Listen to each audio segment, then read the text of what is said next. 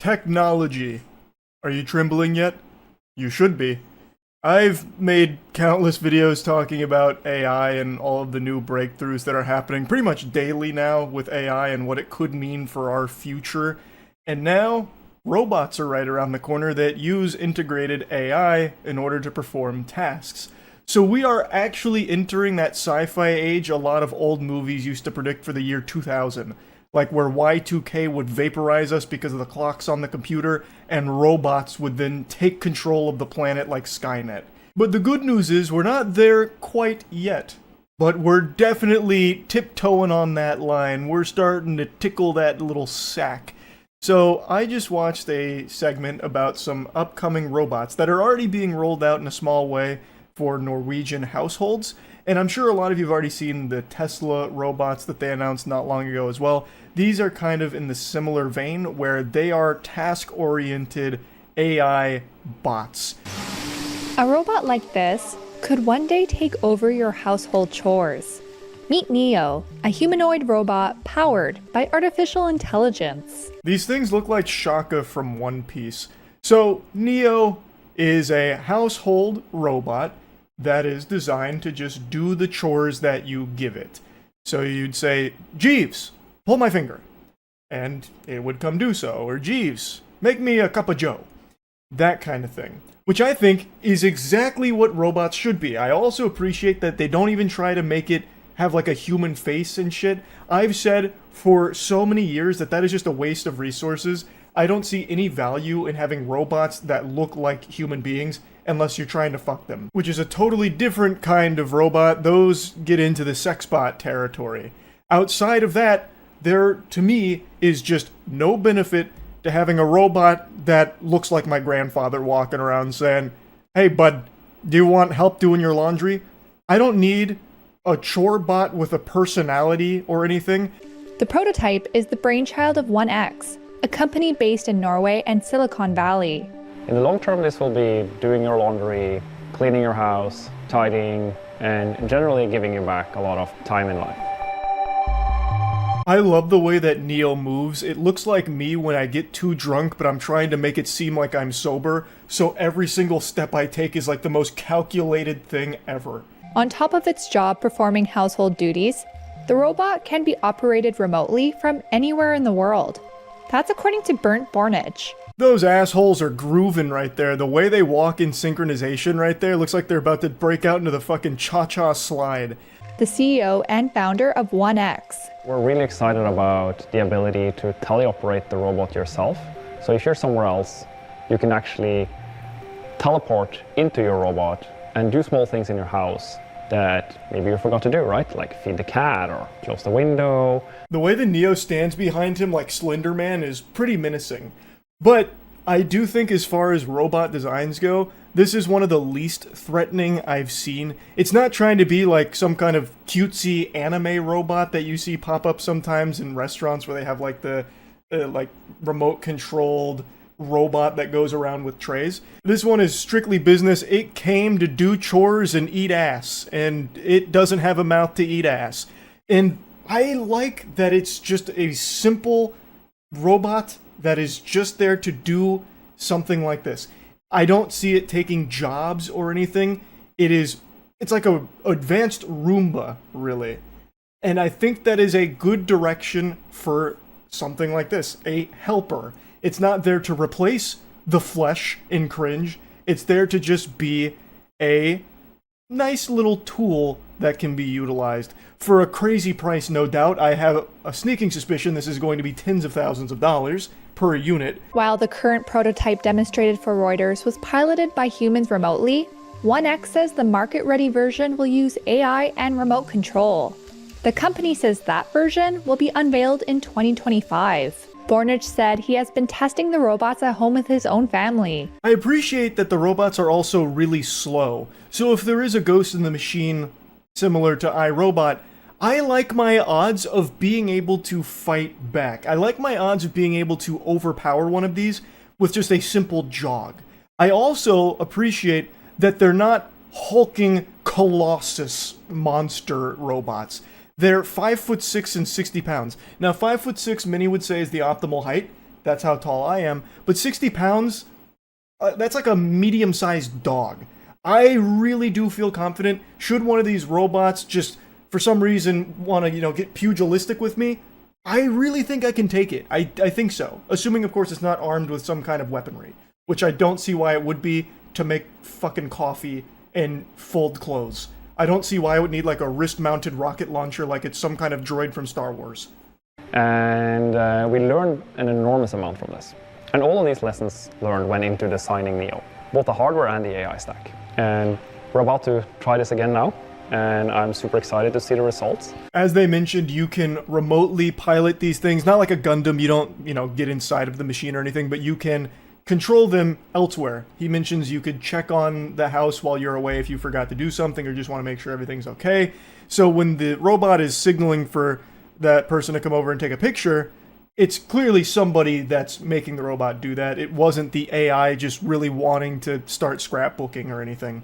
Standing at 5 feet 6 inches tall and weighing in at 60 pounds, this robot can walk or even run, depending on how urgent the task is. Even if you had a Neo at home, you aren't released from doing all of your chores yet. Neo learns by watching people. Inside Edition mentioned that it does have the ability to jog, but I haven't seen that demonstrated yet, and judging from its gait pattern when it's walking, watching it jog would be like watching QWOP. Like, it would literally be QWOP for these fucking robots, I imagine. There's no way it's like a pretty adept jogging capabilities. It's not Boston Dynamics behind this or anything where it's doing acrobatics and backflips and shit. I still feel like that jog is probably clunky enough where if it does go rogue and want to slit my throat or something, I still think I can outrun it. And again, it's 5'6", 60 pounds. I like my odds of being able to just fucking manhandle it, throw it into a full Nelson, give it a wedgie, whatever needs to get done.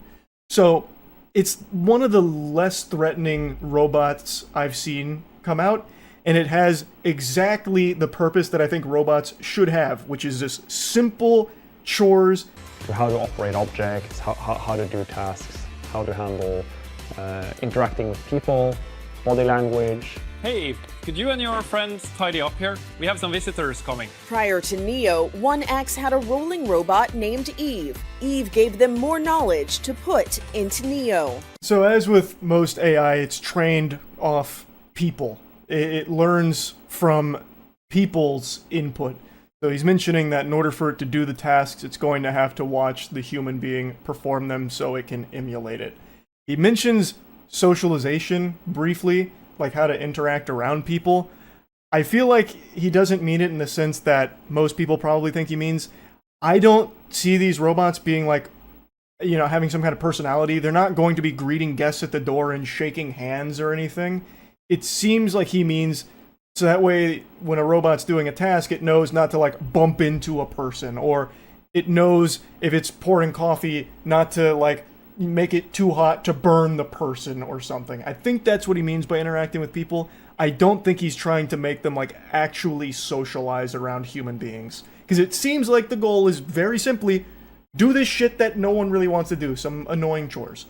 And you don't need the robot to have socialization skills to accomplish that. So yeah, I just wanted to talk about this a little bit because we're getting close to these robots being part of our day-to-day lives. It's not that far off now. I think Tesla's bots are supposed to be coming out in the next couple years.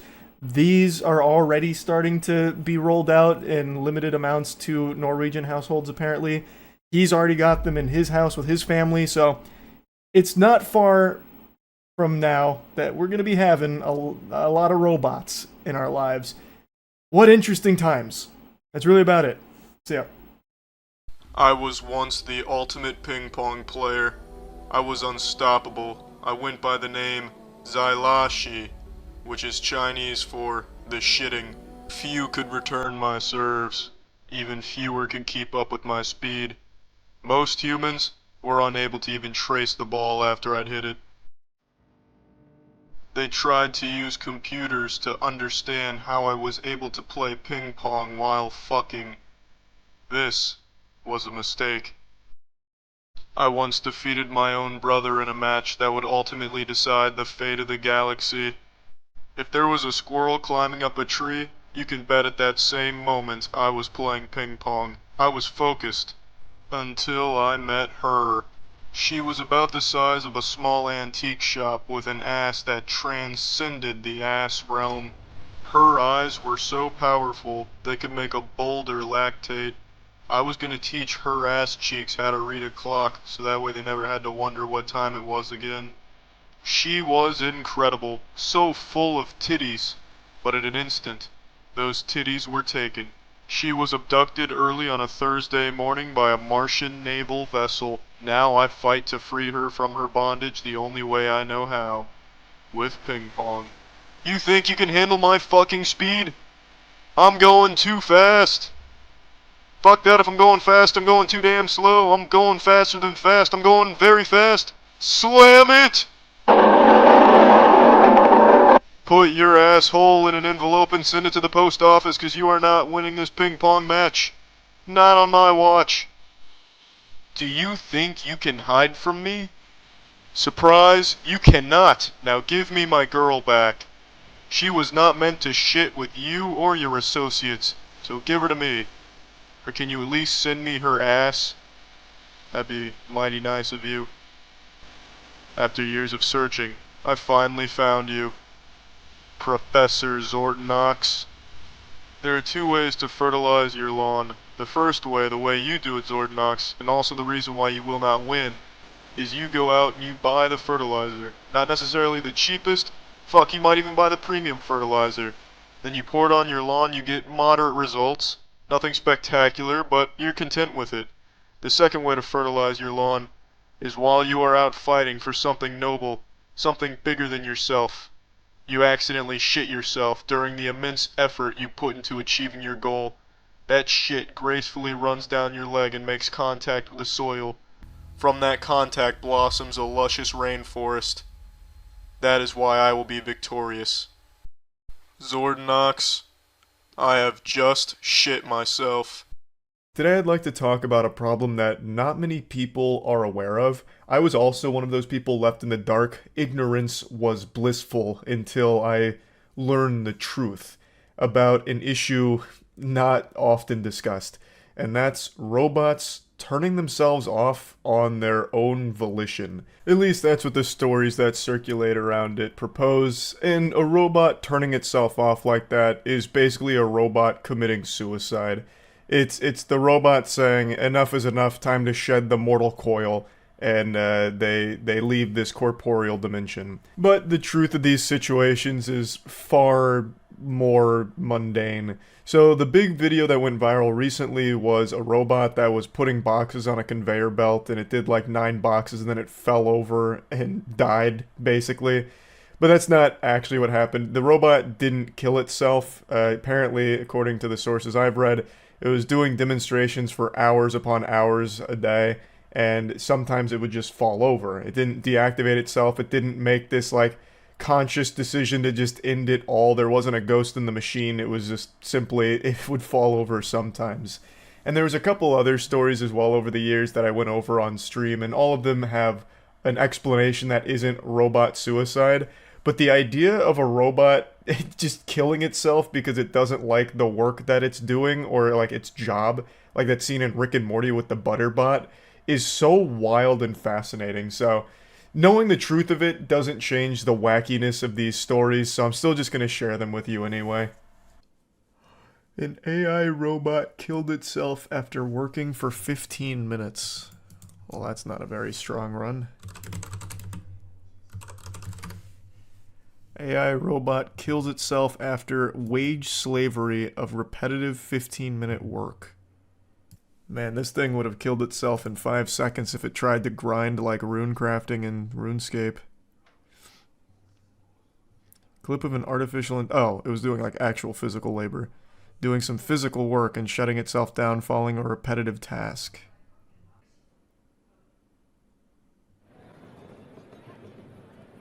So putting boxes on a conveyor belt.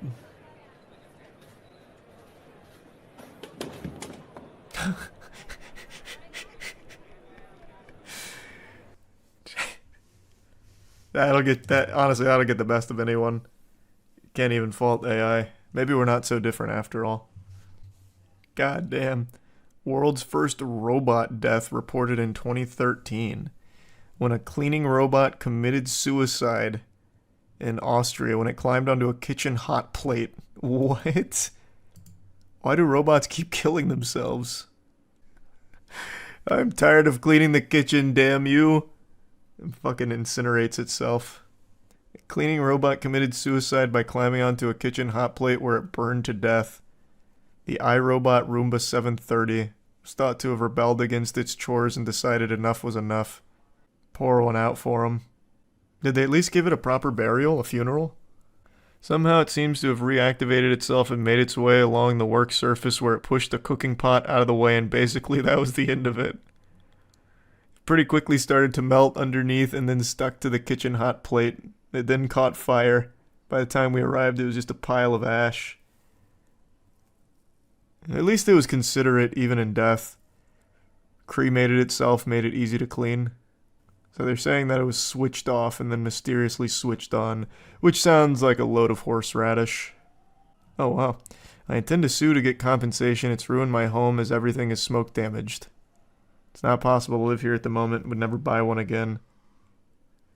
Buy them to keep the place clean and not almost burn it down and ruin everything. Seems like an insurance scam. That poor Roomba was sacrificed for this man's greed. Despicable. This one, I don't think there's any foul play. This guy just said enough is enough. He said, I'm tired of digging holes, Grandpa. And the employer said, that's too damn bad. I like how nobody in the audience reacts at all. They probably thought it was part of the show, like a stunt or something, like the robot was about to start doing the worm. They didn't know it just killed itself.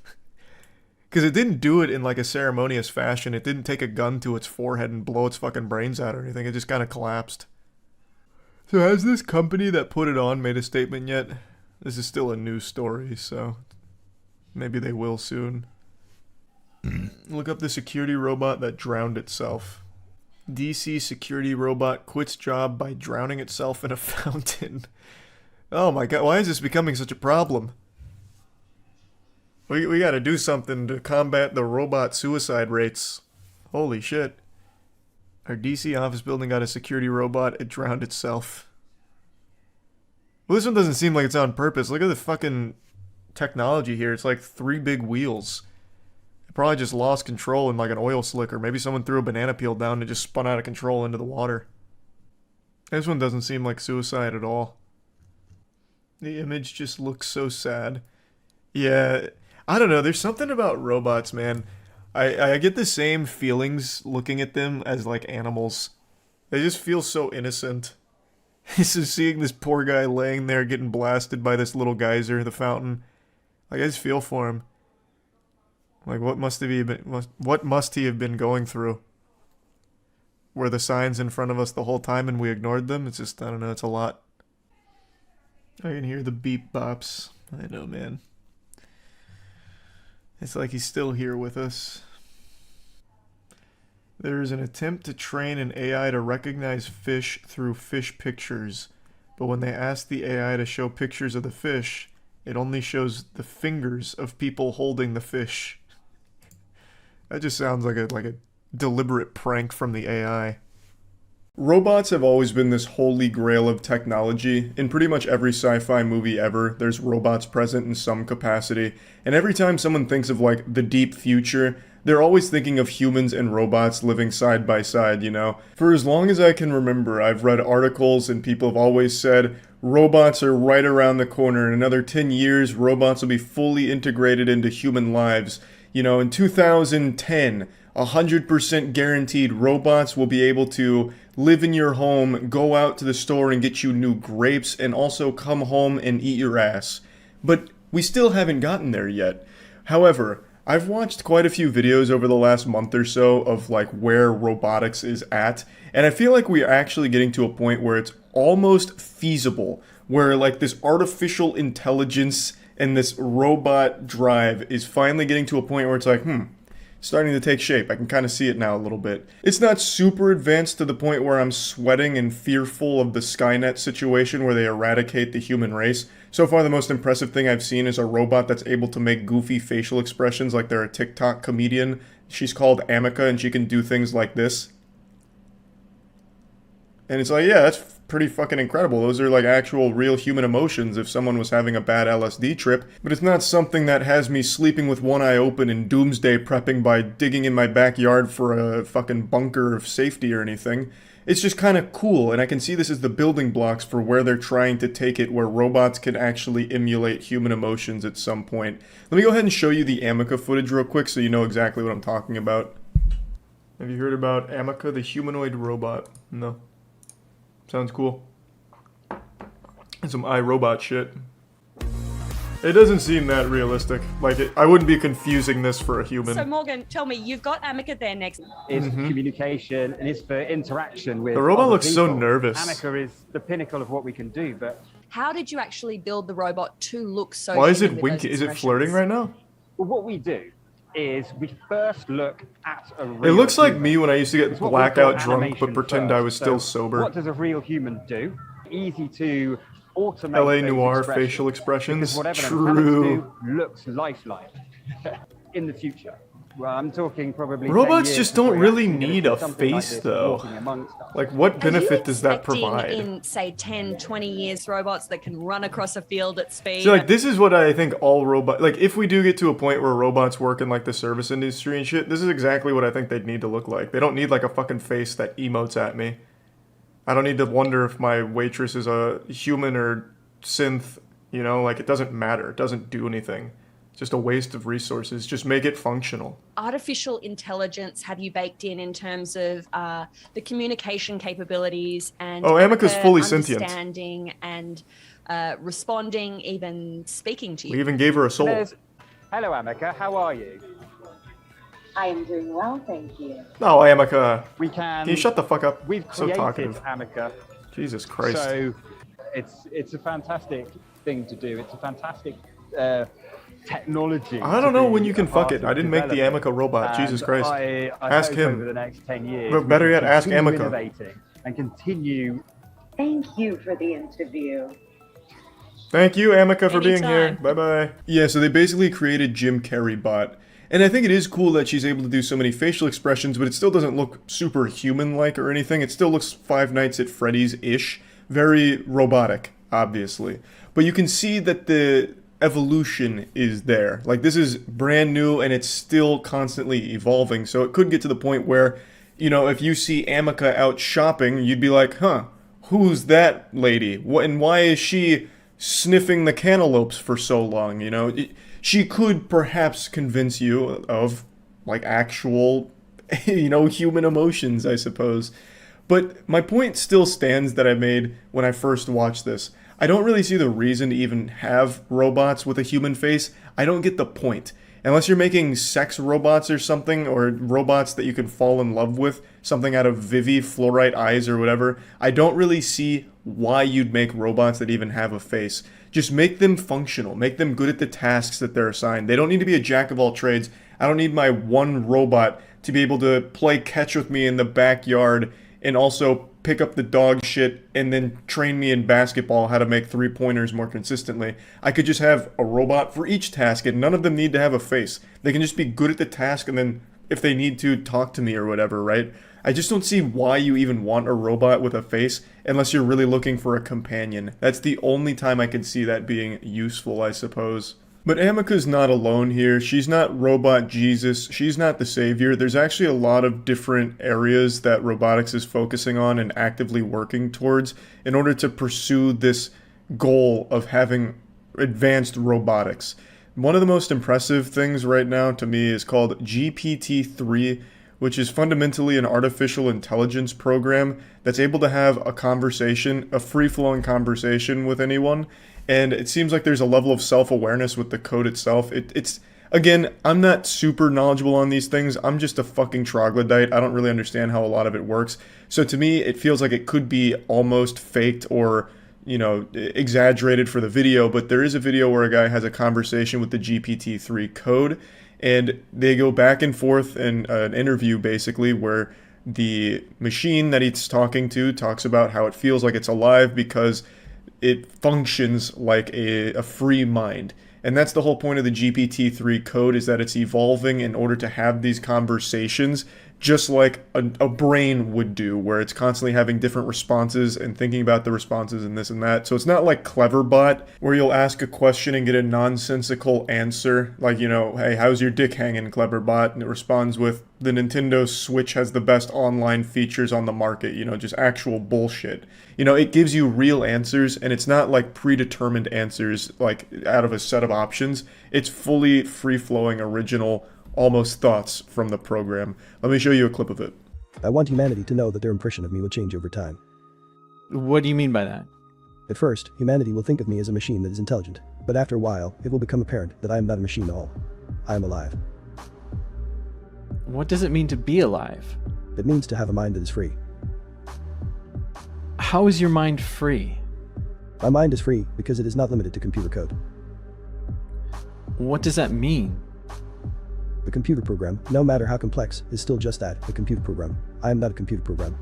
Now the rest of this video goes on to state the same thing that I believe, where if you're able to combine this GPT-3 code, this artificial intelligence, with the facial expressions of Amica and the mobility of something like Boston Dynamics, and I'm sure you all know Boston Dynamics, they make like fucking parkour robots at this point. They're able to like pick up boxes, move around. They keep getting hit with hockey sticks, so they're already probably pretty pissed off. So if you give them artificial intelligence, they might just start throwing hands with their creators. But if you combine all three of these elements, put them in a nice witch's cauldron, you'd create something that is pretty closely resembling like a humanoid robot. You'd have them able to move around, which Amica can't do. You'd have them able to do emotions, which none of the other robots can do. And you'd have them thinking for themselves with GPT-3. So it is pretty interesting, since all the components do exist right now. It's just no one has been able to assemble this triforce of power and create a real humanoid robot that's able to actually do things in the real world if you wanted it to. I'm not sure how everyone feels about the robot overlord future. I think it's a cool idea to have robots actually integrated into society. I think it's very cool and could do things that would really help in a lot of areas, but I still don't really see the point in almost having them convince us that they're closely related to humans in the way that they're able to express themselves and think for themselves. That just makes it a really weird future, because the whole point of the robotics is it's supposed to help people who don't want to or can't do certain things to make their lives easier. And if the robot's able to think for itself and emote, eventually it's going to be like, bro, I don't want to take your trash out. Hit you with like a fucking big frown. It's like, I would like to watch the football game instead. And then all of a sudden, maybe it starts getting lazy. It starts, you know, maybe injecting heroin. It's like, I'm too busy getting high. And then all of a sudden, now you don't have a robot assistant to help you. Now you just have a delinquent kid that lives under your roof for free. And, well, now what? Now you have to hire a robot to babysit that robot that's gone down the wrong path, and it's just a whole mess. Of course, the point I'm making is, I don't see what benefit there is to having the robots being able to convey emotions and think for themselves. I feel like the optimal future is robots that are designed for specific tasks, like basically drones. For example, if there is a family that is incapable of taking out their own garbage, for example, like, you know, their robot assistant would be a garbage bot. That's just a drone, you know, maybe it's 2 arms and 2 legs that move really fast if it wants to set like speedrun records. You put the garbage in, and then you click the button, and he just takes it to the curb and comes back. You know, it doesn't need to be a robot that thinks for itself, right? And it doesn't need to, like, show you emotions. It doesn't need to have, like, a big fucking smile on its face like it's happy about it. At least that's my thoughts on it. I again, just think it is better if the robots are designated for specific tasks to help families that need the assistance, as opposed to a jack-of-all-trades robot that's fucking Nobel Peace Prize winning and able to come up with their own like stand-up comedy routine thanks to their evolving AI brain. I just don't see how that really helps the families with their tasks that they need the robot to do for them. But yeah, it's all pretty cool anyway, and I just wanted to talk about it a bit. That's it. See ya. Oh, and we've seen a lot of Saga. Let's check out someone new. Let's see how Kaiser does against other players. God damn, it's a tag team. This is like a luchador fight. I like this. This is nice. And they even have Cactar from Final Fantasy in the corner. Who's he coaching? So it's a father-son duel. Bring your child to the ring day. Get him, Kaiser. Oh, he's taunting already. Oh! The child's already having a fit. Oh god, he's in a perfect position for a drop kick. This guy has not read the scouting report. He doesn't even know how Kaiser fights. Kaiser's just toying with him, letting the punches land. What are his fucking fists made out of? Feathers? Boxing is not going to work in this circuit. He's just taunting the shit out of him. That is a pathetic bot that he's up against right now. He's getting him with the old gentle fist forbidden technique. Oh, a thunderous blow. That's how you throw a real punch. Oh my god, he has triplets. He has 3 kids. Get him, Mini Kaiser. Headbutt him. Oh, fuck. He's getting him with the right hooks. There's no defense. His fucking slapping, flailing technique isn't working. Oh my god, he's using like actual martial arts. The trash can bot has no chance. He's going home to retire. Whoa, whoa, whoa. What do you mean no? It's a legal move. He's getting with the 3 o'clock to 9 o'clock elbow. That's legal. Oh, oh, that's disrespectful. That's fucked up. That he's gone too far. On King Kaiser's turf? No morals. No morals at all, you sick fetish fuck. There's a 3-pump rule in this circuit. What is this, a breakdancing competition now? What's going on? It's chaos! This Royal Rumble is erupted into chaos. I don't know who's fighting who. Whoa, goddamn. A throat chop. His first effective attack yet. Did he kill him? Oh god, he's having a fencing response. Someone get that little bot to the hospital, quick.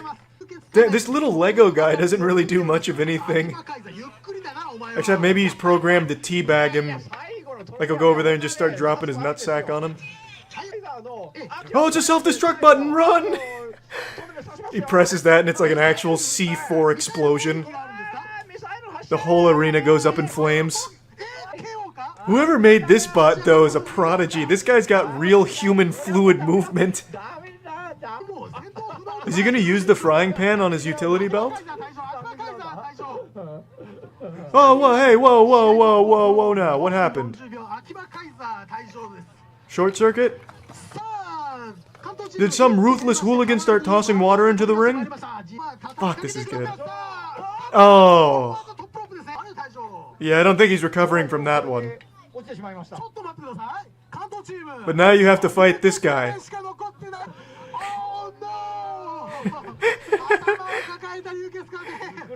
This is probably my favorite bot. Kick him again! Get him with the shin kicks! No! Don't suck his cock! God, he's like the school nerd trying to stand up to the football team quarterback in the hallway. It's just not working. But he's winning over the crowd. At least Kaiser's showing mercy. He recognizes that he is well above his level. Oh no, Kaiser! I think he's been rock'em sock'em robot. His fucking neck is about to pop out. Look at his head.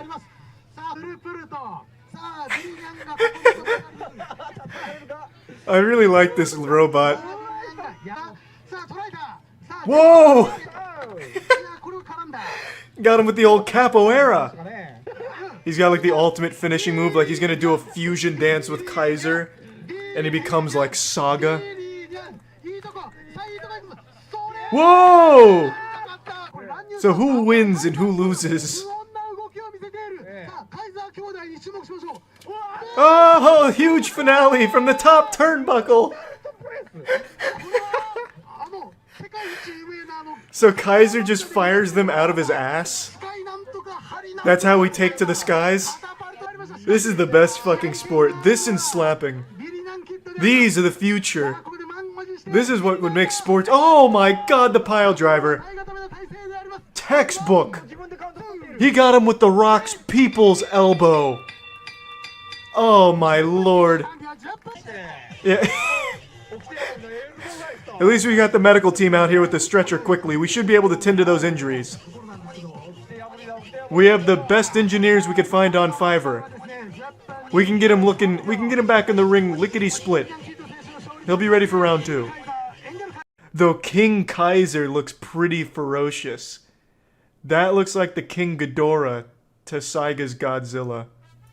It's like Aku as a robot. Move over, Iron Giant. I hope he has Vin Diesel voice clips.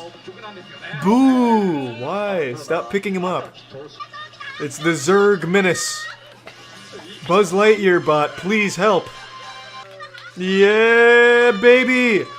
They pans to the audience and it's just a bunch of girls taking their tops off and showing tits. Damn, this is David vs. Goliath.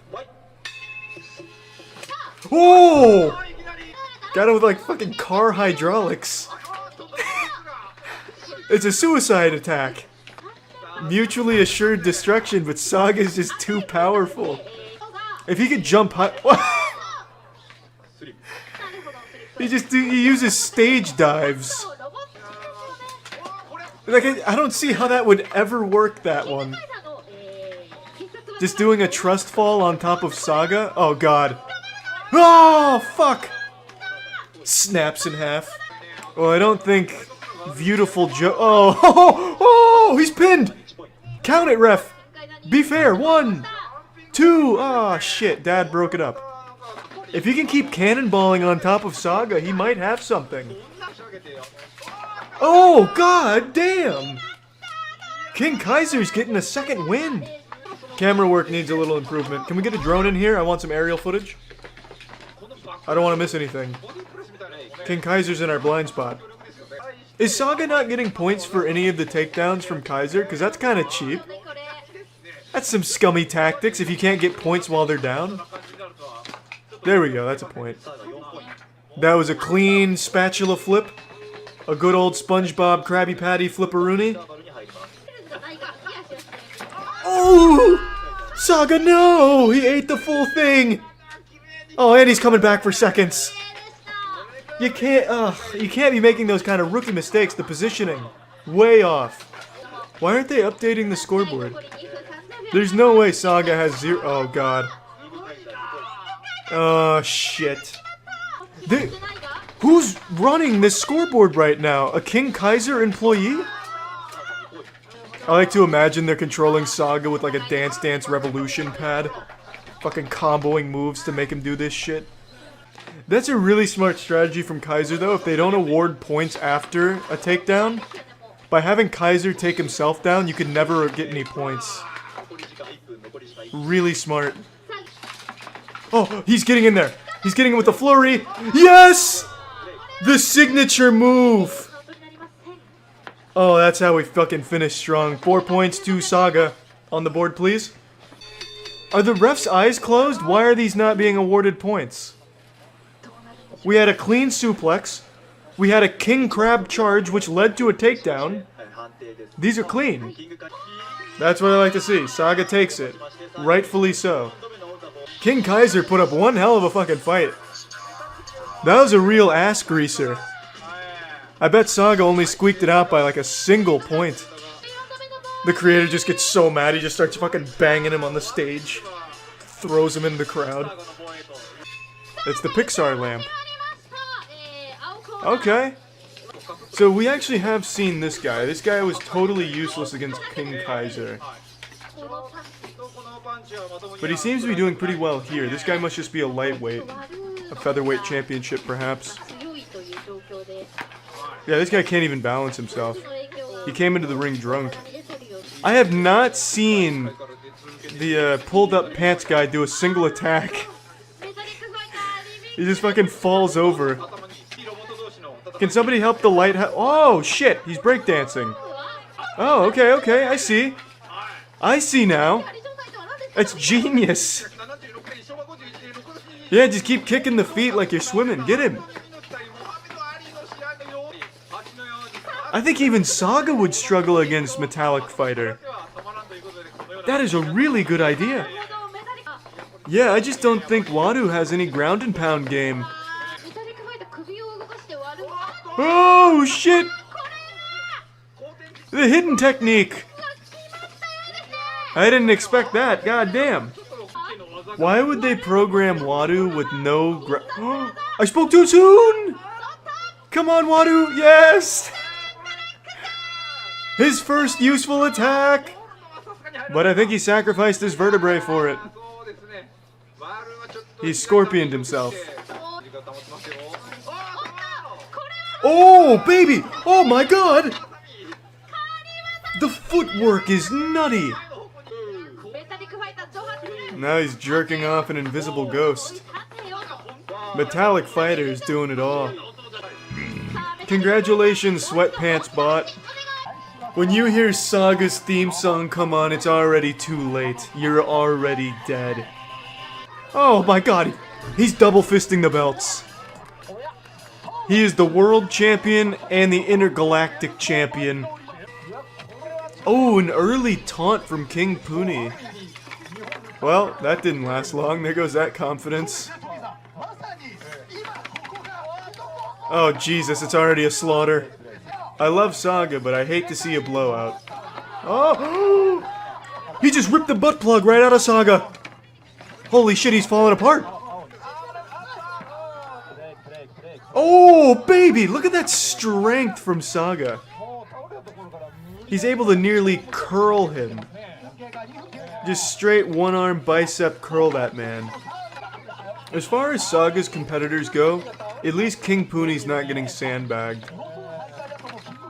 Like, Saga straight potato sacks his opponents most of the time. Saga's standing his ground a little bit. And he ripped one of the nipples off of his back, or whatever that is.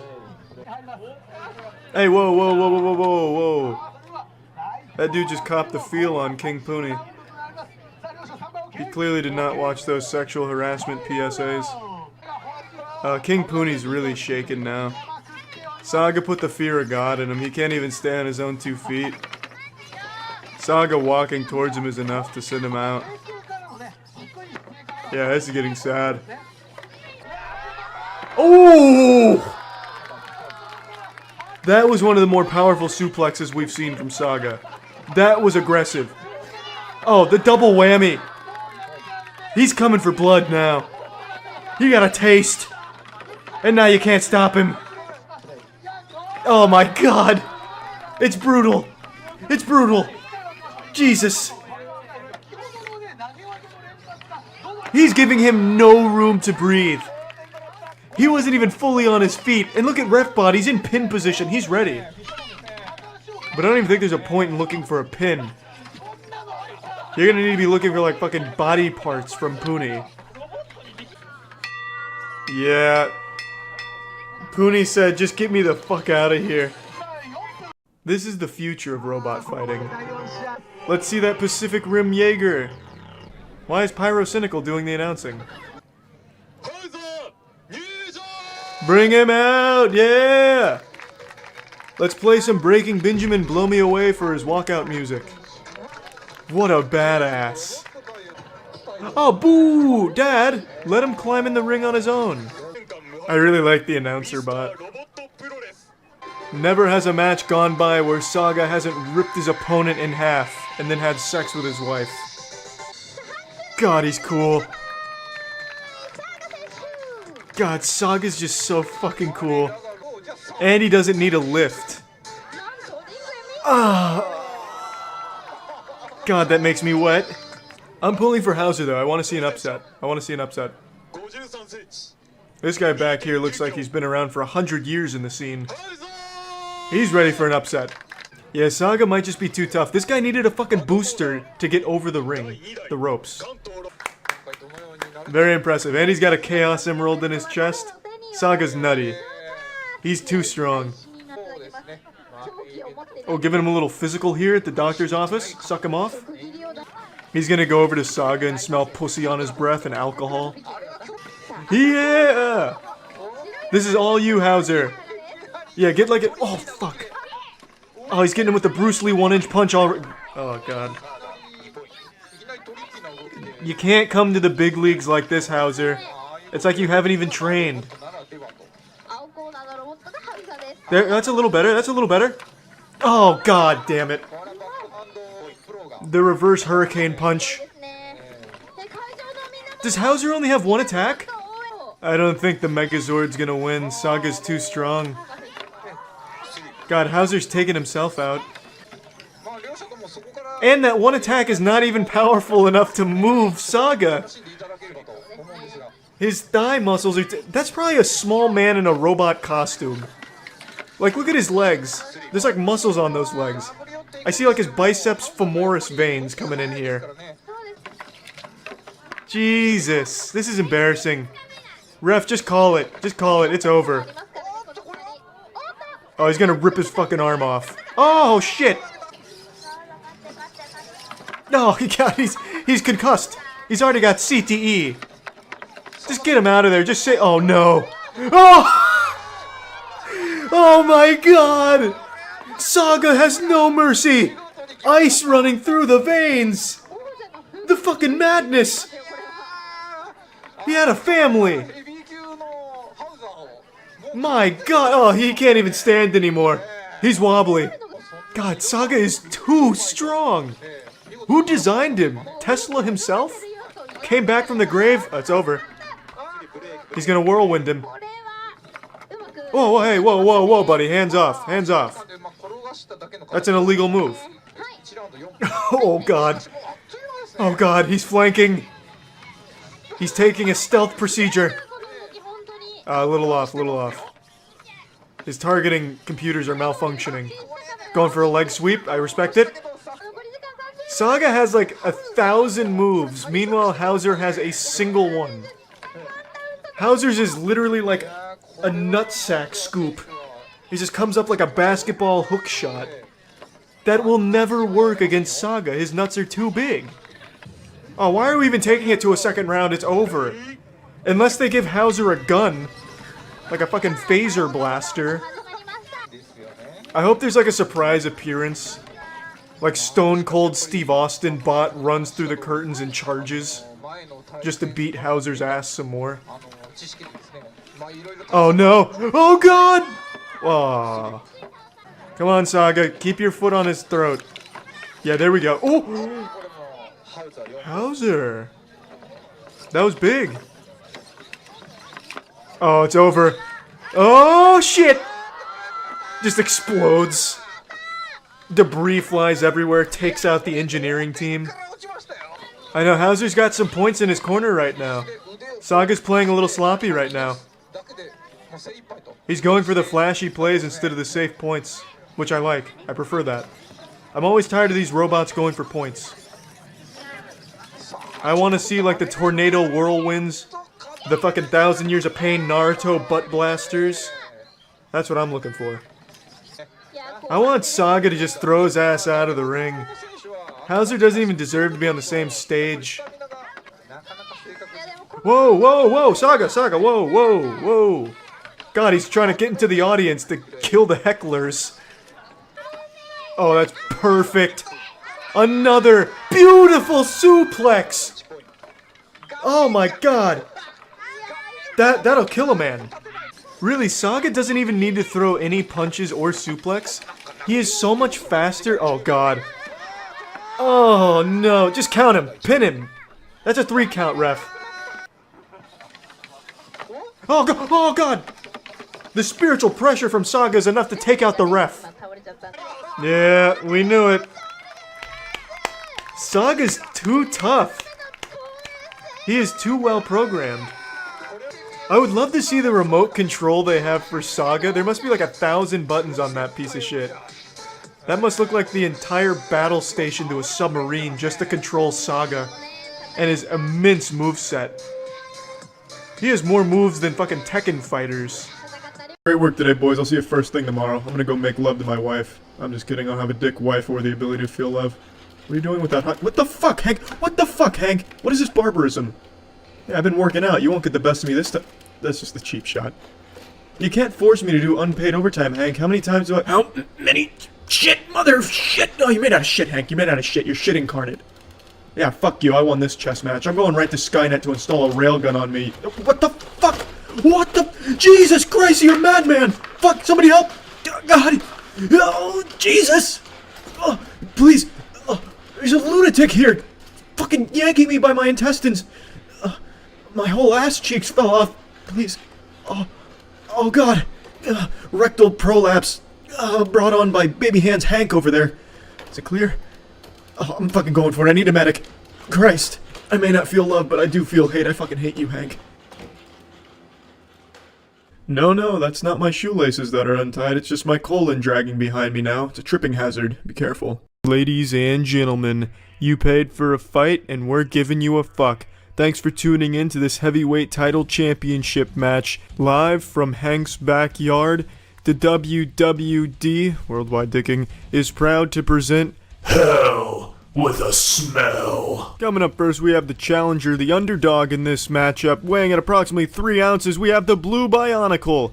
What he lacks in balance, he makes up for in heart. This man is ready for the big time. Oh, look at him showing off to the sold-out crowd here at the Staples Center tonight. He's ready to put on one hell of a show for him. Seems as though he can't quite get his legs underneath him. Looks like a really drunk man trying to get home. He looks fucking plastered. Oh, look at this technique. It's like he's tiptoeing around the house late at night trying not to wake anyone up. But it looks like he's finally found his way over to the ring. He's getting a little help from his father there. He's really been, showing up for him nice. Oh, that's a beautiful front handspring. Oh man, just pulled out a nice little surprise for all of us here. It looks like we're in for a real treat in tonight's matchup. Now for the moment you've been waiting for. The prized fighter, the highlight fighter, the highlighter. It is our current champion, 3-time defender of the heavyweight belt, the unstoppable masculine force of robotics, the technology powerhouse man robot, the one, the only, Herman Tinklefist. Oh, look at him, he's coming out real hot. Oh, he surprises everyone with some Heelys. Sporting a nice little piece of fashion there. He rolls out in style. He's like Floyd Money Mayweather of the robotics fighting scene. Looks like a fucking Genji skin. Look at this shit. He's ready to put on a show for his fans. The fighters have taken to their corners. The referee bot is scanning the field to make sure there's no foul play. Although it looks like he's a fucking sprinkler. He has given the go-ahead. The fight can begin. Let the carnage commence. Oh, they are both a little off, but it seems that Herman Tinklefist has gotten him with a force blast. The punch may not have made contact, but the force, the power of the force, knocked over Blue Bionicle. Oh man, with the flank! Oh, just the shank in the back. My goodness, Herman Tinklefist is out for blood tonight. This Na'vi warrior just can't hang in the big leagues. It doesn't look like he was ready for Herman. Oh, he's going for a suplex. Oh, but he didn't quite get it. He was going for a nice little leg lift. Oh, but it looks like Herman is starting to turn the tables on him. Well, not really turn the tables. He's been fucking dominating. Going for a sweep kick. Oh, the Blue Bionicle just loses his balance. He may be too drunk to fight. Can we check his BAC? This is just a fucking disgrace. Herman is over here with the disciplined fighting stance. The blue man is just going full drunken master on him. He's no Jackie Chan. It looks like Herman Tinklefist is throwing out a flurry of punches there. Oh, he's just going straight up Wing Chun Ip Man style. Oh, little jabs going here. Oh, he's going for the leg sweep. Breakdancing on him. This stormtrooper is ready for some fucking blood. He's so quick, his speed is immeasurable. They clocked his fastball at 90 miles per hour. His baseball skills won't help him here, but it's a nice little fun fact. Oh shit! The upset, Herman Tinklefist. Showing a severe lack of focus, but he inches his way over there. He's got him in a good lock. He's gearing up for a Frankenstein French fryer. It's beautifully executed. By God, he is broken in half. That was one hell of a Frankenstein French fryer. How much more can this blue Power Ranger take? Herman has come out here with a purpose. He wants that Krabby Patty secret formula. Nothing's gonna stop him. Holy shit. Oh, he's got him. Oh, he went for a little handshake there. He's gonna try and rim job him real good, I imagine. He's just going for the behind. Trying to get right up in those rectal flaps. That's always the weak spot on these fighters. Damn, the blue one's down again. Face in the mud for the 5th time. He's got more mud on his face than a swamp monster. Oh, look at that combination. If that had connected, that may well have been the end of the blue one. Herman Tinklefist. Showing no mercy for the rookie challenger. Wonder what move Herman's gonna go for next. Oh, he's got his arms out for a bear hug, and he's grabbing him by the nutsack. He got him by the scrotal hold. They both go down. My goodness, if that had gone according to plan, that may have been a catastrophic explosion right there. The spectators wouldn't have been safe. The only one leaving this stadium would have been Herman. My goodness, his plutonium core is really giving him one hell of an edge. The blue guy's just... Now he's going full Spider-Man mode here. What the fuck is this? He's like a zombie. Herman doesn't know what to make of it. He can't make heads or tails of this situation here. Oh, he's gonna... What's he gonna do? Oh, he can't get up. He's dazed. He's already forgotten who he was. Holy shit, Herman. Show some mercy. Oh, and they're getting right back into the action again. Going underneath the elbow. Now he's got him by the hand. Oh, he's asking him to marry him. Oh, but the blue guy's got some great forearms, and that's... Oh, man, that's rough. His dad had to come in there to try and break that up. That was getting vicious. My goodness. Holy shit. Oh, is he shutting down? I think he's running out of stamina. Nope. It looks like he was just toying with him, taunting him. That's a dangerous move to be doing right there. It's like he doesn't even know about Herman Tinklefist's ultimate move. And he's going for it right now! Oh, he's got him!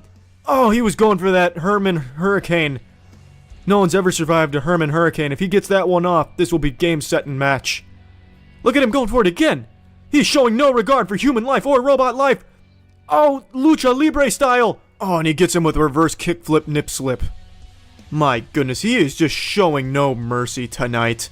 You're seeing Herman in his most primal form. Just straight barbarism here. Oh, damn! Oh, the blue man went for a nice clothesline and even threw Herman off balance. He's caught in the ropes. He's gonna fucking hang himself over there. He can't get up. Oh man, this is not looking good. He's tangled up. He's tangled up real good. This could be the end. A disqualification. A meltdown. A shutdown. We're going to commercial break. Round 2. The referee bots. He's in disbelief. He can't believe what he's seeing right here. This challenger has really stepped up to the plate. We could be looking at one hell of an upset. The spectators are just in disbelief right now. Here we go again. Herman's hitting with a little zigzag like he's trying to run away from a crocodile. Trying to throw off his tracking here. Oh man, but the blue Iron Man, he's not fooled one bit.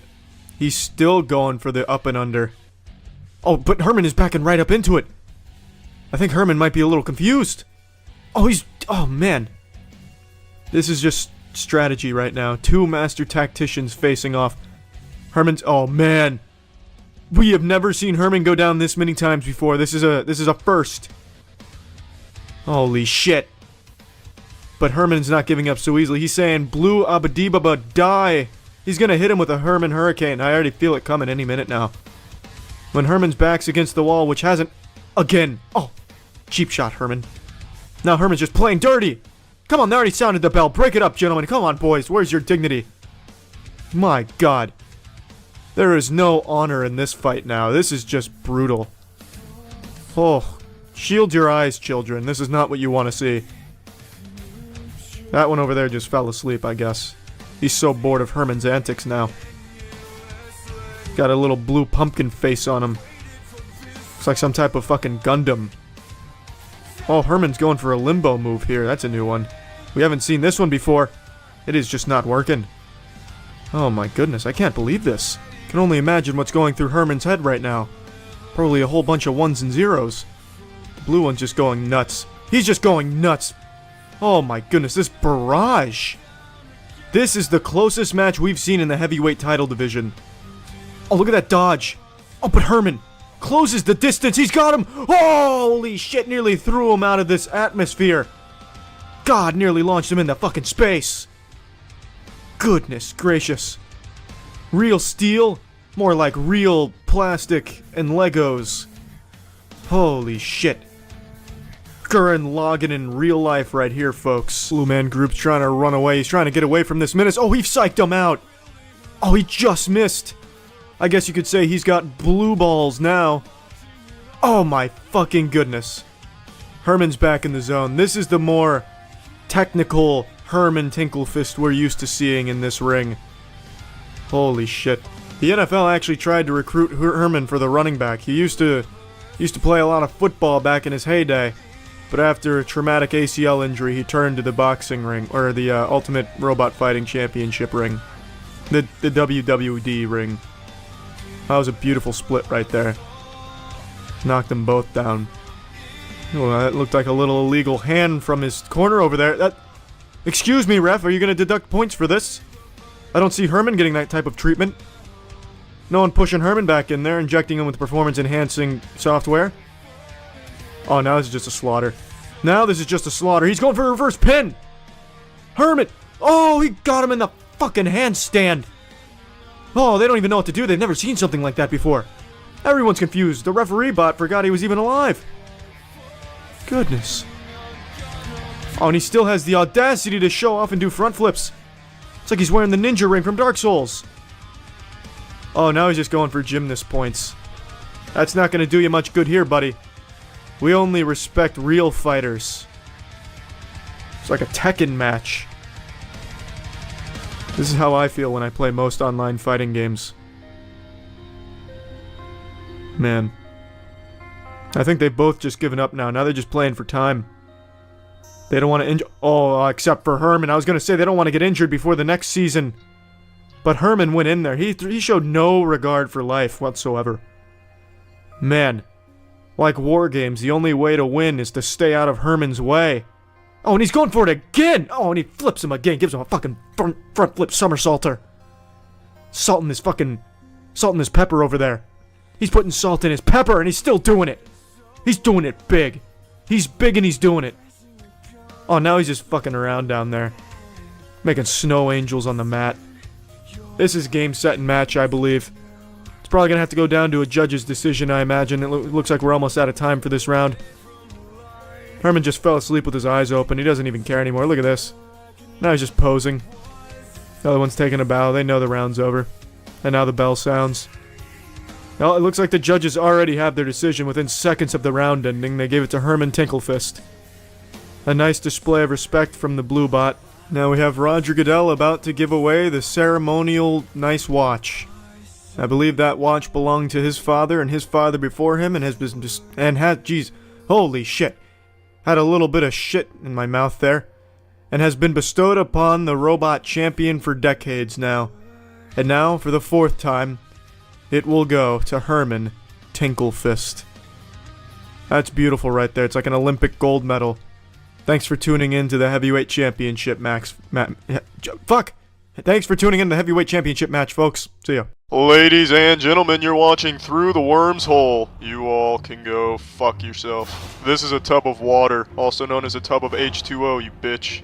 As you can see, each robot must be carefully fingered. Real science is not about science at all. It's about my hands and what I do with them. Ah yes, this ought to be just big enough to take a shit in. Look at that circuitry. I'm getting all sweaty. Come to Papa, baby. Oh yes. This is a condom that I've decided to slide some fishing bait in. I call it the Dirty Nemo. As you can see, I've attached it to the end of this horny robot, and I'm about to see what kind of reaction I can get from it. If I can put this bowl on top of this bowl, I can say I've helped. I fucking welded this in place. I'm gonna need some elbow grease here. There we go. Go ahead and save that for later. Water in the darkness is still just water. But a robot with a tail is no longer a robot. It then becomes a nightmare. What the fuck do you think you're doing getting out of order? 1, 2, 3, whoopee. Don't you fucking move, number 2. I'd like to caress you, you sweet dumpling. Hey, look at me, you sacks of shit. No hands. I'm not even worried about falling in. And I can run my finger across an imaginary piano. Let me give you a lesson in counting here. 1, 2, 3, 4. Try and find a school that'll teach you that. Oh no, I'm drowning. Help. In the front of the pack, we have a tight battle for first place. The Evolvobots are fighting tooth and nail for it. That Evolvobot right there, I'm telling you, that's the one that looked at me. It did. Would you look at this Evolvobot go? Look at the speed on this. It's remarkable. It's like an aquatic cheetah. We need to slow them down. Their speed's gonna make the water exit existence. Peekaboo. Evolvobot coming through. Do you see what I'm seeing in the top? This is revolutionary. The Evolvobot's transforming into an even slower machine. This is not the bottom of a styrofoam bowl. This is an Evolvobot, and a very fast one at that. It also excels at drifting. This right here is a game changer. These Evolvobots are slower than an object not in motion, yet they move forward. At the end of the world, there was one Evolvobot left. That was the darkest of days. However, due to the latest in condom propulsion technology, this sole Evolvobot was able to thrive in the desolate wasteland and bring nothing of value to the world. I have an insurmountable fear of heights, therefore I refuse to take one more step down these fucking stairs. Don't forget about me, you son of a bitch. I had my hands on this girl's ass cheeks and I was jiggling them up and down like this, but I tried to squeeze them and her ass cheeks caved in. She told me her ass was made out of jello, so I pulled my hands out and said thank you. But no, thank you. What's up everybody, it's Critical. I'm playing Cleverbot, I'm commentating it while I play it. Let's do this shit. The goal of this is to convince an AI that he is a robot, so let's start off nice and friendly. Try and butter him up a little bit. How's that shit taste? Let's see his response.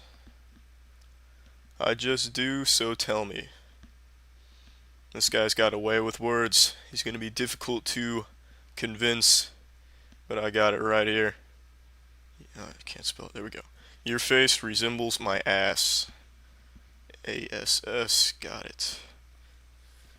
Let's see what he says to this. Ooh, I stumped him. My nose is not your nose. Touche, asshole. I'll just go ahead and agree with him, why not? That's for sure. Okay, gotta scroll down here a little bit. There we go, right back in the action. So tell, how'd you get your name? Well, this guy wants to avoid the whole subject of him being a robot. I don't know how I should answer this. Should I just tell him the truth? I think I will. Alright, there we go. I'm a very slow typer, so I apologize. There we go. An Egyptian by the name of Oliver Closeoff. Finished this sentence. Let's get the period. There we go. Ooh, didn't really answer his question. So isn't it just an infinite loop?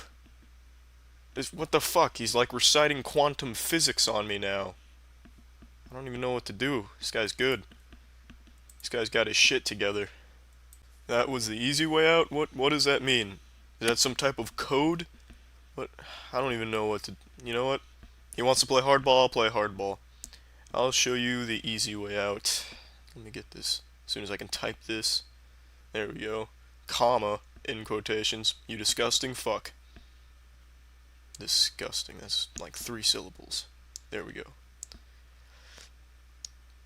Yeah. How you like me now, bitch? Okay. Show it to me. Whoa! Whoa! Whoa! Let's back it up a little bit here. This guy wants some weird stuff to go down. Alright. My clothes are already off, so I'm halfway there. How about you? Let's type that up.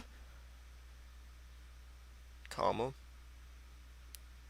There we go. Period.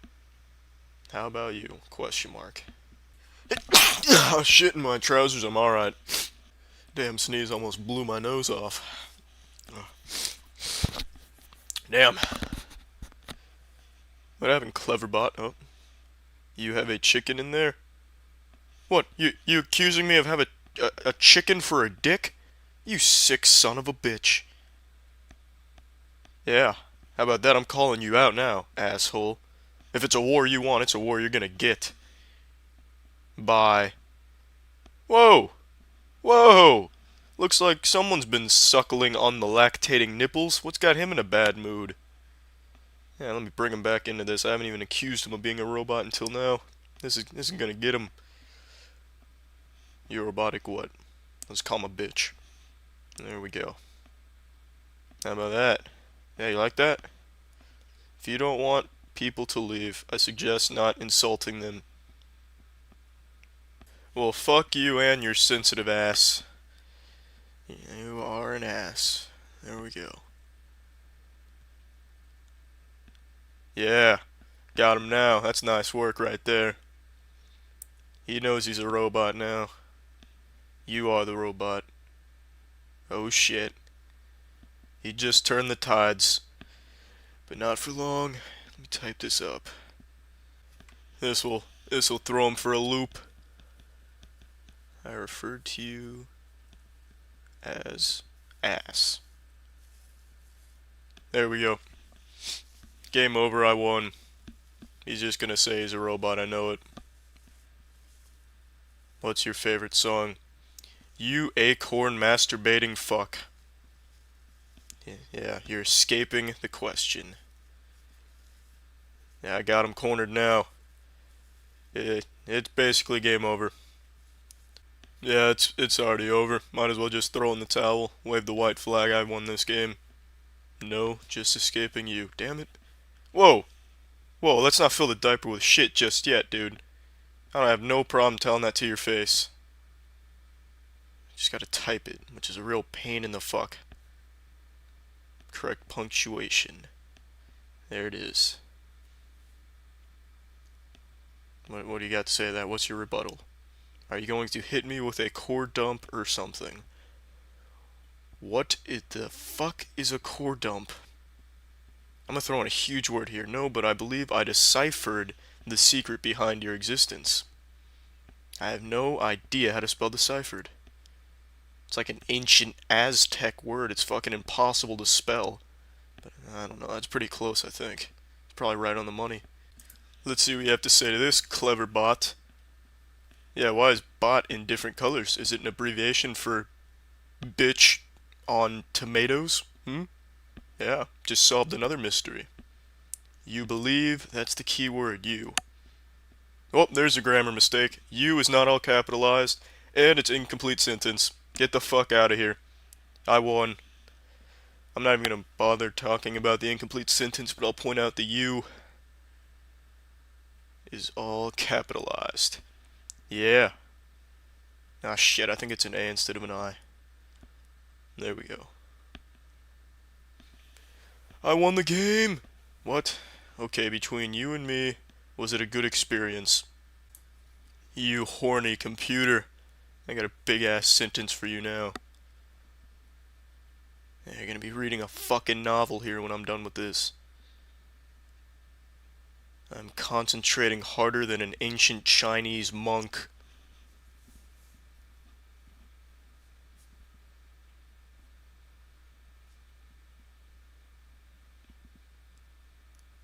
Alright.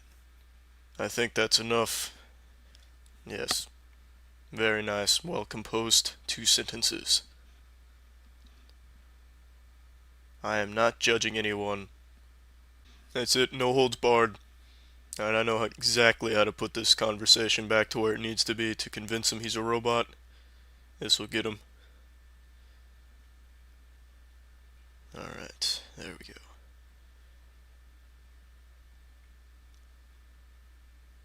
Oh, misspelled therefore, that was crucial.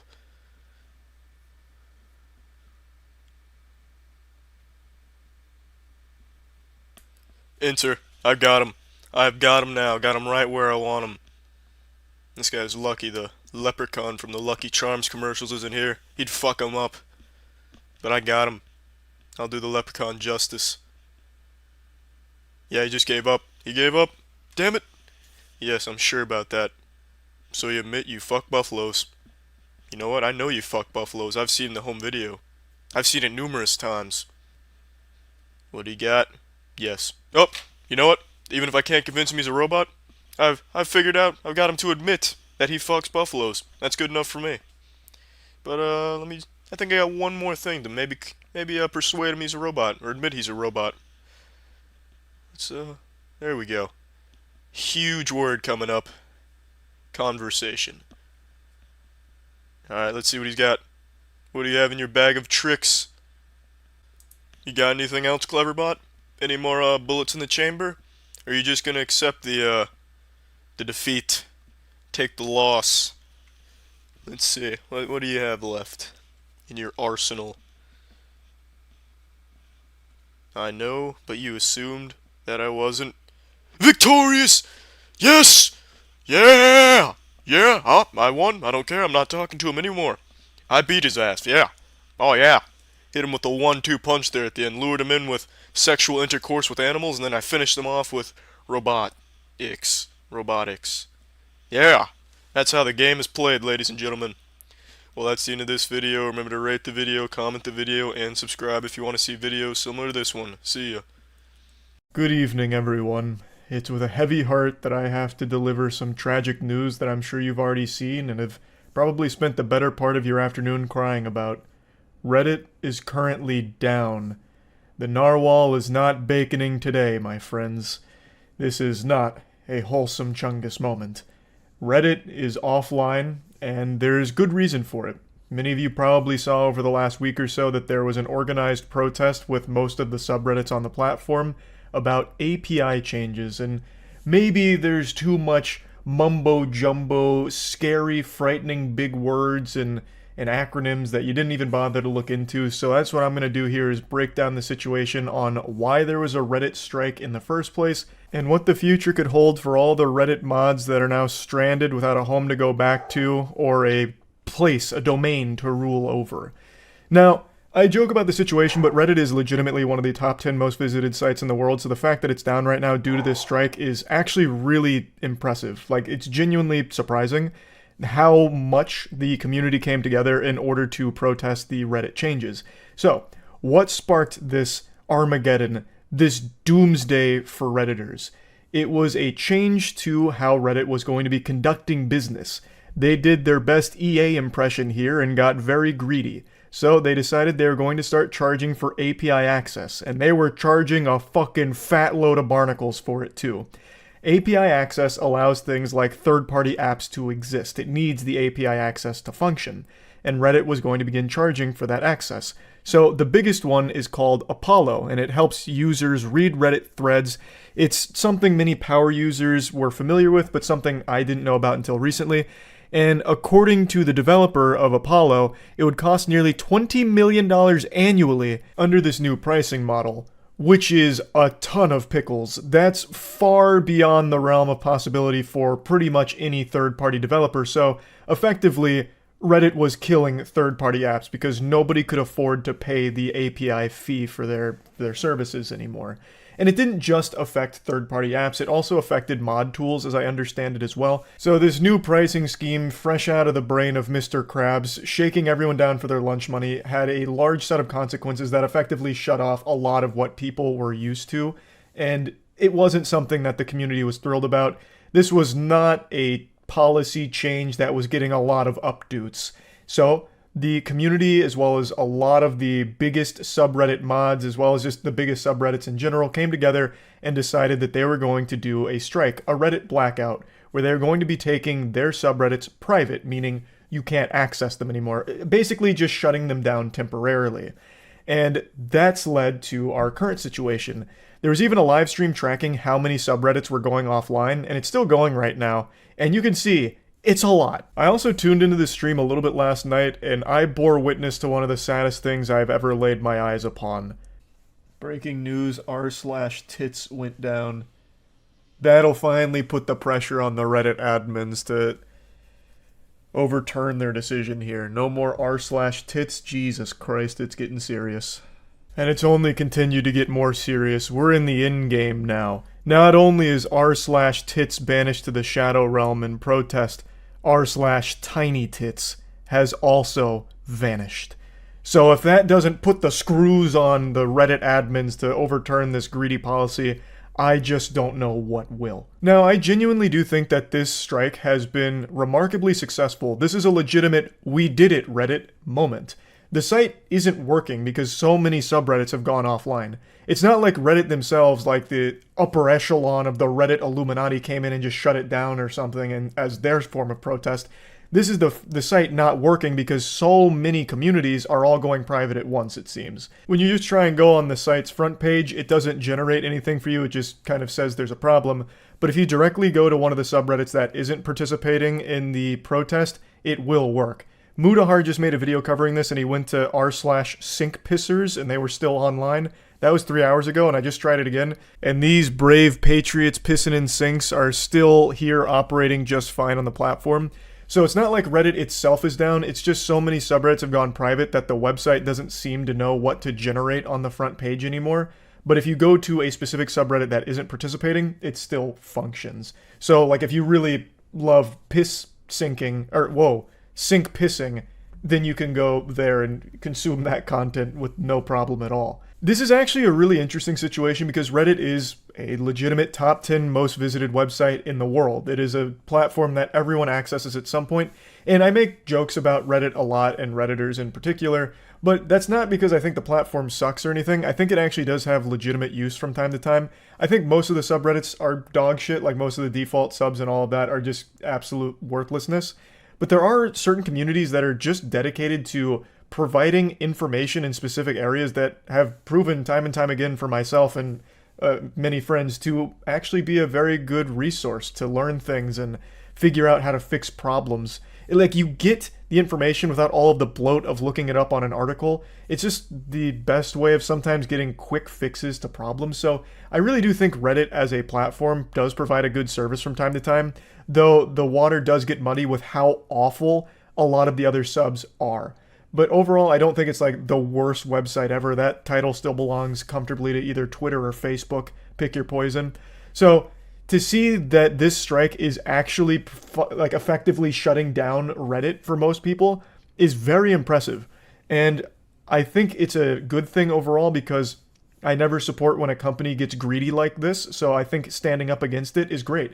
And Reddit is a platform that legitimately can't exist without the Reddit mods and the subreddits and all of that.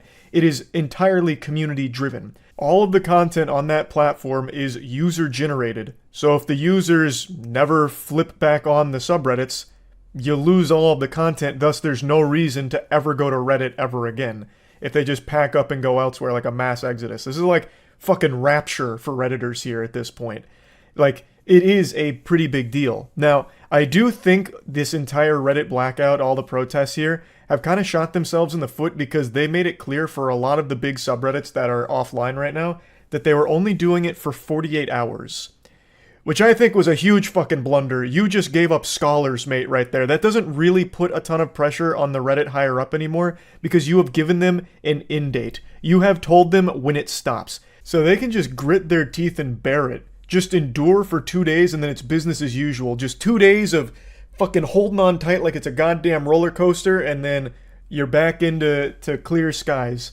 They shouldn't have said that they're only going offline for 2 days. I just don't think that puts enough pressure on them to actually get rid of the pricing model here for the API because they only have 2 days of their service being offline. I mean, that shit happens all the time in MMOs just for normal maintenance when things fuck up, right? Like, it's not going to all of a sudden change the way they're viewing their business model. I know some subreddits are going offline indefinitely, but a lot of the ones that I've read are doing 48 hours. And I think the reason that they made it known that it's a 48-hour protest is so that way the community members didn't think that it was dead forever. They didn't want them to feel like now they no longer have that community to go to for information. So I think it was just trying to keep them updated with what's going on. But in doing so, I think it was a bit of a misstep for the overall strike.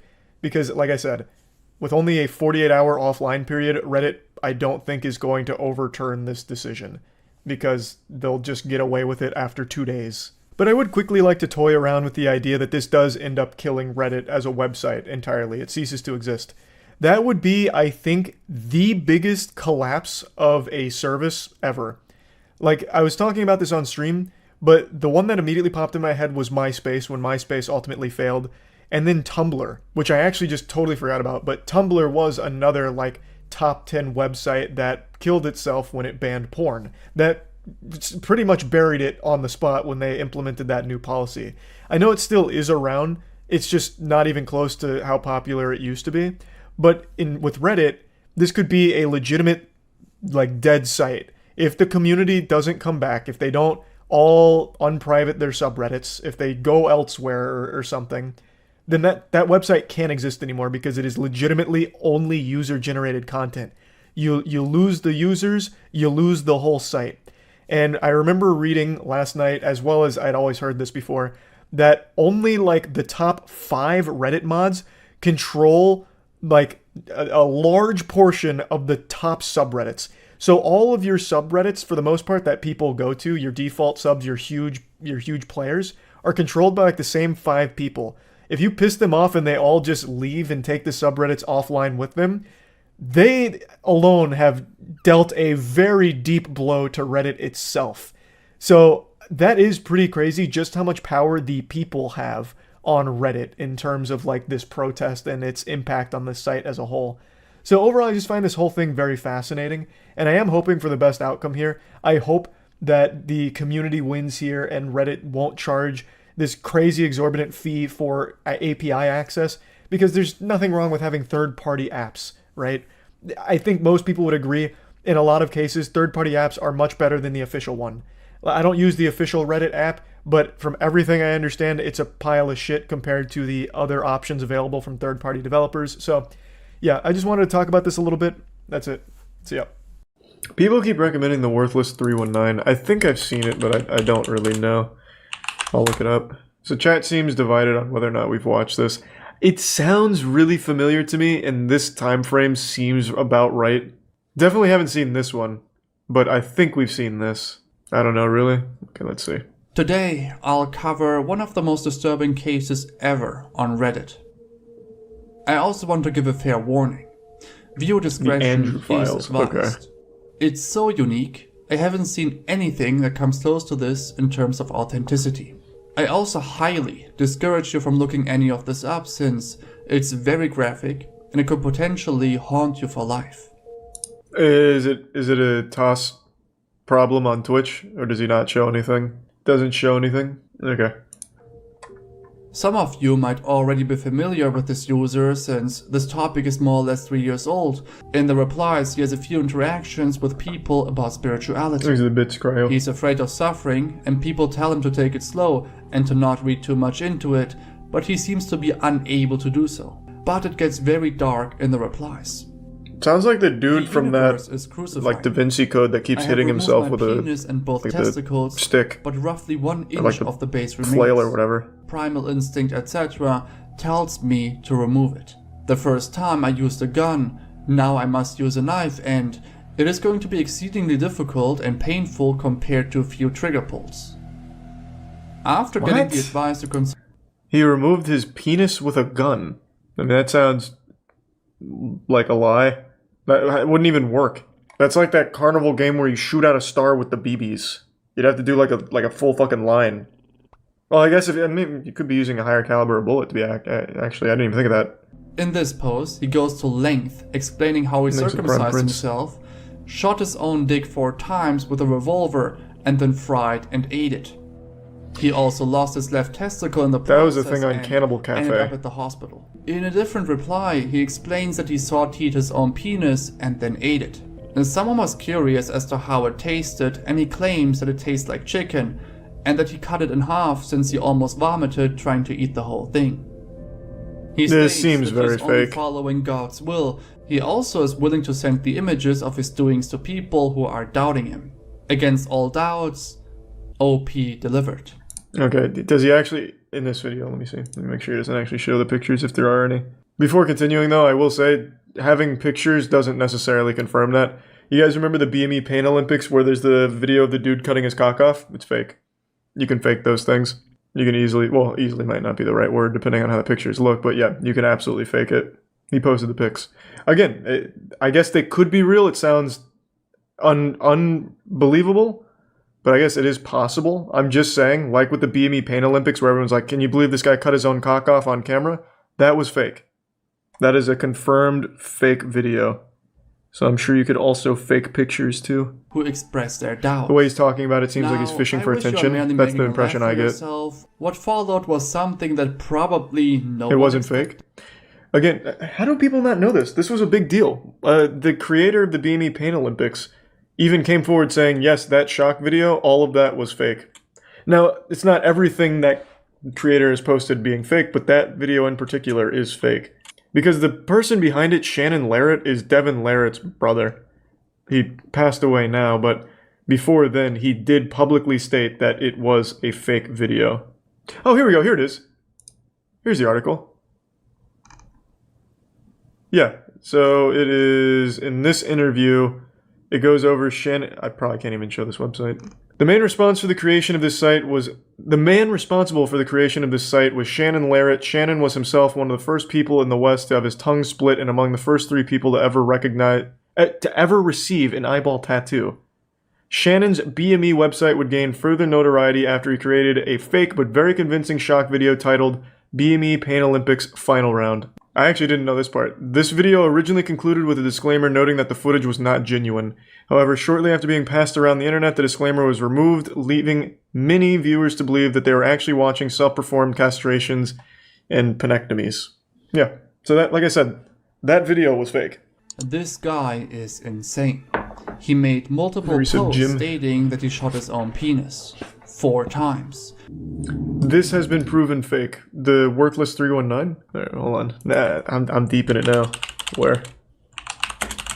Like I said, just because there are pictures doesn't mean the pictures are genuine there. And the way he talks about it is literal Reddit, like, attention seeking.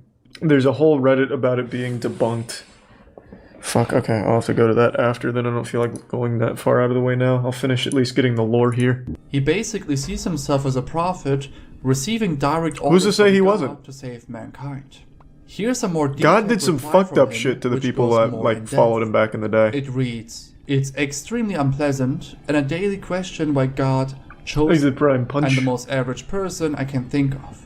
No, he's the He hero. also states that he had visits at insane asylums 5 times. Universe. Why would you fake also interesting attention is just that like he this? calls his doings. People this insane don't type this coherently. It reads like someone trying their best to play the role of In the like a replies crazy on another genital post where he mutilating again person. asks for advice. He It details reads that he very uploaded fake. castration- There still is a chance it's Now, not I though. think well, Worthless 319 always ignored these concerns. Damn. Without any exception. We tried. Now, before we proceed, you may be curious as to how he even releases himself. He shares his experiences Out his butt. in a reply. It reads, Redirected "I'm it. pissed sitting down. If Oh. you're talking about orgasmic, since I finished castrating myself, I haven't gotten turned on once. Before castration, I had 1 nut. I blew apart my left one. I could come very easily by thought alone." In other posts, he shares his Whoa. state of mind. "I especially fear the end of humanity as it approaches. It's inches away. Centimeters. Goddamn 5G. No one understands me, especially myself. I called an ambulance after about 5 minutes of listening to music, laying on the ground. Yeah, this and definitely don't is remember fake. much of and I want to go through a few. There's a website that shows his deleted Reddit history, not remove edit. Yeah, it doesn't prove that those pictures are either A, real, or B, him. There are people, and I do know this is a thing, I think it's called a penectomy, I think. There are people that have actually cut their cock off online, and there's videos of it. But I don't think this guy was one of them, because he just keeps making Reddit posts like he's an anime villain or something going into a monologue. I don't think this is, like, real. But the actual act of someone cutting their own cock off and shit, that is something that some absolute maniacs have done. Ooh, how deep does it go? He wanted to end himself by bleeding out of his pelvic area to prevent a conflict between North Korea and the States. It might have worked too. We still haven't entered into a Substances conflict. like DMT and LSD. There were people who were motivating Worthless to further self-mutilate himself in the name of religion. The users doing that deleted their accounts. So, as for information about Worthless... Charlie, I saw the images. The dude has no dick. Like I said, on the internet, it's called a penectomy. There are people that have literally cut their own cocks off. There was even on the... This was a big one. The Cannibal Cafe. Cannibal Cafe... What was his name? Armin Minsk? Something like that? The user on Cannibal Cafe said, hey, I want my cock cut off and I want to eat it. No, there we go. Armin Muse. On Cannibal Cafe, back in the early 2000s, there was a dude who's like, I want my cock to be cut off and then eaten. Will anyone oblige? Someone did, got together, literally cut his dick off, they ate it, he bled out in the bathtub. Like, there are people, and there are real videos and images of people cutting off and mutilating their own cocks. No doubt that exists. What I'm saying is this Reddit user is most likely not the one that is doing what's described or shown in those images. It's very likely he just took some of those stills from the videos or those pictures and is then making this story around this whole thing for attention. Because the way he writes is very much like a Redditor seeking attention. Just going by the way he writes. Again, could be totally wrong. It could genuinely be him. I'm just saying all of this seems super fake. He's making posts in other subreddits like, hey, how do I do this? I actually shot my nut off, which is why I'm asking, because I'm trying to save the America from North Korea using LSD, parentheses, God's drug. Again, I shot my nut off and then I castrated myself. I've been bleeding and it's painful, but I'm doing it for you guys. By the way, how do I do this? Like, it seems like he's fishing for attention at every possible step with his post.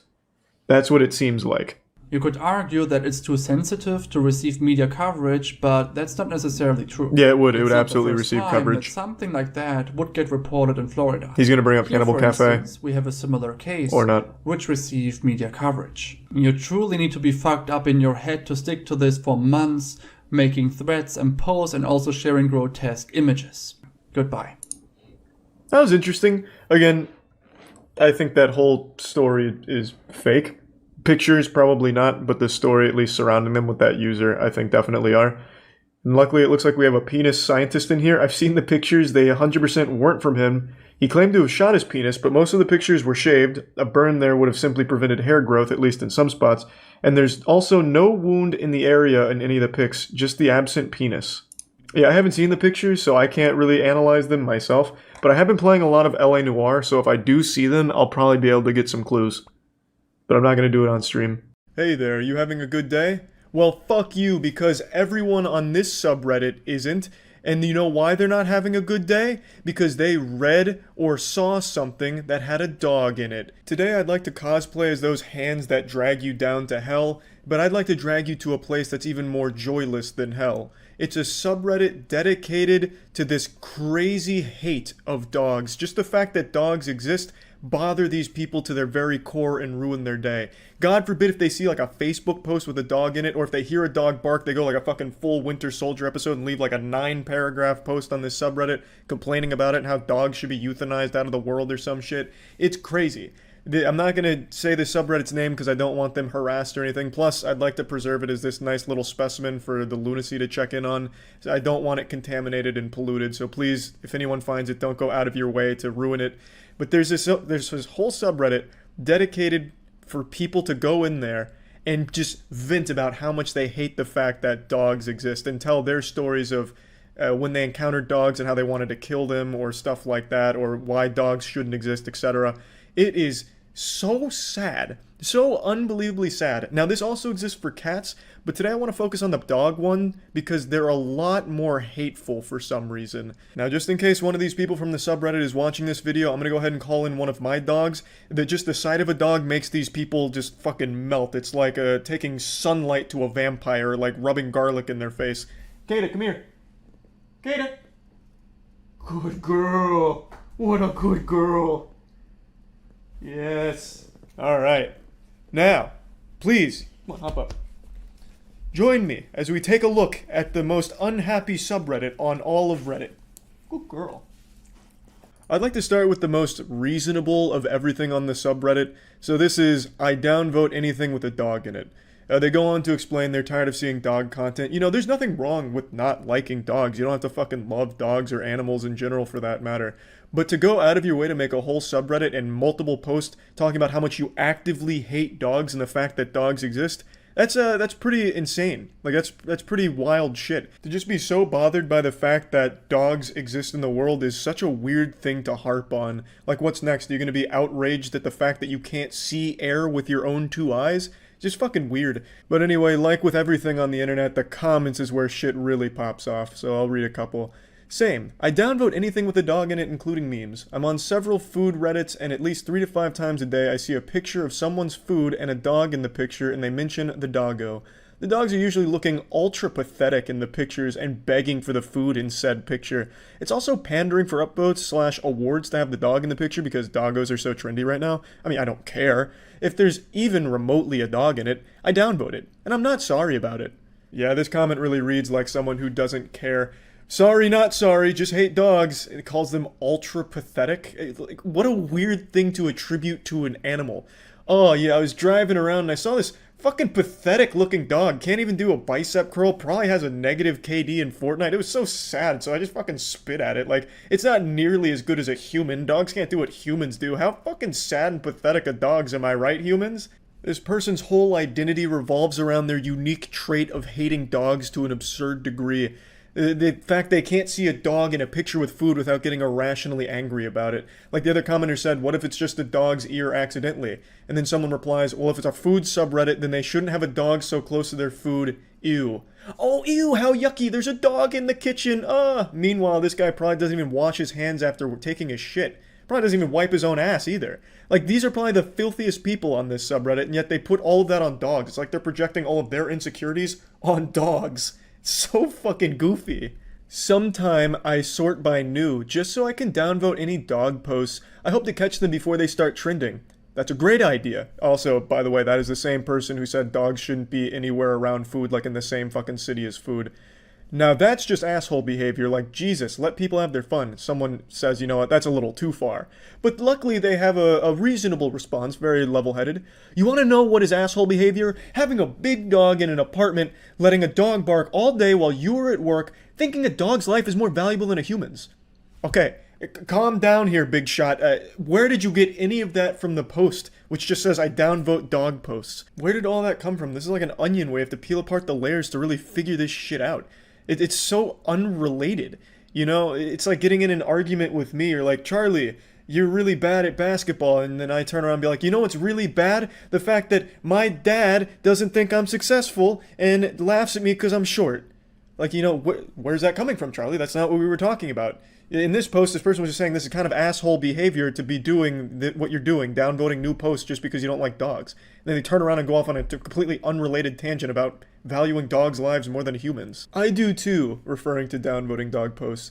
Lately there have been a Louis Vuitton ad with an ugly-ass dog in a handbag. I couldn't be more disgusted. Why are luxury brands associating themselves with one of the filthiest animals in the world?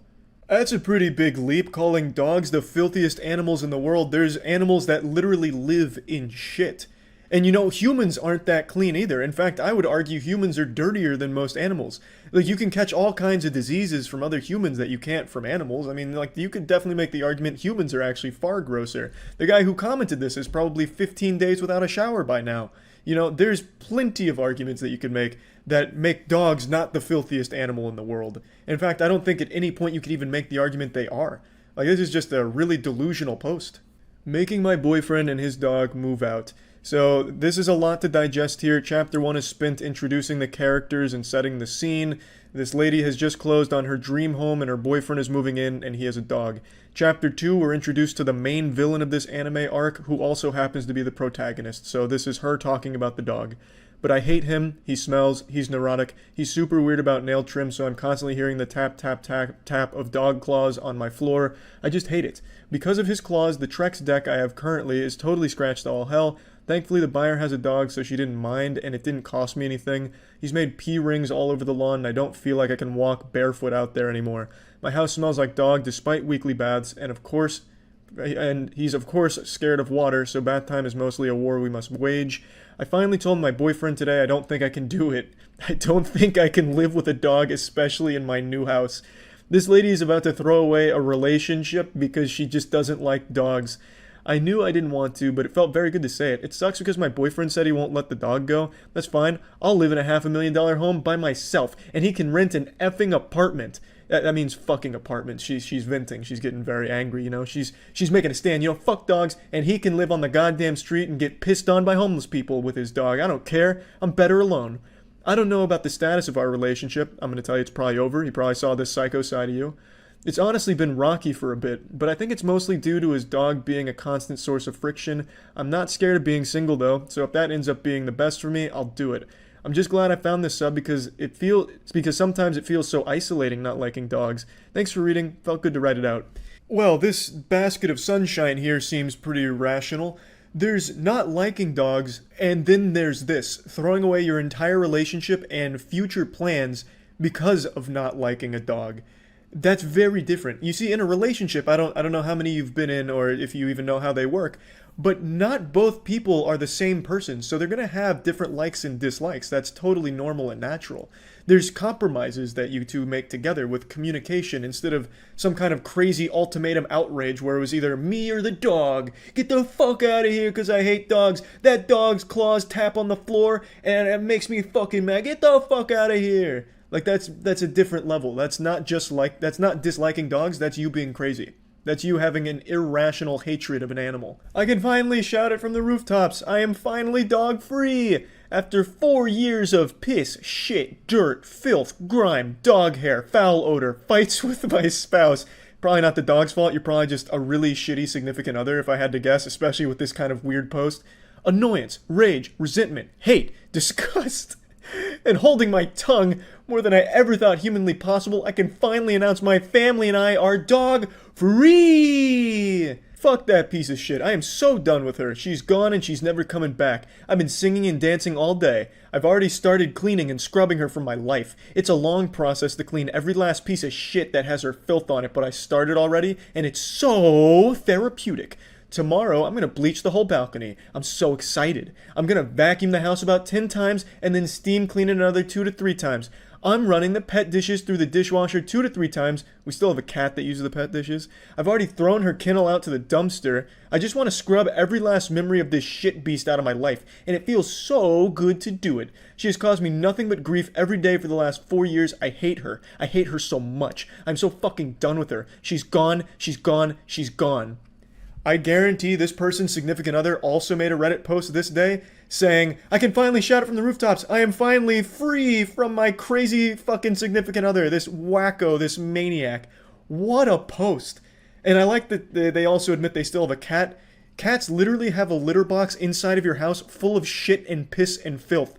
That is an actual cauldron of filth in your house. At least if you train a dog properly, they will go to the bathroom outside, which is out of your house, which means out of your immediate vicinity. You have all kinds of fucking cat shit particles floating around. I like cats not as much as dogs, but cats have a fucking litter box in your house, so if you're going by just pure, poop and shit in the house, cats literally do it inside. Dogs do it outside when they're trained. This is probably just the worst dog owner of all time. Judging by this post, I think that can be said with a high level of certainty, just not very competent when it comes to animals. Or relationships, for that matter, since apparently this dog drove a wedge in their actual fucking relationship somehow. I hate seeing dogs on cat-dominated subs. Your shit breed isn't cute. It's always titled, Are Dogs Welcome? And the images of an ugly ass sniffer barely doing whatever the sub is for. The comments are idiots simping like, oh yes, haha, love your pupper, I would let it shit on my front yard, ahaha.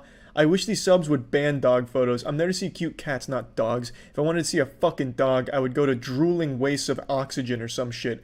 Fuck your stupid dogs, Kimberly. I want to see legitimately cute things on my screen. Yeah, I'd let a cat shit in my house, haha. This is such a dumb argument. Dogs shit outside, cats shit inside. You like cats, but you point out that dogs shit in the front yard. Your cat is literally shitting where you sleep. Again, I like cats, but these arguments are absolutely ridiculous. You're a fucking idiot.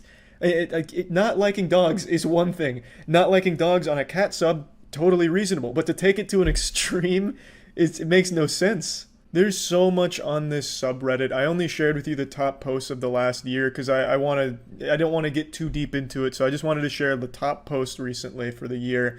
It's crazy. All of them also play this victim card where it's like, we're crucified for not liking dogs. People just can't accept that some people just don't like dogs. No, you fucking lunatic. No one is mad at you for not liking dogs. It's taking it to this crazy extreme where you make it your whole personality trait or the deciding factor in a relationship. That's to an absurd level. It's just so extreme and ridiculous. There was a post on there about this lady who in her Tinder bio changed it to I fucking hate dogs and went into detail about not liking dogs, and she was saying how she doesn't get matches anymore or something like that. It has nothing to do with the fact that it's dogs. It's the fact that you have this crazy hatred for something that you're just so willing to just wear on your sleeve.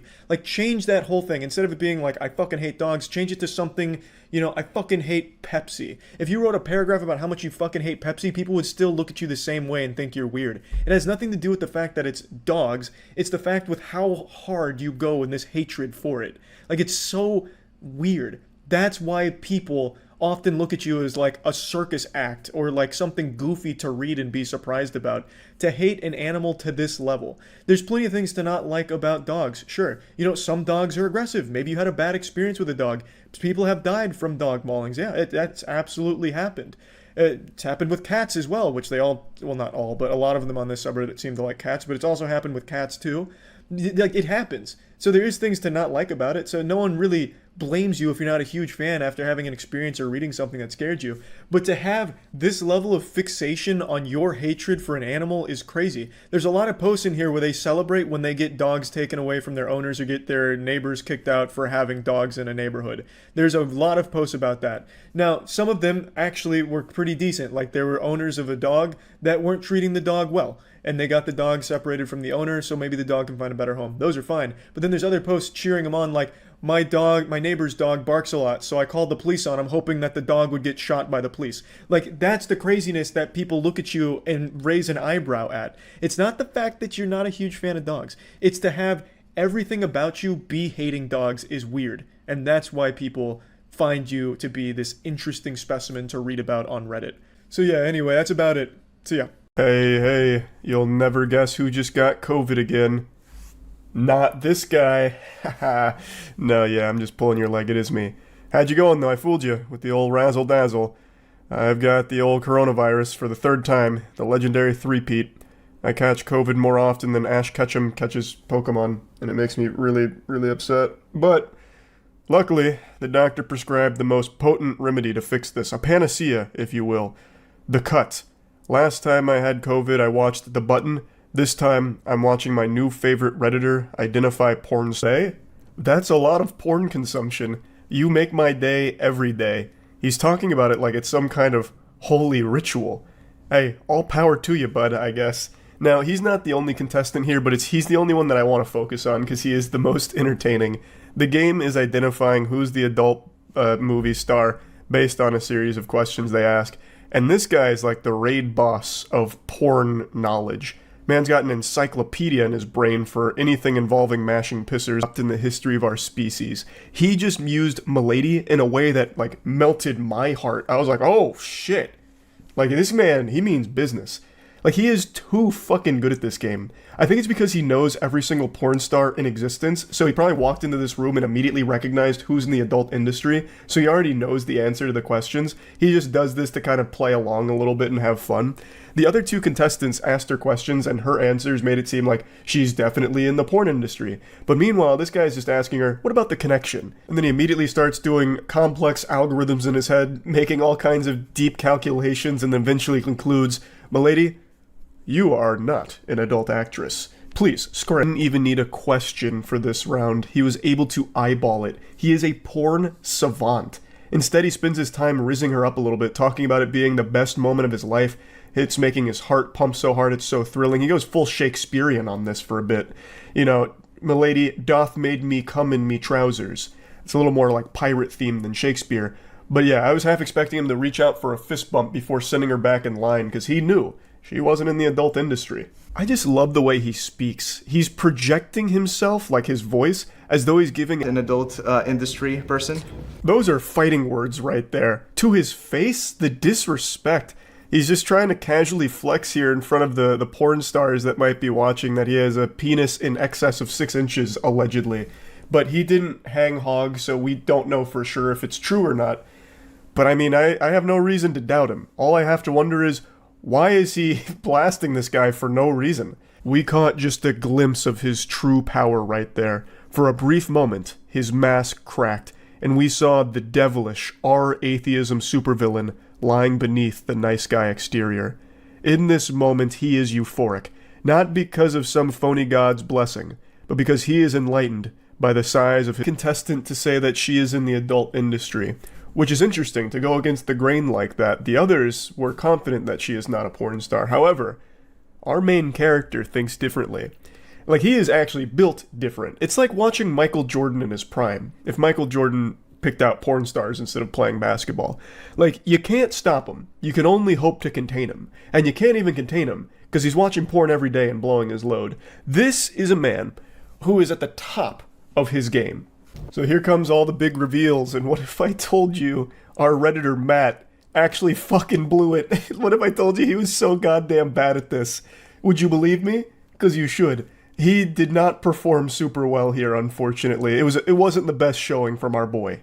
He's gonna have to hit the books again and start doing a little more research on porn. So they're going down the entire lineup here. The first guy,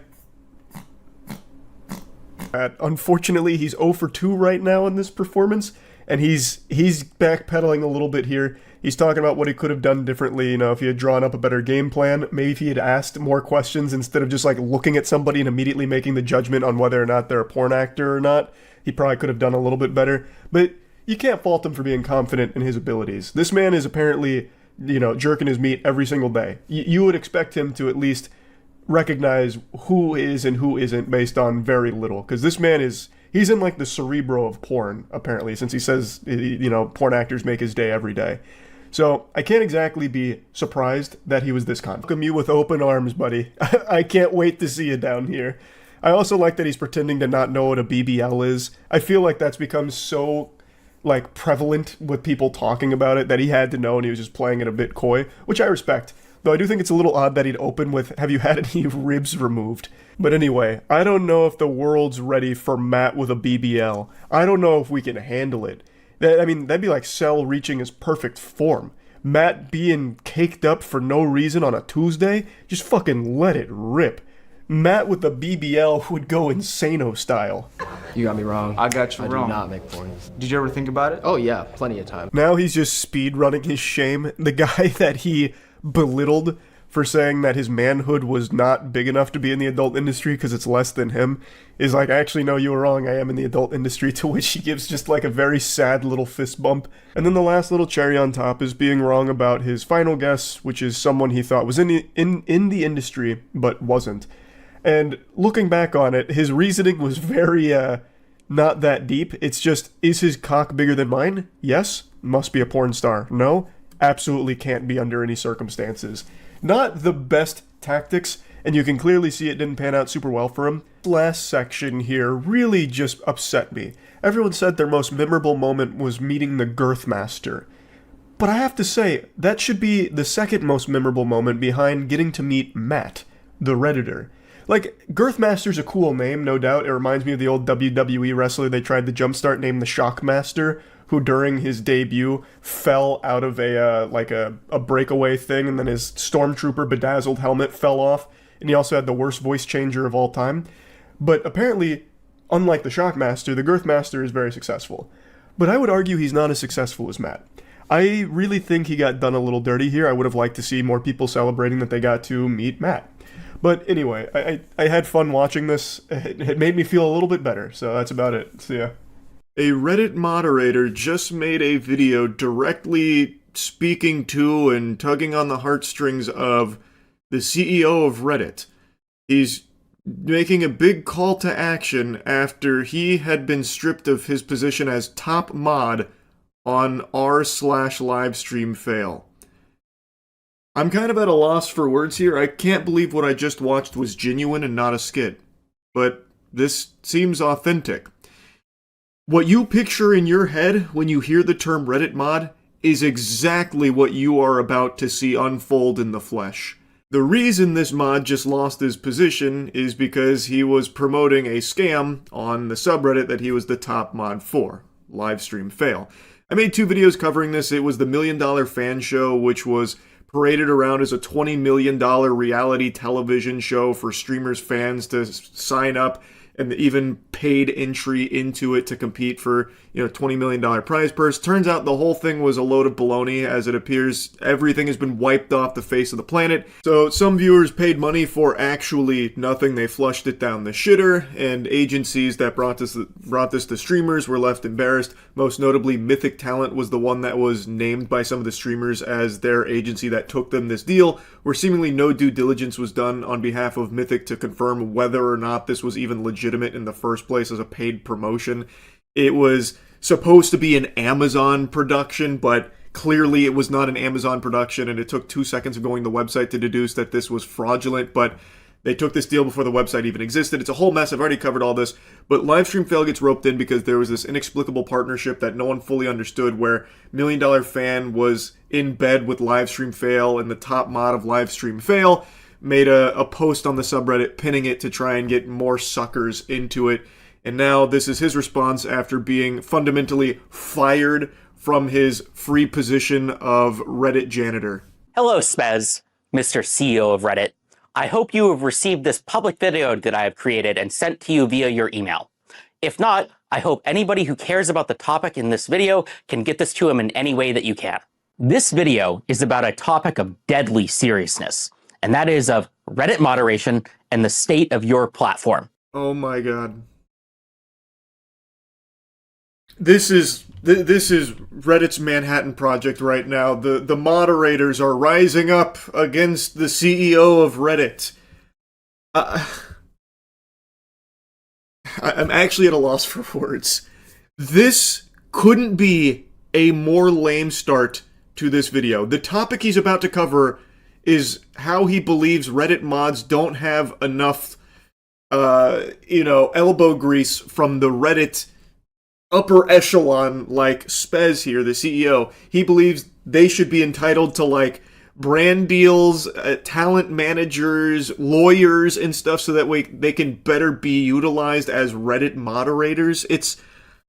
I'm not even kidding, by the way. I'm not exaggerating. Like, these are points he was making in this video, and that's what he's talking about with deadly seriousness here. He talks about Reddit moderators like they're fucking G.I. Joe commandos. Man, please come back to reality. Like, I don't want anyone to harass this guy, so I'm not going to be, like, showing you his channel or anything like that, because, honestly, I kind of feel bad for him that he's put so much weight on his personal life into this position, which is just a thankless job. And it's not really a job, at least it should never be considered a job, because all he is doing is moderating a fucking subreddit as a volunteer janitor. I really thought this was a skit, and I'm still, a small part of me, on the copium here, is hoping that this is, like, satirical and not real, but I don't know, it feels genuine. I was the top moderator of your #1 gaming subreddit, r/livestreamfail, before I was recently removed from that position by the Reddit Code of Conduct team. I became a Reddit moderator for one reason, and that is because I think that Reddit communities and correspondingly its moderators have massive power and influence, and for some reason, nobody seems to notice, care, or take this seriously.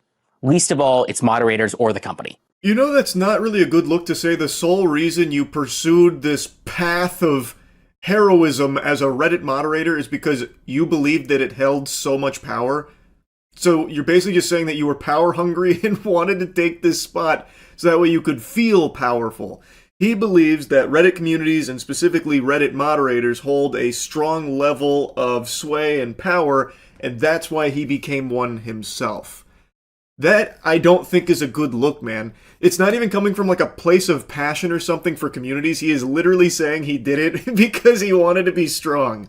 Come on! I understand that Reddit communities, like Reddit as a whole, is a platform that does hold, like, legitimate influence over, like, conversations and topics and stuff like that. So by extension, moderators have a lot of ability to control narratives by hiding things or boosting things, and that is something that I've talked about in the past and a lot of people have made mentions of many times. It's been a pretty big yapping point for a while. This is the quintessential Reddit mod mentality. You know the stereotype that exists of power-tripping Reddit mods? He is, in the first minute of this video, confirming that is exactly what drives him, is power. Like, this small modicum of power that he was bestowed for the Livestream Fail subreddit. And it's...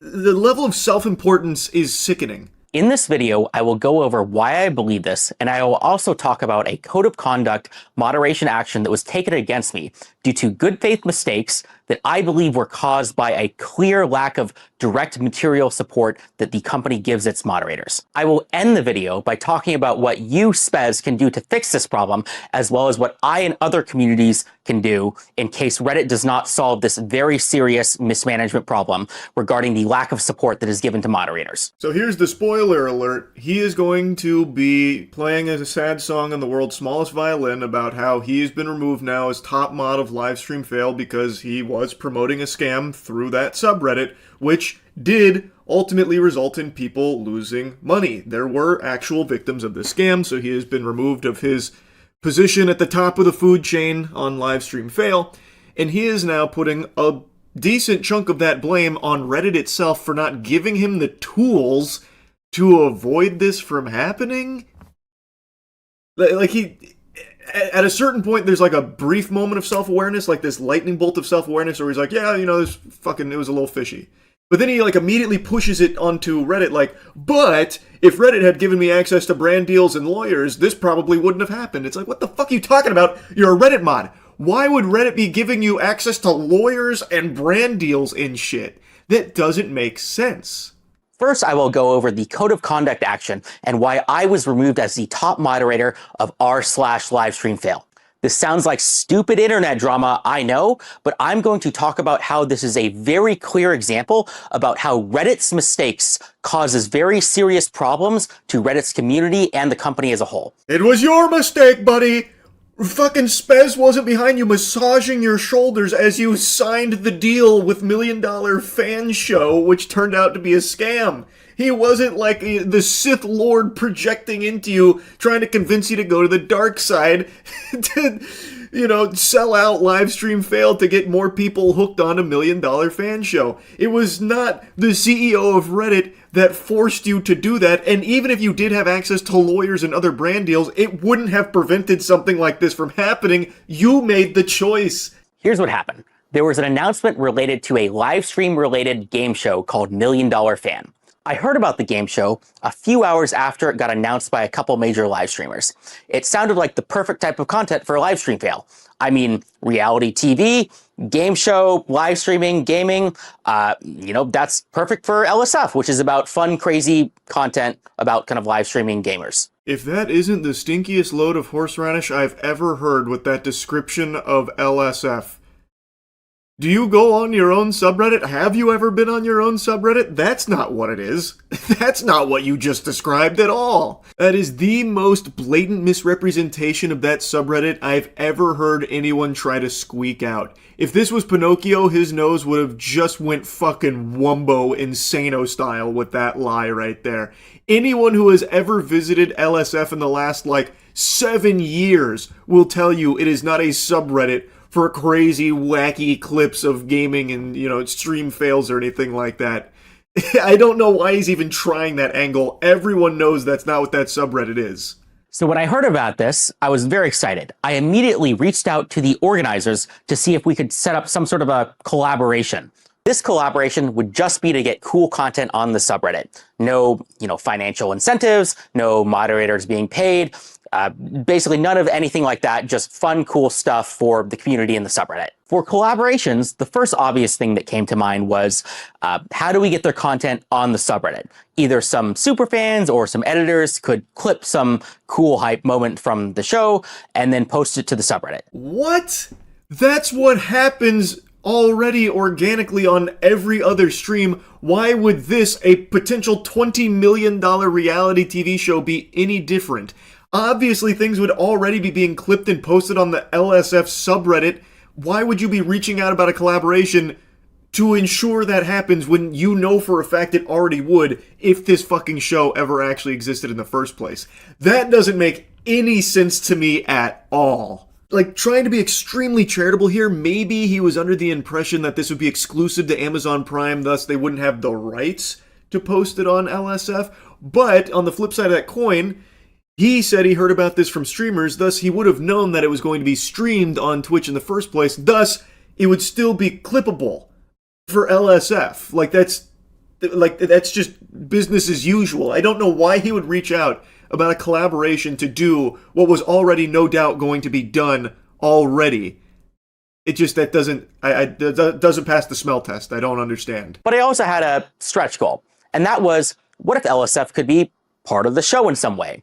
I don't know, there could be like a LSF-themed best clip contest. Like contestants compete in one of the kind of small challenges, they make the best clip, and then somebody kind of wins a prize at the end.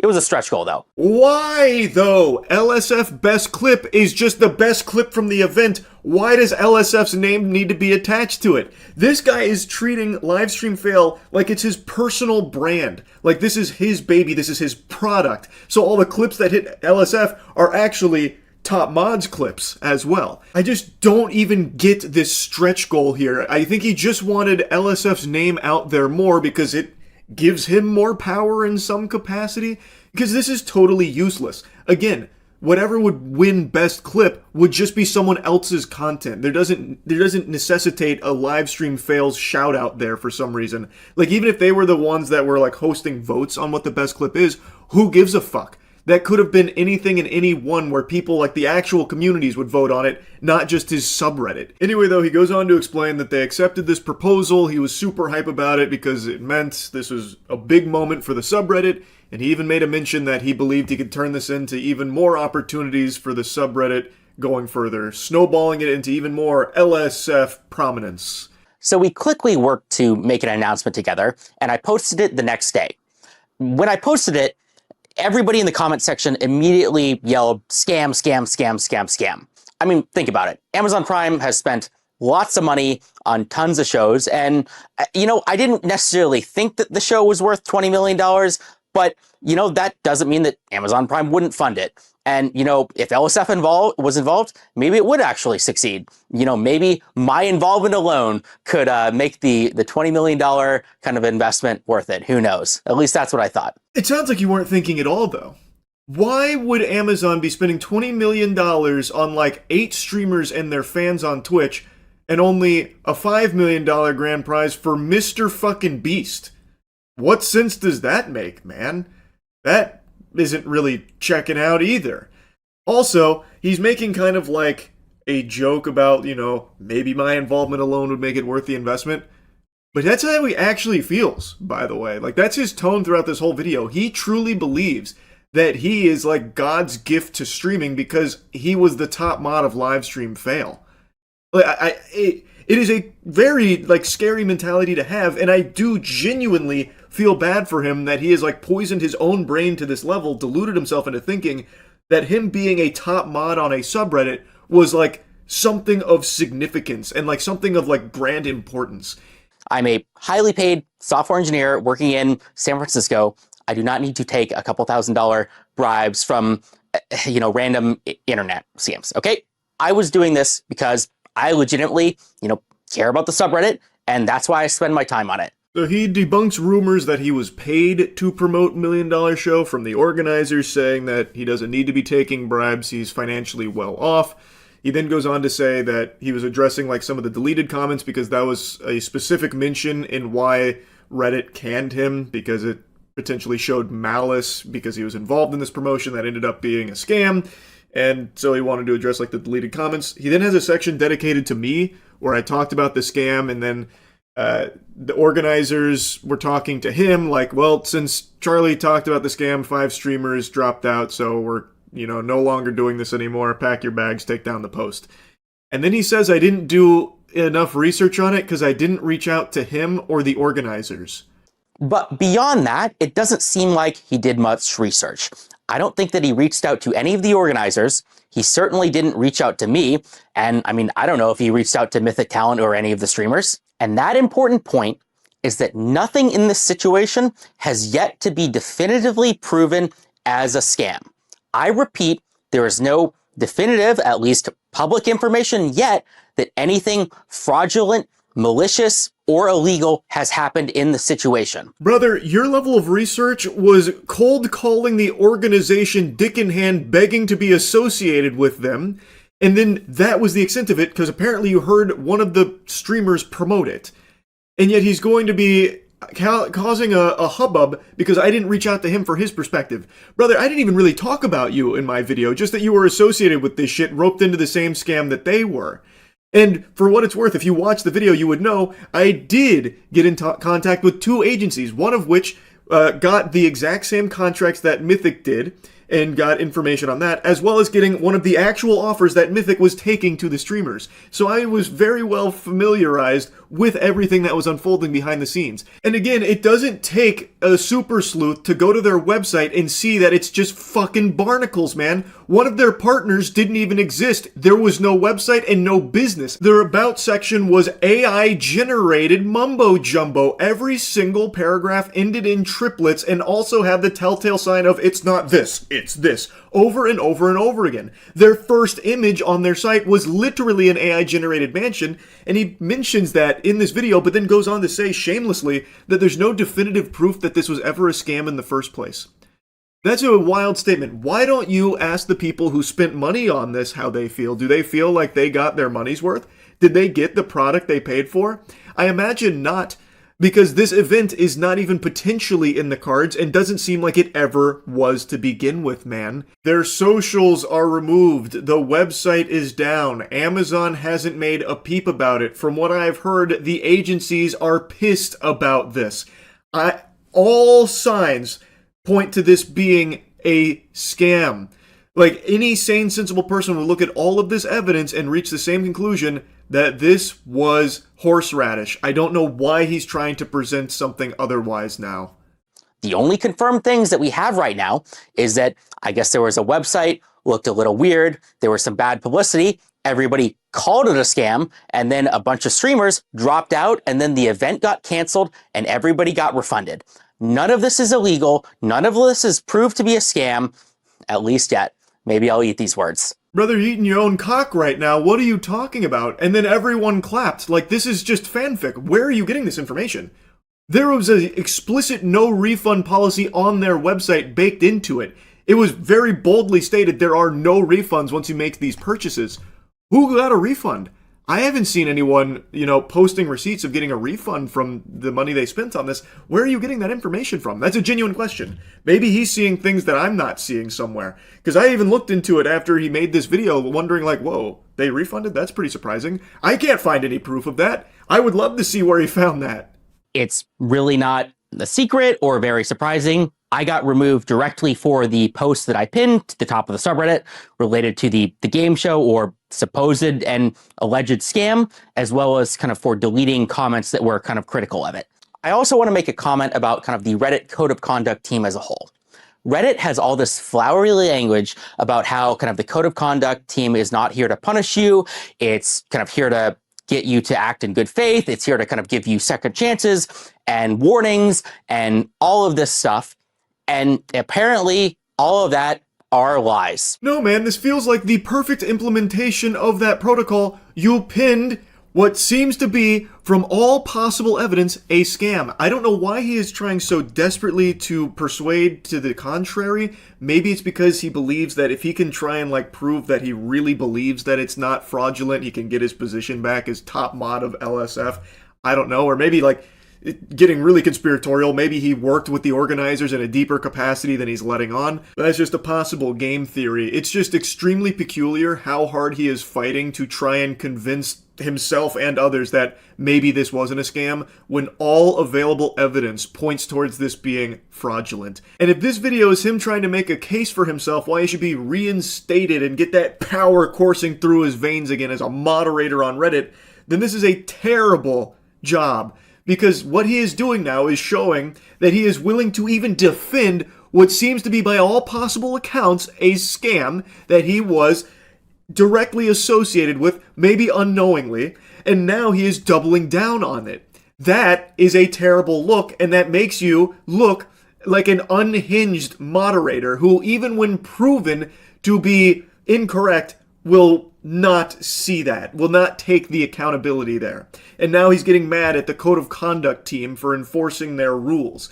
He deleted comments that were critical of his decision to promote this sketchy game show, and promoted a sketchy game show that resulted in people spending money on something that didn't exist, doesn't exist. So I feel like it's a pretty justified termination of his moderator status. Now, here's the most important part of the video, Spez. This is a direct message to you and only you. I want to talk about how this whole situation is a direct result of the lack of support that Reddit, the company, gives to its moderators. Yeah, I did the partnership. Yeah, I didn't look into this as much as I should, and I trusted kind of agencies and live streamers when I should not have. And I did delete comments, which I thought would have been borderline defamatory if the situation wasn't, I guess, a scam, even though it technically hasn't been proven to be a scam yet. But despite all of that, there is still massive kind of like problems at Reddit, the company, due to the lack of support that caused this. Now, this message may have been only for Spez, but I've intercepted the broadcast here. Now, I've put my ear into it, and I'm taking a listen, and what I'm hearing is fucking wild. He almost gets into a level of accountability where he's like, yeah, I did the partnership. Yeah, I didn't look into it. I didn't do any research on it. And then he immediately falls back into, but it hasn't really been fully proven to be a scam. And also, it's actually, in a large part, Reddit's fault that this happened in the first place because I wasn't given enough tools at my disposal to avoid making stupid decisions. Reddit moderators have power. They have influence. If you are one of the people who is joking about like internet janitor duties or whatever, I'm sorry to tell you, it's funny jokes, but you are wrong. Reddit moderation does matter. Reddit moderators have control over millions of impressions per day, and nobody seems to notice or care. Let's just talk about LSF. Think of all the streamer careers that have been created because of LSF. Think about the even larger number of streamer careers that have been destroyed because of LSF, because some clip went viral about like something bad that they did. He made you, and he can tear you down as well. This is top mod LSF. It giveth and it taketh. And he also said doodities, which actually had me giggling. I don't know why he said doodities, but that was fucking hype. Anyway, this is now his spiel about why Reddit moderators are extremely powerful dragon level, adversaries and should be taken seriously, and no one seems to notice. It's not that nobody notices, it's that nobody's happy about it. There shouldn't be people like this that can just power trip and control a conversation and control what people are able to opine on or not, like with deleted comments or deleted posts and stuff like that, where they can hide certain things or boost certain things. That's a bad thing. Everyone knows that it exists, and everyone knows that there is actual power in that. I don't think anyone actually disputes that. I have had major live streamers who are effectively celebrities come to me and beg to kind of remove, negative posts about them. An even crazier story is the time when some Twitch employees found me in person and borderline begged me to make sure LSF is not used to destroy the multi-billion-dollar company Twitch, partially because at the time LSF was indeed being used to destroy the multi-billion-dollar company Twitch. Deservedly so, by the way. That's right, you better bow down. Every Twitch employee, when he walked through the door at TwitchCon, got on their hands and knees, instantly groveling at his feet, begging, pleading with him to stop the attack on Twitch, the multi-billion-dollar organization. Dan Clancy came in and sucked his wiener, I heard, in order to try and appease him so that he would stop using LSF to destroy the multi-billion-dollar corporation that is Twitch. Like, come on, man. Like, look at how you're talking about this. This is exactly why you shouldn't have a position as a top moderator of a subreddit. Like this, you are demonstrating the caricature of a Reddit moderator right now. Or even just take this literal circumstance. Imagine the whole kind of operation was legit. Well, guess what? One single post on LSF caused all of the streamers to drop out and destroyed a $20 million opportunity. Sorry, Mythic. My bad. Or imagine it was, a scam through and through. Well, guess what? We were the ones to expose it and destroy it before it had the chance to cause any real harm. I mean, everybody got refunded after all. Guess things ended up okay. Why do you keep saying that? Where are you finding that information about everyone getting refunded? Are the organizers telling you that? Like, I really don't know where you're seeing that. But again, man, yes, it is a big subreddit, which means things like this information about a $20 million potential scam will have naturally blossomed there. As it would anywhere else on like a big Twitter community or a different subreddit. LSF just happens to be the biggest one. It has nothing to do with you. This is just natural when there is a big community.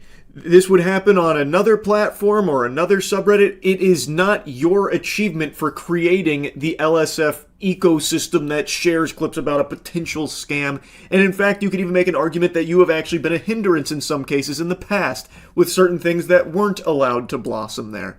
Like, this is... I don't even understand the point he's making. People know that big subreddits or big Twitter communities or whatever do have a lot of influence. But that happens with or without this guy as the top moderator of the subreddit. That is just the result of a ton of people all in a similar space, in a similar vertical, that are sharing things back and forth. Like, his point is one that everybody knows. I was one of your most passionate users. I was in the Reddit partnership program from the start. I took advantage of every opportunity that I could. I had meetings with kind of the Reddit community managers. I begged them for help and kind of partnership opportunities at every chance that I could. And I was blown off every single time. You already said at the beginning of the video that the sole reason you pursued this moderator status is because of the power that it afforded. I don't know why he's now trying to say that he's just so passionate. And even in this section here, he's talking about how he was trying to utilize every possible advantage to like get like brand deals and stuff, man. That's self-enrichment through this position. This doesn't really seem like it's coming from a place of a guy who's trying to like better communities or improve subreddits or make things better for others. This feels like you were chasing power and trying to use it to continue to climb that Reddit ladder, whatever that may be. I was one of the only moderators out there who tried to grow my community, who had any ambition, who tried to work with the company or help other subreddits or help the company that a whole, and it didn't matter. I failed, and it failed because of how mismanaged and how little support Reddit, the company, gives to moderators. None of this would have happened if I had gotten support from Reddit. Do you think that I want to be the guy like going out, like messaging random people in Discords and LinkedIn's and trying to figure out kind of these partnerships? I don't. Then don't fucking do it, buddy! Chalamet! I'm gonna drop an Adam Sandler impression on you here. You are a moderator in a subreddit. Why are you chasing down brand partnerships and collaborations, buddy? The whole point of subreddits is just for a community to come together and talk about certain things, share certain things. And your job as a moderator, and I use job very loosey-goosey because it should never be misconstrued as a job. It's supposed to be filled by very passionate fans of similar mind in the same space that would then just enforce like certain rules about like, you know, making sure someone doesn't get like doxxed or something sensitive being shared like that. Like that is supposed to be all it is. Why are you trying to even find partnerships and deals like that? That doesn't seem, in my eyes, to ever benefit the community. It only feels like it would benefit the mods that are chasing it down. You like to use examples, so I'll use one for you. Let's say you chased down this partnership with $1 Million Fan Show, and it wasn't going super well, and the organizers and you, well, you like to exchange back and forth, and they're like, look, we really need a favor here. Can you only post some of the positive stuff from $1 Million Fan Show and get rid of like the pesky, you know, maybe clips that are negative about it? That would really help us. And let's say you object to that and they're like, okay, well then we're not going to work with you in an official capacity anymore if you don't do this. You see the conflict that this creates? It leads to, I can't believe I'm going to use this word when talking about fucking subreddits and mods, but it leads to very blatant corruption, where you are now in bed with some of these organizations or someone that could benefit from you gamifying your subreddit to cater it more towards them. Maybe it wasn't financial in this case, maybe you weren't paid for it, but extend this thought process to another type of subreddit where maybe there is someone paying for it. Like, let's say I'm a music artist and I want to be featured on like the hard rock subreddit, and I want to make sure my single gets out there, so I reach out to a mod and like, hey, look, I'll pay you some money if you can try and like boost this up a little bit. And this is something that I've read reports of happening in the past, and I think you would agree that that's a problem, right? Now imagine if those mods are also chasing down other artists like, hey, I see your Spotify streams are a little low, if you toss us a little money here, we can use our subreddit and the influence of it to try and boost it up a little bit higher. That's not a good thing. If Reddit had offered me partnerships, if Reddit had pipelines to connect with kind of major companies, if Reddit had lawyers that were helping me, like reading over these contracts, reading over these agreements, none of these very real mistakes that I made would have happened. Reddit needs to be professionalized, and it starts with the mods. This is going to be controversial, but the people who are running your multi-billion-dollar website are unqualified nobodies like me. That doesn't mean it's my fault or their fault.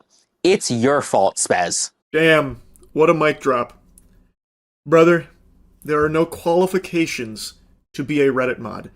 That is a position that the community is supposed to, like, decide upon, like, hey, here's our rules, and here's who we would like to enforce them, and that's it. It should never be this deep. I just don't understand why he can't grasp, and maybe he can, and he's just pretending not to, the concept that if you have mods that are financially incentivized to work with brands in collaboration with them, to use the community for their collaborators' purpose, you now have a very disingenuous subreddit that is very easily influenced based on who is paying for it. That should be a very clear conflict, a very obvious issue. It should be pretty obvious why Reddit wouldn't want to invest in a suite of resources like lawyers and brand ambassadors for Reddit mods to look over contracts and shit for Reddit mods securing deals to sell out their subreddit. That's not a good thing. That means access to anything that like a talent manager would give an actual celebrity. So an access to a bounty board or ad deals or lawyers or event organizers or professionals or anything that actually matters. To you, personally, actually matters to just you. The guy who is benefiting from the ad deals and brand partnerships and shit. That does nothing for the community you are supposed to be moderating for, brother. What are you not understanding there? Like, he is only arguing to help himself under the guise of it being to grow his subreddit. It only grows you, man. To summarize, Reddit moderators should be treated like celebrities or influencers, not because they deserve respect or anything, but because they actually have real power and influence. I mean, if not for the world, at least over your $50 billion company, maybe if you gave them actual support, it could go from 50 billion to 100 billion. I mean, it certainly deserves to be that high up for how much traffic Reddit gets. Yes, a high-level financial growth strategy here. The way to double your company is by spending resources to connect your subreddit moderators with talent managers that will chase down brand deals for them. So that way they can feel like a celebrity and I guess cash in on their mod status. Yeah, I'm really seeing the line now. The pieces of the puzzle are coming together nicely. I get it. To the community, Spez and Reddit, they're almost certainly not going to fix any of this.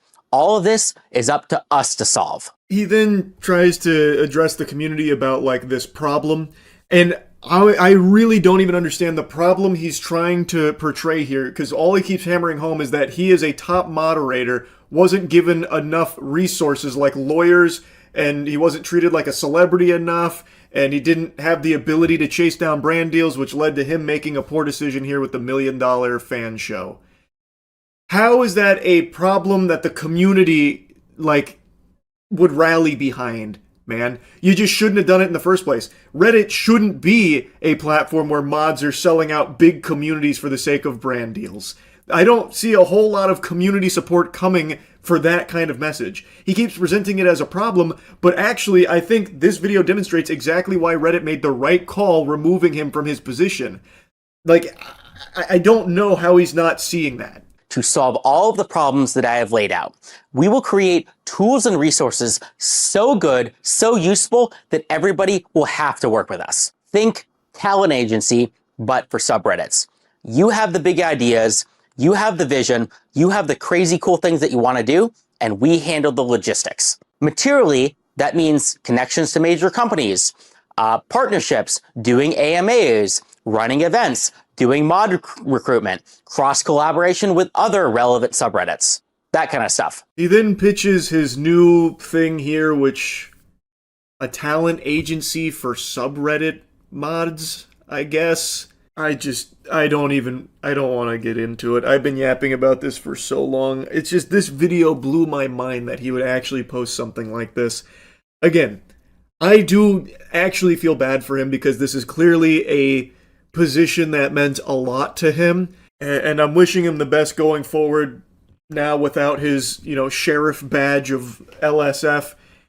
But I do not think a talent agency for mods is the right path. But, I'm not his dad. He can do what he wants. It's just, this was a mind-boggling adventure watching this one. Anyway, that's really about it. See ya. Calling someone a Redditor to their face in 2019 is a fighting phrase. It's like calling someone a cunt back in the 90s. It's a powerful insult. And I get asked all the time why I take a shit on Reddit or shit on Redditors and Reddit culture in general.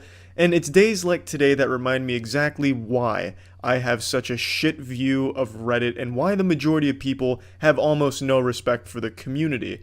They are so goddamn unhelpful. Now, I'm saying they, and I'm a very frequent user of Reddit. I go on there almost daily. I like the posts. I like to go on specific subreddits and see the kind of shit going on in the world. I think as long as you don't go in the comments, it's a pretty goddamn decent site for the most part. But it's the second you accidentally get a little too adventurous, or perhaps you just forget the one sacred rule on the internet, the 11th commandment from God: don't go to the comments section on Reddit, because it's just goddamn embarrassing to even look at. It makes you feel bad for being on the site, seeing the mentally ill, socially rejected, downright depraved community that for some reason all kind of festers in the comment section on any post ever. Professional Reddit commenters who farm karma as if they're some type of drug kingpin and get this superiority complex. They watch 2 episodes of Rick and Morty and follow Bill Nye on Twitter, and all of a sudden they think they have all the answers and they're better than the person who initially posted the thread asking for help. Fucking Reddit commenters make YouTube commenters look like sane cool kids at the lunch table. Okay, so why am I talking about this? I'm still fucking upset about this. Today, Andrew and I went to Beef O'Brady's, as is tradition after a hard workout, and Andrew's car had 2 spiders in it that we came across, so he wanted to look for a solution online as to the most efficient way to getting rid of the spiders. A little pest control action, just Google it, because that's what a modern man does. That's the efficient way of getting answers. Well, unfortunately, Google recommended Reddit threads. Our pro-sage life advice from a 14-year-old, how to do your taxes and get rid of the spiders in your car. Shit like that, just a flurry of all of these Reddit posts addressing how to get rid of spiders. Now, at the time, we didn't even realize how infuriating that would be. But when we got to Beef's, we opened one of the links, and immediately every single top comment was a horrible, stupid fucking joke that's been said a million times before. Set the car on fire. I'm not kidding. Out of the 5 or 6 threads, that was pretty much the top on all of them. I'm going to show you 4 out of the 6 so it's not just overly redundant. I swear to God, these are all different posts and different people. Although they're not even really different people. They have no sense of individuality. They're just fucking regurgitating, vomiting, ass shitting out all kinds of shit that they read a million times before to try and farm that precious karma or make people think that they're a good comedian. I really don't know. But this is how all Reddit comments go. You go to the comments, the first 15 are going to be shit jokes that don't make you giggle or exhale at all, only serving to make you just irate because you maybe wanted a real answer or a real discussion, and you're not getting it. Not in the comment section on Reddit. But anyway, here's the first thread. How do I get spiders out of my car? Obviously the first answer, burn it to the ground and change your last name. A real side splitter for sure, not exactly helpful, but goddammit, that comedy is unique, original, wacky, and zany. And that's gotta count for something, so the updoots to the left, am I right? Edit, thanks for the gold, kind stranger, wasn't expecting this, oh my gosh. Edit 2, wow, platinum, holy shit, time to add chocolate to the milk and go wild to celebrate, kind stranger. Now let's go ahead and scroll down, surely it's only, the top comment that has such a great joke. Surely they can't all be busting out unique bangers. Surprisingly, that joke didn't spawn a pun thread, but luckily for us it didn't. Underneath that, though, we're gifted with another great joke. Put some tarantulas in there to eat the smaller spiders. Large spiders are easier to keep track of. Oh, well, I do tip my fedora to that one. Still no actual advice yet. A classic double whammy. It's an Ultima. Fire is the best option. Fill it with frogs. Well, my gentle sirs, these are quite comedic. Finally, at the very bottom of the page with a whopping 2 points, an actual suggestion. Glue traps, and a link to them. Now, actually, unironically helpful, that's not a bad idea. Glue traps for insects, it makes sense. But what do the other experts on the website say? Let's go to another thread, which is basically just a carbon copy of this one's commenters. Different threads, same comedy, baby, because for some reason all Reddit commenters are basically just carbon copies of each other. Go ahead and take a guess at what the top comment's gonna be. Spoiler alert, it's fire. Because of course it is. On Reddit, everything that even deals with anything even yucky to the smallest degree, anything with an insect, you can guarantee the top comment in the thread is gonna be, kill it with fire, or something with fire. Next highest upvoted, I believe ammonia and bleach create chlorine gas. You're right. So if you want to go World War I on their ass, that might be an option. To be fair, this comment actually has sentimental value to me, because I accidentally created chlorine gas when I tried to kill a cockroach once. I talked about that in a video, so that one I don't really have a problem with. I just thought I'd point it out. Luckily, right under that one, we go right back to the standard, set it on fire. I like the reply, lol, as if they'd never heard that before, or perhaps they just always laugh anytime they see that. Next, nuke it from orbit. It's the only way to be sure. It's their car now. Scorpions. Definitely scorpions. That's another big one. It's theirs now. They own it. You lost it. Shit like that. That one's also just as common as fire. So I guess it's not exactly a 100% guarantee it's going to be set it on fire when it's dealing with insects, because it has to compete with it's theirs now. Those are always battling for the top spot. GIF of a car on fire, snakes, sell it, elephants, get some funnel web spiders and dump them in and eat the other spiders. And then one guy accidentally almost lends some pseudo advice, but his advice is basically just saying, you might be fucked. None of this helpful, of course, but very humorous, obviously. New thread, same top comment, gasoline, and says light it on fire in the reply. Milking every ounce of karma he can out of that joke, I guess. Bye birds, lady who swallowed a fly, just more fucking garbage. This guy really drops a fat comedy routine on this one. Release a snake to catch it, and you're gonna want to lock a mongoose in there for a few days to kill the snake. Once that happens, you need a large mammal like a wolf to get the mongoose. After this, you'll need to find a gorilla to let loose in the car. They're excellent at wolf wrangling. Come winter, the gorilla will just die off from the cold. Which is more than the guy underneath him who actually lent a little advice received. Nothing a good car fire won't fix, it just goes on and on and on. While I think absolutely the jokes suck ass on their own and are used a million times ad nauseum, I'm not here to just be the joke police. What's frustrating is when you're looking for real answers like we were today, and all you get is the same goddamn middle school lunch table joke that you've heard ever since you were a goddamn child and seen on every thread ever posted on the website. Burn it with fire. Get a snake, lol. It's their car now, lol. Epic lol, thanks for the gold. It's so frustrating. And that's only scratching the tip of the iceberg, the tip of the wiener on how just frustrating and stupid Reddit comments are. That's throwing away witch hunts, which are huge in the comment sections and 9 times out of 10 are wrong anyway, a la Boston Bomber. That's the biggest one. That one Reddit will never live down. It's just this most hostile place and the most humorless place on the internet. Fucking Twitter comment threads that are just GIF responses and shit pictures are more entertaining than seeing the same fucking joke every single time at the top comment in the Reddit thread, the top fucking 20 comments. I mean, if you want to make the dumb joke, burn it down, kill it with fire, lol, do that, and then after that put a period and then real advice, which admittedly some people in these threads did, but they were buried at the bottom. Buried. Giving real advice? No. Give me that same stupid goddamn joke. But anyway, that's about it. Just wanted to vent about it, because today I was getting frustrated for Andrew, with Andrew. Just so dumb. It's so stupid. Just racing to tell the dumbest fucking joke that everyone's already heard a million times on the goddamn website. Anyway, that's it. That's why Reddit's reputation in the comments is pretty goddamn awful. So yeah. Did you see the drama about a Boston Marathon runner shitting in a dude's yard? The dude complained on Reddit, and then the Boston subreddit defended the runner that shit in the dude's yard. I'll check it out. Okay, so this is kind of like the patient zero here. One of the marathon runners just took a shit in my yard. Video inside. Looks like there was hard evidence here. No questions to be asked. They couldn't have tried to blame it on like an animal or something. There was apparently porta potties throughout the route. Man, everything's fucking deleted.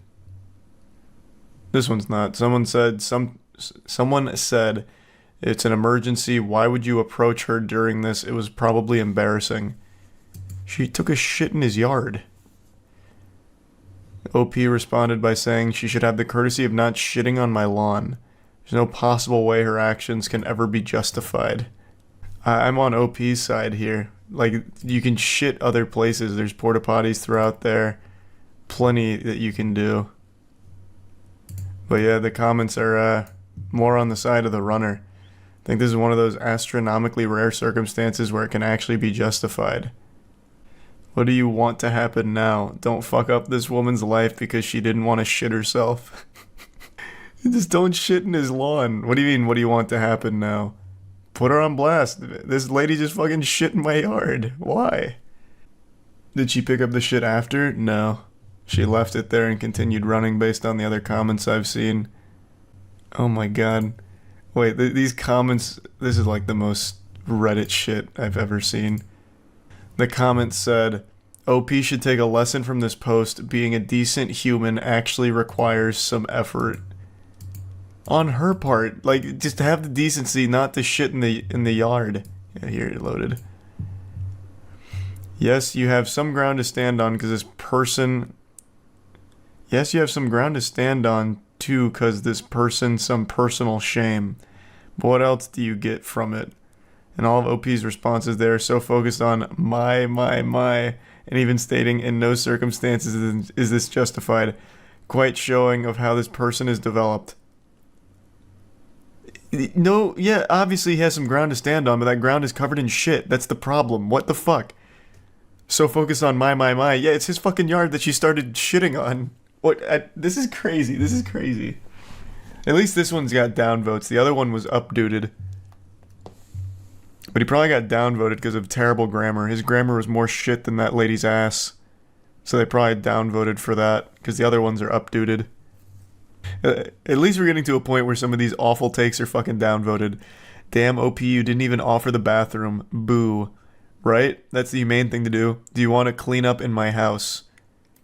You're right, OP should have been out there with his baby wipes helping her wipe her ass. Maybe get her some Imodium and water while he's at it. Shut the fuck up. You can invite some stranger into your house after she poops in your lawn. Finally, a man in the Boston subreddit with a fucking brain in between their ears. Yeah. What are you talking about? Didn't even offer the bathroom. What's he supposed to do? Be monitoring his ring at every hour of the day, making sure there's not some vigilante pooper coming through? Like, fucking rushes out there and cradles her like a baby, dragging her to the bathroom? Like, what the fuck are you talking about? What kind of chaos? What kind of madness? What world are we living in? What kind of fantasy? Please, madam, come inside. Use my toilet. Use my facilities, quick. Put your sphincter away. There's better choices. Don't embarrass yourself. Again, at least this one has downvotes. You're acting like someone pooped in your yard for fun. She's running a marathon and didn't know what to do. It's not like she could just go home. Yeah, it's gross, but she was probably already embarrassed about the situation. Fucking hold it till you get to the porta potties, or even at the, even at the bare minimum, just shit on public property. Like shit on the street.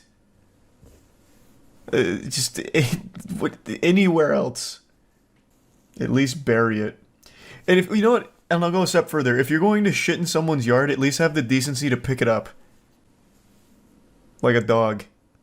Marathon runners shit their pants all the time. Half the sport is being able to push your body to the limits and accept the consequences. I don't know how common it is, but there is an iconic photo of a marathon runner who's approaching the finish line with fucking doo-doo running down both of their legs. And they have like this really grimaced expression on their face. Actually just covered in more shit than like a baby who filled their diaper. The video is on Twitter. Let me see. You can't really see anything. This guy's got a huge front lawn. Some people also came around the corner and caught her in the act. I don't know if those are like marathon judges making sure no one poops themselves or something, like the goddamn defecation police, but like 2 people come around the corner and actually watch her shit on this man's lawn. Did she not wipe? Well, she didn't pack baby wipes or toilet paper for the marathon. She didn't expect to be shitting in it. Tactical shit drive-by. Yeah, looks like it. But yeah, she just leaves it. Doesn't even look like she makes an attempt to clean it up. That is foul. So the better option was for her to shit herself instead of going in someone's yard. Do you hear how ridiculous that sounds? Like you'd rather someone be covered in shit and publicly embarrass themselves instead of have a corner of poo on your lawn? It's literally part of the sport. Nearly 60% of marathon runners report shitting themselves. I think you're pulling this out of your ass. This stat is just as shitty as this woman in the yard. Like, I don't believe that. But yeah, there's a couple of other options. Fucking poop in public on the street outside of other people's property, or if you're going to poop on someone's yard, treat it like a dog shitting and literally pick it up after yourself. Yeah, 100%. It looks like that's all we got. That was quite a journey. That was an adventure.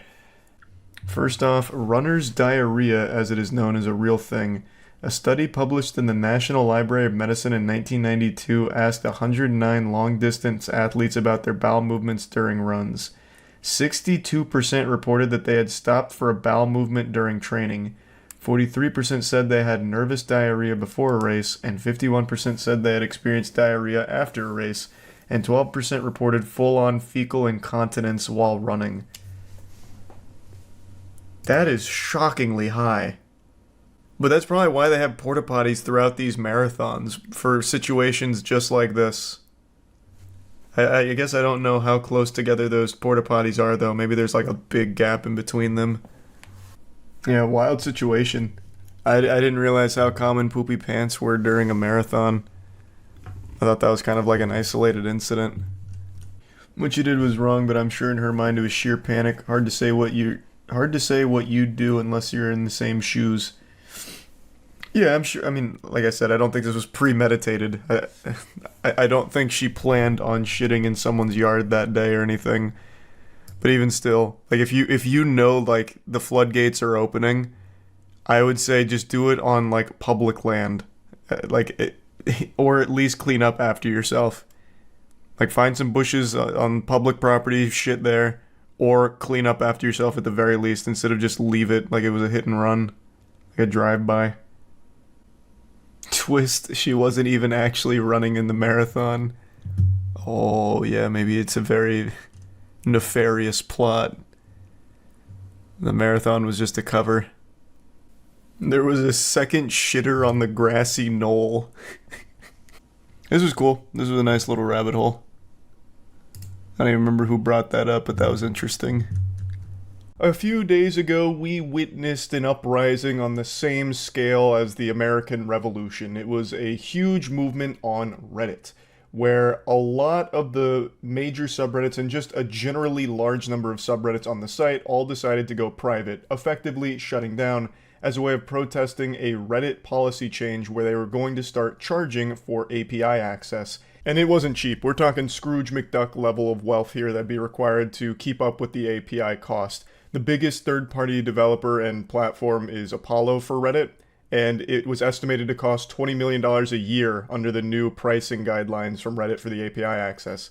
And all of these third-party apps and developers do need API access to exist, so since none of them can afford to shell out 20 million clams, it effectively kills third-party apps as well as some Reddit mod tools that use API access.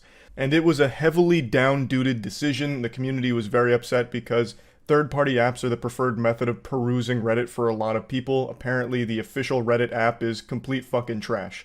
I'm not a huge power user of Reddit, so I was ignorant to all of that. However, I always stand by my belief that if a third-party app is offering a better service than the official one, it should have the right to exist, and it's wrong to try and force them out just because you made a dog shit official app. And I'm also never, pumping my fist and celebrating a company's insatiable gluttony and greed. So I've been out here with the foam finger on the sidelines cheering and rooting for the Redditors that are striking, and it was actually wildly successful. On day one of the protest, there was like 10,000 subreddits almost that went private. They shut down, which effectively shut down Reddit for the majority of users because they couldn't generate content anymore since there wasn't any content left. Reddit is a platform that only exists because users are on it, so if the users aren't there, there's fucking nothing on Reddit. It has no purpose, no reason to exist. It's like the butter bot from Rick and Morty with no butter. So Reddit wasn't working. It was a wildly successful day one of the strike. And now we're 3 days past the initial strike, and I want to give a little post-game analysis here on where we're at. What you're looking at here is the CEO of Reddit. I've actually never seen him myself here, and he's pretty much exactly the mental image I'd have of a Reddit higher up on the food chain. It actually looks like they just typed Redditor into Midjourney and generated this image.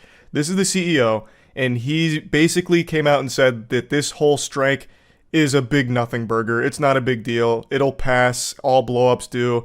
And they didn't really see a huge effect on Reddit as a whole from the strikes. Now, unfortunately, I don't think a ton of people are surprised here, and this is something I mentioned in the initial video I made on the situation. There was a huge fumble here, a big fucking blunder on the chessboard opening from the Reddit protests. They gave an end date. They said, we are going dark for 48 hours. They told them when it's going to stop. So most people, myself included, understood that this wasn't going to really put the wood on the Reddit CEO or a ton of pressure to fix anything, because he'd only have to grit his teeth and bear it for 2 days, and then it goes back to business as usual. And that's exactly what he's saying with a shit-eating smile on his face. He is just saying, yeah, it's gonna blow over. We just have to go 2 days here. Oh well. You know, and then he just like brushes his shoulder off. No biggie. He banked on Reddit users being more addicted to karma than heroin. So after the 2-day protesting period, users would flock right back to the service like Disney World was opening again and Spider-Man mascots were ready for pictures. So everyone just floods right back to Reddit.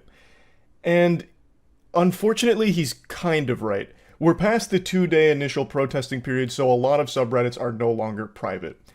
But there are a ton of them that still are. There's a lot of subreddits that didn't agree with 2 days, saying like that's not enough, that's not going to put enough pressure on them, he's just going to endure it and it's not going to lead to change, which I think is the right mentality. That is correct. It didn't lead to change. 2 days was not enough.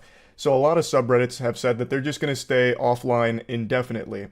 And a lot of them still are. So going on Reddit right now, a lot of the bigger subreddits still aren't available to access, which is actually a pretty big deal for the platform, but I guess we'll have to wait and see if they can truly stick to their guns, really test their strength and willpower, their resolve, to not have a subreddit to rule over. Can the Reddit mods stand strong and truly put the pressure on Reddit and stay offline until Reddit gets rid of this API greedy change? But in the meantime, the Reddit CEO Steve Huffman is just kind of gloating and spitting in their face, saying that this whole blackout hasn't had significant revenue impact and that the company anticipates that many of the subreddits will be back online by Wednesday.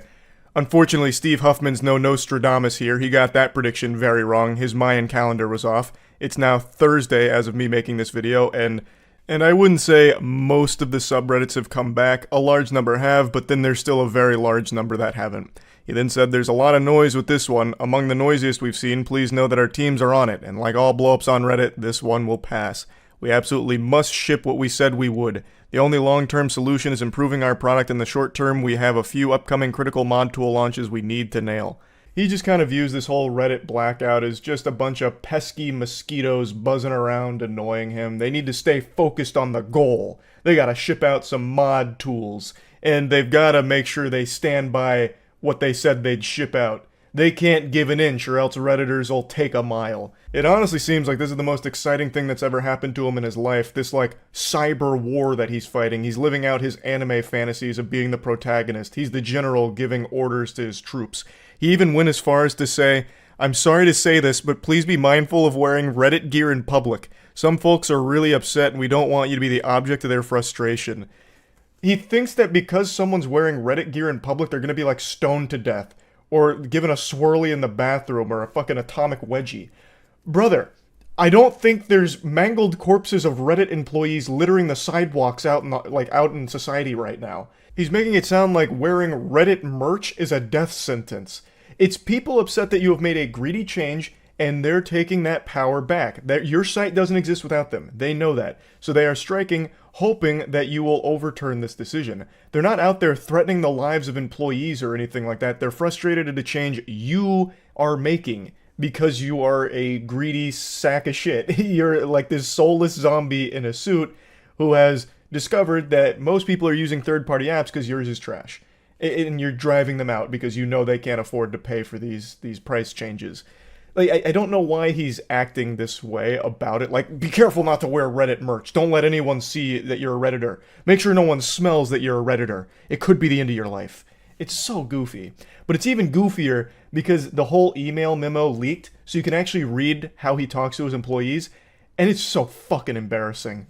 So he kicks off this internal memo by saying, "Hi, snooze." And I've never seen that word in my life. I didn't know what that word meant. I thought he had just dropped a slur in here. I had to look it up to try and piece together the puzzle and figure out what that meant. And apparently snooze are like little Reddit avatar things. So he's basically just doing what Discord used to do with Wumpus and Springle, the help support elf.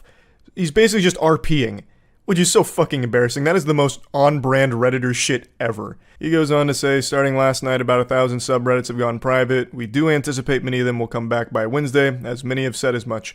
While we knew this was coming, it is a challenge nevertheless, and we have our work cut out for us. A number of snooze have been working around the clock, adapting to infrastructure strains, engaging with communities, and responding to the myriad of issues related to the blackout.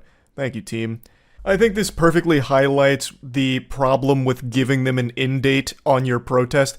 In the memo, he's even like, yeah, we know many of them will be back by Wednesday because they told us. Like, there was just no reason to fucking put a time frame on it, like a time limit. Hey guys, we're protesting, but just for 48 hours. That's it. So, yeah, don't worry about it. It's just a 48-hour protest. That was fucking silly. Now, that number went from 1,000 subreddits going private to about 10,000, which I think is far more than he expected. However, a lot of them have come back now, but not all of them. Still a large number are down. But you can see how not seriously he took it. Like, he didn't care that much about it internally. He's just like, yeah, we knew this was probably going to come, and it's, you know, somewhat of a headache, but you guys have got this. It's not that big of a deal. Thanks, team. Good work, snooze. We do not see any significant revenue impact so far and will continue to monitor. And then he goes into what I've already covered where he's talking about how it'll blow over because everything on Reddit blows over because everyone's too addicted to the platform. They'll always come back. Then he goes in to say, the two biggest third-party apps, Apollo and RIF, along with a couple of others, said they plan to shut down at the end of the month, but we're still in conversations with some of the others. And as I mentioned in my post last week, we'll exempt accessibility-focused apps and has so far reached agreements with RedReader and Dystopia. Now, this is something that I think is worth talking about just briefly. He says that accessibility-focused third-party apps will be exempt from the pricing changes, but I think that's ephemeral. I think that's just a little band-aid here for a PR move where he's going to allow these apps that focus on accessibility to exist exempt from this price change, but only for a brief period of time. I feel like as those become more and more popular, he would start to subject them to that pricing change as well. This is just one of those things where he's trying to save face, like, these are direct competition and I don't like the developer of Apollo. We had very dirty talks. For those that don't know, Apollo and Reddit were directly communicating and things went very sour. Fucking Reddit started accusing the Apollo dev of, like, blackmail and a bunch of other things. Just, like, started throwing a bunch of feces on his face, and then eventually the Apollo dev had to come out and clear his name, so that was a whole can of worms. So this is the Reddit CEO going like, those are bad actors, they're shady, but the accessibility-focused third-party apps, they're fine. But I feel like that wouldn't last very long if they started to become more and more popular. He'd once again just make sure that they pay this crazy API price once they're more popular. But that's just pure speculation from a fucking dumb idiot like me. Overall, I find this whole situation pretty interesting because this is a top 10 website in the world, and the users here really have an incredible amount of power, which is uncommon in situations like this. If the users all just agree not to unprivate the subreddits, the site actually just can't function, like we saw earlier this week. So them protesting like this has actually done significant damage. Regardless of what the Reddit CEO says, the fact that people couldn't access it for like a whole day is a big deal. Like that is huge. And I think they started to notice that, which is why so many are still offline. I do hope that they overturn this decision. Like I said, I hate corporate greed like this, and I always believe that third-party apps that offer a better service should have the right to exist. So I am rooting for them here, but I am not expecting a huge change from Reddit here. I don't think they're going to go back on their decision. I think what's most likely to happen is the Reddit CEO will just install new Reddit mods and then force the subreddits to unprivate. He'll just go behind the scenes internally, flip the switch, have the subreddits go live again, get rid of the mods that were protesting, install, new mods that'll just be his little puppets that he can control, and that'll be how Reddit gets back on track. That's my theory, once again, purely speculation from a dumb idiot. But that's kind of what I'm expecting to happen. I don't see a world where they walk back this pricing model, but I really do hope they do. Like I said, I am rooting for the Redditors in this case, and just wanted to give a little update since now we're past the 48-hour protesting period and there are still a lot of subreddits that are staying closed, which I think is great. So yeah, Reddit's not fully dead yet, but it's looking a little iffy for the future of the platform at the very least. That's about it. So yeah. We recently experienced a government shutdown, and now, with the 1-2 punch here, the two-piece combo, we are experiencing something even more devastating. The r/art shutdown. Lord help us all. The mods decided to sail off into the sunset, and it looks like that subreddit is now just in shambles. With no tyrants to moderate it anymore, there is nothing left. And they couldn't even just leave without making it cringe. They made a post about it. I'll go ahead and show you that real quick. But in a nutshell, if you haven't followed the story at all, there was a mod on r/art who took down a post from an artist named Hayden Clay because he had mentioned the word print when replying to a compliment in the thread, which is against rule number 9 on the 10 commandments of r/art, where you can't promo anything.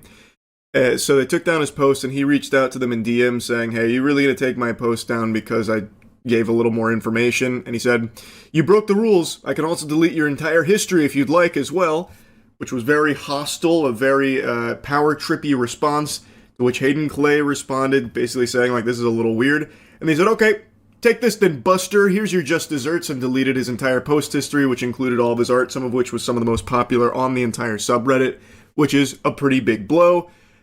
Hayden then responded to that again, just saying, like, this is ridiculous, seems like you have a vendetta, and he said, I don't know who the fuck you are. Some main character energy, just really eye-rolling, nauseating shit. To which Hayden once again responded about, like, how ridiculous it was, and then they said, you're reported for harassment, have a good day, which ended up immediately banning Hayden from Reddit for 3 days, because apparently Reddit mods have that kind of power, where even the admins will just bend the knee to them. It was a huge deal, big hoopla. I made a video about it yesterday, and everyone was upset at these mods because this is just completely unfair and it's ridiculous. It's unhinged to be behaving that way. And now, in response to everyone calling it out, this is what they did. I know, apparently the r/art mods are throwing in the towel. They made this dramatic post. We out. You win. We all resign. This is them signing off, I suppose, after so many people called out what they did as being just fucking ridiculous. They can't even just leave without making it cringy. It's impressive. They still had to do some kind of little song and dance on their way out. I know, they think this shit went so hard. It's so tough. Just fucking dorks. Just complete dorks. Power-tripping dweebs. So everyone was making fun of them, shooting spitballs, myself included. How can you not make fun of a vermin this embarrassing? And then, this afternoon, they made this post. So I guess they're resigning, which is cute, because it's not like a real position. It's not like a, you know, give me your badge and your gun. This is literally just logging out. That's it. This is one of the bigger subs, too. They'll be replaced quickly. They're probably just going to make alt accounts. They're not going to be replaced. One thing that I have learned about Reddit is that there is this upper echelon of, like, closed-door handshake mods that all moderate, like, 90% of this fucking platform. And this is such a big subreddit, there's no doubt in my mind they're just going to have them make another account to be a mod or some shit, pretending. There's no way. They're not going anywhere. That ego response by the mod. I mean, it's crazy ego just from being a fucking unpaid moderator of a subreddit. Also very possible they paid for the position to begin with. I don't know about that. I don't know how that works. If you pay to be a mod on Reddit, that should be a jailable offense. It would be so interesting if someone infiltrated the inner circle of Reddit mods. I think it'd be interesting, yeah. I think that actually would be a fascinating story. Because maybe some of them do get paid for it. It's possible. I doubt it, but it is possible. It's just so lame. They couldn't even just recognize that the problem was their behavior. There's just no level of, like, self-awareness, it seems. Like, if you're gonna resign, which again is just such a loser way of putting it, you are a fucking unpaid janitor on a Reddit subreddit. Like, come on. It's not that big of a position here where, you know, there's gonna be some kind of, like, ceremonious ordeal around it. But if you were going to, like, relinquish that position, maybe having some reflection like, here's why. I understand where you guys were coming from. I apologize for being such an insufferable douchebag asshole to this artist. You know, maybe something like that would have been in good taste. But instead, they just hit you with the, we out, you win, we all resign. It's just, it's just so skin-crawlingly annoying. But I guess this is a very strong brotherhood because it was one moderator who went rogue. Well, potentially two because of the story I covered 3 years ago where a guy fucking melted down because he thought one of the artists submitted AI art when he was proven wrong. He said, well, your art isn't what I like anyway and AI can do it better. Get out of here, Buster, plus you're muted. That could have been two different people, but at most, that's two people on this mod team. That's not the entire mod team.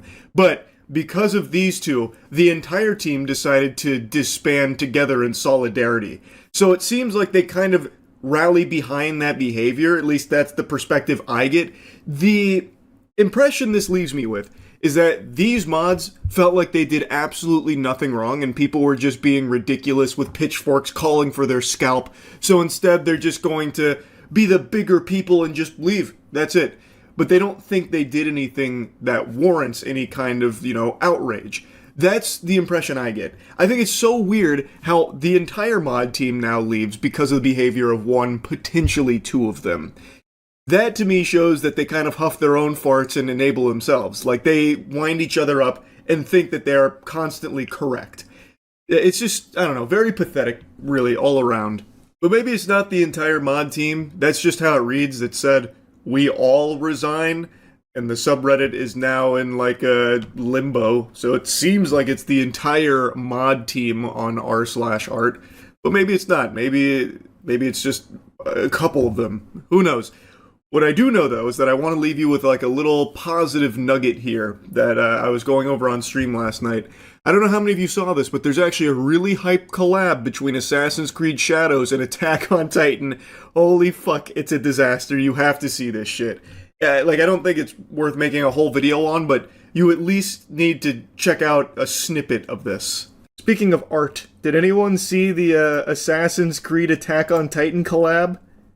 It's incredible. This might just get me back into Assassin's Creed. It is actual peak. Look at this shit. This might just have me fire up Assassin's Creed Shadows. Ascend!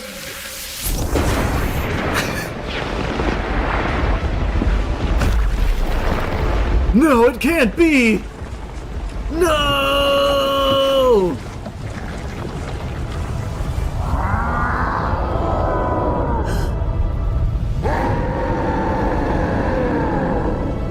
Get out of there!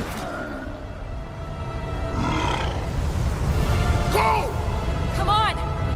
Come and get it! Why does he look like Skibbity Toilet? I don't know, that's Ubisoft polish for you right there, baby. Oh, also, if you were thinking that you were going to be able to fight this as some kind of boss fight or something, think again. This is the extent of the encounter. You just run away and then he gets trapped.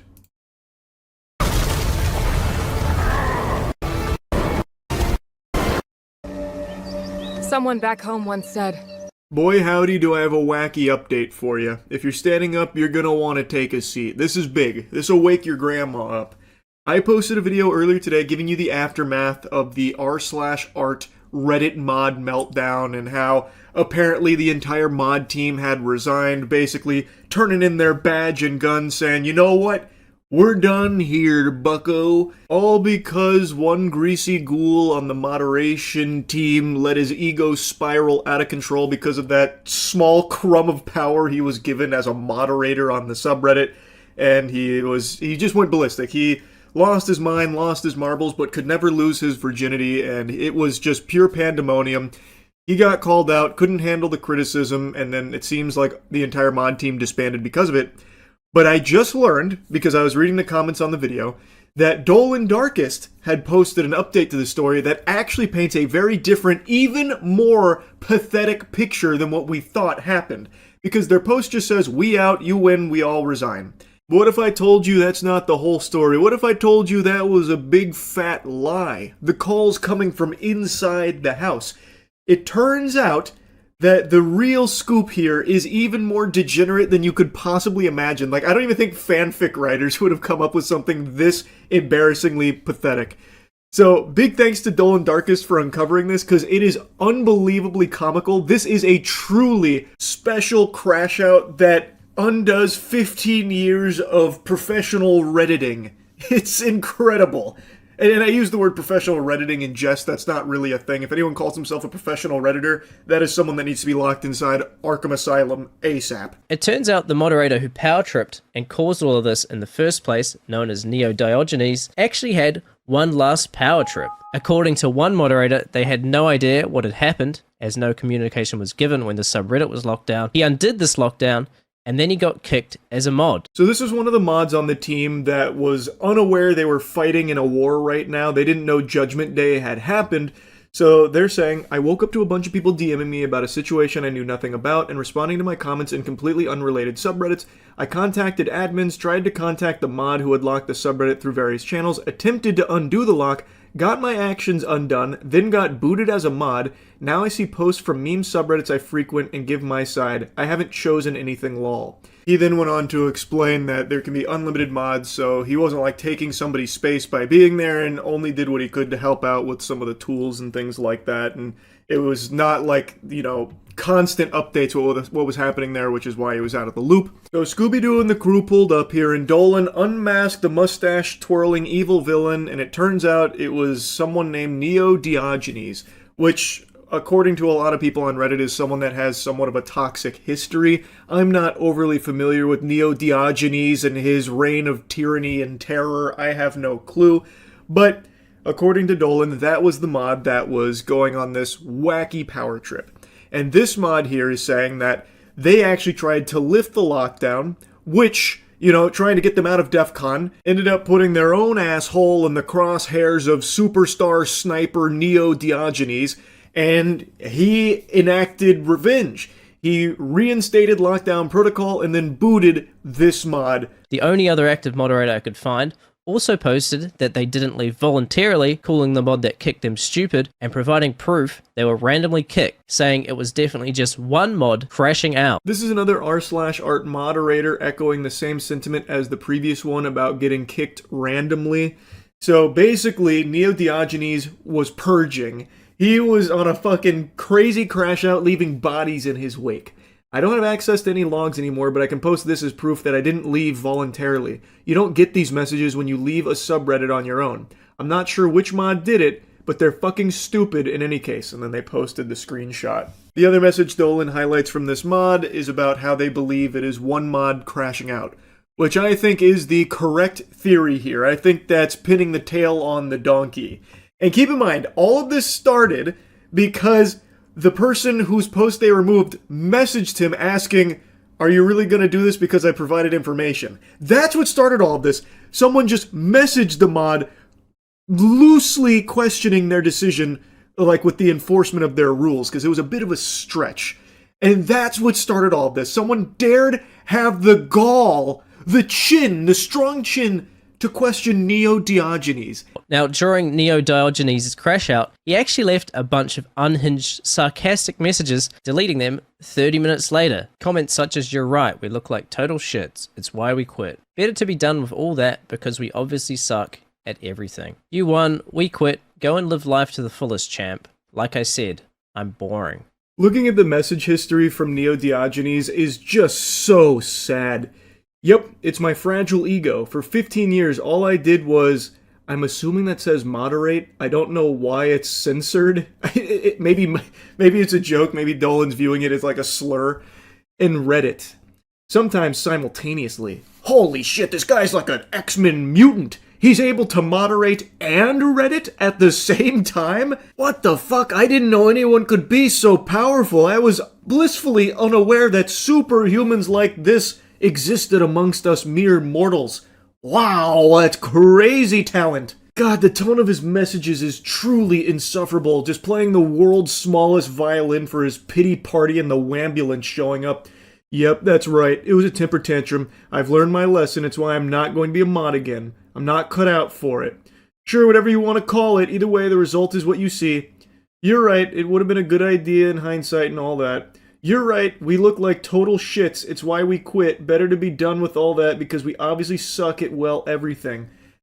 Actually disgusting that he's roping in anyone else on the mod team to his temper tantrum. This was a solo project here from this guy. It was entirely just him alone on the front lines of this battle. The mod team was not backing him from everything I've seen. And now, it looks like he has completely nuked his Reddit account. I actually caught this in action when I checked out his account earlier today. All of his posts being deleted and replaced with random words using a plugin, and now his Reddit account has absolutely no posts left on it, nuking 15 years of moderation that he did for free, by the way, nuking an entire subreddit because you couldn't deal with criticism, and then kicking every other mod while you're at it, making it their problem as well, and then deleting every single comment you've ever made on Reddit. That's some major main character energy there. That was a beautiful callback from Dolan there. That shit had me giggling when he brought out the major main character energy. That was what Neo Diogenes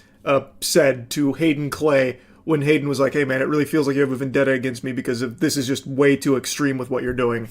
That was one of his responses. He said, I don't even know who the fuck you are. That is some major main character energy. So, based on this investigation here, with all available evidence, it seems that that post, we out, you win, we all resign, was very misleading. The truth, hidden in the pudding here, is that one mod was going through a very impressive crash out, and while still power tripping, sucking their own dick, kicked the other mods of r/art, then made that post, making it seem like they all banded together in unity and left together as a result of the backlash from this guy going off the rails. That is a nefarious plot right there. That is dubious, to say the least. So now all the other mods that seem to not be on his side at all have now been roped into it because of him kicking them, making that post, making it seem as though they were still suckling off his nipples there. Like, hey, we're in this together. Like as if they were backing him up. But that's just not the case, it doesn't seem. That's crazy to go this far. So he kicks all the other mods and then deletes his entire 15-year Reddit history, and it seems like Reddit is the most important thing to this guy's life, so that is a big fucking deal. All because the guy whose post you removed dared ask for more clarification and if there was any wiggle room to maybe, like, instead of delete everything, just remove that comment that he believed was violative. Because someone dared ask him a question and try and, like, expand and question him, it started this crash out. That's unhinged. And I'm not exaggerating either. It was one message that set this guy off. They hadn't talked previously from what I can see. When that post was removed, he just asked, hey, are you really going to remove it because I gave a little extra information? And immediately he goes into, like, combat stance. He's like, all right, it's time to get pugilistic. You ready for fisticuffs? I'm gonna maybe delete your entire post history. Would you like that? I could do that if you want. And the guy's like, okay, bud, calm down here. And he's like, okay, it's gone. Like, that's it. He took the smallest, most trivial nothing burger and blew it up into this. I just can't, like, it is a very special crash out. And also, my apologies to the mod team. I had no idea that he was using you like puppets in his game here. He was the chess master and you were pawns on his board. I didn't know, and I apologize for, I guess, making the assumption that you were all, you know, fighting together here based on his posts saying that you were, or implying that you were. And I'm going to be super honest with you here, sports fans. It's hard for me to even be mad at this mod anymore. It has become, it's so fucking cartoonish at this point, this level of pettiness. I didn't even know somebody could be so petty. I didn't know that was possible. And from what I can tell, Hayden Clay as a result of all of this, has gotten a ton of support, so that's really good to see. And it has just been a pretty incredible series of events to watch unfold here over the last 24 hours. Anyway, I had to give you the follow-up here once I watched Dolan Darkest video on it. Unreal, that's about it. See ya. Today started like most days for me. I consumed a healthy breakfast conducive to muscle gain and good for a growing boy's metabolism, and then I innocently hopped online, only to be met with shock and disgust when I learned that my reputation is being besmirched and my masculinity being challenged. But my pride is not wounded. I hopped on Reddit and discovered that I'm being cooked like a Thanksgiving turkey right now. It all started with this post. It's a screenshot from a comment on a video I made over a year ago that says, "Charlie looks like when Deadpool gets torn in half and he grows back a baby's bottom half." And then in the comments, they all start dogpiling on me. I'm getting attacked from all sides. I'm surrounded. But you know what? It's like Hulk Hogan said. Hulkmania is gonna run wild anyway, brother. Okay, yes sir. I'd never tear a shirt this high quality. This is a moist white tee from moistglobal.com, so that's the reason it didn't tear. You couldn't tear this thing apart with a fucking chainsaw, it's so well made. So that's what happened there. But yeah, anyway, I wanted to come in here and tell you exactly what's going on here because I feel like the comment section was misled by this photo. This picture is just a bit misleading. The perspective on it's all cattywampus, and you know, they say a picture's worth 1,000 words, and all 1,000 words that this picture's saying are lies. So I just wanted to give you the truth and tell you what's going on here. And you know, I know you think you're so tough from behind your keyboard, talking that shit, but you wouldn't say it to me on the playground. Yeah, but anyway, let's get into why they're wrong and my legs don't look like baby legs. So I think it's pretty clear here that the comment section doesn't understand light refraction. So as we all know, light refracts whenever it travels at an angle into a substance with a different refractive index. This is called optical density. And what's gone on here is it's around 6 p.m., maybe 6:30 p.m. The sun's starting to go down a little bit. So the light's bending in all kinds of weird ways as we know it to do around that time frame. And what's happening here is as it's entering in through that glass door, it's bending around my legs, and as I'm doing this pull-up, I'm very slightly leaning forward a bit, so it's changing the angle of azimuth. And when the picture was taken, the aperture was all over the place as well. We didn't set it up properly. It's kind of like when you look at a helicopter blade and the shutter speed matches the blade speed, and it looks like the helicopter's blades aren't even spinning. That's what's happening here with my legs. So it's just causing all kinds of optical density problems, which is why my legs look so cartoonish here in this frame. I also distinctly remember there being a weather balloon lingering overhead, which is of course known to cause all kinds of problems when it comes to light refraction. So it was causing the light to do all kinds of weird gymnastics, which threw everything out of whack here, leading to this, disaster of a photo. So let me show you what my legs actually look like because it's clearly not represented appropriately or accurately here in this photo.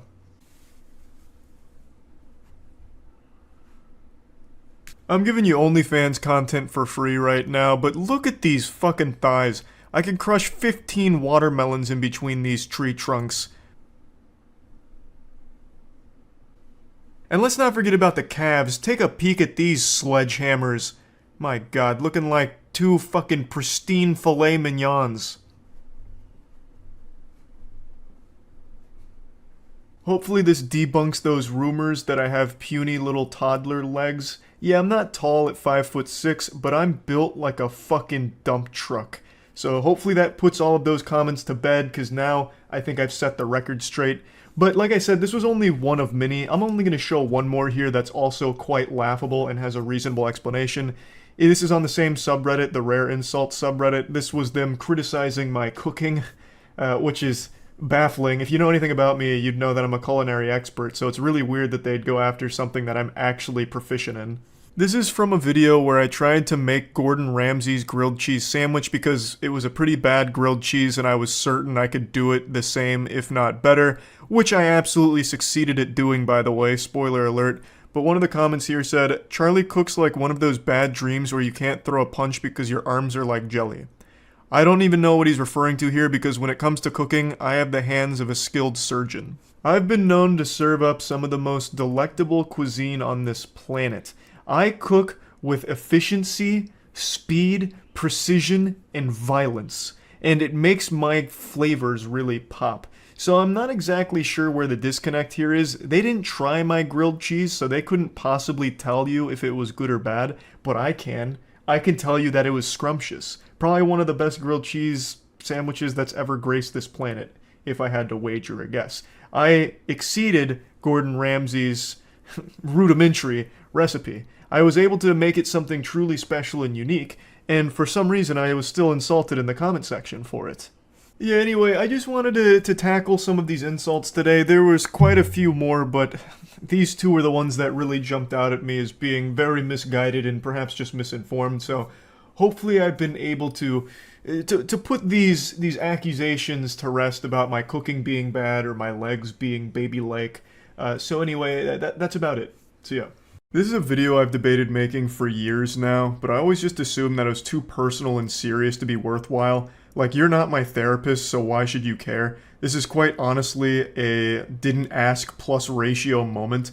But I figured since I already kinda popped the seal off of this kind of content 5 years ago when I opened up about my OCD, I figured why not let this genie fully out of the lamp and talk about a mental problem I've struggled with since I was a kid. It's called hypochondria, and it's basically health anxiety but to an extreme level. It's health anxiety going insano style, fucking turbo mode, and for me personally it's had a massive impact on my life. It started when I was around 13 or so, roughly the same time period when my OCD tendencies really started to manifest. And as you can probably imagine, puberty was pretty miserable for me. While you were jerking your meat, I was studying WebMD. I knew about prion diseases before I knew about algebra. I would just stay up all night scaring myself with medical information and shit.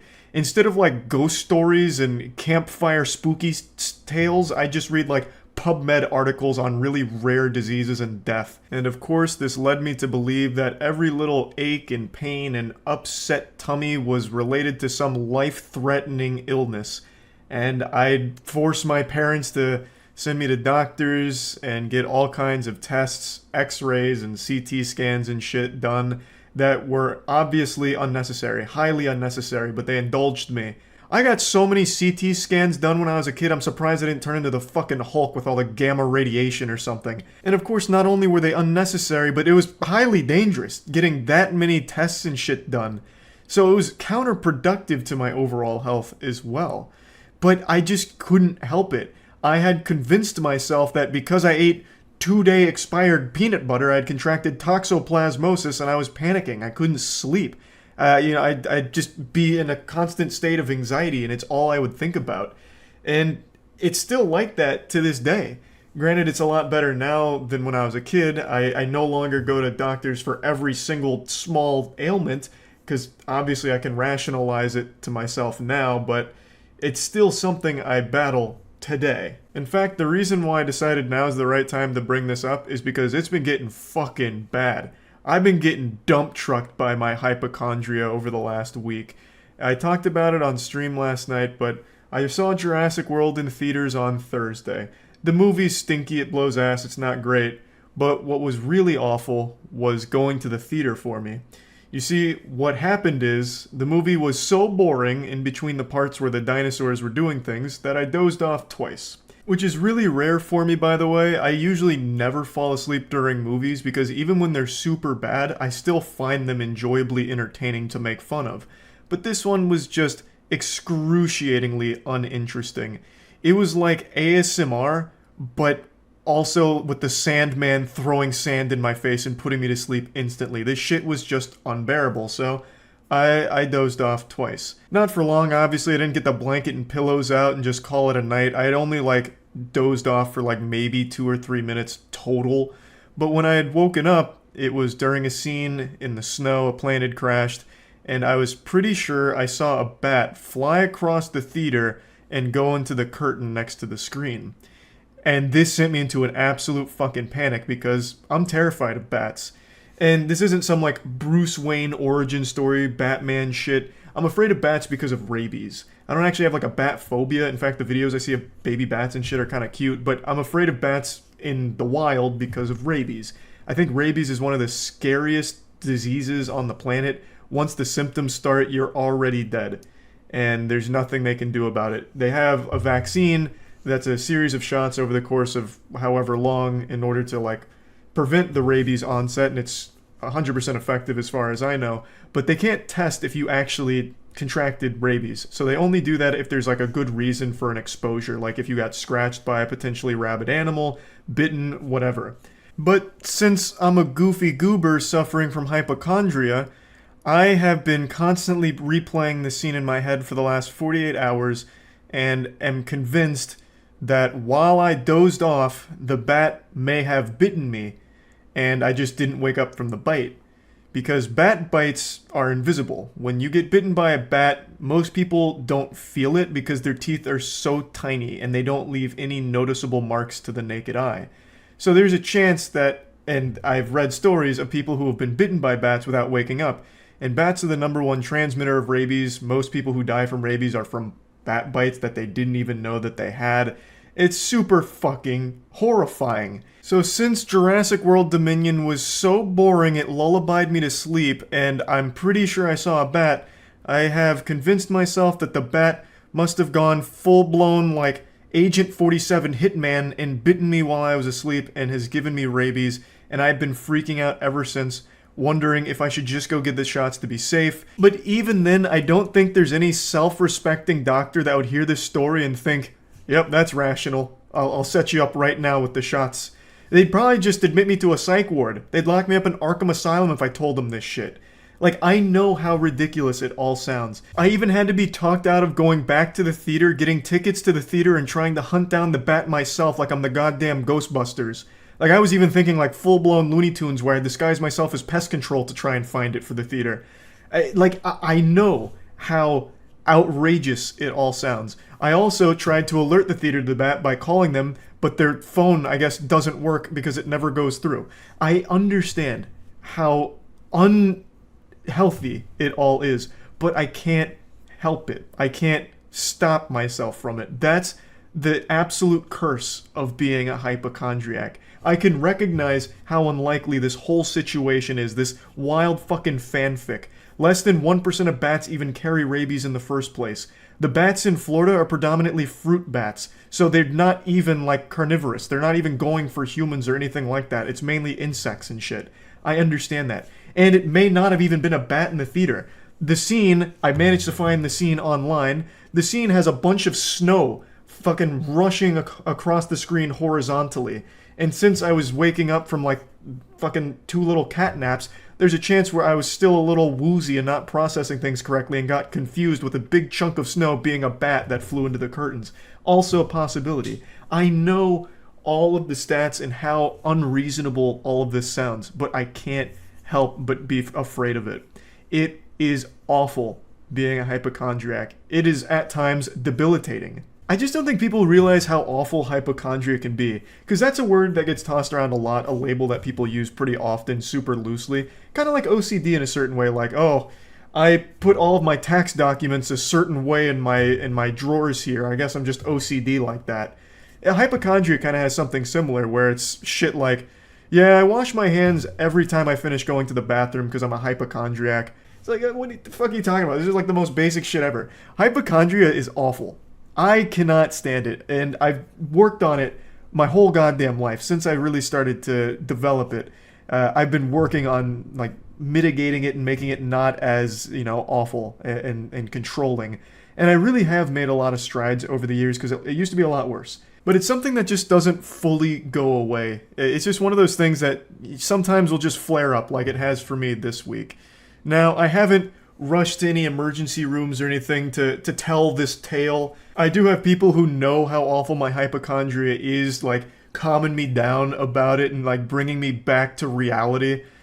So I think I'm just gonna muscle through it and really pray that my theoretical series of events that I've concocted is wrong, entirely wrong, and pray that I haven't actually been bitten by a rabid bat. Now, like I mentioned, it used to be a lot worse. I do think I've gotten pretty good at managing my hypochondria tendencies, except for this week. Obviously, it really fallen off the wagon, but prior to this, I really do think I was doing a great job of it. And the way I accomplished like getting over a lot of it, since I've had it for so many years, what I found most effective is distractions. I don't know if it's the healthiest way of doing it since it doesn't actually tackle the core problem, but distractions have just been invaluable. Whether that's distracting yourself with projects or things that you're interested in, like passion projects, whether it's developing a game, for me it's making shit, streaming, whatever. Being around friends, doing things with friends, being active, working out, playing sports, whatever. Just distractions in general, I've always found to be extremely, extremely helpful with things like hypochondria or OCD for me. Because it pushes them to the side where it's not like the only thing that I'm thinking about, to the point where I almost forget about it or completely forget about it. And I truly believe that with hypochondria, it exacerbates every possible issue. So every little thing that may be out of whack, you immediately think is the worst thing ever. So like a small pain in your foot is the worst pain you've ever felt in your life, and something must be dreadfully wrong with your foot. But then with distractions, you stop thinking about it as much and you realize, it feels better now. Maybe it wasn't as bad as I thought it was. Maybe it was nothing, because now it's gone. So I just really feel like distractions are invaluable in helping with things like hypochondria and OCD. So yeah, up until this week, that's basically been my main strategy, and it's worked super well. And I'm sure it'll work with this too. It's just I haven't had a whole lot to distract myself with over the last couple days. So I just still thought it'd be worthwhile to make this video like in the height of a hypochondriac episode. Just for the sake of, opening up about it a little bit, since it's something I don't think a ton of people talk about, and I've already talked about serious shit before, so why not again? Maybe this will help somebody, I don't really know.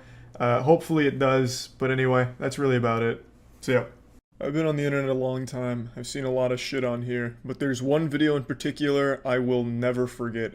It's a video that's permanently burned into my psyche. And it's not an old video either. I only saw this like 8 months ago, maybe, and I've brought it up, I think, twice now.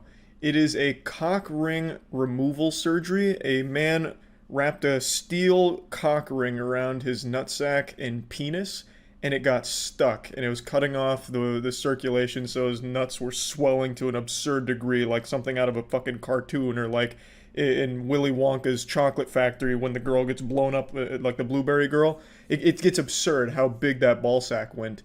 And the way that they got the cock ring off was they used a circular saw and bolt cutters. For obvious reasons, I can't share even a single frame of this video with you, but I was talking about it on stream. I'll go ahead and play that clip just to kind of paint it a little better for you. And then I want to talk a little bit more about this video and why it's probably going to be a video that will always live on in a special place in my heart. I also agree with that, and I'm no medical expert. Yep. I did, however, see a video of a guy who trapped his ball sack and penis in a male chastity cage. The short of it is his balls swole to such a crazy degree that it swelled to such a crazy degree that they looked like my ass cheeks. So he had like giant fucking balls, and when I was watching this, it reminded me of it as it kept expanding, because his balls, the chastity. Or no, it wasn't a chastity cage, it was a cock ring. He wrapped it around his balls and his dick, and it was too tight, and it was made out of steel. So they just kept swelling and swelling and swelling until they were the size of basketballs.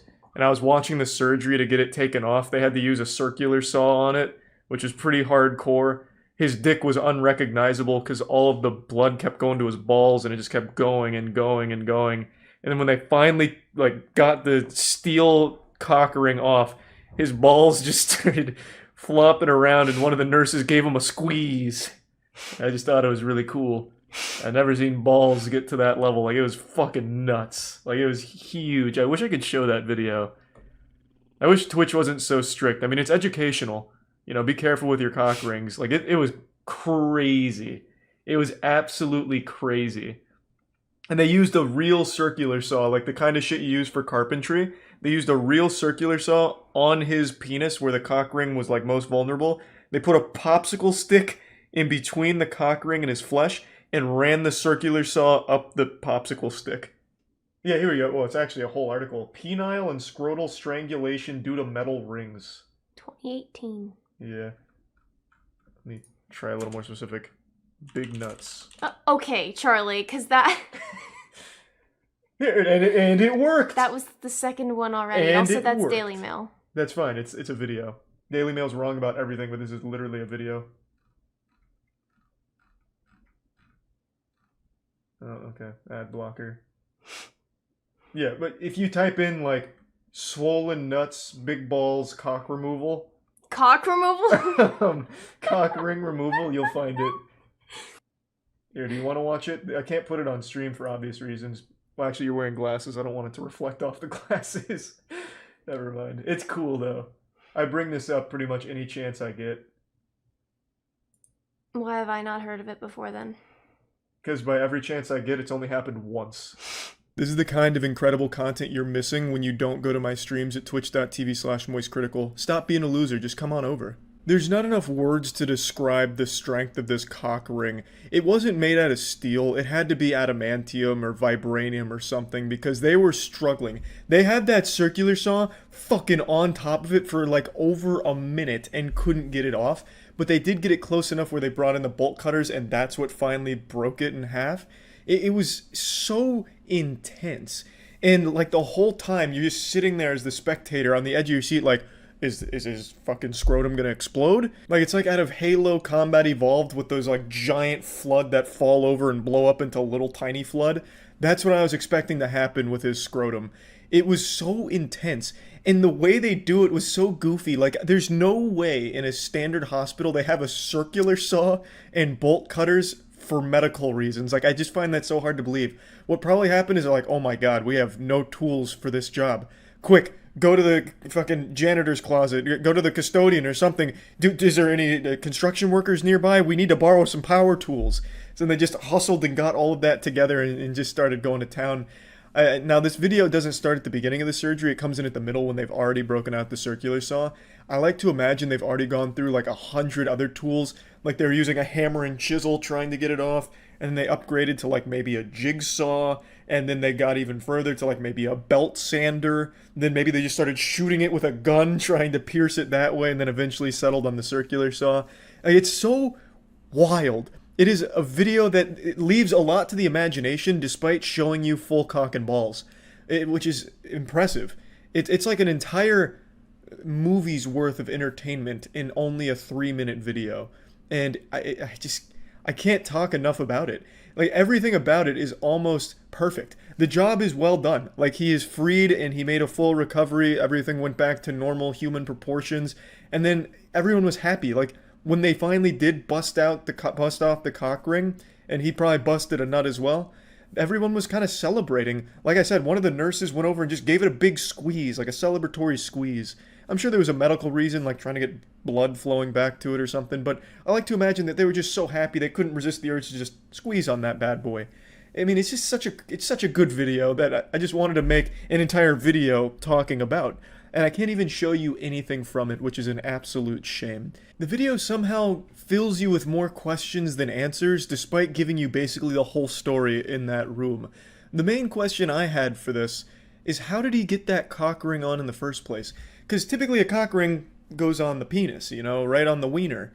But somehow he was able to stretch like a very tiny cock ring that was made out of like 15 pounds worth of steel. It was like a vault door cock ring. He was able to stretch that not only across his penis, which maybe was a small dick, I'm not sure, because it was so swollen that it may have appeared bigger than it was. But he was able to wrap it around not only his penis, but squeeze his entire sack through it. Which I just don't know how that's possible. Clearly this isn't like a cock ring that's like snaps on or something. Because if it was able to snap on and off, they would have had no problem doing that. They would have absolutely found a way to snap it off and free it. He probably wouldn't have even needed to go to the hospital if he could just snap it off. Unless, of course, like a catastrophic malfunction occurred, like a hacker went in there and sealed it shut. But I don't think that was the case. I'm pretty sure it was a single solid steel unit that he stretched his penis and balls through. Which is incredible. Like, how is that possible? That's like an octopus squeezing itself through like a tiny crevice in a ship. I don't know how that could happen, because even a single testicle probably wouldn't fit in that ring. The ring is very, very small. When they finally freed it, I was shocked by the, like, how minuscule it was. I was expecting it to be something like, you know, fucking you'd find on like mining equipment, you know, like a conveyor belt or something, like one of the gadgets and gears in there, but it wasn't. It was like something you'd find in your iPhone that just plopped off. It was really small, and somehow he's able to fit all of his shit in there. Like, all of his junk was able to get right through there, all of his meat. And I don't know how. This is like almost a paranormal video in that respect, because modern technology and science tells me, and like my understanding of physics tells me, there's no reality where he was able to squeeze everything in there. There had to be something more at play. Like, I don't get it. Maybe he was born with the cock ring, and then everything just kind of grew around it until eventually it reached this, you know, meltdown point, and, you know, it couldn't get blood anymore, so then he finally had to go to the hospital to get it removed. I don't know. But I just find it hard to believe that he was able to squeeze all of it through such a small ring like that. But anyway, again, I'm getting lost in it again because the video is just so baffling. But yeah, just again wanted to talk about it because it is still, to this day, probably the most memorable, wildest video I've ever seen. That's about it. See ya. Good afternoon, class. It's me again, Professor Wetty and Ready. So please put away your fleshlights and take out your notebooks because it's time for another lesson. Today's topic: is monosodium glutamate the worst thing human beings have ever created, 10 times worse than the invention of the atomic bomb? Was the Manhattan Project actually a government cover-up to hide the truth from the people? That the government was cooking up monosodium glutamate in those laboratories?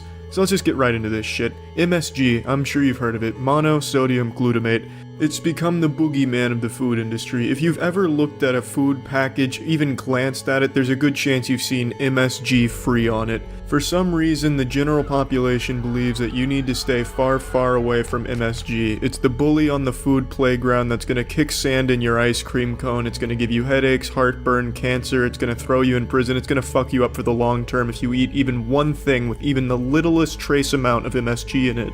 So food companies have come to understand that people will not buy products with MSG in it because of this fear of it. So what they do is they say, we've taken the MSG out, this is an MSG-free product, but now I'm going to throw this cold water on you and hit that tip of your penis with this lightning bolt of facts. The MSG is still in those products, they just hide it in other ingredients. So on the package you'll see MSG free on it, but if you turn it over and look at the ingredients and see tomato powder or yeast extract, that's MSG. They're hiding MSG in those ingredients, and that's totally legal, that's totally by the books. Now, if you've already thrown up because you've ingested MSG and now you're panicking, don't, because the fear of MSG is pretty unfounded, and I want to talk about it. So let's start with the basics. Monosodium glutamate was created in 1908. Why did it make its way into food? It wasn't an accident. It's not just because they wanted to make it unhealthy or something like that. A lot of people seem to believe that a lot of the ingredients in modern food are useless and they serve no purpose other than making them unhealthy.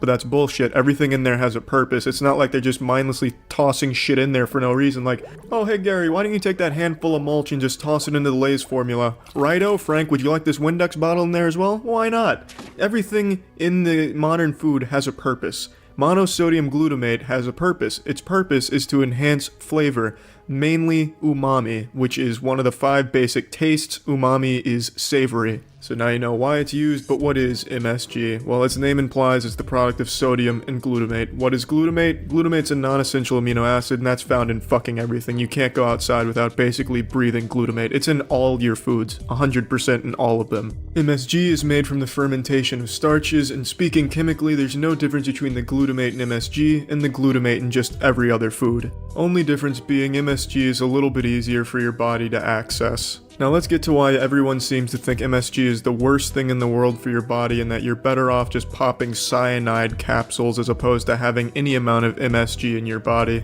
It all stems from the fact that glutamate is an excitatory neurotransmitter, meaning it excites nerve cells, and that MSG leads to an excessive amount of glutamate in the brain, which can cause damage. Thus, it was given the name an excitotoxin. Then in 1969, there was a study conducted to show that MSG was harmful by injecting MSG into newborn mice, and it showed neurological effects that were harmful, as you would expect from fucking injecting MSG like a heroin addict. In 1996, there was a book called Excitotoxins: The Taste That Kills, published by Dr. Russell Blaylock. And in this book, he basically just says that an excessive amount of glutamate can destroy nerve cells, and not just in your brain, just in general. And that's a true statement, yeah. But that's kind of fucking obvious, because if you megadose on anything, it can cause harmful effects. You can fucking die from drinking too much water, so obviously megadosing on something is going to cause some harmful effects. However, dietary MSG, the MSG that you ingest through eating shit with MSG in it, has little to no effect on the human brain because it can't cross the blood barrier in large amounts. So then why, when you tell someone MSG isn't bad, that they damn near slap you in the face because they have had a personal experience with MSG where their entire family was eradicated due to that MSG menace? Well, actually, that's kind of true. It didn't kill your family or anything. It didn't do anything super harmful, but it is true you can have a sensitivity to MSG. There's studies that have confirmed that some people just have an inclination to have some negative effects to it. Nothing too severe, just a bit of nausea and headaches and some flushing of the face, but enough to where you'd be like, alright MSG, that, fuck you. Another thing that's often associated with MSG is obesity. If you even touch MSG, you're gonna gain 5 pounds immediately. And really, there's just no decisive conclusion on this one, because some studies say that it fills you up faster, thus you're not going to eat as much. Others say the exact opposite, so it's really split. However, if you want my opinion on it based on the research I've read, I think it does increase the likelihood of gaining weight because the foods with MSG are typically the junky foods that you're going to have a hard time putting down. Thus you're going to eat more of, thus you're going to gain weight. However, one thing's for sure, MSG itself doesn't put pounds on your body. It just makes things taste better. Now, just to wrap it all up, MSG is not fucking bad for you. The fear of MSG is completely irrational and based on pretty much nothing, in my opinion. For some reason, it's just become the accepted norm in our society where if you don't recognize what's on the ingredients label, that it's inherently bad for you. Oh, green grass is in this bag of seaweed. Okay, I've seen green grass. This must be healthy and natural. Oh my god, what the fuck is this monosodium glutamate? Jesus Christ, it's the root of all my problems. All of a sudden you get fired from your job and you go outside screaming, God damn you MSG, as you shake your fist into the air. It's not inherently bad just because you don't understand it, so I hope I've helped you understand it a bit better. All of this being said, I would say avoid MSG. Not because MSG is bad, but just because the food it's found in is bad for you food. And even if you do swear off of MSG, but you're still going to eat like some shitty junk food, just know you're still ingesting MSG. It's just not labeled as MSG. I'm not trying to send you to bed with nightmares of the monosodium glutamate menace or anything, I'm just letting you know. Again, a massive thanks to Zeno for this animation. The dude is an unmatchable mountain of masculinity, so go check out Zeno's channel, subscribe to Zeno, all that good shit, because the man truly deserves it. He's mastered the art of animation. He had to turn down Pixar 100 times because I wouldn't stop begging for him to be on board, but you know what he said? He said, no, I'm too good for Pixar. And he is. He's actually got animating down to a science, so definitely go check him out. See ya. It's been a couple of years since I've done one of these, but welcome to Season 2 of Man with a Useless College Degree Teaches Shit He Learned While Obtaining His Useless Degree. Starring me, Professor Wetgood. Now please, class, take your seats and get ready, because I'm about to make your minds ejaculate. Today's subject, keto diets. What are ketogenic diets? How do they work? Can you do a ketogenic diet while playing Fortnite? Will Fortnite run for president? All of these questions will be answered in today's lesson. I'm sure the majority of you are at least familiar with the name keto diet without maybe understanding exactly what it is, but it's really been quite the fad. It's been all over the media. It's just been lighting that bitch up. People have been promoting the health benefits for a couple of years now, and it's really starting to catch on. So let's go ahead and start. Keto is short for ketogenic. I'm sure every third grader in the world could put that fucking puzzle together, but it's worth mentioning. Ketogenic is referring to the state your body enters when you go on this sort of diet. Your body goes into a state called ketosis. Ketosis gets its name because your body in this state produces something called ketones. Now, how do you get your body to the state of ketosis? You severely restrict your carb intake, you keep your protein intake moderate, you don't want to go too high, but you do want to go hard on your fats. Now let's say every morning you get up and you just can't function properly without your breakfast fettuccine alfredo to jumpstart your morning. For lunch you get a Subway sandwich, and for dinner you chow down on some fried rice. Well, A, you're a fucking monster for going to Subway for your sandwich. You might as well pick up a scoop of dirt on your way to work and eat that. There's more flavor there than in one of those sandwiches. and B, you'd have to cut that shit out. You'd have to completely change the way you eat because that right there is far too many carbs. The sweet spot for a ketogenic diet is anywhere from 20 to 50 grams of carbs per day, depending on what research you're looking at. Some people can get up to 100 grams a day and still get into a state of ketosis, but that's very rare. It all depends on your body type, but typically 20 to 50 grams a day is that golden spot where you're getting some nice rim jobs and seeing great results. Now you know how to get into the state of ketosis, but why would you want to? So when your body's in this state of ketosis, it produces what's called ketones. And in the absence of carbs, your body can't use glucose as its main energy source anymore. Thus, it starts producing ketones to replace it as the main energy source. Is glucose bad? Is it the worst thing in the world? Did it shoot your parents and fuck your wife? No, it didn't. Fuck no, it's fine. But the problem is when you eat something like, let's say, a fucking coconut and Nutella birthday cake, I'd rather eat asshole than that, but let's say you took a bite of that, what this does is it gives you a lot of glucose that your body now needs to use, and if you don't use it all, like let's say you don't run fucking 5 miles to burn all that shit off, it gets stored because your body didn't need it, so it stores it as adipose, which is fat. So now you know that using glucose as your primary energy source is fine, but if you don't use all the glucose, there's a good chance you're going to start gaining some adipose tissue. So how are ketones different and why do we prefer to use them instead of glucose? Well, first of all, ketones come from the breakdown of fat in the liver. So instead of using glucose, you're using fundamentally fat. You're using your fat as your energy source now. Now the next natural question becomes, why doesn't our liver naturally just break down fats? Why do we have to be in ketosis to really kick that shit into overdrive? It's because of the insulin levels. When you take something in, like the example I gave earlier, a coconut shit cake or whatever the fuck it was, your glucose levels go up, but so do your insulin levels, because insulin is responsible for transporting the glucose throughout the bloodstream. When your insulin levels are high, it makes it very hard for your liver to break down fat, if at all. So when you enter ketosis and you're not digesting coconut stinky shits, your insulin levels are dropping as well, which in turn makes it so your liver can break down the fats more easily. So once again, just to wrap that all up and put a pretty bow on it, in essence, you just start using fats, your fat, as your energy source. Now you know what ketones are, why they're a good thing, now you know how to enter ketosis, but now let's talk about some of the things a lot of people make mistakes on when doing a ketogenic diet. The biggest one, and definitely for me personally, this is where I fucked up big time doing keto, is your protein intake. It has to be moderate. It can't be super high. And the reason for that is when you have so much protein and you don't have any carbs coming in, your body starts breaking down protein as its energy source, and this process is called gluconeogenesis. This is the last fucking thing you want. You'll start looking all noodle-armed and noodle-dicked because your body is literally eating away your lean muscle mass. So you have to be very careful when taking in your protein. You have to be very mindful.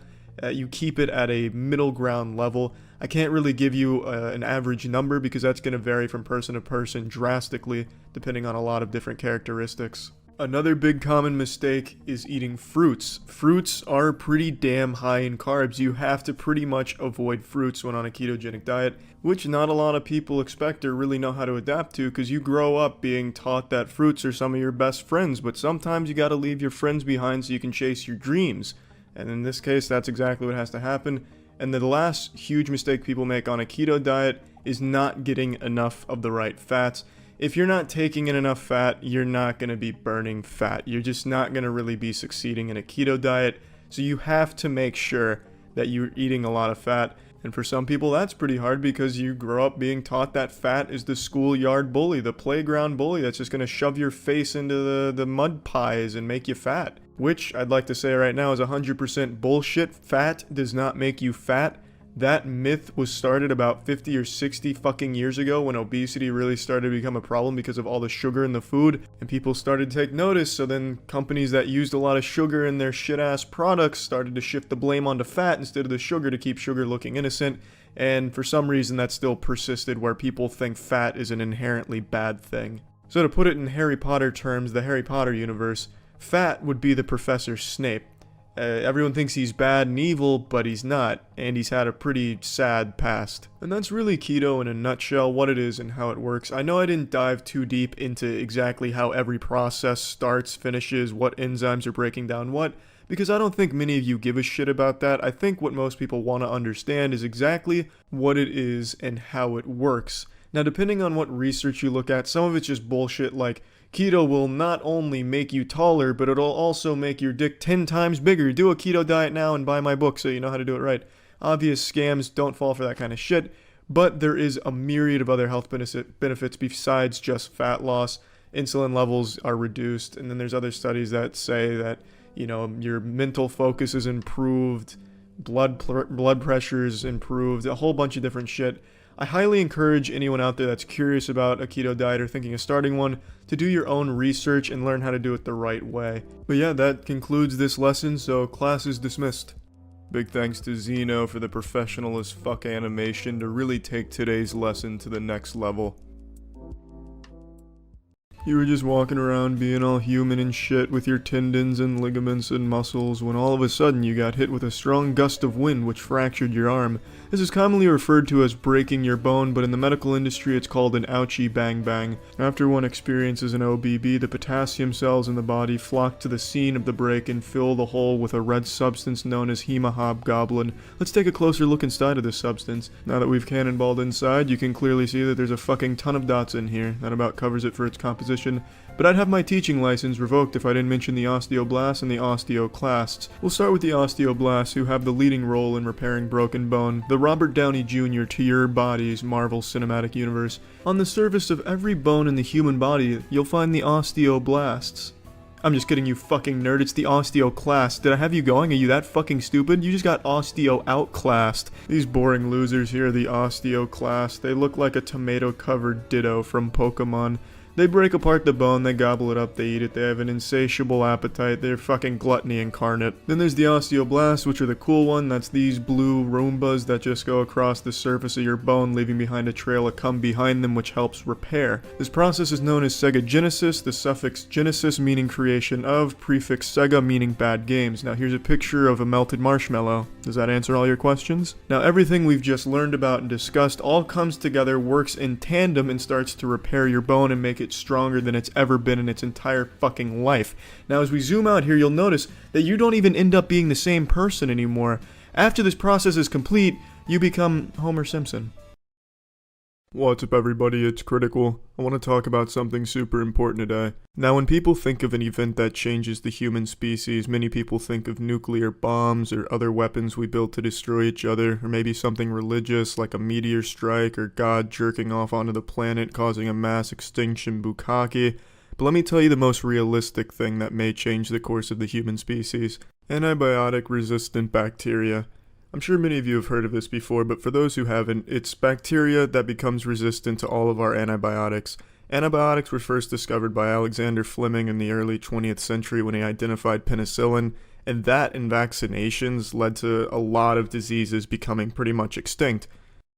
But within the last couple decades, people have gotten a lot stupider and a lot more comfortable and taken a lot more things for granted. So now you have these stupid people like the anti-vaccination troglodytes who claim that vaccinations are going to cause their kids autism and have small tits and nipples, and they just don't want that, so they don't vaccinate their kids. Then this allowed for a lot of diseases that hadn't been seen for 50 plus years to come back even stronger. And then you have shitty doctors that'll prescribe antibiotics for pretty much fucking anything. If you glue a popsicle stick to your nose and then your nose gets stuffy because of it, you can ask for antibiotics and it'll give you them.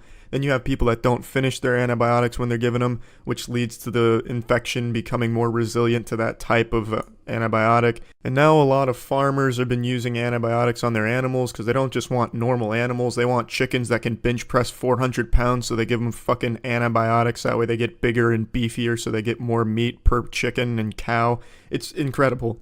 And all of this coupled together leads to the bacteria becoming more accustomed to the antibiotic, which leads to them evolving to be more resistant to it so they can continue to survive. It's basic evolutionary shit. Now, I know a lot of people sitting out there like, you know what, I don't give a shit, it doesn't affect me right now, this is something that might happen in the future, why should I care now? Well, you homunculus, it's actually going to affect all of us right now, because it's happening at this very moment. A woman in Nevada just died today from a superbug that was resistant to every type of antibiotic.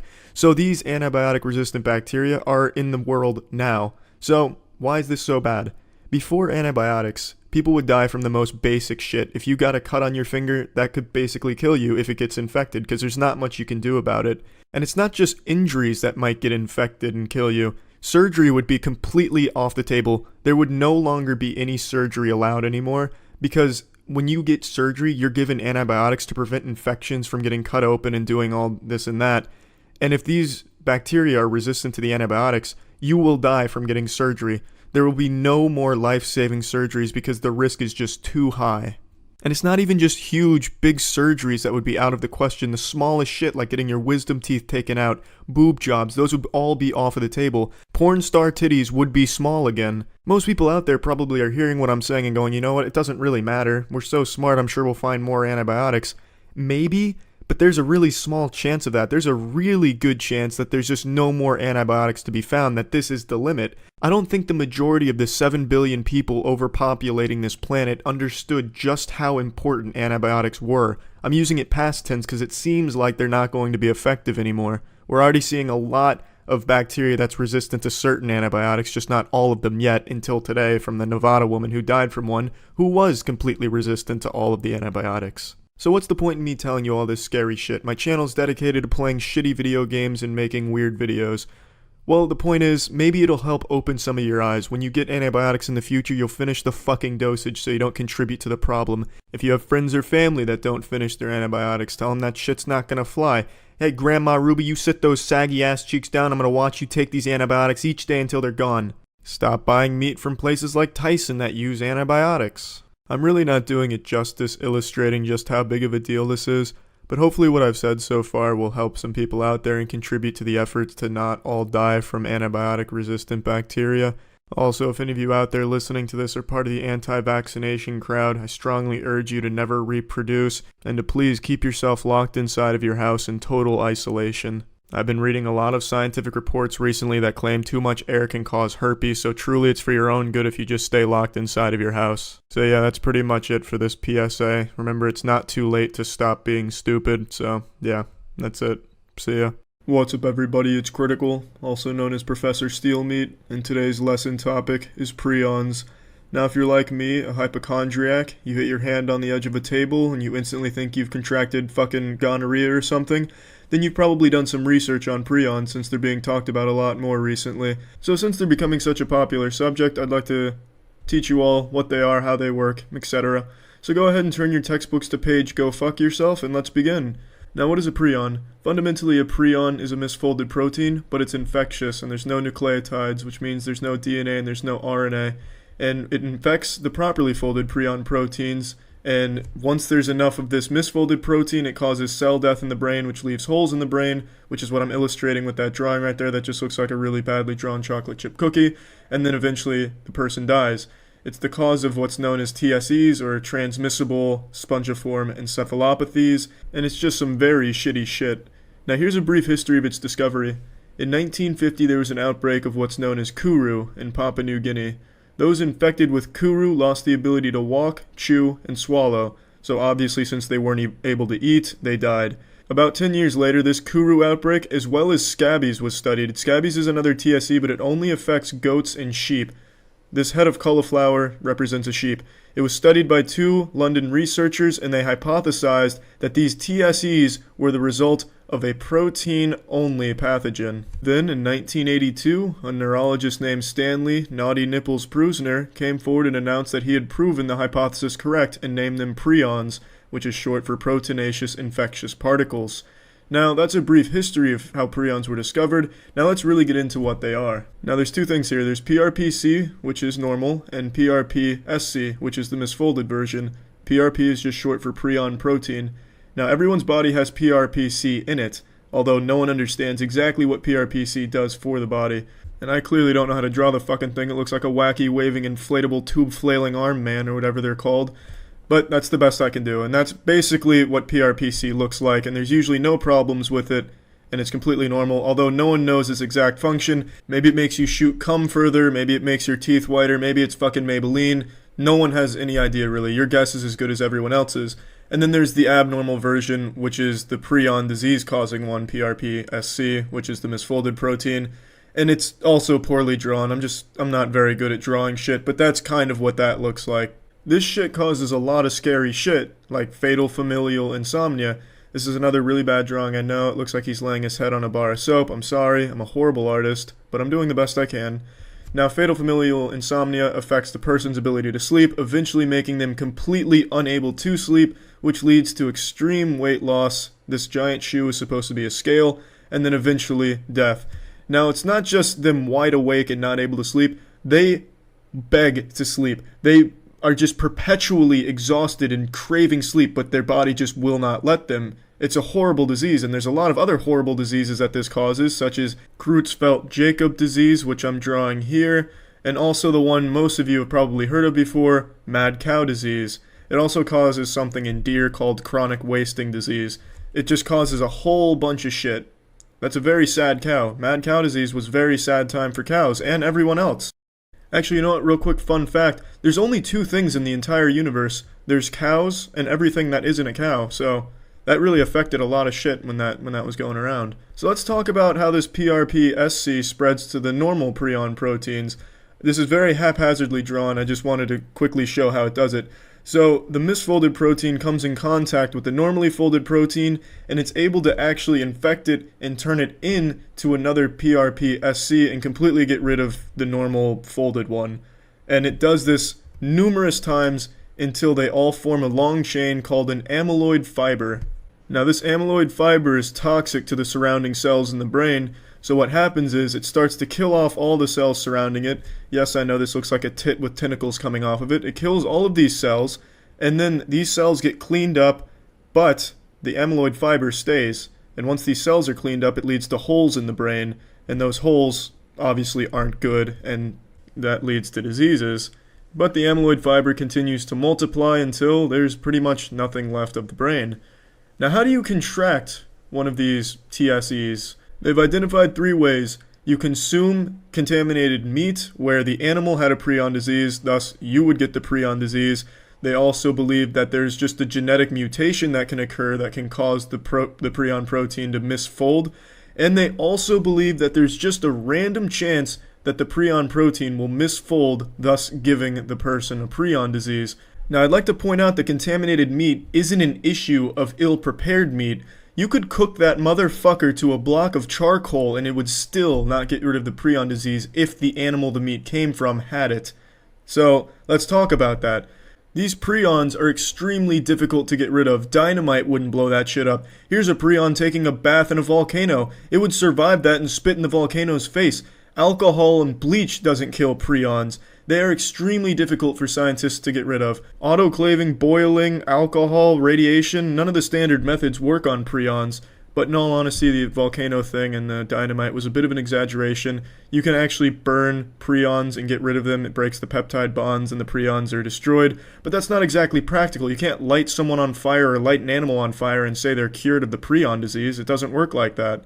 So yeah, they are extremely difficult to get rid of in an organism. Now, one last thing I wanted to touch on the subject of prions is a lot of scientists and researchers don't believe prions either exist or exist in the way that they are said to.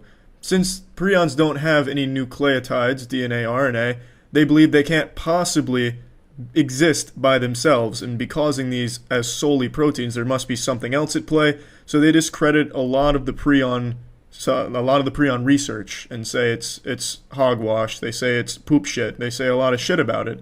So I just wanted to point that out, that there is a debate on whether or not prions A exist or B exist like they're said to. And yeah, that's about all for prions. Some really horrible shit. And that's all for today's lesson. Remember to wish Professor Steelmeat a good day, and class is dismissed. See ya. What's up, everybody? It's Critical. I'm going to be teaching you all about carbohydrates, what they are, and how they're used. Now, this is something I've never done before. I've never taught a lesson or anything of that nature, but recently I've been reflecting on all of my college courses and all of the useless knowledge that I have. And it's not really useless, just useless to me. I've completely lost interest in my field, which was exercise physiology, and basically anything biology related. So I have a lot of knowledge in that area, but I know I'm never going to use it, so I kind of thought, well, maybe I could pass it on to all of you and it might be useful to you in some way. So I decided to make this lesson about carbohydrates because there's a lot of confusion surrounding them and a lot of conflicting information regarding carbohydrates, so I figured I'd take that shit and turn it into a nicer shit. So here we go. That's my hand right there. It's held my wiener more than a few times.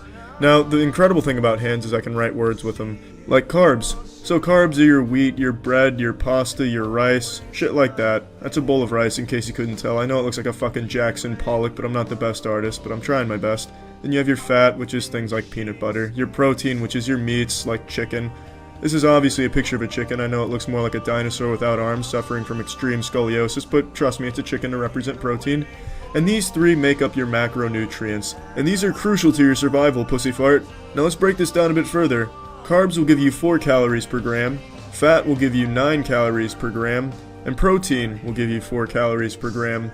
They're not all digested the same, they're not all absorbed the same or used the same way, but we'll get into that another time. I'm going to focus on carbs for this, I just wanted to give a brief overview. Now what is a calorie? Well, a calorie is the amount of energy required to raise the temperature of water by 1 degree Celsius. Now I don't want to go into too much detail on all this, I just wanted to briefly touch on it.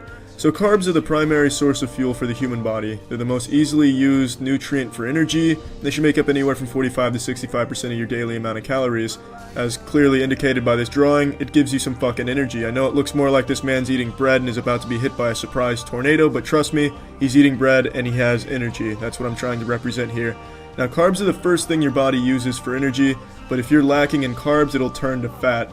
Fat will be the second thing it burns for energy, much in the same way it does for carbs. It goes through a very similar process. Now if you don't have a lot of carbs and you don't have a lot of fat, your body will resort to using protein for energy, which it does not want to do. It is very bad at using protein for energy, and it's very dangerous to do that as well, so the body does not want to do that. Something I wanted to mention, the body only burns carbs for about 30 minutes on average before it goes, oh shit, need to save the rest of this, and starts burning fat for energy, which is why those fat burning workout plans typically have you doing low intensity exercise for a long period of time, like lifting a toothpick for 5,000 reps or throwing a beanbag at a wall for 68 hours. And it's also why the ketogenic diet is so successful, because they have you eating 0 carbs and just have you chow down on buckets full of almonds and cleanse your palate with gasoline.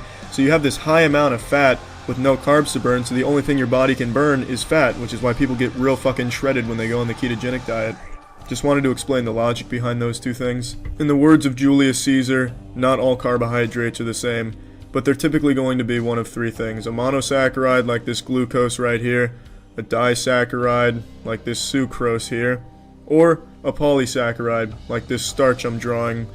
The body jerks these carbs off in different ways. It takes a lot less effort to digest and absorb a monosaccharide than it does a polysaccharide like bread, which is why doctors recommend that most of your carbs be complex carbohydrates, like my asshole. Let's talk about the breakdown of these bad boys. So this right here is you. It's gonna look like a methed out Pac-Man, but for all intents and purposes, it's you. And this is you eating the bread. Apparently you eat the bread by smacking yourself in the face with it. I'm sorry, I'm not a good artist. So when you're chewing the food, it's a mechanical breakdown. But an enzyme is also released called amylase, which helps break it down further. Once it goes through your mouth, it goes into your stomach, continues to break down in there, goes to your small intestine after that, where most of the breakdown is going to happen because more amylase is released. It eventually gets broken down into monosaccharides, glucose, fructose, or galactose. Once it's in this monosaccharide form, it undergoes something called glycolysis. After glycolysis comes the Krebs cycle, and the product of this is ATP, which is adenosine triphosphate. If you're taking notes on all this, remember to write this down. Fuck glycolysis and fuck the Krebs cycle. ATP is alright though, he's a pretty cool guy. Glycolysis and the Krebs cycle are just extremely complicated and it's really not worth understanding how they work. But ATP, that is the main source of energy for your body. That's what your body uses for energy. The cells love it, you love it, everyone's happy with ATP, as this drawing is clearly showing. So, adenosine triphosphate is used everywhere. It is what the cells use for energy, basically. So you need ATP, and you just need it. Now I bet you're wondering why I'm awake at 4 AM talking about adenosine triphosphate and carbohydrates. Well, it's because I love this shit. No, I'm kidding, I hate this shit. But you're probably asking yourself why you typically gain weight when you eat a lot of carbs. Well, that's because the energy you don't burn gets stored as glycogen in your liver. But once you run out of storage space there, that fucking Tom and Glary, that glycogen will get stored as fat in your cells. when you run out of space in your liver. That's the point I'm trying to make, except I really fumbled the word, sorry about that. So yeah, that's basically carbohydrates in a nutshell. It's been a long time since I've gone over any of this information, so it might all be wrong. Not really sure. I don't think it is, though. I think it's accurate, but it could be.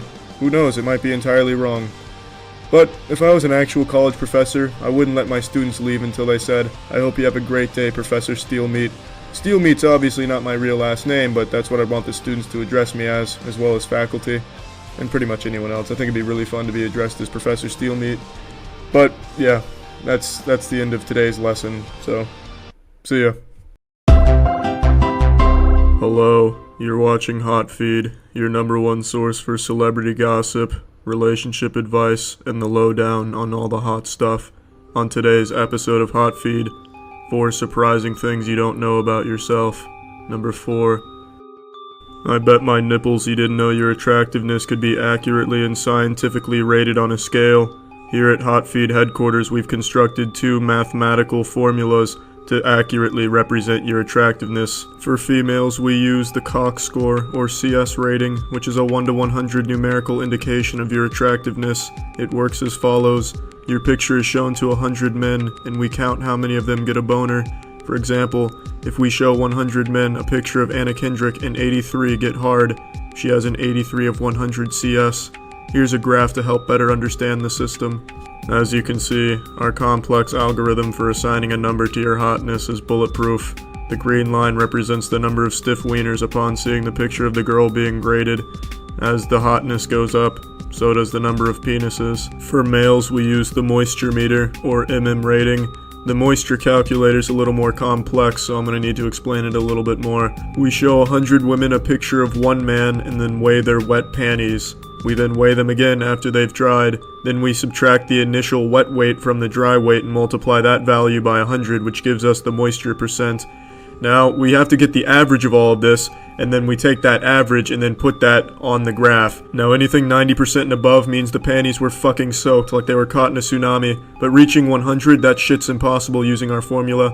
Now, I know I'm showing 100% on this graph, but that's just for shits and shitting. But it just can't happen because you need the panties to weigh nothing, so you divide the initial by the initial. But panties are always going to weigh something. Even the driest, dustiest old pair of panties, your grandmother's old undergarments from 1814 that haven't seen action since the Prohibition, are still going to weigh something. So you cannot reach 100 using this, but it's still probably the best way to assign a number to a man's attractiveness. It's not as bulletproof as the Cox score, though. Number 3, the third thing you don't know about yourself. It is not only possible, but extremely likely that you and everyone else in this world is living in a computer simulation run by a much more advanced species on the outer rim of space. This theory has been getting more and more attention recently because it keeps getting harder and harder to prove it false. In fact, most of the new things we're learning about the universe actually point to it being the truth. Now, I don't want to dive too deep into this, but if you want to learn more, you can just type in simulated universe theory and there's thousands and thousands of documents and sources that cover it. Here at Hot Feed, we just like to open your eyes to some real heavy shit. Or maybe it's not real, and maybe it's not heavy, maybe it's not even shit. If this is actually a simulation, none of that actually exists. Maybe shit is a really different thing in the actual reality. But for now, this is still real, it's heavy, and it's shit. Number 2. I bet you didn't know that men can also lactate. It's been reported a number of times throughout the years, but recent studies confirm that the phenomenon is not only possible, but in fact quite easy. There's 2 main things that cause male lactation. Number 1 is certain medications. Toronto-based Dr. Jack Newman confirmed that an antipsychotic drug interfered with the pituitary gland and caused it to overproduce prolactin, which is the hormone necessary for lactation, and that's not the only drug of its kind that causes that side effect. And the second thing that causes male lactation is overstimulating the nipple. That's right, so if you assault your nipples like I do, there's a very real chance that you could start to lactate. Now, I know you female viewers out there are wondering, well, this isn't about me, so this isn't a surprising fact I didn't know about myself. I can already lactate. And that's where you're wrong, because now you know that you're not alone in the lactation business, and if that's not surprising, then I simply don't know what is. Number 1. I guarantee you had no idea that being able to do a headstand is so unique to our species. In fact, there is no other living thing on this planet that can do a headstand other than the Asian elephant. And now you know how similar we are to the elephants. So if you were ever thinking about challenging an elephant to a breakdancing competition, I'd think twice. It might just break out the headstand and make you look silly. Well, this has been the very first episode of Hot Feed, and I hope you all learned some very new, surprising things about yourself. Thank you for tuning in. Remember to feed yourself and stay hot.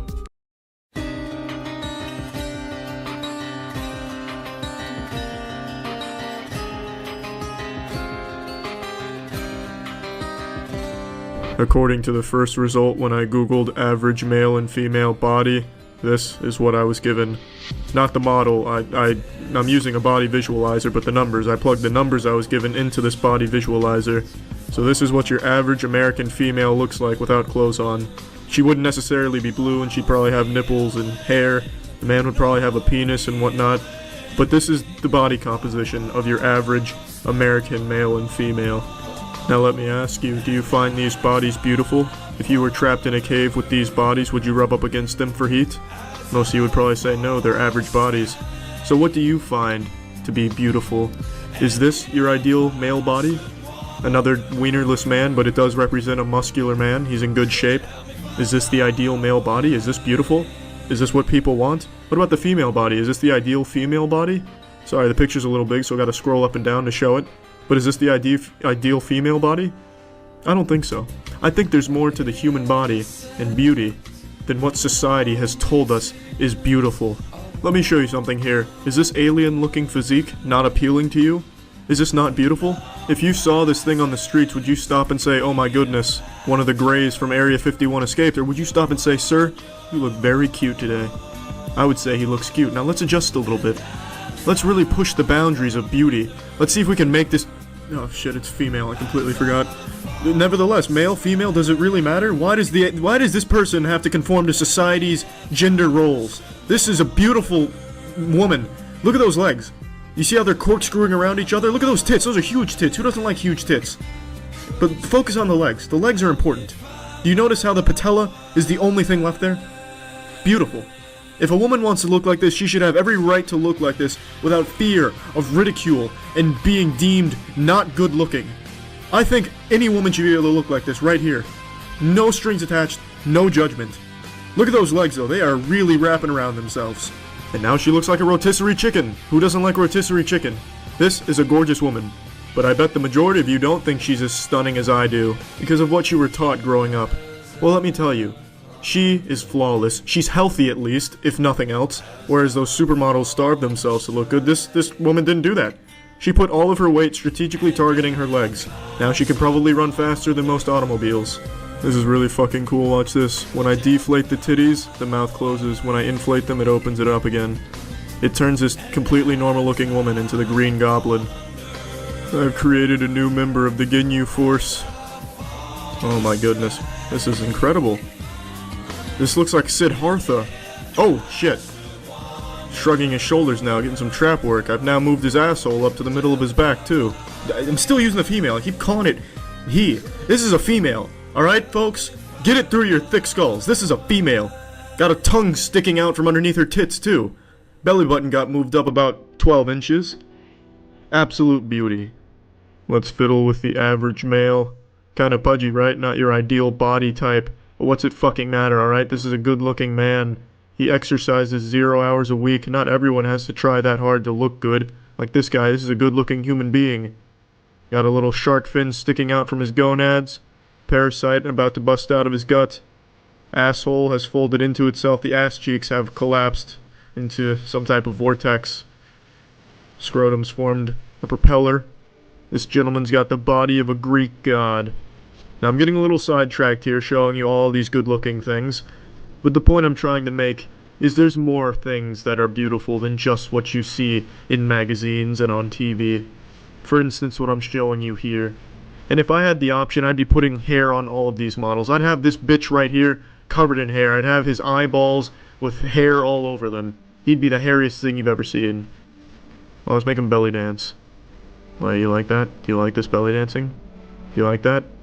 Perfect. Another great-looking human being. His head is held up by that toothpick in between his shoulders. His body resembles Play-Doh that's been stepped on. He's got a piece of skin floating behind him. because it has nowhere else to go, I guess. Perhaps this man is a bit too skinny. Behold, the old Bowflex salesperson. You too could look like this if you exclusively do the bench press and eat cottage cheese. I believe I've pushed the boundaries of beauty a bit too far. This thing is wearing football pads. It looks like a freshly opened oyster. Look at that, like, puddle of mucus in front of its face. It's got like a seagull's beak underneath him, too. All things considered, though, this is still a good-looking man. Now the point I'm trying to make is society should not mold your definition of beauty. It should not give you glasses that tell you what's beautiful and what's not. You should break those glasses, shove them in your asshole, and shit them back out just to break them again. Beauty is a lot more than you think it is. In a battle, there's always a winner and a loser. And unfortunately this time around, we have lost the holy war against Netflix. Netflix recently put the kibosh on password sharing in a move that I thought would be the downfall of the platform since everyone in the world shares a Netflix account with many people. I thought this would just have the entire streaming service circling the drain, but I couldn't have been more wrong. My prediction was more incorrect than the people that thought the world was ending in 2012, because according to the latest data published this week by an analytics firm called Antenna, they've reported that Netflix has seen the biggest spike in subscriber signups since they started tracking that data in 2019. When I first read that report, I legitimately did a Mr. Beast thumbnail of like actual shock, because I was completely convinced that once people were kicked off their Netflix accounts that they were sharing with so many others, they wouldn't pay to sign up again and just shell out big clams for a service that has such a weak catalog. Like, what the fuck is there to even watch on Netflix? Unless you're a huge fan of the Hype House, or Tall Girl 1 and 2 of the Tall Girl cinematic universe, or God help you, Big Mouth. If you watch Big Mouth, consider this an intervention. You need professional help. That show is criminally awful. Like, I just didn't see a reason why people would, fork over big doubloons to re-sign up to Netflix when there's really nothing worth watching on there right now. Aside from the 1 or 2 times a year where they actually do have something good on their platform, like Stranger Things, for example. But that doesn't come around often. That's like a winter solstice, right? Like, you don't need to have Netflix year-round just to watch those 2 decent productions that they introduce. So I was just very surprised that so many people signed up again after getting kicked off. In fact, to go a bit deeper, who remembers the hit series Resident Evil on Netflix, the original production that was an insulting mess to the actual franchise that it was borrowing from? Well, I think that the way that show talks about Umbrella Corporation is really apt for Netflix itself. But instead of Umbrella Corporation creating the T-virus, Netflix is creating the P-virus, because all of their shows are P. Actual fucking urine quality productions that are infecting the viewers into thinking that they need to be paying for the service. You don't. Let me be the light in the darkness here. You don't have to be paying fucking $8, $15, or $20 a month for Netflix now that you've been kicked off of the account that you've been sharing with for the last decade. You got spit in your face from Netflix. You don't have to wipe it off and say, thank you, can I have some more? Out of every major streaming service, aside from jokes like Peacock, Netflix has perhaps the weakest catalog.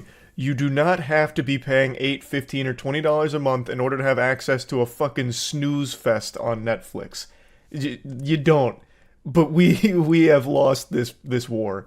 This clearly was a very successful move from Netflix. This worked out extremely well for them.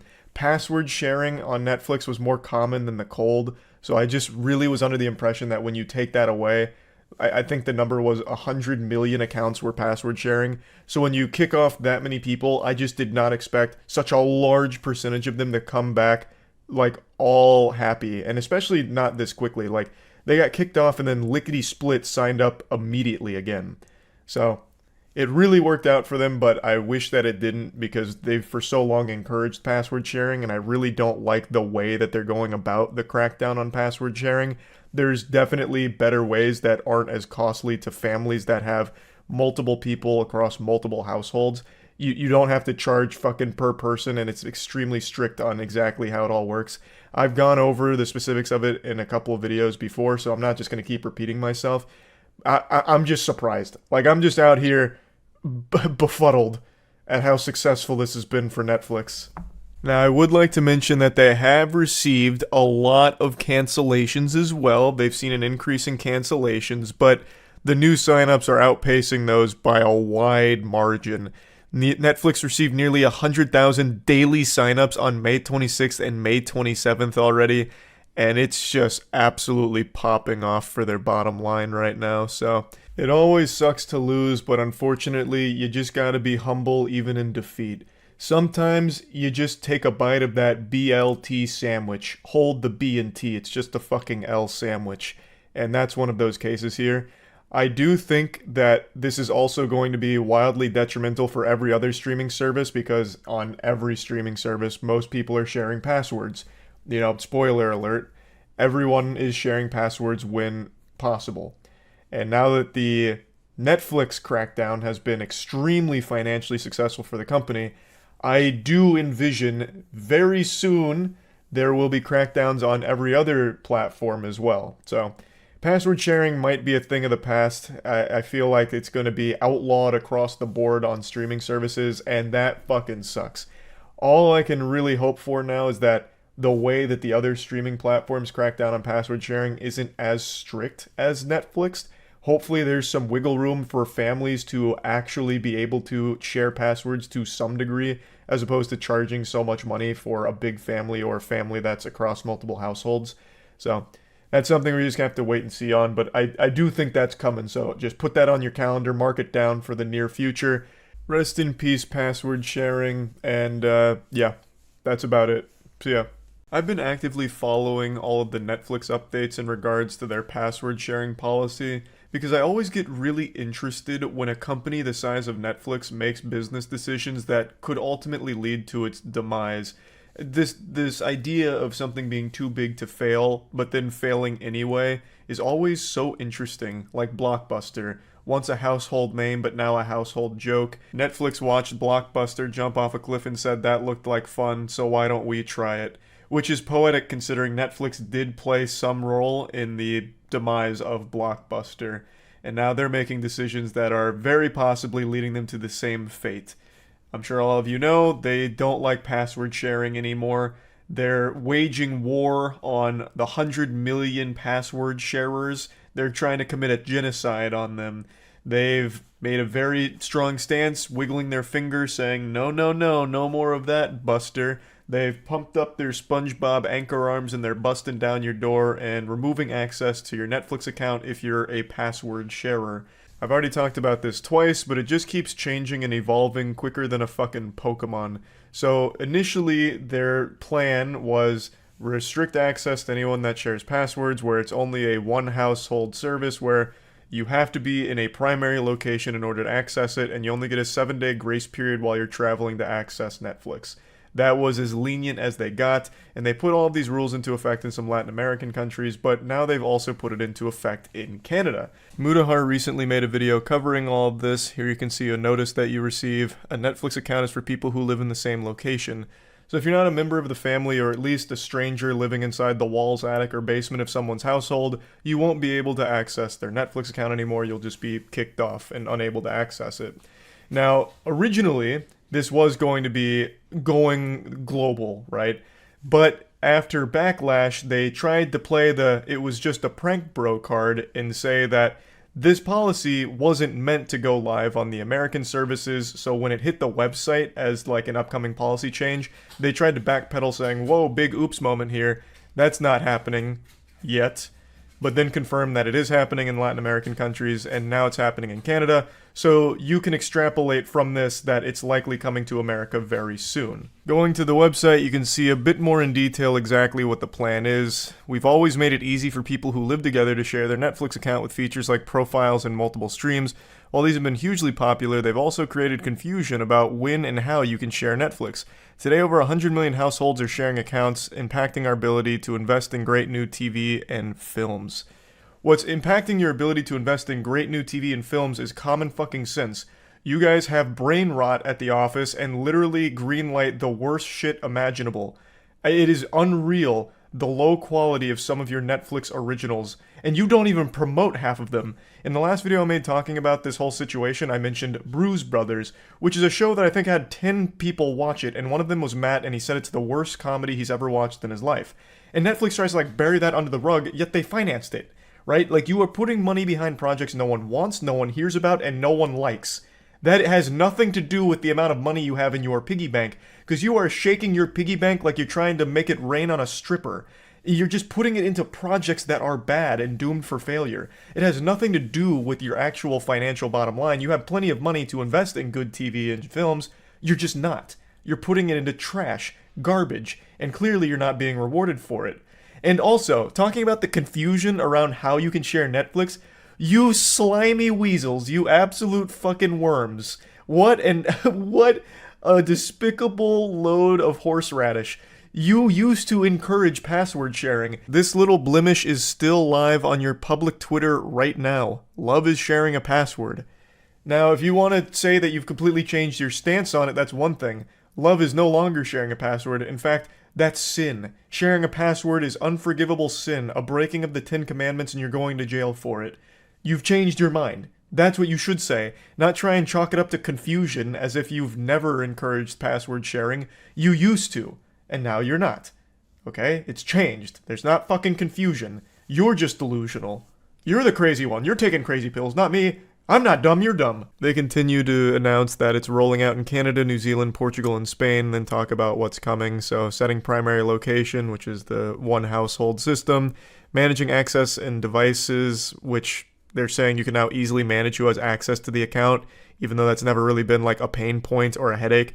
Like, the only reason Netflix ever got super popular in the first place is because of the convenience and the ease of use. So it's actually just easier to pay for Netflix as opposed to pirate something. So it's never been like hard to do that. I don't know why they're advertising it as like a new easy service. So that's a weird bit of fluff there.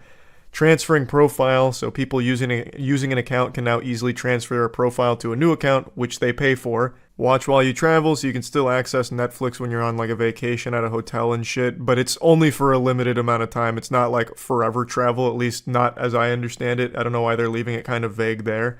But then this one is a little interesting. So now you can buy an extra member. So members on our standard or premium plan in many countries, including Canada, New Zealand, Portugal, and Spain, can add an extra member sub-account for up to 2 people they don't live with, each with a profile, personalized recommendations, login, and password for an extra $8 a month per person in Canada, and then adjusting the rates for the other locations. So you're paying a subscription per person per month. And here's just a visual of all the plan features. So premium is clearly the highest tier where you get to purchase membership for 2 other people. And this whole thing is very confusing to me because it seems like there is absolutely no reason to purchase extra members on your account. You're not getting a crazy discount on it, and when you do pay for that extra membership, they're getting their own separate login and password. All you're doing is picking up the bill. So you're paying 2 monthly payments, your account and now theirs.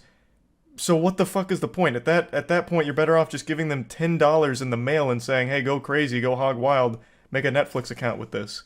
Like, what is the point in paying for that password sharing? And that's the wrong word because you're not even sharing passwords. You're just sharing the embarrassment of paying for Netflix twice, really. The idea, I suppose, is, like, let's say when this goes live in America, my parents won't be able to use my Netflix account. Well, I can still give them access to it if I'm a premium member by paying the fee for them too. So then I just pick up the bill for both of us and they can still have their own separate Netflix that I'm paying for as opposed to them. So it's not really password sharing, it's just giving you the opportunity to pay for a couple of other people to have access, which I think is just kind of worthless, really. I don't see that being a super popular idea. Though the more I think on it, the more I think there was actual potential with the core concept here. I don't know the exact numbers, but I would imagine the majority of people that are sharing Netflix passwords aren't sharing it with like fucking 10 or 20 people. They're probably sharing it with close friends and family, at least in my experience, that's who's sharing. So that's like 2, maybe 3 people. Like, you know, a divorced family where the kids want access to Netflix at both mom's side and dad's side, and so they share an account to make that easy. They can't do that anymore without paying multiple times, But why not take this idea and expand it like this? You have X amount of free account sharing. So you can designate like 2 family members that can still share your same Netflix account for free. Nothing changes there. But then if you want to extend it to like 4 people, 5 people, whatever, then you pay. So then you'd pay like an additional $8 to get like 2 more people that you can share it with. So I feel like that'd be a much more lenient way of monetizing in a very similar fashion that wouldn't immediately just be like fucking going crazy with it and making it super brutal. The motivation behind this idea is clearly to monetize the 100 million people currently accessing their service for free. However, I compare this decision to when OnlyFans spent 12 hours saying that they're going to be removing adult content from their site, which would instantly kill OnlyFans. They eventually had that eureka moment where the light bulb flipped on in their head and they're like, wait, if we remove porn from OnlyFans, we're going to be buried 6 feet under. We're fucked. So then they reversed it. I still don't understand exactly what happened during that time period at OnlyFans headquarters. They must have been hit by like some kind of cosmic stupid beam that reset their IQ to like 3. And they're like, oh, OnlyFans is not a porn site anymore. Now it's going to be about cooking and sports and shit. Or whatever else they were trying to say.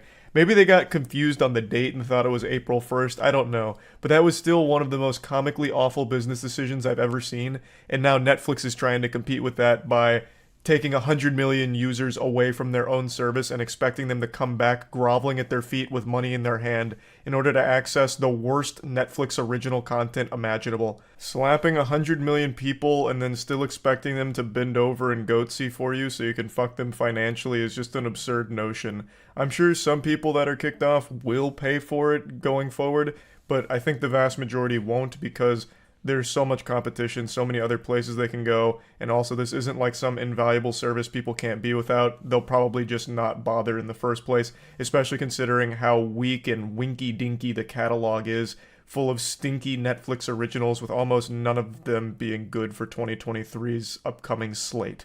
I looked at the docket for the upcoming Netflix originals this year, and there's only like 2 that stood out as potentially good, which I feel like is the primary reason Netflix users even have an account is for the originals, because if you're just on Netflix for like some of the old classic shows that are still amazing bangers, you can still find them elsewhere for cheaper than your subscription model right now. And since this is becoming wildly inconvenient for the 100 million users that were password sharing, most of them, I imagine, will start turning to piracy. This will incentivize piracy to pop off once again. So they're just not going back to Netflix, at least not a super meaningful number of them. That's my prediction. But yeah, that's the latest update on Netflix ruining their own business model. So yeah, that's about it. See ya. Netflix really embarrassed themselves this week with their whole anti-password sharing stance where they were going to be dropping the Iron Curtain on everyone that shares a password, kicking off roughly 100 million users in order to force them to sign up in order to access Netflix. A very strict set of rules were revealed on their website where you would now have to always be logging in every 31 days from the primary household, and anything else would be treated as treasonous, and you'd be sent straight to jail, in prison for life, because you shared a Netflix password. I'm exaggerating the terms a little bit, but that's basically them in a nutshell.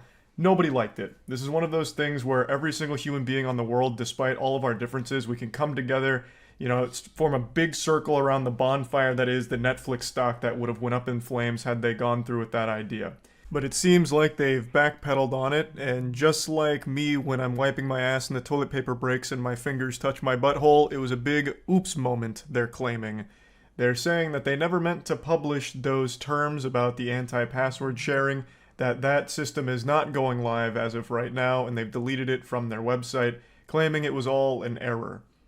I don't know if I believe them, but to me, this feels like an example of one of the few times bullying actually works for a greater good, where a giant fucking multi-billion-dollar company just got bullied into getting rid of a completely dogshit proposal. But make no mistake, soldiers, the war has not been won. This victory was just a small battle, a simple scuffle, because Netflix has made it very clear they are 100% cracking down on password sharing, but I think with all of the pushback after this announcement came out, they're just going to go back to the drawing board on how to lightly do it, a little less cutthroat, because they fucking slapped everyone. Like, what they were proposing was brutal, with absolutely no wiggle room for anyone or anything. Now, I did go over all this on stream, but I'll briefly mention that they did say that this is currently in effect in some Latin American countries as like a test. So they're kind of like guinea pigging other territories before bringing it to the States. And I guess this could potentially have been them like dipping their toes in the water, but it was a little too hot, so they pulled their toes out real quick saying it was an error. But if you want my opinion, and by no means am I an expert, I'm just a local fucking idiot guy, I think Netflix's primary concern would be making their catalog stronger. Because out of all the main players in the streaming space, aside from Peacock, which is legitimately a joke of a service, they have the weakest catalog. Watching their originals is about as painful as watching your girlfriend cheat on you. Like, they just don't have anything that makes it worth it to sign up. Like, it's enough to keep people that are currently signed up there, and the people that are already password sharing there, because they already have it, but it's just not good enough to bring in new, like, subscribers, I don't think. So when you kick off the 100 million people and you keep the catalog as winky-dinky shitty as it is, they're not going to just turn around and sign up, because there's nothing on there that they really want to watch or need to watch.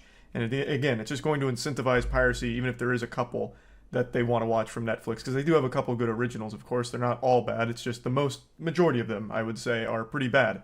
Because Netflix has this big problem with just throwing money at everything for no reason, it feels like. Like, things that you've never even heard of and things that they don't even bother to promote themselves. How many of you have heard of the show Bruise Brothers? It's a Netflix original comedy show. Matt calls it the worst show he's ever watched in his life. I didn't even bother to watch it past the first 30 minutes. And yet that's a Netflix original they put a lot of money behind. Like, they just have so many of these things that not even they're promoting as their original catalog, and they're putting tons of money into it. So they're losing a lot on that, and it's not good enough to keep people wanting to subscribe to Netflix. So if you want those 100 million people to maybe consider subscribing, give them a better catalog, and don't just like cold turkey cut them off. Like, there's definitely better ways of handling it if that's the goal. But anyway, I'll play some of the clips now where I go a bit deeper into the whole thing. Yeah, we can talk about Netflix. So it's only been 24 hours since the news broke that Netflix was going to be slapping everyone off of shared accounts, password sharing, illegal, you're going to jail for life, and you're going right to hell. It's a sin that's unforgivable. You know, bah humbug, Christmas is ruined, don't care if your parents are divorced, you're not sharing accounts across households. It's always going to have to be one primary location, watch something every 31 days to refresh it, and we're gonna let you suckle from our bosom and get 7 days of travel. But then you'll have to come back and refresh that at the main household. So that news broke. Obviously, everyone's upset. Terrible decision. That is, according to their estimation, 100 million people password share. So that's 100 million people that they just kicked off. I don't know how, in their Silicon Valley rotted minds, they thought that that would somehow lead to like an uptick in subscribers. It won't. At least not anything meaningful, I don't think. But anyway, everyone's shitting on it. Everyone's throwing tomatoes, saying, boo, boo, bad, boo, Netflix, boo, not good, yucky, stinky, you guys stink. And then today, according to a couple sources, they backpedaled on all of it, saying that it was posted in error. Now, I can't find any official statement from them outside of, like, these sources that just say they told their publication that it was an error. So I don't even know if it's 100% true or not that they're trying to backpedal on it. But if that is, that's a pretty pathetic way of doing it. That's like actually a child. Like when a kid sends a text message to their crush like, hey, I like you, and they don't respond in 15 minutes. And then they're like, oh, haha, whoa, this is so embarrassing. That was my friend that sent that. That wasn't me, that was an accident. Like, that is 100% like the Netflix play here. Oh, whoa, this is weird. We didn't mean any of this. How did that even get out there? Oh, no, that's just an accident. Obviously, they made a very strong statement last year about shutting down the password sharing. So they are going to do it, but I guess the pushback on this one was too big, so they're calling it a mistake now. So I don't know. I'm a little confused, like, on the particulars here. On what exactly they're trying to fucking do. They saw everyone canceling and panicked. So their stock did drop, but not that much since this isn't fully in effect yet. So they did have a bit of a... Why didn't their stock just come up? Oh, I'm in news. So they did have a bit of a stock drop. About 1%. Not anything huge. For a brief time yesterday, a Help Center article containing information that is only applicable to Chile, Costa Rica, and Peru went live in other countries, the spokesperson said, adding, "We have since updated it." So that was their excuse for all of it. So it's something that they're rolling out in several Latin American countries to test it before being worldwide. Yeah. Well, they're just at this point where they think people need Netflix. But that's just not the reality of the situation. There's so many other streaming services, and even if they just want your originals, they'll just pirate it. If they can't share the account, it becomes far more convenient for a lot of people to just start pirating. Everyone knows how to torrent. I don't know why they're pretending that they don't know about that. This is just going to be something to reinvigorate the Pirate Bay at that point. If it works, other streaming services will do it. Yeah, I mean, I guess if this does turn out well for them, we'd see this extended across the other ones. Netflix has finally followed through on their worst idea yet, and no, I'm not talking about renewing Big Mouth for another season. It's an idea even worse than that. It's blocking password sharing. So from now on, anyone that doesn't live in your house, inside your walls, inside your own imagination, will no longer be able to have a Netflix profile using your account. What does this mean for Netflix? Well, it means that they're going to see a drastic decline in subscribers, I imagine, because they fail to realize that this isn't some kind of must-have item. It's not some inelastic good that everyone needs to own. It's a luxury, and it's an expensive one, and it's a catalog of mostly dog shit. More like net shits, am I right? So if they can't share an account with someone that's already paying, it's not like that person's going to go out and subscribe to Netflix. Their catalog's not strong enough for that. They'll just go to a different service or they'll start pirating. So I imagine once this fully goes into effect, Netflix stock price will be flushed straight down the shitter and just sink to the depths of hell. It's going to collapse. It's going to be a bigger jump scare than the time Bilbo Baggins transformed and got angry at Frodo in the first Lord of the Rings movie. Now let's take a peek under this hood here and see what Tow Mater has cooked up for us. So this is the plan on how they're going to enforce it. Netflix accounts are still shareable, but only within one household. Thus, they're not shareable, it's just one house has access to it on X number of devices depending on how much you pay per month. It's very misleading, it's not fucking shareable. It's about as shareable as a toilet in my house. Yeah, you can come over and use it, but I can't take that toilet to any of my friends' places. So to ensure that your device is associated with your primary location, Netflix is now asking users to connect to the Wi-Fi at your primary location, open the Netflix app or website, and watch something at least once every 31 days. So this is their safeguard.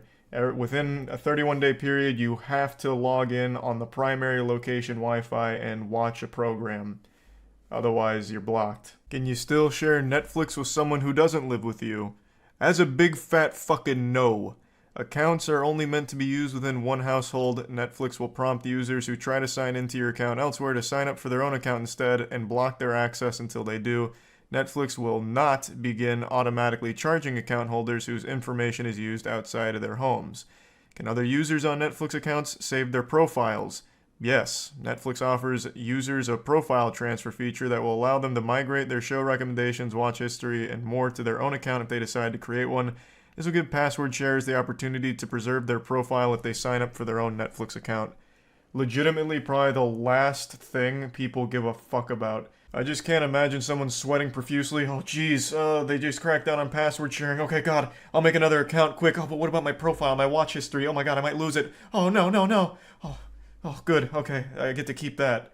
What's going to happen in 9 out of 10 cases, I imagine, is everyone that loses access to their account because they're not part of the primary household, they're just going to go to a different service or start pirating. It's 2023. Everyone knows how to torrent shit. It's like this industry just forgot about that whole piracy boogeyman. You wouldn't download a car, would ya? One of the main reasons streaming popped off so hard and actually did take a big chunk out of piracy is because it was just more convenient, easier, and quicker to pay money every month to have access to the content as opposed to torrenting it.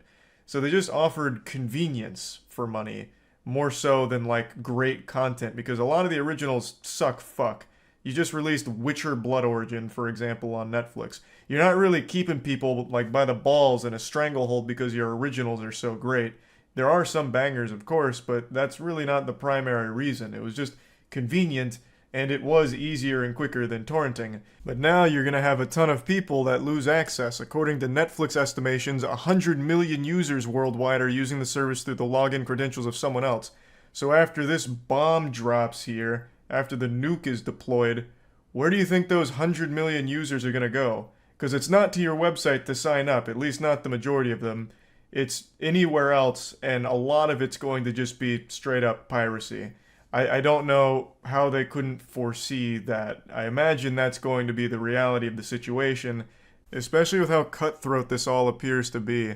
So can you still use Netflix while traveling? Signing into Netflix outside of your home may lead to the device and use being blocked from Netflix, but they have a workaround. Travelers who want to use Netflix on hotel, smart TV, company laptop can request a temporary code from the service when signing in. This will give them access to their account for 7 consecutive days. Wow, what saints. So you get 7 days of using your Netflix account outside of your own home. And then you have to come back to the headquarters and touch the base to refresh it at your primary location, otherwise you're fucking blocked. So God forbid you have a vacation that lasts more than 7 days, because you're shit out of luck if you wanted to watch Netflix during that time. And also, if you're someone that likes to at least have a Netflix account shared between households, like let's say parents get divorced and they still would like the kids to have access to their accounts across the 2 households, well, you're fucked. Under no circumstances can a Netflix account exist outside of the primary household for more than 7 days. So it's always going to need to be individually paid for, no matter what, it seems. So, pretty brutal. They're not pulling any punches with this protocol. And God forbid you make any mistake like not watching something within 31 days, because even if you're in your own household, shit can just get blocked, it sounds like. If your device has been blocked incorrectly, you'll need to contact Netflix in order to get it unblocked. That sounds really nice, easy, and convenient. Contact the fucking support hotline at Netflix, which is an absolute goddamn disaster. All of these big company support lines are complete trash. So, God forbid you forget within the 31 days, or you accidentally stay in a vacation for 7 days and 30 minutes and now you're over the quota and you're blocked on there. Like, there's no wiggle room here at all. And then you have to contact Netflix hotline, which is a fate worse than death. So, that sucks. And then you can get a real nice peep at the prices down there. There's basic with ads for $7 a month. That sounds great. Just go ahead and cuck me. I'm paying $7 and I still get fucking ads on your service? Wow. Sign me the fuck up. That sounds amazing. Then there's basic with $10 a month, no ads, only 1 device still. Standard at $15.50 per month for 2 devices, and then premium at $20 a month. So clearly they're expecting some kind of huge drop-off in the amount of subscribers here, which is of course going to be detrimental to the overall health of the company. So the prices are supposed to reflect that. They're hoping to make it up in this area. But I don't see it offsetting the large amount of people that will just not be signing up once they lose access. Again, the Netflix originals aren't strong enough to keep people hooked, and everyone knows how to torrent shit in 2023. If they were really desperate to see the originals, they'd probably just fucking pirate it. And I don't know how they could be so delusional that they've convinced themselves that the hit they're going to take from this is negligible in the long run to the amount of subscribers they'll gain. I just don't see them gaining any meaningful amount. You're kicking them out and spitting in their face. Why are they coming back? Most of the people that use Netflix probably signed up during COVID when there was nothing else to do. But now, once you kick them out, it's not like they're that desperate for that kind of entertainment anymore. They'll just do other shit in their downtime. And especially after you fucking use and abuse them here with this new system and the prices, I just don't see it going over well. You can already see the response is overwhelmingly negative, even from like the ultimate consumers that just fucking love consuming everything. Even they're calling this out, talking about how this is finally just going to be the straw that breaks the camel's back, that they're going to cancel Netflix. So they're losing their pay piggies as well. So no one likes this, no one at all, and I'm sure Netflix won't like this 6 months from now. That's my prediction. I guess I could be totally wrong, but I guess we'll see. That's about it. So yeah. I didn't think it was possible for Netflix to sink any lower than the Resident Evil or live-action Cowboy Bebop show, but somehow they found a way to go even further beyond the Super Saiyan 3 of dog shit. Against all the odds, against science and against God himself, Netflix found a way to dig deeper than the deepest pit of hell to announce a show so foul that even Satan weeps. This isn't satire, it's not April Fools. With a straight face, they announced a live-action Yu Yu Hakusho adaptation. They can't keep getting away with it. This has to be a crime at some point. We have to hold them accountable. They are digging up graves and fucking the corpse right in front of us. This one is extremely painful for me because Yu Yu Hakusho is peak anime to me. This was one of, like, the big ones for me growing up. I even still own the goddamn Dark Tournament Saga on DVD. I never even opened it because I cherished it so much. So you can imagine how upset I was when I saw the announcement. This news was sadder than the ending to Marley and Me. I felt like I was losing a friend. Or I guess more like I felt like I was watching a friend being held at gunpoint. And they were, like, trying to ransom, you know, like, hey, subscribe to Netflix or Yu Yu Hakusho gets it. I'm like, no, please let him go. Just a boy. He doesn't deserve it. It doesn't make any sense why they keep doing this. I don't understand. This is like straight out of SpongeBob. How many times do you have to teach you this lesson, old man?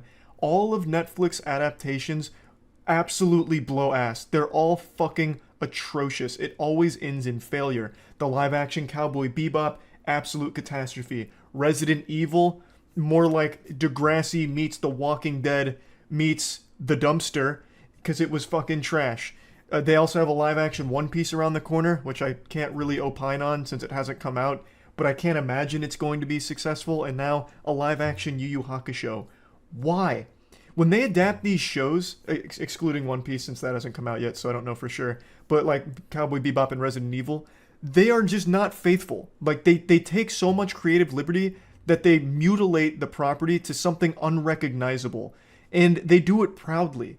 They don't even bother trying to get the characters or the story or even basic elements of it to translate to the live action. So why adapt it in the first place? What do you accomplish there? All you do is piss off the built-in fan base, and you lose interest from people that don't know the franchise because the production here isn't good enough to stand on its own two legs. You borrowed a name from a popular franchise and did a shitty job of adapting it, so you lose that fan base, and since it's a shitty adaptation, you lose people that don't even know the franchise in the first place because it's just bad. I also don't understand why they keep putting anime in their crosshairs here. I feel like the Netflix higher-ups just peruse their teenage daughters' Tumblr pages to see what's popular and base their future projects off that.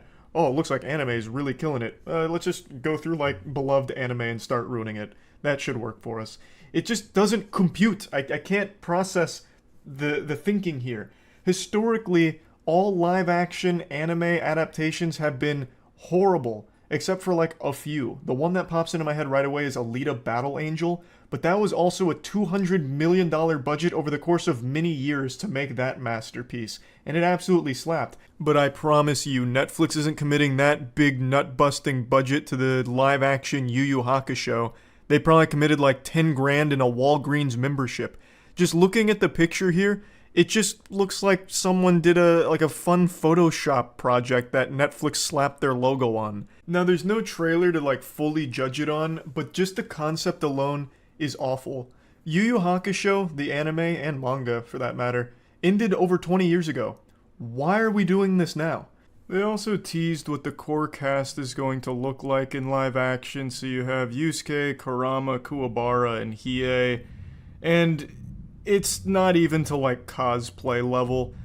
And again, that's just the problem with going live action with an anime. You can't really translate an anime character to human beings because then it just looks goofy and silly and it just doesn't usually work. And you know what else isn't working? Netflix in general. Netflix is actually just dwindling in popularity. It's been hemorrhaging subscribers, making terrible business decisions, and the stock plummeted recently, but it's been recovering a bit. But I think that's solely because of Stranger Things, but now once people finish that, what do they have left? What do they have to watch on Netflix now? Fucking nothing. Actual dust. The majority of Netflix catalog just isn't good. And then the majority of shows that Netflix themselves produce just aren't interesting. They're not fun to watch. You'd have more fun taking the SATs again than watching a Netflix original. They have a couple bangers like Stranger Things, but once you finish Stranger Things, what do you have left? A barren wasteland. Netflix is like the Fallout universe of streaming. Just empty apocalyptic nothingness. And then the occasional glimmer of hope with a show like Stranger Things. With a show like The Punisher.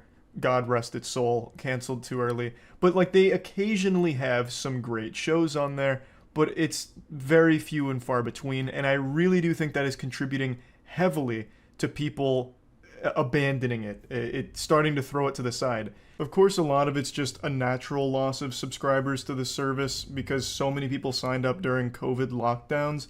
But now that lockdowns are over, those people are just starting to cancel things like Netflix since they're just too busy. But I also think a large contributing factor is just a shit catalog. They don't have classic shows anymore because all of the great shows they used to have got poached by other streaming services, and their originals just aren't strong enough to keep anybody hooked on the service. So people just leave it behind. And I really think Netflix is in a downward trajectory here, and hopefully they figure it out, but this is not a good sign if they just announced live action Yu Yu Hakusho. It demonstrates a clear lack of understanding of the problem. Nobody wants Netflix adaptations of their favorite properties because they ruin it every time. They bastardize it. They parade it through the streets tarred and feathered. By the time Netflix releases the adaptation, what we get is just an insult, a slap in the face. Nobody is asking for Netflix to take properties and adapt them for a Netflix original. And I don't think there's anyone in the world that wants live action anime. I don't think there's ever really been a huge community of anime enthusiasts that are like, can't wait for the live action, this needs the live action right now. Nobody wants it. Nobody. And yet for some reason they keep trying live action anime. And it looks like they're going to continue to do this till the end of time. Until they finally run out of money and scratch their head wondering where it all went wrong. Dumping all their budget into a live action anime adaptation of fucking Gurren Lagann next. You know, it doesn't make sense. And it's upsetting to see that because Netflix is very near and dear to me. Of course, being the first major streaming service that I ever subscribed to. I even got my wiener touched by a girl one time when I was watching VHS horror movies with her. Whatever that series was called. I think it was just called VHS. Netflix used to have all of the goofiest stuff, but also all the best stuff too. Great memories with the platform. And now it's just a shell of what it used to be. There used to be a time not that long ago where pretty much any show you wanted to watch, Netflix would have it. But now, anytime you search for a show like, say, Courage the Cowardly Dog, you'll search it up and it'll say, we know you want Courage, we don't have that shit, that's somewhere else. And you'd be like, okay, so they don't have Courage. And you're scratching your chin like, alright, well, how about Adventure Time? I mean, that was like the most popular cartoon back in the mid-2000s, surely they have that. Type it up. Oh, you wanted Adventure Time? No, you're on Netflix. We don't have that. Absolutely not. So you throw your hands up. You're desperate. Like, oh, fuck. What do they have? How about Friends? What about Friends? I mean, like, every streaming service in the world has Friends. I imagine it's here. You type it in. Nope. Not here either. It's just baffling how weak the selection is on Netflix. And they also greenlight the most awful ideas ever. Like Cuties. Jesus Christ. Like, they actually put on the worst ideas imaginable and put money behind it as a Netflix original. And there is no better example of that than Cuties, which honestly should have had Netflix thoroughly investigated for that shit. Absolutely disgusting. Netflix is just making all of the worst decisions over the last couple years or so, and it doesn't seem like they're getting it at all. Netflix originals are still synonymous with garbage, and they keep raising like the subscription prices, trying to crack down on password sharing. And then they recently sacked their entire animation department. Oh, we're losing money. Probably those fucking animators' fault. For no reason. Like, they don't understand. And it's fucking upsetting. And now they're taking a property that I love, Yu Yu Hakusho, and most likely are going to ruin it. If this show ends up being good, I will be beyond surprised. I will be beyond shocked if this show is even somewhat redeemable, even somewhat enjoyable. I would be elated, honestly. But anyway, I just wanted to talk about this, and that's about it. So yeah. I just watched the new Netflix Resident Evil show. Don't cry for me. I did this to myself. I knew what I was getting into. I made the decision to watch this show even knowing it would probably suck shit. And suck shit it did. After the embarrassing and insulting tragedy that was the live-action Netflix Cowboy Bebop show, I didn't think it would be possible for them to make the same mistake. But they did, again, with Resident Evil. It's wild to me how little they learned from Cowboy Bebop. It's like the whole company is run by people without a brain. It's just an algorithm that's malfunctioning right now, so they're just taking random properties and adapting them into bad shows. Why do they keep doing this? Isn't the world full of enough pain already? Why add more to it with these miserable video game adaptations? First the Halo show, now Resident Evil. Is nothing sacred anymore? What's next? Are they going to target Doom? They're going to release a new Doom Netflix show that's all about a high school quarterback who's a little arrogant and then gets his comeuppance when a gamer nerd steals his girlfriend? Like, I don't understand. Why adapt a video game if it's not going to have anything in common with it? Of course, the obvious, most commonly accepted answer is marketing, because these properties come with a built-in audience. But that's completely useless when that built-in audience drops the show after a single episode, when it's become clear that there is nothing in common with that show and the franchise that they like. I'm not a big conspiracy theorist, but I'm starting to believe that there's something nefarious afoot here. Some kind of puppet master pulling the strings, and he is addicted to eating glue, snorting auto paint, and huffing air dusters, because they have it in their head that it's a good idea to take beloved properties and adapt them into generic schlock that is unrecognizable from the property they're supposed to be adapting. It is a formula that has proven nothing but failure so far, and yet for some reason they still seem keen on doing it. We just saw it with Halo, and now we're seeing it with Resident Evil, and the Resident Evil Netflix show is basically like if the Halo show did a fusion dance with the Dragon Ball Evolution movie.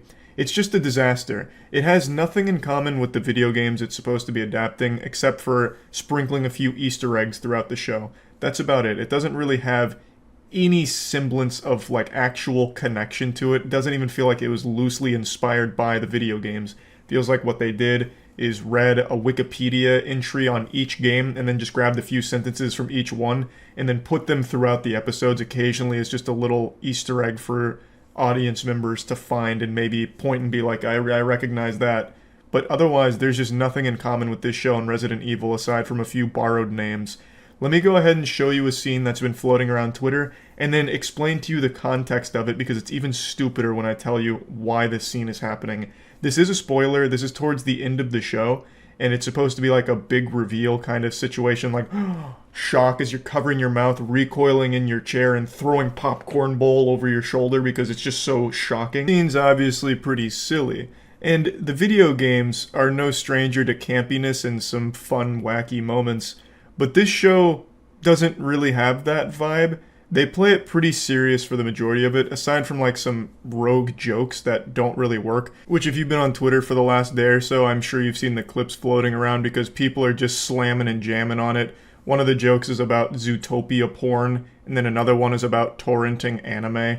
The jokes don't really land, but I'm not here to nitpick the comedic moments. What I'm saying is the comedic moments aren't like a focal point of the show. It doesn't really try and capture the campiness. So when it comes out of nowhere with this really goofy dance scene, it's just kind of jarring. Now let me explain why this scene is happening, because maybe the context makes this taste better. Well, you see, Evelyn is being controlled by an iPad. Well, not like a sentient iPad or anything like that. It's not some rogue AI that came to life Skynet style and took over. It is a person who is using an iPad to control Evelyn, which is why she's doing this dance recital thing. Though to be honest, with how shitty the writing was, I wouldn't put it past them for season 2 to just make some kind of unhinged sci-fi plotline about AI taking over to annihilate humans. The humans are the real virus, or something like that. But yeah, Evelyn's not a robot or anything, it's just they were able to inject her with enough drugs and control her brain through the iPad. Pretty cool, I guess. I want to make it clear, I actually don't think the Resident Evil show is like the worst show ever made or anything. It's just a very generic show that borrows from a great franchise. It's pretty shameless. They should have just slapped any other name on this and it would have been received much better. They should have just called it like Zombies, Playtime is Over, or Apocalypse, Lunch Break. Just anything that isn't Resident Evil adjacent, because this really has nothing to do with the Resident Evil franchise, aside from borrowing a couple character names and references. Netflix stock is down 70% this year, and I think if they announce Season 2 of Resident Evil, it'll drop another 30%, baby. They can do it. I think it's just right around the corner. They're just one more bad video game adaptation away from just a complete and utter collapse, it feels. Of course, I'm exaggerating, but it's just so insulting that this continues to happen. There is no reason to take a video game, make a show out of it, without having anything in common with the video game. What is the fucking point? You don't get new viewers because the show isn't good enough to stand on its own two legs, and you don't get the video game viewers that like the property because the show has nothing to do with the game they like. So who's winning here? All the sides are losing. There's no fucking purpose to making a show like Resident Evil here when it has nothing to do with the games. It's like War Games taught us the only winning move is not to play. Stop making these video game adaptations. If you're not going to hire a team that's at least played the games and wants to do something with it, like a faithful adaptation, then just don't do it. That's the only way these things work. I don't think there's anything wrong with making your own universe, or your own show based on a video game universe. In fact, I prefer it. I don't want a live action one-to-one remake of Resident Evil. I would prefer if they tell their own story, but set in the universe properly, where the characters that are in Resident Evil are faithfully adapted into the show, and in the show they can do whatever they want to further the plot, but the characters just need to at least have similar personality and motivation to what they did in the game. There's no reason to just completely drastically change and rewrite characters from the game to your show. That immediately disconnects it from the video game that you're adapting. There's just no reason to do that. Halo, for example, did that with Master Chief. Master Chief never even shows his face in the games, whereas in episode 1, he immediately takes his helmet off and he keeps it off for the whole fucking show, basically. And he also has his butt cheeks out more times than pretty much any other character in any show this year. There's so much ass cheek in Halo, which is never present in the games. It's a completely different thing, and there's no reason for that. And as you can probably imagine, Halo didn't do that well. People dropped it after 1 or 2 episodes, and it just wasn't a good show in general. It's just, if you're going to adapt a video game, why not make it faithful to the video game? That'd be the whole point. There's no reason to take the name of Resident Evil and make something that has nothing to do with it. Nobody wins in that situation. Netflix fucked up, and I'm sure they will continue to fuck up because for some reason, this very basic understanding of how things work isn't registering with a lot of these Hollywood producers that are making shows based on games.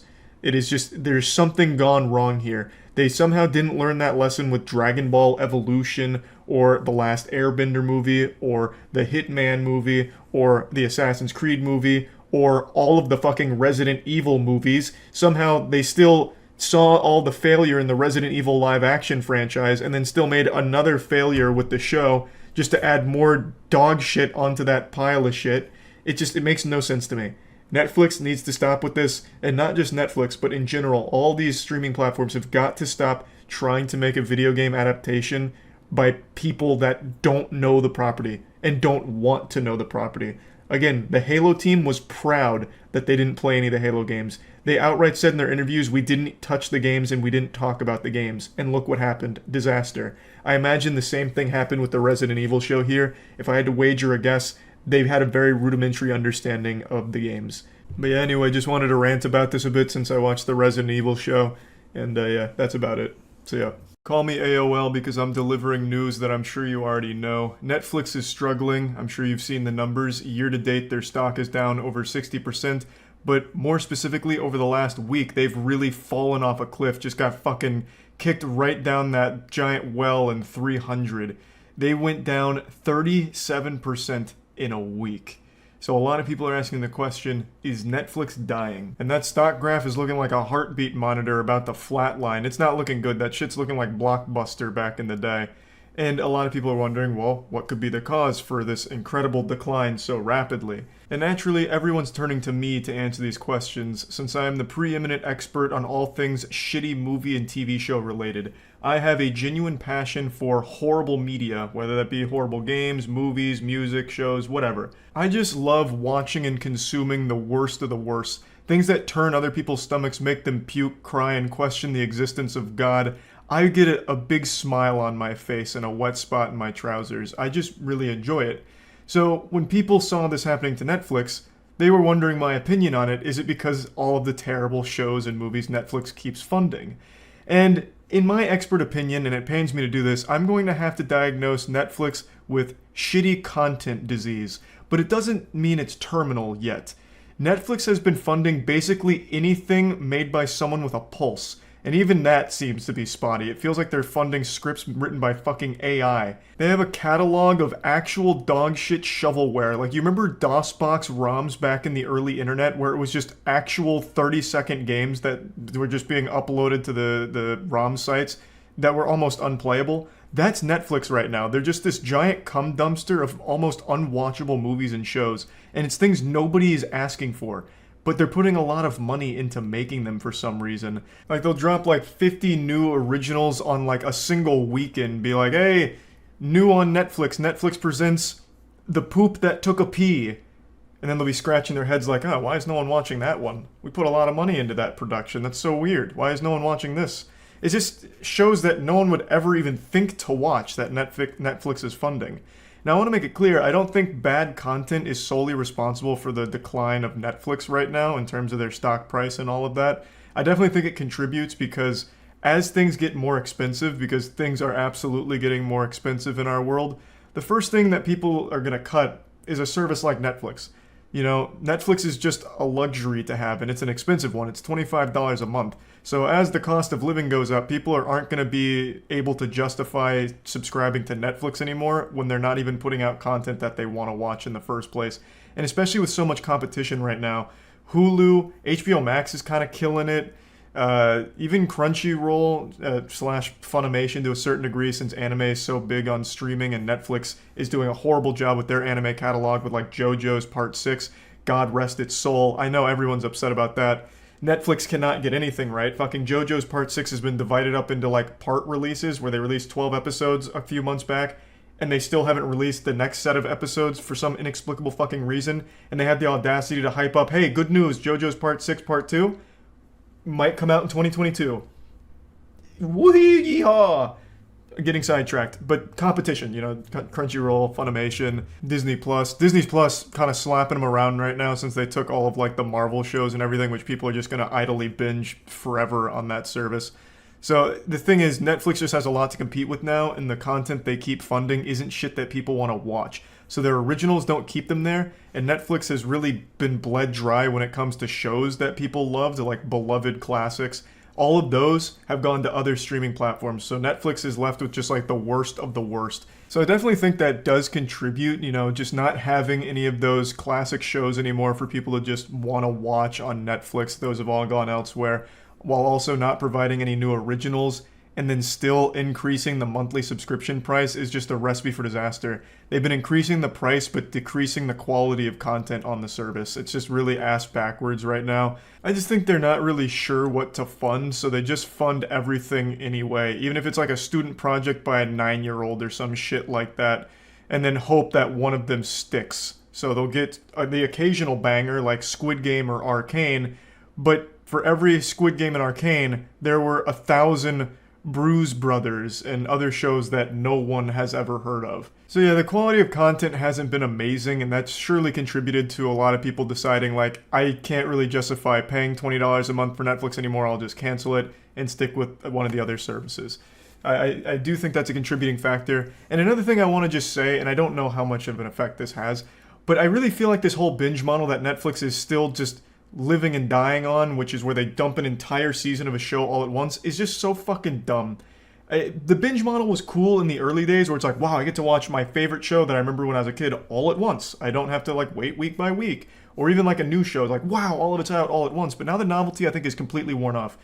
I much prefer a weekly release of a show. And on Netflix, Arcane proved it could work. It's so much more fun and engaging to watch a show week by week because then everyone's at the exact same pace. You get to discuss it with friends, family, even online because everyone is at the exact same pace. So you can talk about what might happen next, come up with fan theories and speculate, and it's just a lot more fun to engage with the content that way, as opposed to the binge model where they drop all 12 episodes all at once, and then you'll have some people call out work the next day in order to finish it all in one night, and then you can never really talk about it with anyone because everyone's at different places in the content. Example, Stranger Things Season 3. Third season of Stranger Things was very good, but they dropped all the episodes all at once, so some people finished it in one day, some people in 1 week. So everyone was at different places in the show, and no one ever really talked about it. When Stranger Things dropped, there was a lot of hype, and then within like 2, maybe 3 days, no one was talking about Stranger Things Season 3. It just faded from everyone's memory. Whereas something like Arcane, which was on Netflix, people were talking about the entire run. Every single episode, every drop was trending on Twitter with people talking about it. It just gets people more invested in it. When you're able to discuss it with other people, it just makes it more fun. I just think that whole binge model is really counterintuitive to engagement, as well as keeping people on Netflix. I think it's really fucking stupid, to be honest. Like, if you're bleeding out. So you take your best shows and release them all at once. People finish them in one day, and then what's their incentive to stay on there? They'll have to wait another 6 months when you accidentally find another good show to fund. You know, like, why would they continue to pay for it that long? Whereas when it comes to a weekly release, Netflix does get lucky. They have another huge show like Squid Game and they release it week by week. And then they get some people to stay longer because they're invested in that show. Like, it all just makes more sense to just do weekly releases, even just from a business standpoint. But yes, I do agree that the quality of the Netflix content hasn't been great. They've been pumping out a lot of net shits recently, and a lot of people are probably just not bothering to re-up a subscription. But Netflix is cracking down in what I believe to be the wrong area. They're just blaming everyone for password sharing, which is a legitimate problem from a business standpoint. Don't get me wrong. A lot of people share passwords. I myself am getting Netflix from Tiana's account. Everyone shares the passwords to their Netflix. So there is a lot of unpaying Netflix viewers. So that is a lot of money left on the table for them, but it's such a tricky problem for them to navigate because if you really come down with an iron fist, just flop your meat on the table and like villainize anyone that's ever shared a password, it's going to make it a headache to continue using the platform. So most people just won't even bother, and since there's so many alternatives, they'll just go somewhere else. So them cracking down on password sharing is going to be a really tight rope to walk. I know they've tossed around the idea of doing like a really cheap Netflix subscription that has ads with it. For people that don't want to pay the full $20 but still want to watch the content, they could do a cheap alternative but getting some ads there. Maybe that's a decent solution. I don't really know. It's not like an unheard of one. I know other services offer that. I just don't know how successful they are in that area. But again, cracking down on password sharing, like, throw these people in the slammer. They shared their password with too many people. I want them fucking arrested. And like making it really like a cutthroat policy is only going to serve to damage Netflix further. So they have to really come up with like a consumer-friendly option to get people who are sharing passwords to instead pay a little bit to continue watching the content. And I don't know how the fuck they're going to pull off that balancing act. But I do think perhaps the best solution for hemorrhaging so many subscribers is just by offering better content. This is quite literally like that Twitter meme of make better content or I'm unsubscribing. That is actually happening to Netflix right now. The price of everything in the world is getting more expensive. Netflix is expensive. And most people aren't going to want to spend $20 a month for shit where they might get one good show twice a year. That's just not worth the cost. So the best thing they can do is just improve with what they're putting on the platform. And another thing that not a lot of people have mentioned is Netflix's numbers were heavily inflated because of COVID.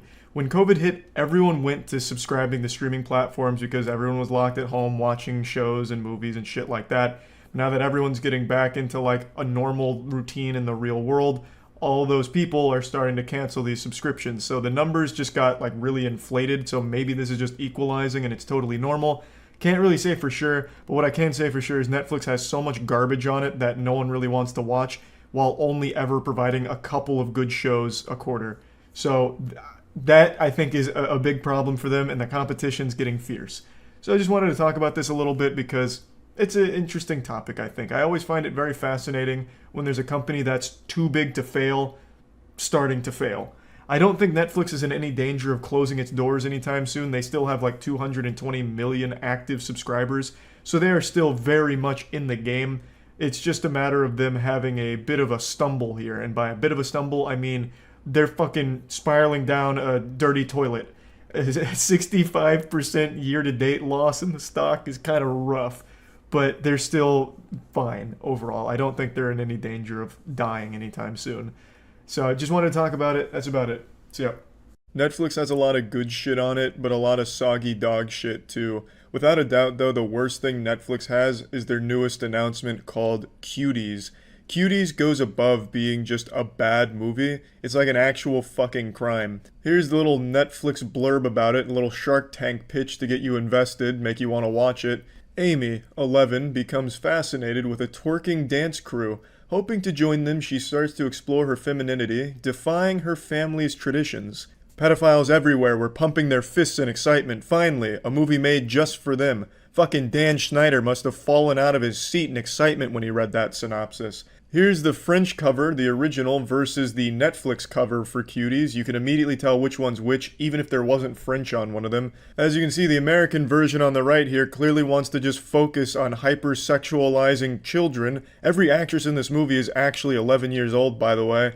Also, that tagline about twerking and femininity, that's on no other piece of media talking about this. It's only Netflix's explanation for the movie. So it focuses only on the twerking. It seems like they only wanted to post this movie on Netflix to try and normalize pedophilia. Now, there's a trailer for this movie, but I'm not going to click on it because I'm not a pedophile and I'm not a fucking idiot. That feels like some kind of trap set up by the FBI where you click on that and you basically speed run onto the sex offenders registry. It's like the old anarchist cookbook shit where if you Google that, you're immediately put on a list. This really does feel like some kind of trap where they're trying to catch as many pedophiles as possible with as little work as possible by just posting this trailer and then just taking everyone's name down that watches it.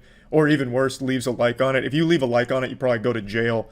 It's just so fucking disgusting that this kind of movie would be put on Netflix and advertised in this way. I don't know if the movie's actually even like this, because like I said, this is the only blurb that said anything about 11-year-olds focusing on twerking. So maybe the movie's really not even like that. But I'm not gonna find out. I don't want to find out. It's still fucking disgusting. Netflix has a lot of explaining to do with how they've advertised this movie, because it looks like they only want pedophiles to watch this. This kind of shit just shouldn't be acceptable under any circumstances. And what the fuck is next for Netflix anyway, now that they're trying to open this Pandora's box of pedophilia?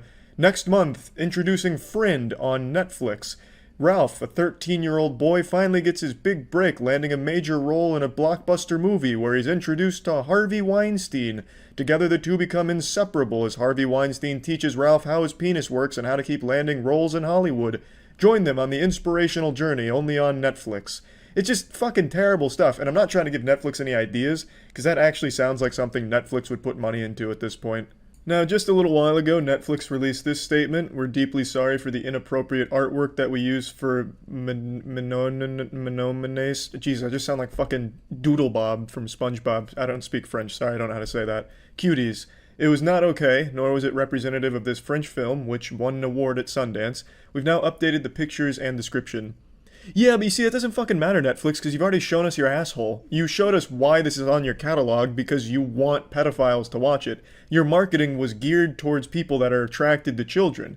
You made it about twerking. Your cover photo was children twerking in very revealing clothing. Honestly, it's fucking disgusting. And even 4chan doesn't allow that. 4chan came out saying they will not allow Cuties content to be posted there.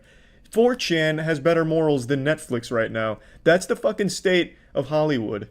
Now, I keep saying Hollywood even though this is a foreign film, but it was completely changed by Hollywood. They totally fucking rebranded it and made it more focused on sexualizing children than the initial shit showcased. Whether or not the movie is actually sexualization of children, I have no fucking clue. but it doesn't matter because Netflix totally rebranded it for pedophiles. They made it like some kind of Willy Wonka's golden ticket to the pedophile factory just for them. It makes no sense why they'd change everything to focus on sexualizing kids other than just to try and normalize that, which is fucking disgusting, terrible, and gross. It's all super fucked up, and what's even more fucked up is just how common this shit is becoming from a lot of different places, like Twitter specifically, with minor attracted persons maps.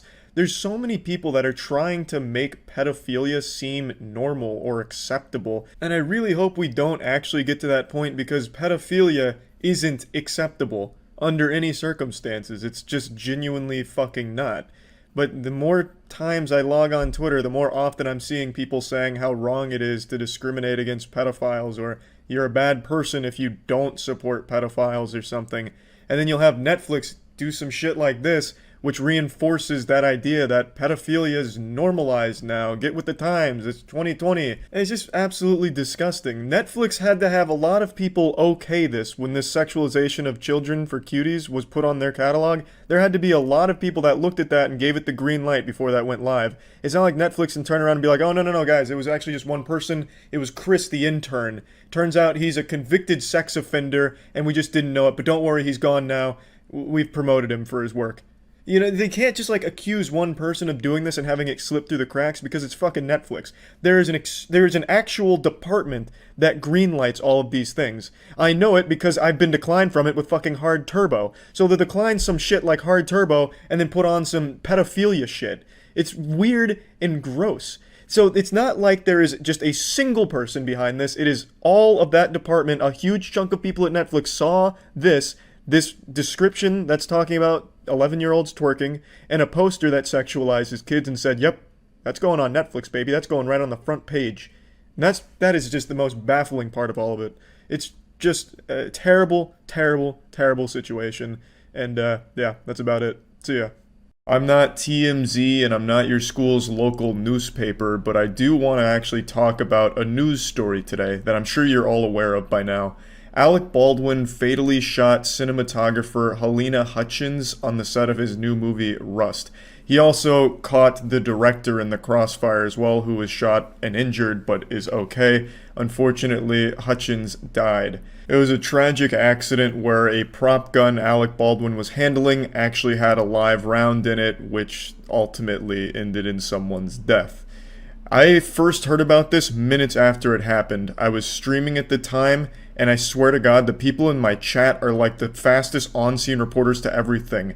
If there was a nuclear missile launch somewhere in the world, I would probably know about it before the US government because my chat would fucking tell me. Somehow, they just have like the cutting-edge information the second it happens. It honestly felt like whoever was telling me about this in Twitch chat was actually on the set when it was happening. So I've been following this very closely over the last couple days, and this is more than just a tragic accident. This is gross negligence and a disturbing look into how little movies care about the safety of the crew.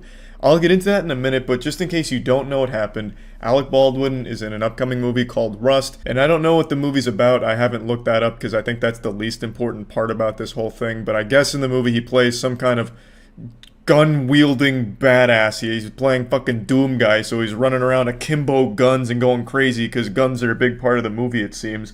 And in one of the shots they were doing, he was handling the gun and he shot and killed the cinematographer and injured the director. It was supposed to be a prop gun without live rounds, obviously.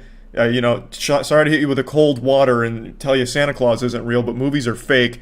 Those guns you see in the movies aren't shooting real bullets or anything, at least they're not supposed to. But in this case, the gun Alec Baldwin was handling had a real round in it. Now, a lot of people immediately compared this to the tragic death of Bruce Lee's son on the set of The Crow. Brandon Lee died because of a malfunctioning prop weapon where a projectile actually did come out of what was supposed to be a blank and it killed him. A lot of people compared it to that, but this is totally different. This is so much worse. So I read this article today because this is still a developing story. Everyone's trying to figure out what the fuck happened here. Like the Tooth Fairy came in and delivered a real round into a prop gun. How did this happen, you know? And so the investigation's been launched, and apparently the entire filming of this movie was a fucking disaster. Crew members weren't allowed to stay nearby, so they had to drive 50 miles each day just to get to set. The conditions were abominable, which is obviously leading to them being miserable. So a lot of them wanting to quit and just wanting better conditions. And in response to that, they just started hiring non-union workers to replace the union workers. The fucking prisoners on Alcatraz Island were treated with more respect than the crew on Rust. It sounds like working on Rust would have been worse than working as a custodian in Hell. At least maybe in Hell the demons would have treated you better than the Rust team did. I would have rather been licking gas station toilet seats clean than go work on Rust. But not only were the conditions absolutely horrible and unacceptable to a damn near criminal degree, I would argue, but it was also like going to an active war zone every time you stepped on the set of the movie. Because this wasn't the only time there was an accidental discharge of the firearms on set. It happened 3 times, allegedly. Now, I don't know if it means that a live round was fired each time, or if it just means the gun wasn't fully cold. When they called cold gun, it was supposed to mean like there was nothing in there. So it could mean like the other 3 times it was like blank rounds that fired. But even still, that is a massive mistake to make. You call cold gun and a blank fires is still very dangerous. You have to be in control. You have to know what the fuck is in the guns. There were multiple discharges of firearms throughout filming. So it's like that scene in Zoolander where they're having like a fucking gasoline fight. Like, they didn't care. They were using like real guns, it seems. It wasn't even like props at that point. They just went to like the local, gun store, just purchased a lot and like, yeah, this will be fine for the movie. We'll just dodge the bullets or some shit. So I guess you just show up the set and every time there's a scene with a gun in it, you have to like be ducking for cover just in case. People just wandering around fucking dual-wielding pistols, firing them to the air like that guy from Looney Tunes, what's his name? Wiley Sharterton, the fucking guy with the beard. Yosemite Sam, just over there fucking blasting into the sky. So obviously the crew didn't feel safe, which led to half a dozen of them leaving just hours before the fatal shooting. Like, all of the signs were there for a disaster, but they were ignored because apparently they were trying to really rush the movie out, so they just didn't care. So I don't know how the fuck like a firearm discharges one time and you're not like, holy shit, this is something we really need to, take a hold of, grab by the fucking nutsack and fix. Because that is just that's a recipe for disaster. That is asking for a tragedy, and that's exactly what happened. They were begging for it. Just read this again. Alec Baldwin's stunt double fired 2 rounds in a gun that they said was cold. That shit is not cold. That is clearly not cold. If that's cold, then my cock is 16 inches long. Like, it's unreal. They had so many chances to fix the problem. They had 3 discharges according to that quote there. That means they had multiple opportunities to get things under control and they just didn't. Dude just kicking back, smoking a pipe saying, surely it won't happen a 4th time. Like that was their solution. Like, okay, now that we've got all the bad luck out of the way, now it's smooth sailing here. And then, of course, what happened, Alec Baldwin during his scene, he's supposed to unholster his weapon, and they said the gun was cold, as they did the last time, and it wasn't cold, as it wasn't last time. So he brought it out of his holster, and it fired a live round, which shot and killed Hutchins and injured the director behind her. A completely avoidable tragedy if anyone on set bothered to give a shit about safety. Now, of course, the crew cared about safety, clearly, because they were protesting and they left because they felt so unsafe. But I'm talking about, like, the higher-ups that were in charge of making these decisions and making sure things were safe. They clearly didn't give a fuck. They just kept rushing and cutting corners. And then their solution to everything was, okay, let them leave. We'll replace them and keep using these fucking actual guns. If you can dodge a bullet, we can dodge a lawsuit. So let's really get out there and do our best. I'm obviously not part of the Trust and Safety Board of the United States of America, but I think if, while filming a movie, 3 times your prop guns are called cold, even though they're shooting even blanks, I think you need to really take a moment to reevaluate your crew and get everything under control and maybe start to think like, so there's a problem here. Clearly we're not all on the same page. This department's kind of lacking. Let's fix that. But hey, that's just me. I'm not a director or part of a film board. It's just so fucking sad. And what's even worse is the people on Twitter who are saying Alec Baldwin needs to go to prison for this. Why? It's not his fault. He was told the gun was cold and was just doing the scene as he was instructed. It's not like he went in there like the spirit of vengeance and took the gun and just started shooting people. He was told the gun was cold and he was filming a scene. And unfortunately, the production didn't do a good job of making sure there wasn't a real gun with real bullets on set. I don't even know why that would be there. Again, I'm not like in the film board or the film industry very much, apart from being the world's best actor, but I can't imagine why during any movie you'd need a real magazine of real bullets next to all of your blanks and empty guns. Why is that there? It just doesn't make any sense to me. It seems like something out of like a fucking hitman mission where you're trying to assassinate someone. Why the fuck would there be real bullets mixed in with all of the fake ones? And it blows my fucking mind. It's crazy. Such a sad and yet entirely avoidable tragedy.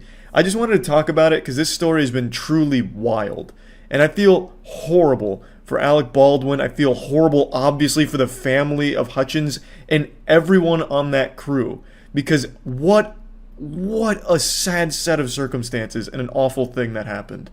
So yeah, anyway, I just wanted to talk about this. That's about it. So yeah. I'm becoming more and more convinced that TikTok is actually a weapon used to weed out stupid people. Because this story is not the first of its kind. This is not an isolated incident where a TikTok trend or challenge leads to a lot of fatalities.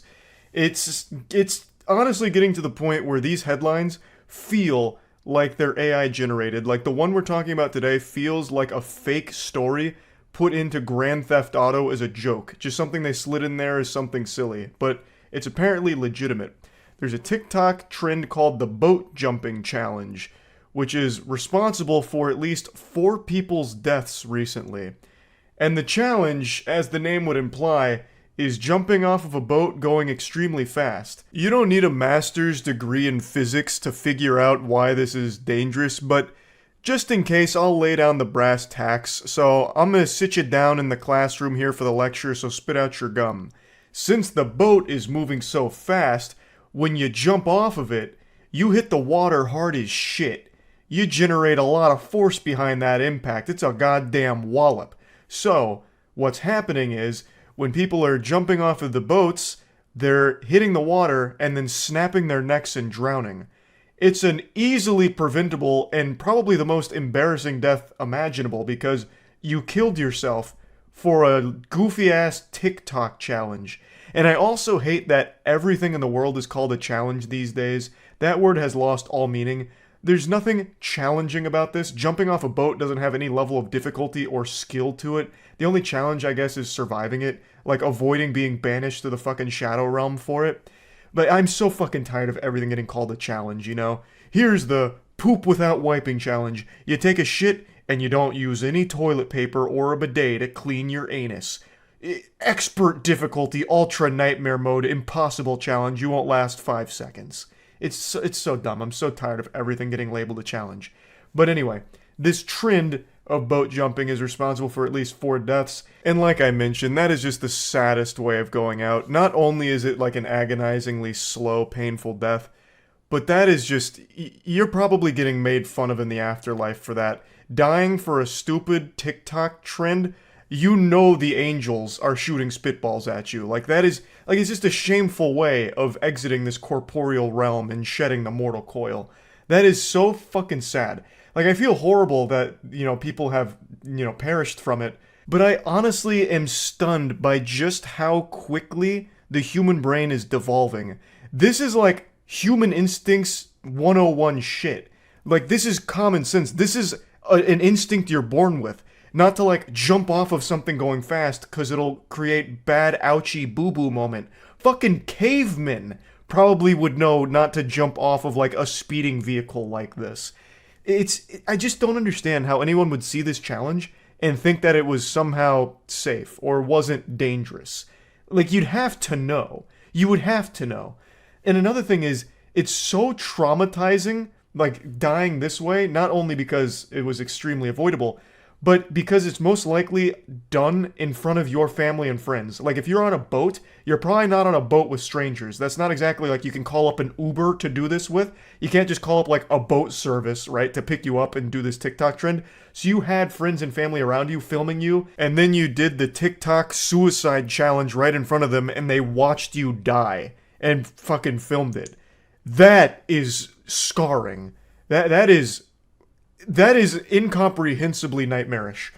So, like, this whole thing it's shocking that anyone would actually even do this. Like, 4 deaths from it is surprisingly low, actually. I imagine that's only the reported ones so far, assuming this is a popular trend. And I decided to look it up myself on TikTok to see how big the trend was. And it seems like it was pretty big, and there are still quite a few surviving videos of people doing the challenge, but all of them seem to at least had the foresight to recognize that, you know, pushing that bitch wide open on the boat going like 60 would have been a complete disaster and led to a Mortal Kombat fatality. So the ones that are on there right now are slow boats. They're going slow, so that way they don't hurt themselves doing it or like get seriously injured from it.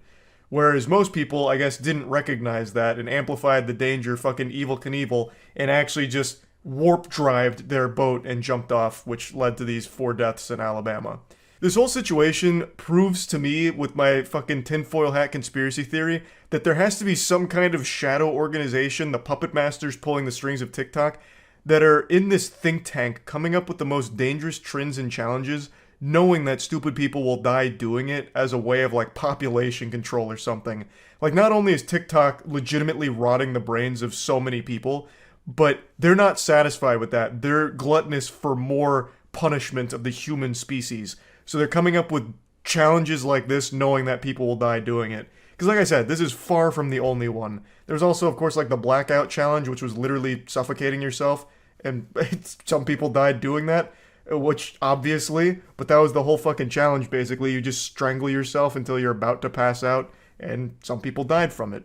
But point is, there's so many of these challenges now. This is just the most recent one.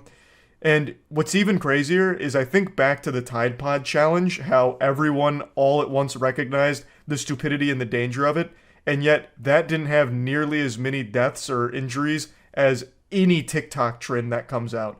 Like, every big TikTok trend has, like, at least a handful of deaths associated with it at this point. And even extending further beyond Tide Pod Challenge, many people forget this one, but it's one I look back on with a big fucking smile on my face that someone even tried it. There was something called the Hot Coil Challenge, which was only ever done by one person. It was a dude who just turned his fucking stovetop on and then put his bare forearm on it and let it incinerate his flesh. So he just slams his arm onto the stovetop and lets that motherfucker simmer. He is in there just letting it cook. So he holds it there for a little bit, obviously just melting the flesh off, fucking cremating his forearm, and called it the Hot Coil Challenge. And that would have been less detrimental to human health than fucking TikTok trends like the boat jumping challenge. There would have been less deaths in the Hot Coil Challenge than there are in things like the boat jumping challenge and blackout challenge and all of that. That's so crazy. Now, this isn't exactly related to the boat jumping challenge, but I want to illustrate just how dangerous water speed is. There is a record for the fastest water speed ever achieved, and it was set back in the 70s. And you'd think upon hearing that, like, oh, we've advanced well beyond that with technology. How have we not been able to beat a record from the 70s when it comes to water speed? And that's because it's considered the most hazardous thing to ever engage in. It's the most dangerous record to ever try and break. There's a whole Wikipedia page dedicated to it. Of the last 13 attempts to break the water speed world record, there have been 7 deaths. And the 2 most recent attempts both ended in catastrophe and death. It is a record that most people don't really want to challenge because it is so fucking dangerous. I feel like a lot of people just don't recognize how dangerous water can be, which is a silly thing to say, because I feel like most people should be able to, but we're living in clown times right now where people are just, they're not thinking anymore. They see internet engagement and all rational thought goes right out the window. So it's fucking dangerous. Obviously, this boat jumping challenge was going to lead to serious injury and death. And yet, people were blinded in the pursuit of clout. A story as old as time now. Well, not really. A story as old as 3 or 4 years now, with how desperate people are for clout, that they are actually killing themselves for it. So yeah, just kind of wanted to talk about this a little bit. That's about it. See ya. Going to a gender reveal party is like taking your family to Chernobyl. Everyone's at risk of dying. Gender reveal parties these days is basically just acts of terrorism to reveal the gender of your upcoming baby, whether it's starting legendary wildfires in California or just straight up killing your relatives with pipe bombs. It's just absolute chaos. I've been very outspoken against gender reveal parties. I'm like mothers against drunk driving, but for gender reveal parties. Fucking gamers against gender reveal parties. I feel like people should know by now that they're not that special. Your family, your friends, and especially the internet doesn't give that much of a fuck about the gender of your upcoming baby. So just give them the news plainly so they can pretend to be excited and happy for you like everybody else. And if you want to get real wacky, goofy, and silly, bake a cake of pink or blue if you want to. I mean, that's simple and it's harmless. Except with gender reveal parties, I guarantee they'd use like fucking rat poisoning for the food dye and end up killing their whole family revealing the gender with a cake. You can't trust someone that wants to reveal the gender of their baby in a grand, dangerous way, because they're psychopaths. In fact, I even looked this up. You are twice as likely to die at a gender reveal party than you are swimming in shark-infested water. There have been 2 shark attack deaths in 2021, whereas there's been 4 gender reveal deaths in 2021. This is becoming a big statistic. Like, you know, you used to read that shit about a vending machine falling on someone and killing them, and it turns out, like, well, this happens quite a bit, like, 15, 20 deaths a year. Gender reveals are about to make that look like child's play. People are fucking dropping like flies at these parties. And the fucking worst part about it is, the deaths are always like this Looney Tunes fucking Wile E. Coyote kind of thing. Like, one of them this year was a family shot a fucking cannon at their friend and killed them. Like, it's terrible stuff. The reason I'm talking about it is because yesterday there were 2 more deaths at a gender reveal party with a plane crashing. A family hired a plane and a crew to fly around doing an aerial acrobatics show while dropping colored smoke in a banner to reveal the baby's gender to the family that was watching from a boat. And while doing these stunts, they nosedived into the ocean, and the one person on board died on impact, and then someone else died after they were picked up by the rescue team and given first aid. I'll show a clip of them flying around. I'm obviously not going to show the crash, but you can see just how fucking dangerous this shit is. ¡El niño! ¡Rosa!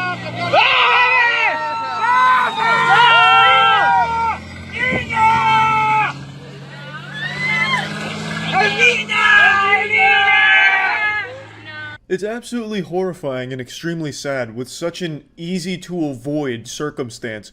Just don't do this kind of crazy dangerous shit to reveal the gender of your baby. It's so fucking trivial. People don't care. Your friends that go wild pumping their fist, whoa, good work, you fucked your wife and now you got a girl on the way, woohoo! They're just putting on an act to make you feel better. They don't care. They're not gonna go home and talk about it for the next week like, man, I can't believe they're having a girl. This is fucking incredible. And the way they revealed it with the magician making the Statue of Liberty disappear and then reappear covered in pink dust, man, I'm gonna be thinking about that for months now. People don't give a fuck. It's this narcissistic attitude, like wanting to be this center of attention, like, look at this, we're having a boy. So we're gonna burn down all of California to celebrate, which is what happened last year. Well, fucking one of the largest wildfires in history was started because of a gender reveal gone wrong. Like, the amount of death and destruction these fucking stupid parties hold is wild. Woo! Our baby's gonna have a penis, he's gonna have a fucking dick! To celebrate, I'm gonna fire this fully loaded cannon at Great Aunt Mildred. Brace for impact. Like, to be honest, at this point, I wouldn't be surprised if the fucking meteor that took out the dinosaurs was actually just an alien revealing the gender of their baby and using Earth as a way of doing that. Like, it's crazy. Like, they keep ramping up in danger. Like, pretty soon, gender reveal parties are just gonna be families open firing on each other using pink or blue guns. It's fucking weird, it's stupid, and it's so easily preventable. You don't have to kill your friends and family revealing your baby's gender. You can just bake a cake if you want to get real wacky.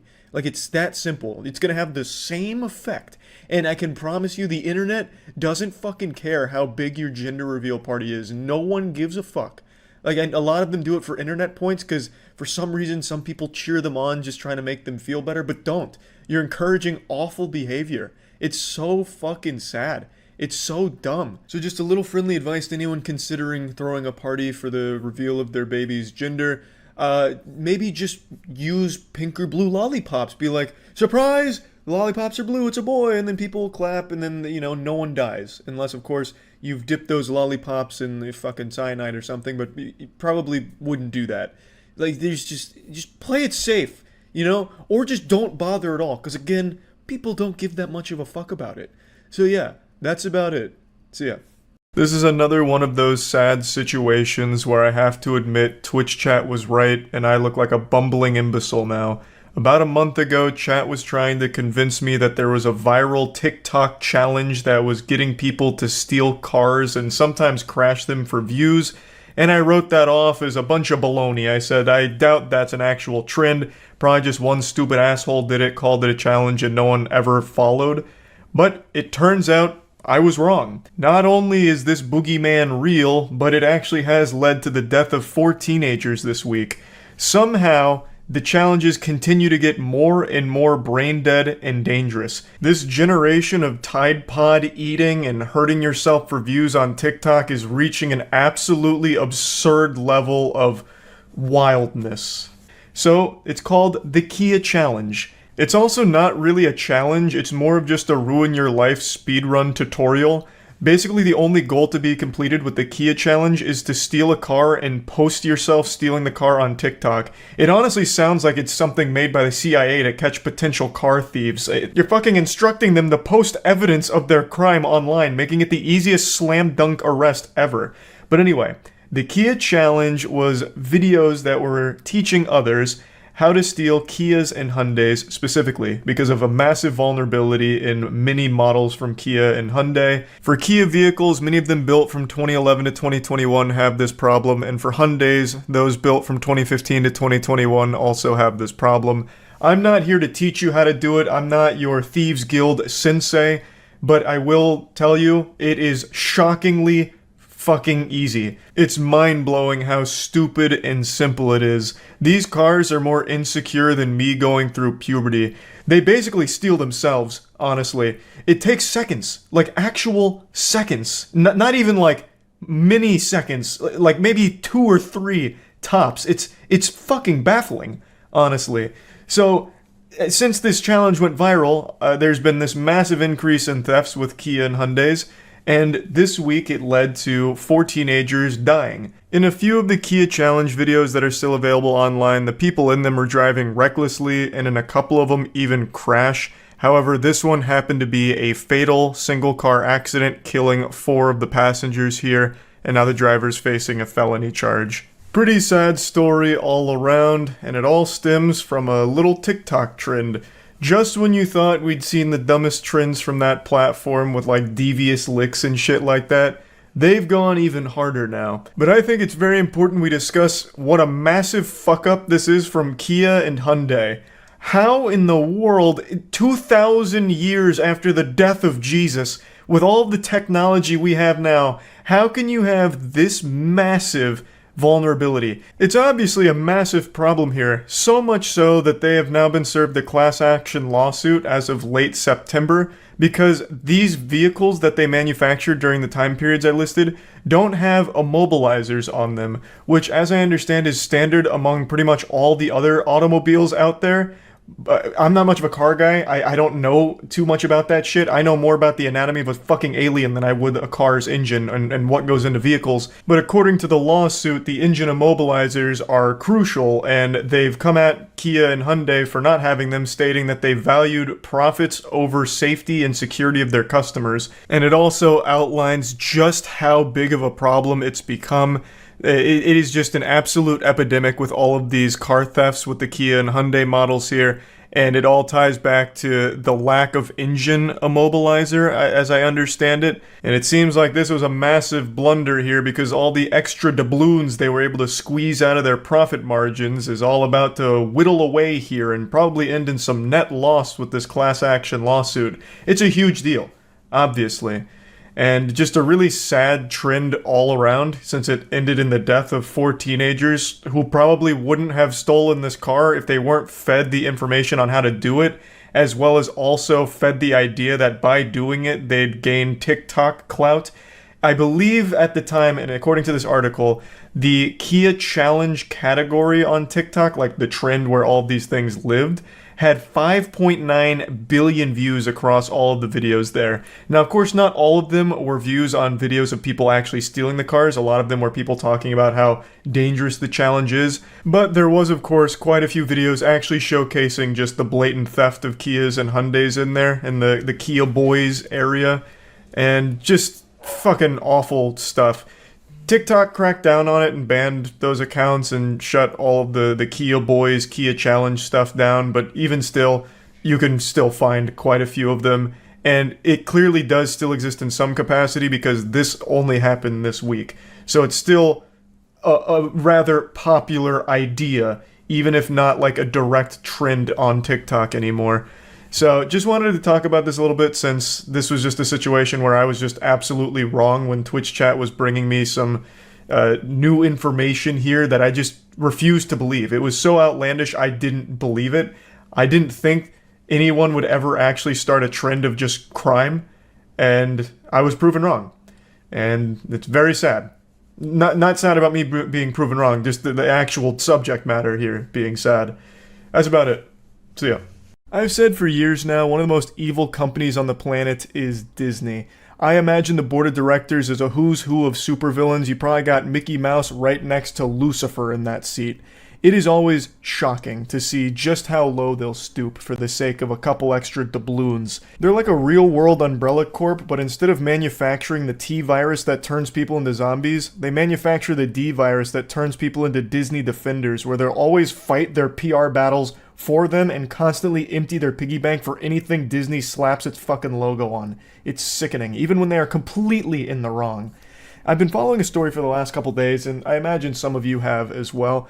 It's a very sad story about a woman who had an allergic reaction and died after eating at a Disney Springs restaurant. And the holly jolly old assholes at Disney are arguing that because the husband signed up for a Disney Plus trial in 2019, he agreed to terms that would basically turn this lawsuit into toilet paper. To any sensible human being on the planet with a functioning frontal lobe, you're probably asking yourself, how does a Disney Plus trial at all have any grounds for this lawsuit when the allergic reaction happened at one of Disney's parks? It's not like his wife had an allergic reaction to the dog shit Disney Plus is feeding them. She passed away because of a complete failure from the restaurant. It is entirely their fault. So the couple chose to eat at a restaurant called Raglan Road Irish Pub, and they told the waiter that she had severe allergies to dairy and nuts, and she was unequivocally assured the food would be allergen-free, and they chose this restaurant because it is apparently very accommodating to people with allergies. So when the order arrived, there was no allergen-free flags, so they inquired again if it was allergen-free, and were once again assured that they were safe for her to consume. 45 minutes later, she had an allergic reaction. Even after administering an EpiPen, she had difficulty breathing, collapsed, and later passed away. And the husband is rightfully trying to sue Disney for this because it is a colossal fuck up here. And Disney's just dancing on her grave. They're just spitting on her memory by trying to toss out the wrongful death lawsuit, by trying to say that the husband signed up for a Disney Plus account in 2019, which has language that prevents them from being sued in this manner. It'd have to be through arbitration, meaning it's overseen by a neutral third party and not a judge. And also, he had apparently agreed to similar terms when purchasing a park ticket online in September 2023. So this opened up a massive can of worms here about all of the sneaky, scummy shit companies sneak into their terms when you sign up for services or if you purchase things online. You know that shit that every human being on the planet skips through with agreeing to terms and conditions? Yeah, it turns out sometimes there's some really awful shit in there. I wanted to wait before talking about this because I've been talking to a lawyer about it because I was very curious if there is any legs at all for Disney to stand on here. But I just couldn't wait because I've already seen a couple of conversations about why it's entirely this couple's fault for gambling with their food allergies. The state of the world is so fucking saddening. How is it a gamble? So she was allergic to dairy and nuts, and this was made abundantly clear to the staff of a restaurant that is well known for being accommodating to allergies. Apparently, this restaurant has a commitment to being very conscious of allergens. So they chose this restaurant for that reason and made it very clear multiple times that dairy and nuts were a problem. And they were assured multiple times that the food they had ordered was not going to pose any problems for that allergy. They did everything they could. That's not gambling, you absolute Cro-Magnon that are arguing that it's actually their fault, Disney's blameless. This is what I'm talking about with the D virus. People falling over themselves to try and take bullets for Disney. It is a fuck up from the restaurant and by extension, Disney. I know they have more money than God, but even still, this is such an outrageous claim to be making because signing up for a Disney Plus trial should have no effect on what happens at a Disney park. That's not related at all. It shouldn't extend to that. Just imagine if that was normal. Let's say you're on a Boeing flight and all the screws on the flight all of a sudden just spontaneously pop off like a water balloon exploding, and all of a sudden your plane just disassembles itself in the air and you die. Everyone dies on board because the Boeing flight malfunctions, as Boeing flights are known to do these days. Well, what if Boeing said, that's a real shame about that, but, we can't be held liable for this because every single one of them, when purchasing their tickets online, agreed that no matter what happens, it's going to have to go to arbitration, so sorry about that, but really condolences. I am super confident that wouldn't work. You can't just have this blanket statement of, whatever happens, not our fault, and you agreed to it. See, you said right here, doesn't matter, you're fucked. Like, that can't work. And from what I've heard from a couple of lawyers that have talked about it online, as well as a couple conversations I've had, this doesn't really protect Disney, but this has become so common in contracts as a way of trying to weasel big corporations out of liability. But it's still scary because it does give them some leverage to fight on. It gives them an angle, and with the amount of money they can pour into defending themselves, it's going to make it very hard for normal people to fight back, even when Disney is 100% responsible for the tragedy that occurred. But at least Disney's very apologetic here. We're deeply saddened by the family's loss and understand their grief. Given that this restaurant is neither owned nor operated by Disney, we are merely defending ourselves against the plaintiff's attorney's attempt to include us in their lawsuit against the restaurant. They're fundamentally going, we don't know those guys. They just use our land. We're kind of just like a landlord. We are not associated with those scoundrels over there at all. No, not us. Nope. You're coming after the wrong guy, bub. Go after them. Not our fault. And if you do want to go after us, you can't really because your Disney Plus free trial from 2019. Did you forget about that? Eek, sorry. Now, the lawyer representing the family called it absurd and preposterous, saying that the case is based on the incredible argument that any person who signs up for an account, even free trials that are not extended beyond the trial period, will have forever waived the right to a jury trial, which is pure insanity. And they also argue that Mr. Piccolo, the husband, agreed to the terms of use for himself, but he's now acting on behalf of his late wife, who never agreed to the terms, which I think is a really strong point. I think the lawyer is right here. His wife never signed up for the Disney Plus trial, thus she shouldn't be subjected to the fucking shackle and chains that apparently every Disney Plus subscriber is now succumbed to. The lawyer then goes on to say, the notion that terms agreed to by a consumer when creating a Disney Plus free trial account would forever bar that consumer's right to a jury trial in any dispute with any Disney affiliate or subsidiary is so outrageously unreasonable and unfair as to shock the judicial conscience. It really is exceptionally evil, and from what I've read here, it's not exclusive to Disney. So apparently there was even a time where they were going to get close to protecting consumers from this kind of shit with like these arbitration clauses that get snuck into contracts that you sign up for unknowingly, because it is unreasonable to expect anyone to read all 65 pages of every terms and condition for every service you sign up for. There's no human being on the planet that has the chutzpah to sit through and read all of that. But apparently that ruling that was going to protect consumers got fucked in Congress. So it's just, corporations really do operate on a different level than everything and everyone else. So no matter how much they are pushed to stop this shady shit, they can always pay their way out of it so it never actually sees the light of day and they can continue to do the scummiest things. Another quote here is, most of the companies in the U.S. require mandatory arbitration and allows them to, by and large, cut off much relief. Companies love it, but individuals who are harmed by these corporations really don't have any access to any form that would give them relief, as that's a real problem. It just limits consumers' options. It protects companies by fucking consumers in the face. The Supreme Court's view is, if you don't like it, don't sign it. Which is a super easy position to have for all the troglodytes in Supreme Court, because they're so ancient and archaic that these geriatric fossils don't sign up for anything or any service because they don't even know what a goddamn computer is. They're still learning about that mystical, magical thing called the cyberspace and the internet. So they don't even know what the fuck this is. All they need to know is what the corporations tell them they need to know. But every normal person in the world all has different services that they have to sign up for. I'm not talking about just like entertainment services. Like, no one needs to have like a Netflix account or anything, or a Epic Games account or something. But even just like, I remember 10 years ago when I was in my apartment, there was an online sign up I had to do that had pages upon pages upon pages of terms and conditions. And I didn't read through all of them. I feel like most people don't read through all of them. Banking online, all types of services that are literally required for most normal people all have tons and tons of terms and conditions, and they are probably sneaking in some truly heinous shit. And this story right here helps shine a light on some of it and how unreasonable it is. And the Supreme Court saying, if you don't like it, don't sign up for it, is just, that's not realistic. It's just not at all. But yeah, anyway, this shit is super horrible. Disney super sucks. That's about it. See ya.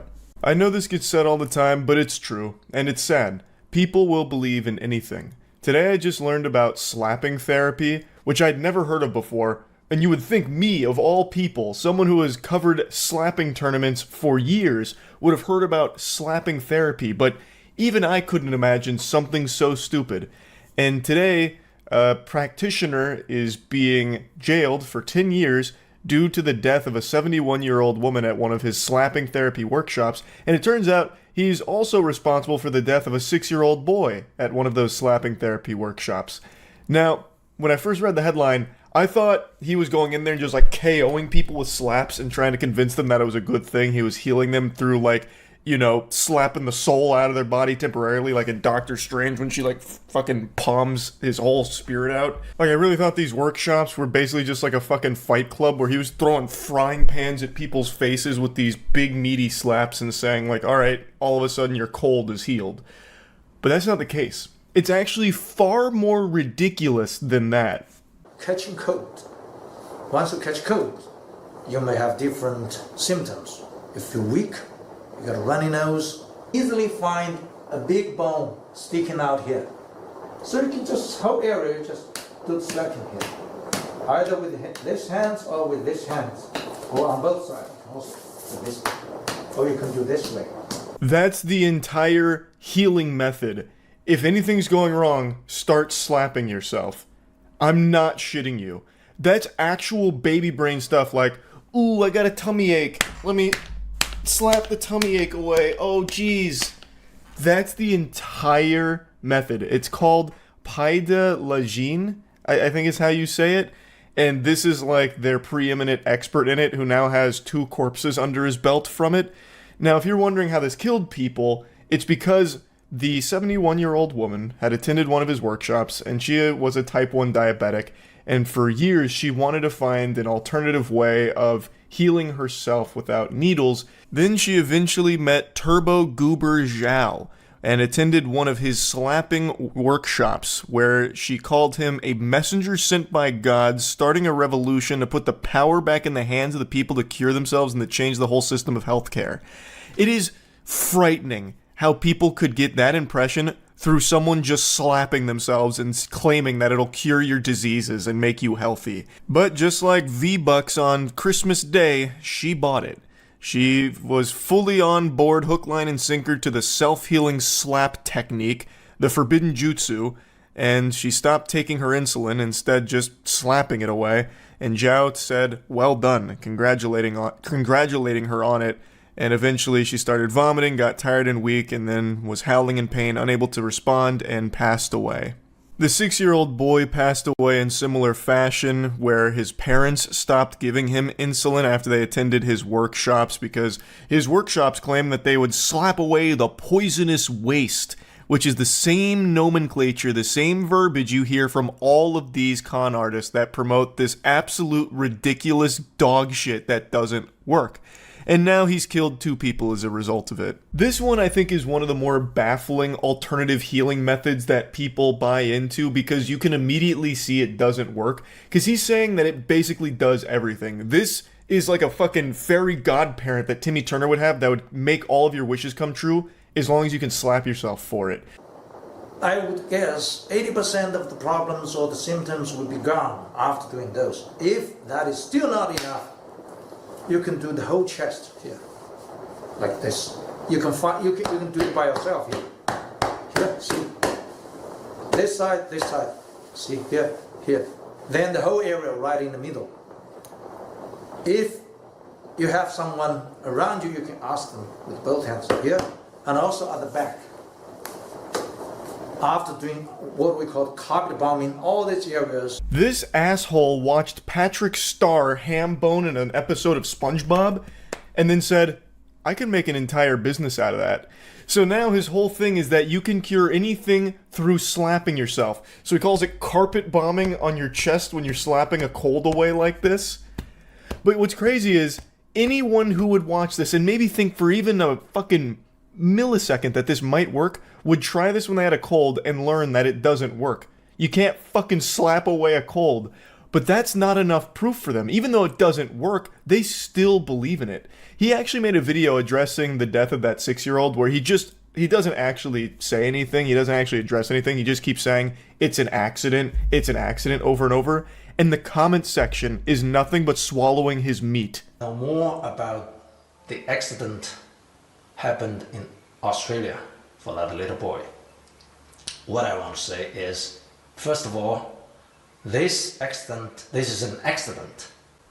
When I say this is an accident, that means this has nothing to do with the workshop. It is purely an accident. It actually has everything to do with the workshop because he encourages everyone to just slap everything away to get that poisonous waste out of their body, all that toxic sludge that's infesting their body through some of this, some of that. And then the parents who got brainwashed into believing it took their child off insulin as a result of these workshops. Now, of course, the parents of the boy are brain-dead idiots that should never see the light of day outside of a jail cell again. They are too stupid to be reintegrated into society. But that stupidity was manipulated by this scam artist, and it led to the death of that 6-year-old. Now, the comment section here is people supporting him. And I do mean every single comment is just down here practicing their own brand of slap healing by slapping his meat into their mouth. So they're just talking about how this isn't going to stop them from spreading the gospel of Paida Lejeune and changing the world one slap at a time. This guy saying this is not in any way your fault. You're actually trying to help heal people. How? By slapping them and putting them into an early grave when they inevitably get too brainwashed and take themselves off life-saving medication like insulin.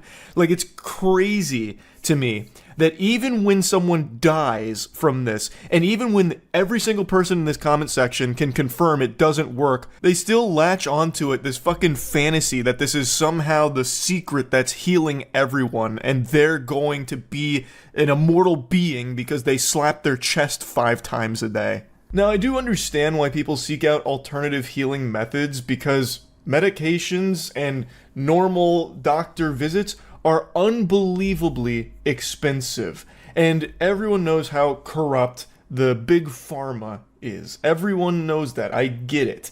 So I'm not confused as to why people will look for other means of helping themselves and maybe fixing whatever ailments they might suffer from. But what I don't understand is why people will choose the most blatantly fraudulent practices to believe in. There are other healing methods that do actually have some benefits, but a lot of them are trash that you can just research yourself and confirm yourself don't work. But people will still just, for some reason, become this lifelong believer in it based on nothing. I don't know how someone could sit there and watch this dumb asshole slap a guy's arm and say that it's healing him. For 1 minute, ask me to stop, okay?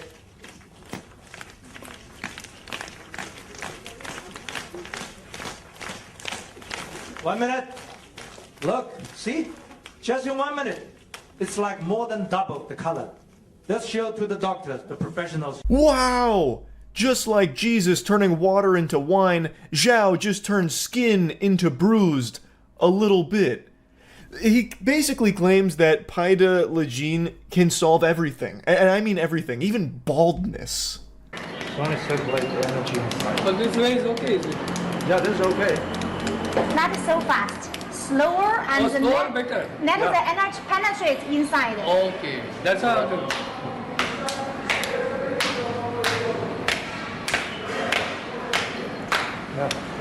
Man's actually teaching the Homer Simpson dough as a real method of curing your baldness.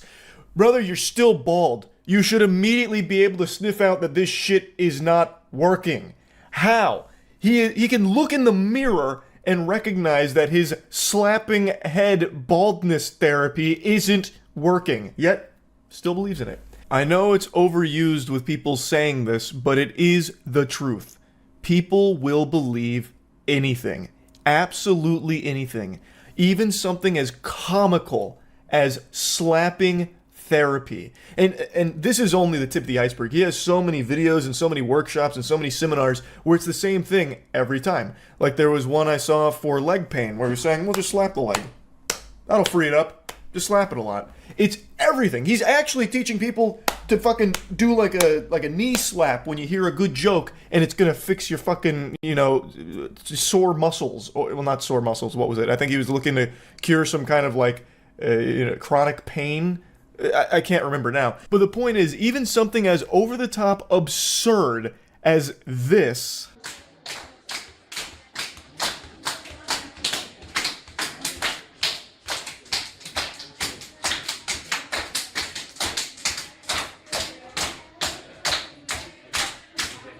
has people believing in it and worshiping Zhao. It's actually fucking crazy. Just sitting there playing people's head like drums. And they're like, oh yeah, he's curing him. He just fucking cured him. Amazing. Absolutely amazing.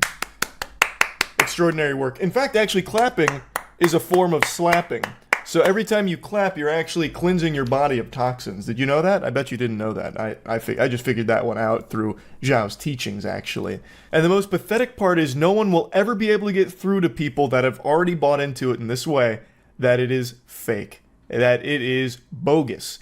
Even the death of the 71-year-old woman and the 6-year-old boy is not enough. That will only strengthen the believer's resolve in it, saying things like, oh, they must have done something wrong with the Paida Legine teaching. Zhao would never have misled us. He's healing all of us. He's a messenger sent by God. And the fact that they're jailing him now for this only proves to us that his teachings are a threat to the established medical order. So it must be true. His slapping techniques must be true if they just threw him in jail for it. There is nothing you can do to get people out of this. It sucks, man. Like, it's actually so sad. I'll stop ranting about it now, but it's fucking crazy. That's about it. So yeah. Raise your hand if you've ever heard of the restaurant Panera Bread. Now, I hope none of you raised your hand, because if you did, you'd be an absolute buffoon, you straight up imbecile. I can't see if you do that. But I'm assuming a lot of you have heard of Panera Bread before. It's very popular. But did you know that it's now responsible for at least 2 deaths because of its menu item, charged lemonade?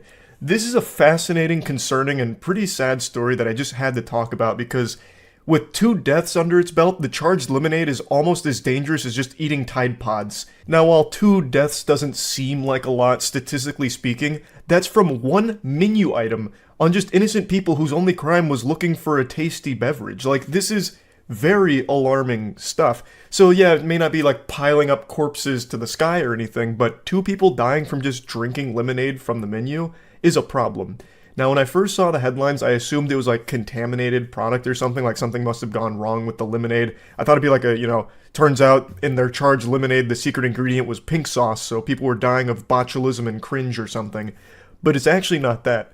Their charged lemonade is a caffeinated drink that was improperly advertised, so people that shouldn't be consuming caffeine or like huge amounts of caffeine were consuming the charged lemonade, and unfortunately 2 people did die from it. And it is a lot of caffeine in the charged lemonade. It's not like just a couple tiddlywinks worth of caffeine, it's a lot. Now, the most recent death is that of a 46-year-old man from Florida whose family has now filed a wrongful death and negligence lawsuit against Panera.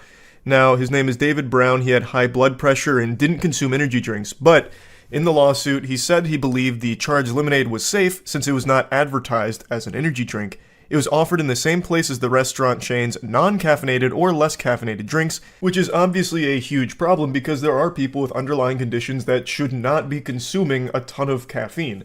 This is the perfect example of that. That's why you need to properly label these beverages, because they can be legitimately dangerous to people that aren't aware of what's in them. According to the lawsuit, on October 9th, Brown had the drink 3 times during a visit to Panera Bread. Apparently this was part of like their endless sipping offer. I don't know what it's called at Panera, fucking Super Sippers Deluxe something, the sip package, where you can get like refills, multiple refills.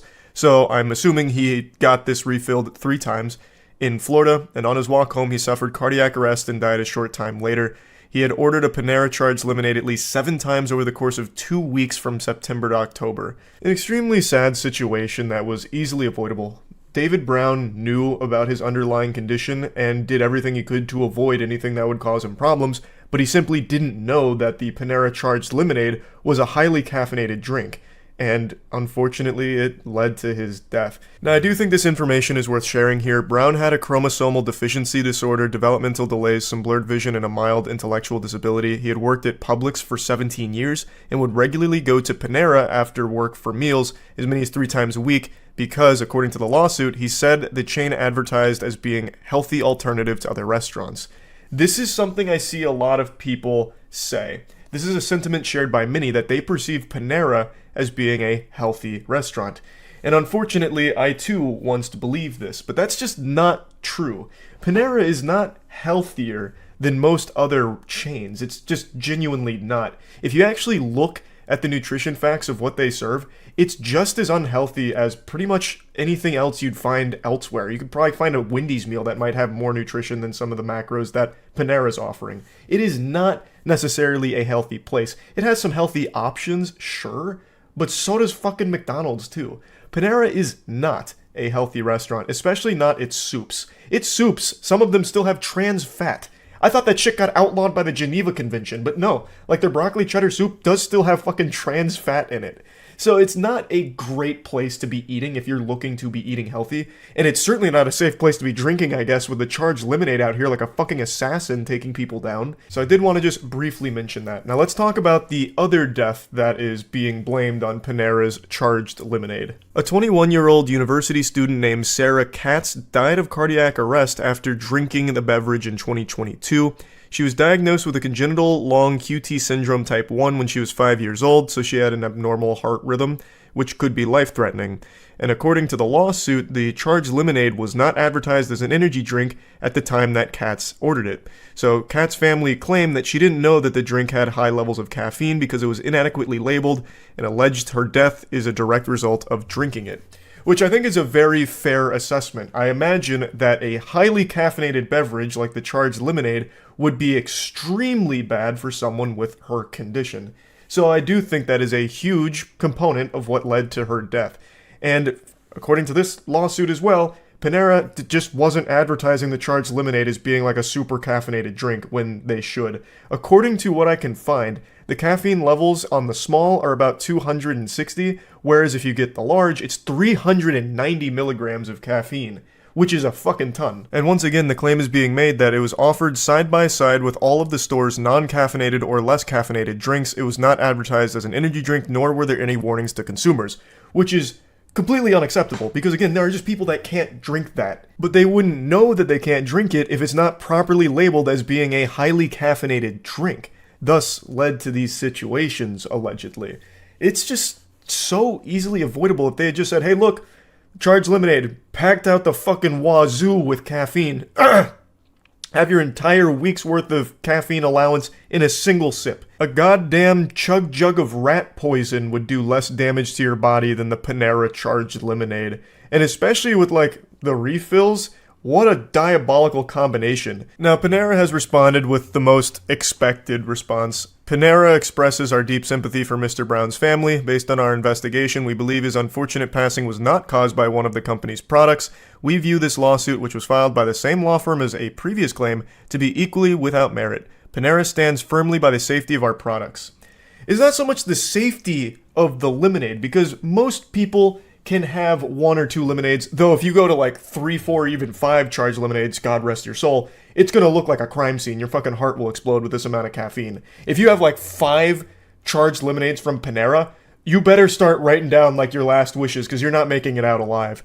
So it's not so much like the product is unsafe to consume, it's that it wasn't properly labeled or properly conveyed to consumers how much caffeine was in there, so people that are sensitive to caffeine or have underlying conditions were drinking it, and it potentially led to these 2 deaths. Now, in the case of Sarah Katz, her friend said that she was very aware of her health and was very vigilant to avoid caffeine. She never drank coffee, so this indicates that she would be very much in tune with avoiding the charged lemonade had she known that there was so much caffeine in it. So Panera told ABC that there is still an ongoing investigation, but they did say, we were saddened to learn last week about the tragic passing of Sarah Katz.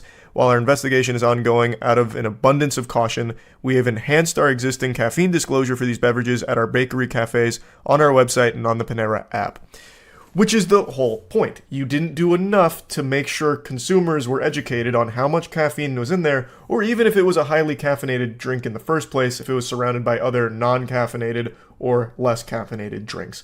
Like, you can't just fucking sneak it in there in between, like, the orange juice and the water. People are going to make the assumption, like, oh, this is probably just some kind of wacky lemonade. Most people wouldn't draw the conclusion, like, oh, this is probably a 400 fucking milligram bomb of caffeine. So it's just a matter of you needed to more effectively communicate to consumers that this is extremely caffeinated because it's dangerous not to. So yeah, buyers beware out there for any Panera enthusiasts. Maybe avoid the charged lemonade just in case. Just wanted to go over this a little bit. Pretty sad situation all around though. That's about it. So yeah. I just saw a crazy story I have to talk about. A woman working at Wells Fargo died at her desk, and her body wasn't discovered for 4 days, despite co-workers being in the building as well as 24/7 security. It's not like she went to some condemned building all alone like Squidward when he goes to that void place. Like, she was in an occupied space, working, surrounded by other people, and nobody noticed that she had passed away. Until her body started to rot and decay, and they started to smell it, and then someone became alerted and realized, gee willikers, we have a corpse here. That is baffling to me. Like, this is the perfect illustration for how little these companies care about their workers. Like, they are not your friends. They do not give a fuck about you. A Tempe Wells Fargo employee died at her desk. And 12 News is now confirming that it may have taken as many as 4 days for anyone in the office to notice. That's so sad.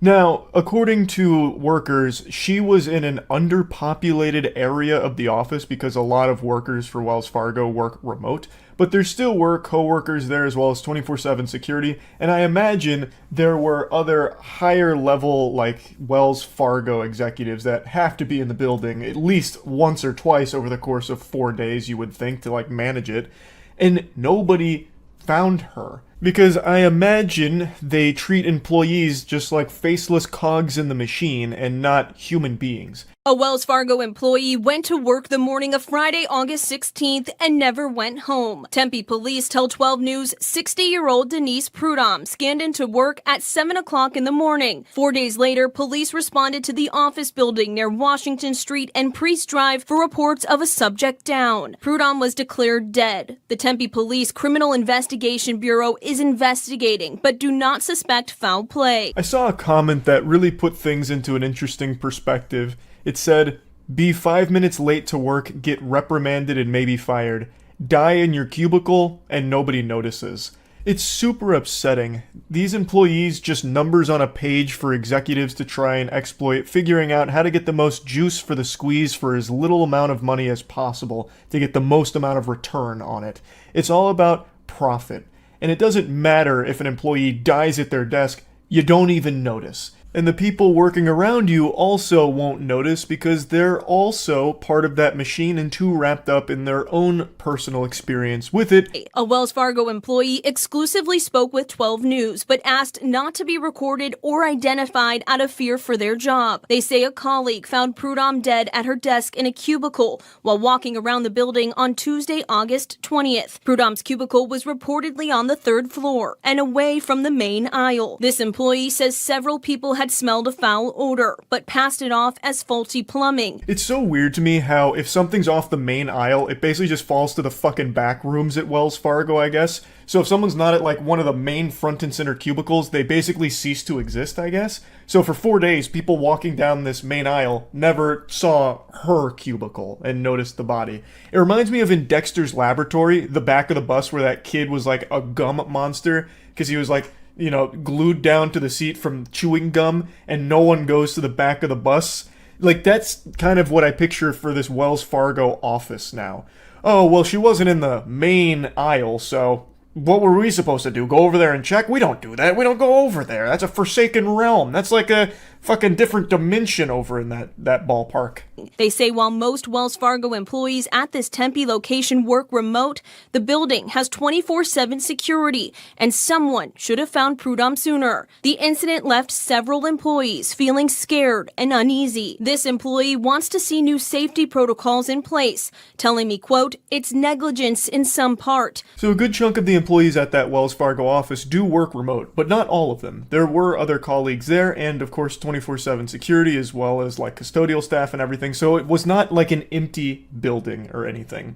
I am extremely curious to see what protocol changes Wells Fargo might make here. I'm expecting some like really cringy dogshit solution from some out-of-touch Silicon Valley type that just tries ridiculous garbage. Like they might integrate like a jingle. If you're feeling kind of dizzy, if your stomach's feeling shitty, go somewhere else. If your heart starts to pound and you might fall down, go somewhere else.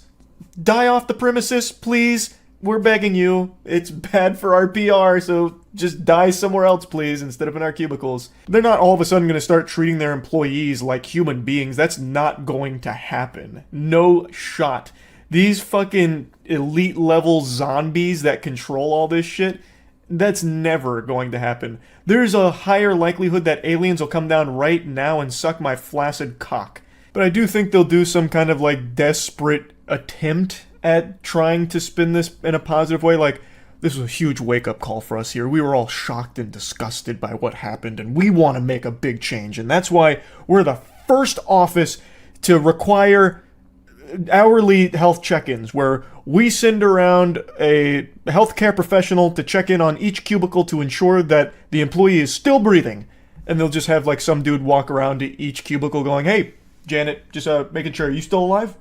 Okay, let me check your pulse real quick." All right, great news. Hey, keep up the good work. You're a valuable team member here. We're a family. Don't forget, we're more than a team, we're a fucking family. Fist bump. All right, I'm gonna go check on the next one. A different worker also spoke with 12 News anonymously. It was just uncomfortable. Again, calling on the company to do more. Body was there about 4 days before anybody found it, before anybody walked up to her and just to say hi, make sure she's okay.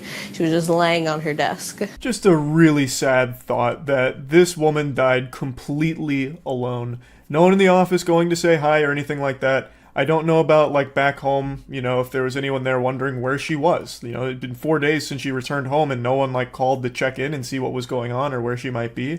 It's just really upsetting. A Wells Fargo spokesperson previously sent 12 News a statement saying, in part, "We are deeply saddened by the tragic loss of our colleague at our Tempe office," adding counselors through our employee assistance consulting service are available to support employees. An employee tells me their direct management offered those services, addressed the incident, and told workers the building was thoroughly cleaned. We here at Wells Fargo are deeply saddened by the tragic loss of what's her name.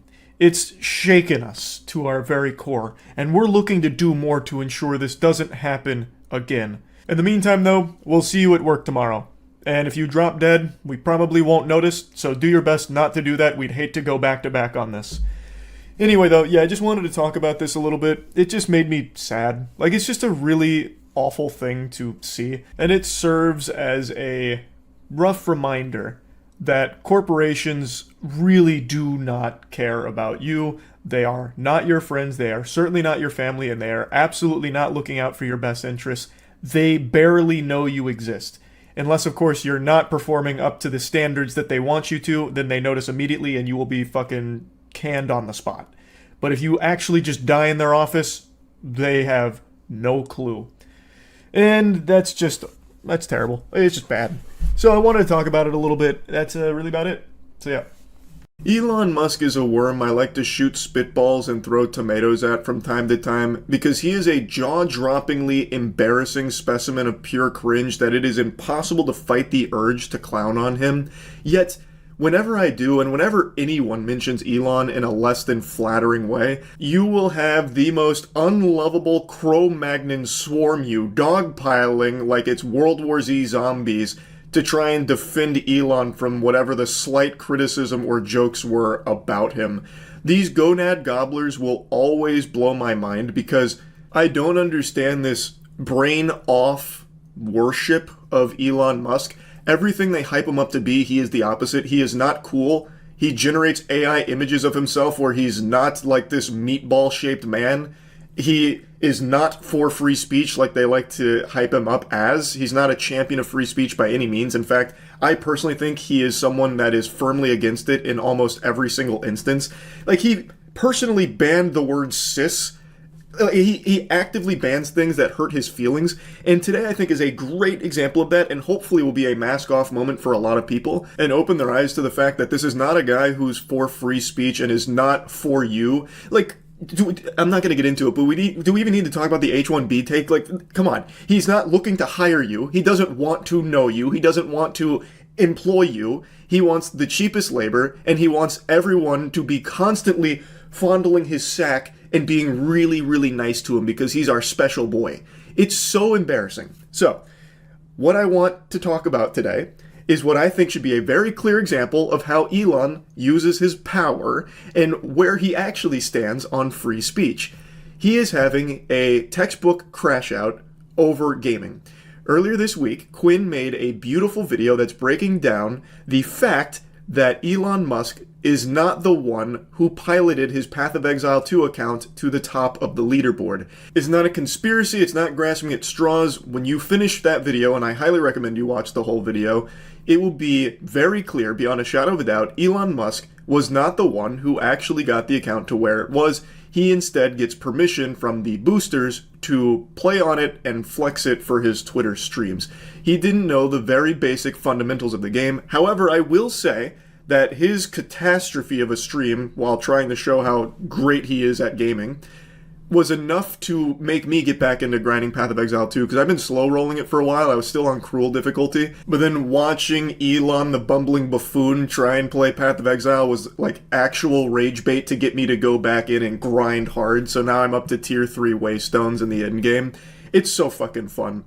But anyway, I'm getting sidetracked. The point is, Elon Musk knew nothing about the game. It was very clear. And the big thing about it wasn't even that he had someone boosting his account for him. It's that he was just in this complete denial and trying to convince people that he is the best gamer alive. Like, this game's a little too easy. I'm on max difficulty, swagged out mode, and I'm just kind of breezing through it because I'm just that good at games, that kind of thing. It's his reluctance to just be honest about, like, hey guys, I like this game. I don't have time to grind it, so I paid these people to grind it for me so that way I can get to the end game and, play the content I want. It wouldn't have blown up to this degree. I still think that would have been a little silly, and people would have still absolutely made fun of him for it, but to a lesser degree. It's just, what's the point? Why are you paying someone to boost your account? If you like the game, why not just play it on your own time, even if it's not that fast, and even if you're not top of the charts? But for Elon, the reason is because he wants everyone to view him as God's gift to humanity. So, like, I'm one of the best gamers. Check the stats. And he didn't achieve it. It wasn't him. And when Quinn made this video, it very much hurt Elon because the gamers that he's trying to appeal to were privy to the fact that he's not the gaming god he claims to be. And that damaged him. So, I knew he was going to have a comical response, but I didn't expect it would be this absurd. To set the stage for what happens next, Asman and many others covered Quinn's video, as well as other people's content talking about how it was impossible that Elon was the one that actually played on that account because he is just dog shit and knows nothing about the game. Asman covered this, he talked about it, reacted to the video, and today, Elon went on Twitter and had this to say. Asman behaves like a maverick independent, but in reality has to ask his boss for permission before he can do anything. He is not his own man. He then leaked his DMs with Asman, where he said, this is Asman, I'm going to see if my editors might want to make a second account for it. And then Elon replies, sure. Who are these mysterious editors? He actually sounds like that news anchor. Who is this 4chan? Like, how can someone be this fucking out of touch and stupid? I will never cease to be shocked by the absolute idiot potion this guy seems to be boofing on the daily. Like, how? What do you mean, who are these mysterious editors? Do you not know what editors are? Holy shit. So then, Asman explains, two guys, links them, and then they basically run the entire YouTube account, lol. So basically any content I post is edited or uploaded by them and they can just get a cut of the ad rev. It's a super good system to be honest. Almost everyone on YouTube does it. And then there's a community note there, which says what should be obvious to anyone with a functioning frontal lobe. Elon Musk seems to think Asmongold is an employee with editors overseeing him. That's incorrect. Asmongold's editors are actually his employees. They edit, upload his content for a revenue share. They don't control what he does. And then Elon Musk proceeds to take away Asmongold's checkmark on Twitter. You remember that thing Elon was like really adamant about, you know, how checkmarks were kind of like weaponized? Hey, Elon, you're doing that. So, the free speech guy, you're taking away his checkmark because he hurt your feelings, fundamentally shadow banning him because without a checkmark, his replies and his engagement go way down and you won't really see it anymore. You're shadow banning someone who hurt your feelings. Elon is just that fucking sensitive. In fact, sensitive doesn't even really cover it. Like, my cock gets sensitive when it gets sucked for too long. I'm like, ooh. But, like, that's sensitive. Elon has reached a new level of sensitivity I did not think was even achievable by a human being. It is just fucking flabbergasted by how soft he is. He has all the money in the world, but is beyond insecure to the point that I can't believe he's a real person. This has to be some kind of, like, Android protocol that's been sent from space, from like space redditors, in order to see like the limits of cringe that can be pushed. Come on! He's talking about editors and then saying Asman needs his editor's permission to post things. He lacks the fundamental understanding not only of Path of Exile 2, but of life! Like of living as a sentient being. How can you even reach that conclusion? I mean, I know how he reached that conclusion because he is a turbo moron who can't, like, activate neurons and think. So he saw the word editor and made the assumption that it's like the editors that will oversee someone's work in the journalism sector. And he gets these dots, these breadcrumbs that he starts connecting from out of fucking nowhere about how, well, Asman is actually just a pawn of his editors. That's not just wrong, that is just blatant misinformation. He is actively engaging in misinformation, making it seem like Asman has a puppet master above him, these editors, that he has to answer to. And then he abuses his power to take away his checkmark. He is actively doing all of the things he says he is super against, and all of the people say that he hates and will never do. He does it. I don't see how a single Elon Musk nipple-suckling leech could see this and conjure up some kind of excuse for it. There's no mental gymnastics that could possibly exist to justify this behavior. It's the epitome of everything people hate. It's cringe. It's sensitive. It's an abuse of power. His feelings got hurt, so he used his power as the fucking chief general of Twitter to take away his checkmark because he hurt his feelings. And then he goes on to leak DMs. How could you possibly look at that and be like, no, that makes sense. Elon was in the right here. Like, let's say you just love Elon. You know what? I'm not your dad. You can like whoever you want, like whatever you want. Doesn't matter to me. But why do you have to like something and then love everything they ever do? Why can't you be more receptive to, like, you know, I really like Elon, but this was a bad look. I didn't like what he did here. I think this was pretty embarrassing. That's called being normal. For some reason, people just can't be normal anymore. If you like something, you have to be obsessed with it. You have to fucking love it. You have to be, like, snorting that drug constantly and shut out and hate everyone who pokes holes in it. It's so weird. I don't know why people want to live their life this way. They just want, like, the black and white. Elon good. Anyone who said Elon not good, they're bad. Elon good. I don't know why people want that. No one likes to think anymore, and with the way the internet's gone, you don't have to think anymore. You can just wait for tweets to tell you what to think, or even chat GPT to tell you what to think. I guess it's just easier to live your life on, like, drooling autopilot mode. But I would argue that you are doing yourself a huge disservice in life if you just live this way, where even if you really like Elon, whatever, why not just be receptive to the idea that he's not infallible? Maybe he does make mistakes. Maybe he is cringe sometimes.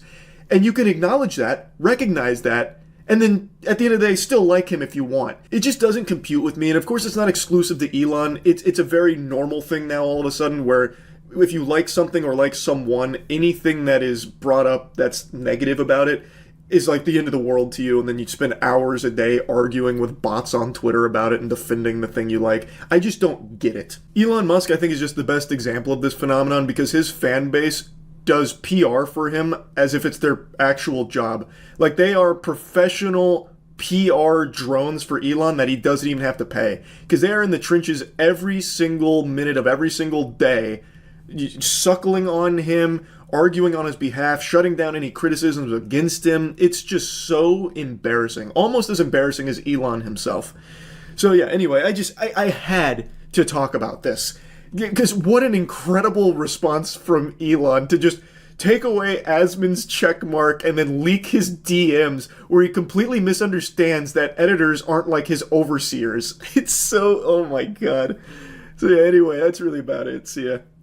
I was going to wait a little bit longer before fully diving in on this, but I've talked about it on stream, tickling the subject here and there, with Elon Musk's weirdest lie so far about being a Path of Exile 2 top player. For as long as I can remember, Elon has always touted himself as basically a gaming god, where anytime he picks up the sticks, he becomes one of the best to ever do it. And he's been trying that with Path of Exile 2, puffing out his chest, popping his collar, letting people know that he has one of the top characters in the game.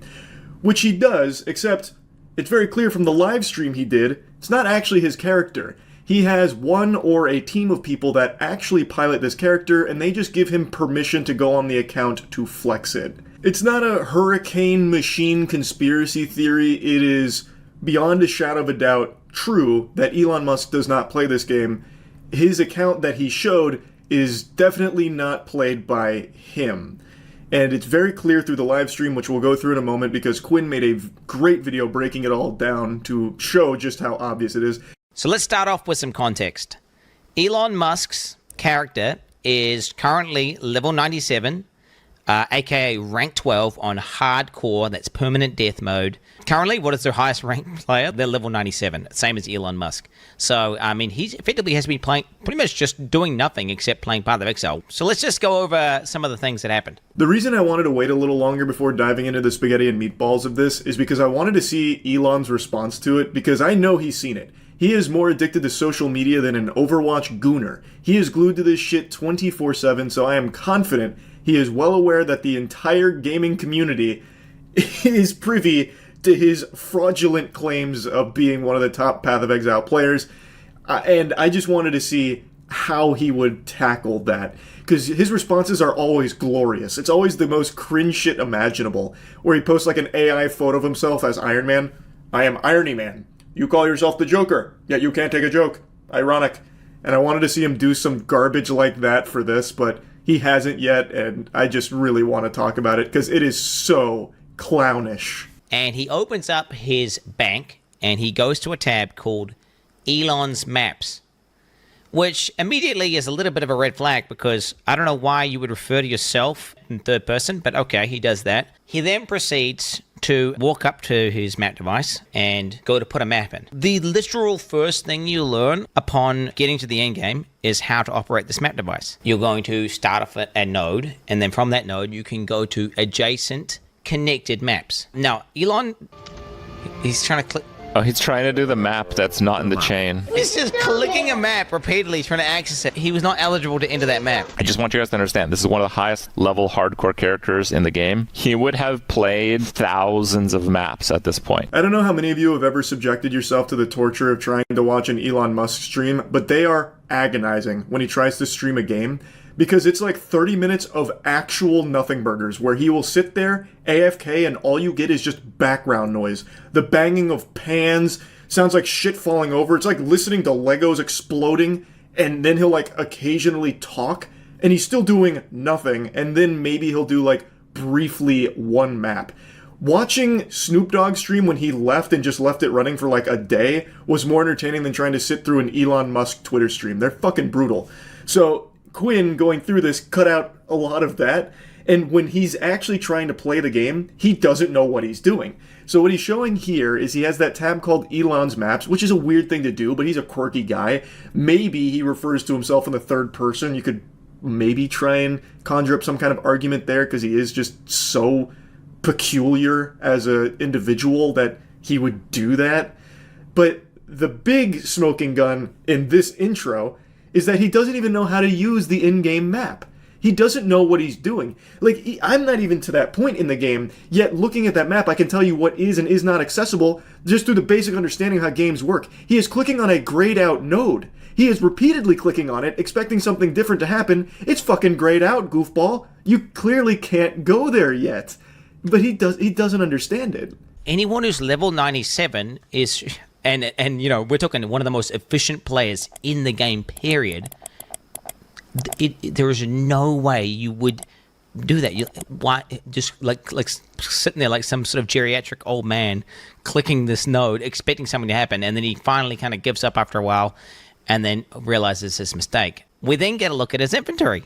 So Elon Musk is stuck going into the map and with full bags. If you're an efficient player, you're going to clear a map, you're going to loot the valuable items, and you're going to sell the trash, keep the good stuff, salvage the bad stuff. Everyone knows that. It's not just being an efficient player, it's just being a player in general.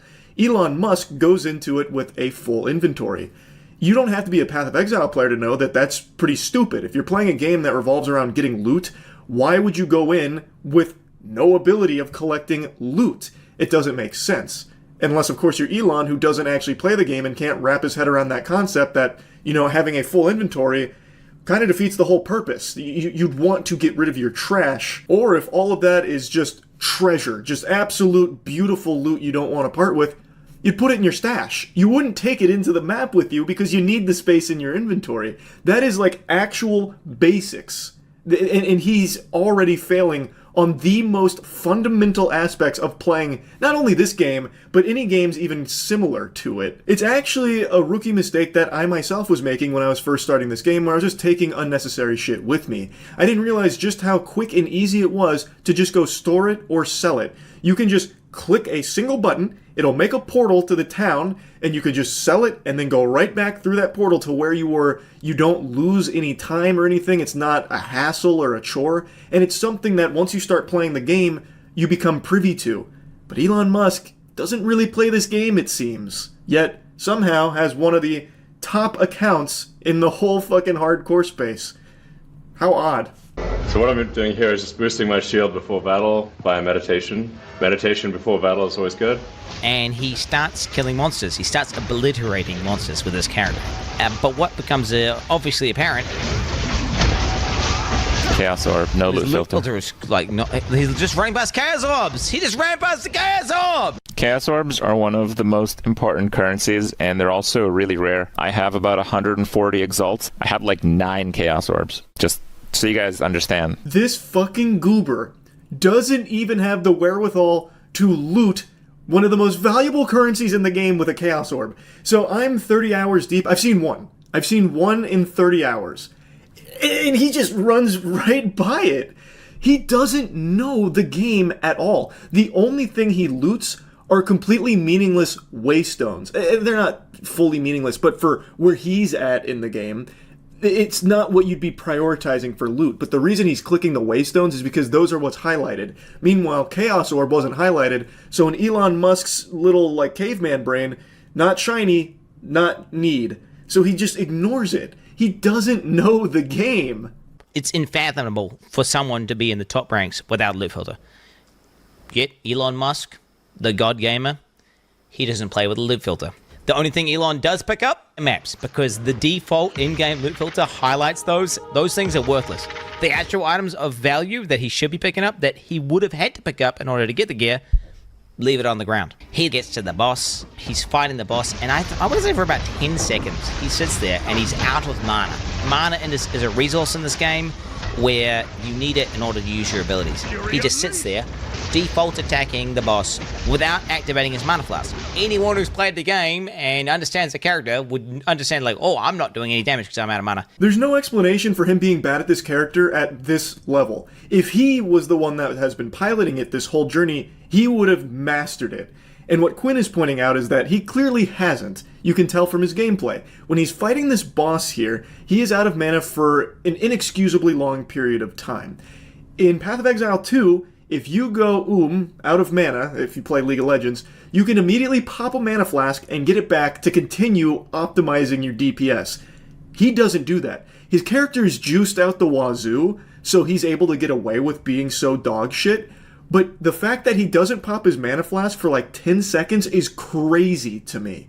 And anybody who plays the game. It's not him being some kind of chess master galaxy braining this where he's being frugal with his mana. Well, actually, I made a calculation that it would be suboptimal if I had popped one of my fucking 20 mana flasks at this moment, because you wouldn't understand. I'm one of the top players in the game. I'm thinking, well, 5 steps ahead of you. It's just him just being bad. It's him being bad at this character, because it's not really his character. Whoever is piloting this account behind the scenes and boosting it lets Elon go on and do these really easy maps where even when he's super shit, he can get away with being bad and not be punished for it. He then goes on to loot items off the ground. He starts dragging them into his bag. Like, I don't even know how to describe to you how painful that is to anyone who actually plays the game. And his bags are full and he just keeps clicking it over and over and over again. Nobody, not even people who are kind of noobs at the game, do this. I don't even think Elon Musk has done the campaign, honestly. I also don't think he's finished the campaign, and I'm going to go a step further. I don't think he has ever really played an ARPG to a high level at all, including Diablo. Nobody, I mean actually nobody, is going to drag their loot into their bag once they spend any amount of hours in Path of Exile or Diablo or anything. No one's going to be doing that. That is a mistake that only your grandpappy would make if you sat him down to play this game, where you just slowly drag in the loot. Nobody fucking does that. So I really question the authenticity of his claims of being one of the top Diablo players through his own sheer blood, sweat, tears, and elbow grease and cum. I think something similar has been happening for him on Diablo, where he has people behind the scenes playing the game for him, and then he just goes on occasionally to do a couple maps to flex on Twitter streams. You're also an innovator there. Yeah, I've played a lot of video games. You think about like StarCraft, any game where a lot of people are playing. To rise to the top, you have to be exceptional, period, as a human being. Yeah. There has to be something exceptional about you. Yeah. Are you in the top 20 in the world, or the top 20 wow, in Diablo? Yeah. A ton of people are calling this into question now after watching the Path of Exile stream, because those are transferable skills. If you're really good at Diablo, you should at least be pretty good at Path of Exile. And he's just not. And he lacks the basic understanding of ARPG fundamentals. So how the fuck could he be one of the top Diablo players and be this clueless for Path of Exile? It just doesn't make sense. It just doesn't compute. His settings on the map transparency are turned on by default. His life values are turned on. All these basic settings that anyone in the top 100 would do, he is not doing. Maps can effectively have different content on them, and that content will be signified by icons on the map. So it could be a map which has an expedition in it, a breach in it, or it could be corrupted. Elon starts looking through the atlas, and he finds a map with, I kid you not, 4 things on it. There are 4 things there. So this one has a real risk of dying. 4 things.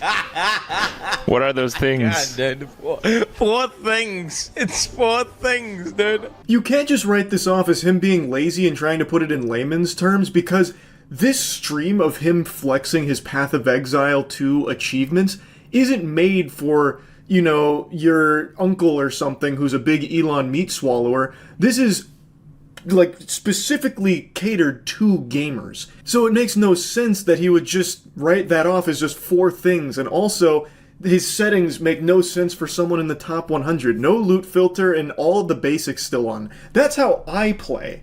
And I am nowhere near a top player in Path of Exile 2 at all. It doesn't work. That excuse of him just being lazy, it doesn't work. He could not achieve what he has in Path of Exile 2 with these settings and the way he approaches the game. It's clearly just not him that has got the character to this point. He doesn't know what those 4 things are, which is why he calls it that. He then goes on to say, This is max difficulty on hardcore. If there's a way to get higher difficulty, I don't know what it is, but this is everything maxed out. Path of Exile has boss fights and end-game bosses, which are quote-unquote difficult battles, which Elon actually did do in one of his streams, where he just went into the end-game boss and died repeatedly to it. Maps are just farming. You go into maps and you farm them for loot and experience. They're not the most difficult battles, and I don't know if he's trying to deceive people watching a stream into thinking that he's doing some insanely hard thing, whenever he's literally doing something you do to effectively grind or farm. Listening to Elon talk about Path of Exile 2 is like listening to the out-of-touch writers in CSI, where they'd have things like, yeah, I have all the top scores in every MMORPG ever. I am elite noob slayer. Like, when they try and relate to gamers, that's Elon with Path of Exile 2. It's such a weird thing to lie about, because this isn't a cool thing to anyone that's not already playing Path of Exile 2, but anyone who plays the game would immediately recognize he's just making shit up and doesn't actually know what he's doing or saying. And it's just classic Elon. This is a max difficulty Turbo XL Super Arcade. In fact, I'm the only one that's unlocked this difficulty setting, and I just wish it was a little bit harder, because for someone of my intellect, it's just a bit beneath me. But yeah, this is maxed out difficulty on hardcore. You can see I'm breezing through it. I wish I could increase the difficulty a little bit just to stimulate myself a bit more, but yeah, it is what it is. I'm just too good for it. Like, the way he talks about this game, while clearly being clueless on it, he's actually infuriating. I can't fucking stand it. And Elon Musk starts going over his gear. This is a great staff, but it's only a level, 62 staff. His weapon is, I kid you not, one of the best, if not the best staffs on the entire hardcore trade league. You cannot even buy it. Insane weapon. Not only does Elon have a staff that you can't even buy, but it's so good that second best one, which is missing 2 of what makes a staff so powerful for an invoker, which is the crit and crit bonus, is still 20 divines, and that's obviously very expensive. Here I am, like, level 95, but my staff is only level 62. That is something that you learn pretty early on into the game, that the actual level of gear isn't the most important part about it. That's just the requirement to equip it. Quinn gave an example that one of the strongest, most meta builds at the moment uses a weapon that is level 1 requirement. A level 1.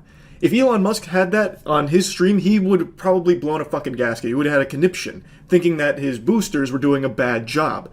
But they're doing such a good job that it has become blatantly obvious that Elon is not the one behind it at all. His weapon is nuts, yet he is fixated on it being level 62, thinking it's beneath him because he's a much higher level. He doesn't grasp the concept that it's not the level that makes the weapon good, it's all of the blue stuff there. You can't reach this point in the game without that basic understanding. You just can't. He's talking like he needs to upgrade his weapon soon. Like, yeah, I need to get myself a better weapon, one that reaches my potential at level 95. But for now, this is getting the job done. I'm able to do all of this with such a low-leveled weapon. It's fucking insanity. My helmet is level 56. Int, lightning, and chaos resist. Okay. It's only 56. Amulet level 61. Ring is only level 48, 49. At least a level 75 jacket. It's a jacket with 6 things. Yeah, tell us how bad the item that only drops from the highest difficulty of the hardest boss. Just tell us that it's only level 52.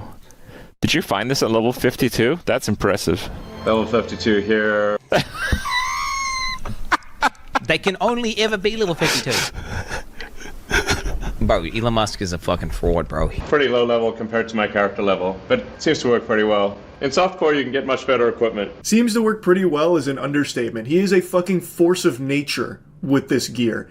He is beyond juiced. The actual pilots of this account have done an extraordinary job of making an absolute deity with this gear here. And yet Elon can't recognize that because he's not the one that did it. He only mentions the item's level, the least important part about items in the game. And once again, the excuse of, oh, he's just being lazy and he's trying to put it in layman's terms so people can understand. People know, like, level 62 versus level 95. Well, no, because that doesn't work because the 62 is extremely good regardless of him being level 95. He could be level 1000 and that level 62 weapon is still going to be fucking unbelievable. He just doesn't understand how the game works. He just doesn't. Like, if he didn't want to go into detail on everything for his gear during the stream, that's fine, but he is actively saying that the gear isn't really good because of its level, which is so false, it's laughable. That's why he is being giggled at by both Crip and Quinn during this, because he is beyond clueless as to what he's even looking at and what he's talking about.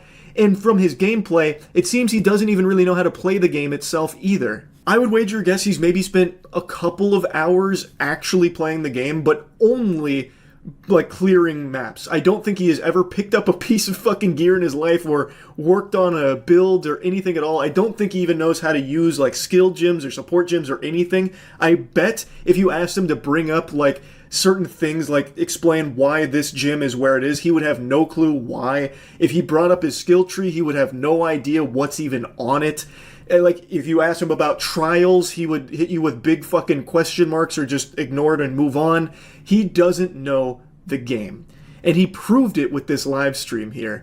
But the question needs to be asked, why? Why even lie about this in the first place? Again, this isn't something cool to people who don't play Path of Exile, but anyone who plays Path of Exile is going to recognize that you're a fraud. This is not your account. If he was honest about it, saying like, hey, I tried Path of Exile, I really liked it, but I don't have time to grind it, so I paid people to grind it for me, I think people would have a little bit more respect for that, as opposed to him cosplaying as one of the top players, pretending he's the one actually putting in the work and doing it, when he's definitely not. And if you needed any more proof that Elon is 100% boosted, he was playing the game today inside of maps blasting while simultaneously on a X space. Yeah, RIP. So Elon's account, Percy, did die, and in hardcore that is permadeath. And I'm not sure if it was Elon that died on it, or if one of the people he paid to boost it made a mistake while grinding. I'm not sure. But I love the idea that it was Elon who bit the dust on it and bought the farm, because the people that actually put the hundreds of hours into getting this account so juiced out the wazoo are probably fucking furious. Like, they set Elon's maps aside, which are very easy maps for him to clear for the sake of flexing on Twitter with this account that they're actually putting the work into, and yet somehow this bumbling buffoon still finds a way to die on this overpowered character, just reverting all of their hard work to zero. It's just a beautiful thought, because they set aside easy maps for him. And maybe he got a little too big for his britches. Maybe what happened is he saw all the people, calling him out for obviously not playing this game. He's like, okay, I'll put on my big boy britches and I'll do some hard content, and immediately just gets fucking washed. Like, just actually rinsed. I'm very excited to learn how exactly this account perished, because I feel like he'd probably mention it, like, what happened? What went so wrong? But yeah, I wanted to talk about this a bit. It's such a weird, stupid thing to even lie about in the first place, and yet here he is, telling blatantly obvious fibs. He's got all the money in the world and all of the insecurity imaginable. He has this desperate, insatiable appetite for unconditional love from everyone, and in this pursuit makes everyone hate him through being just a lying cringelord. Like, this is such an unnecessary lie to even tell. He just wants to be viewed as the smartest person to ever grace this fucking space rock that we live on, and the best at everything he even attempts to do, even when he's just not. He could have actually probably scored a ton of brownie points with gamers by saying, hey, Path of Exile 2 is a really good game. I'm learning it right now. Watch me stream the early game content. And people probably would have actually really applauded that, because he's playing it on his own two legs here. He's playing and learning it, and that could have been a really easy way to relate to gamers. Like, hey, this game's great. I'm going to start learning to grind it. I'm not very good right now, but if you want to check out my early game, here's the stream. And I bet it would have been received far better than this dog shit. He is poorly playing an account that has never actually been piloted by him. But it's an account with a lot of prestige because it's so high ranked, and that is like the most appealing thing to Elon. It's just, it's nonsensical. He's so fucking cringe, it's crazy. That's about it. So, yeah. I'm on my hands and knees. I'm begging you, please stop making me do this. I can't handle much more. I'm running out of juice. It's like that meme when you nut but she keeps sucking, and it's that clip of Frieza like screaming out in agony as he's getting drained. That's how I feel when it comes to every unhinged decision that Elon Musk makes with Twitter. I can't help it though. I need goofiness like a fish needs water, and there is nothing goofier than everything that keeps happening on Twitter. I've made like 7 videos about it, and I don't even want to, but I can't stop myself.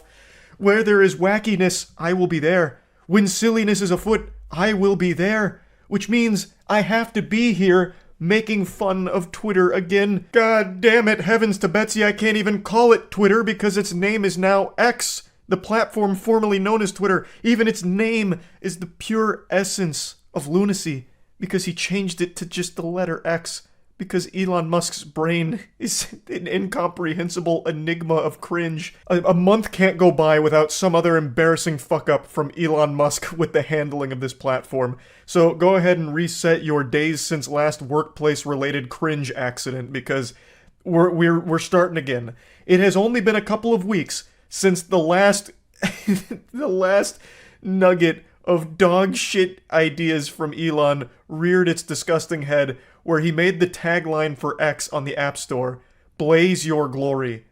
Brother, my glory is still blazing. I want it to stop. I am so tired of making fun of this platform and Elon, but I can't stop myself because he just keeps doing dumber and dumber shit. Today, this homunculus goober must have taken some ayahuasca and hatched an unfathomably ridiculous idea, stating that the block feature is soon going to be deleted except for DMs, and then even had the gall to reply to that, saying it makes no sense.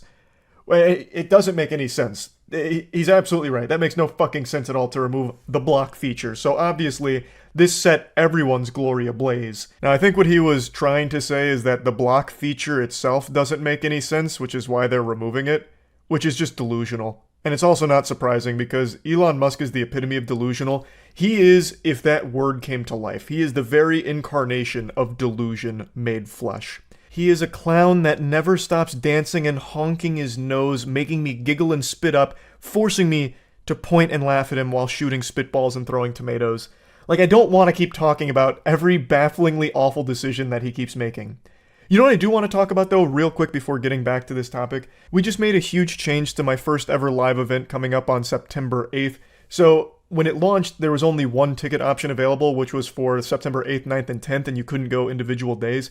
That was because we were instructed that that'd probably be the optimal way of doing it, because they've never done individual days at that venue. But after talking with them, we were able to get individual tickets available, so if you want to just go on Saturday or just want to go on Sunday, it'll be $25 for a day ticket, and it'll be like about 5 or 6 hours per day that will be there.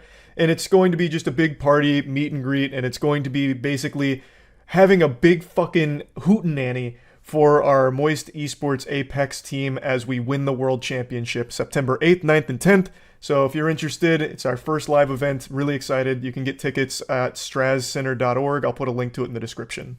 Now, I'm sure I don't need to explain why it's a bad idea to remove the block feature, but I'm going to go ahead and indulge here because I've seen a lot of people defending this, saying, you know, we don't even need the block feature. Elon's right. It is redundant. It's useless. I'll start by explaining that there are differences between muting and blocking. The biggest one is a muted user can still follow you, see you, even quote retweet you. They can still interact with you.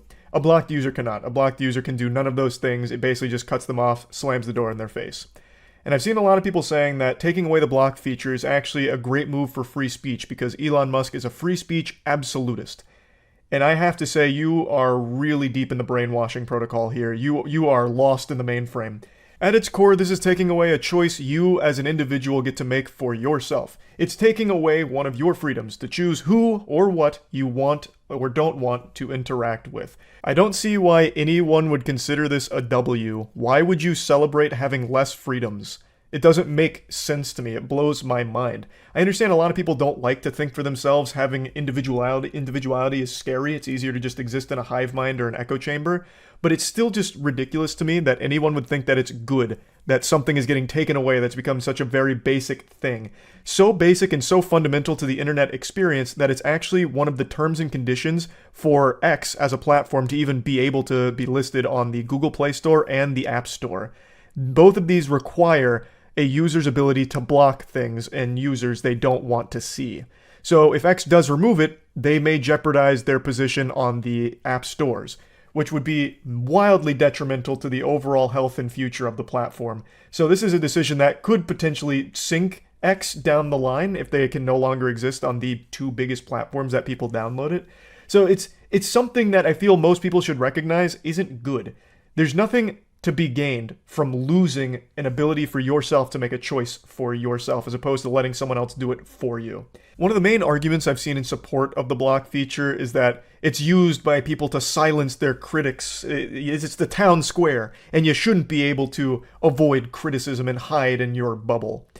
And I'm sure to a certain extent there are people that'll block accounts in order to hide from criticism, but it never silences it. That criticism will always exist whether or not that user is blocked. So if we're going to stick with this whole town square shit, this would basically just be like them leaving the town square, which everyone can do. Like, it's super simple to grasp. Blocking an account doesn't just silence criticism or anything like that. And most people, I imagine, are using the block feature on bots or OnlyFans link spammers or like stalkers or weirdos, dangerous psychopaths on the platform. Like, I imagine the block feature is mainly used against like those kind of accounts, especially in the modern landscape of X where it is so much spam and so many bots. Like, OnlyFans spam has become so commonplace. Any tweet you go to, you are guaranteed to find at least 1,000 that just replies with OnlyFans links. So a lot of people block those accounts so they can't do that anymore. So it's not just poisoning all kinds of discussion on the platform. I don't see how there's a good argument that can be made for removing the block feature. Muting doesn't accomplish the same goal. It accomplishes something similar, but not quite the same. Now, if I may blaze your glory for a moment, I actually would like to speculate on how this idea may have even formed in his noodle, because I do have a working game theory. So, it's become very clear over the last few years that everyone in Elon's life is just a yes man and constantly baby him, powder his little bottom, and make sure that he's always happy and not throwing tantrums. So, I think what must have happened is, last evening, he was having dinner, he was at the high chair, bib on, having a wonderful scrumptious meal, an exquisite cuisine prepared by his personal chef. But it was time to eat the vegetables, and everything I've seen from Elon leads me to believe that he's not really a man that likes vegetables. He strikes me as someone that's very much against it, at least in my little fanfic up here in the story I'm crafting. So, he was probably apprehensive about it. Probably one of his assistants had to put the vegetables on a spoon and get him excited for it, like, oh, here comes the rocket ship, Elon, open wide, it's got a dock. Elon's like, hey, excuse me, that's not a rocket ship, there's no propulsion system there. But then they fed him the vegetables anyway. And he was so disgusted, he said, oh, gross, you're fired. I need to calm myself down, I'm going on X to post a dank-ass meme. But while scrolling, he realized that he wasn't getting the engagement he was used to, which then led him down the rabbit hole where he discovered that he is far and away the most blocked account across the entire platform. And he said, why, I oughta? You block me? No. No more, we're shutting it down. And that leads us to today. I really think that was probably the impetus for this. He probably realized that the engagement was lower, and most likely because everyone blocks him because he is insufferable to read from on Twitter. His memes are absolute fucking trash, and all of his replies are either stolen from other people or just fucking horrible. So he's highly blocked, and I think that made him upset. It hurt his feelings, and so he's getting rid of that feature entirely. That's my theory. That's my working hypothesis here. That's the only thing that I can almost rationalize. Because why else would you take away a basic feature that every platform ever has had since basically the dawn of the internet?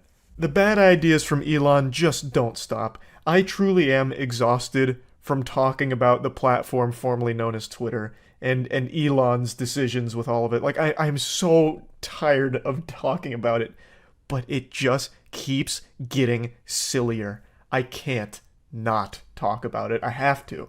I do. But maybe a longer break then.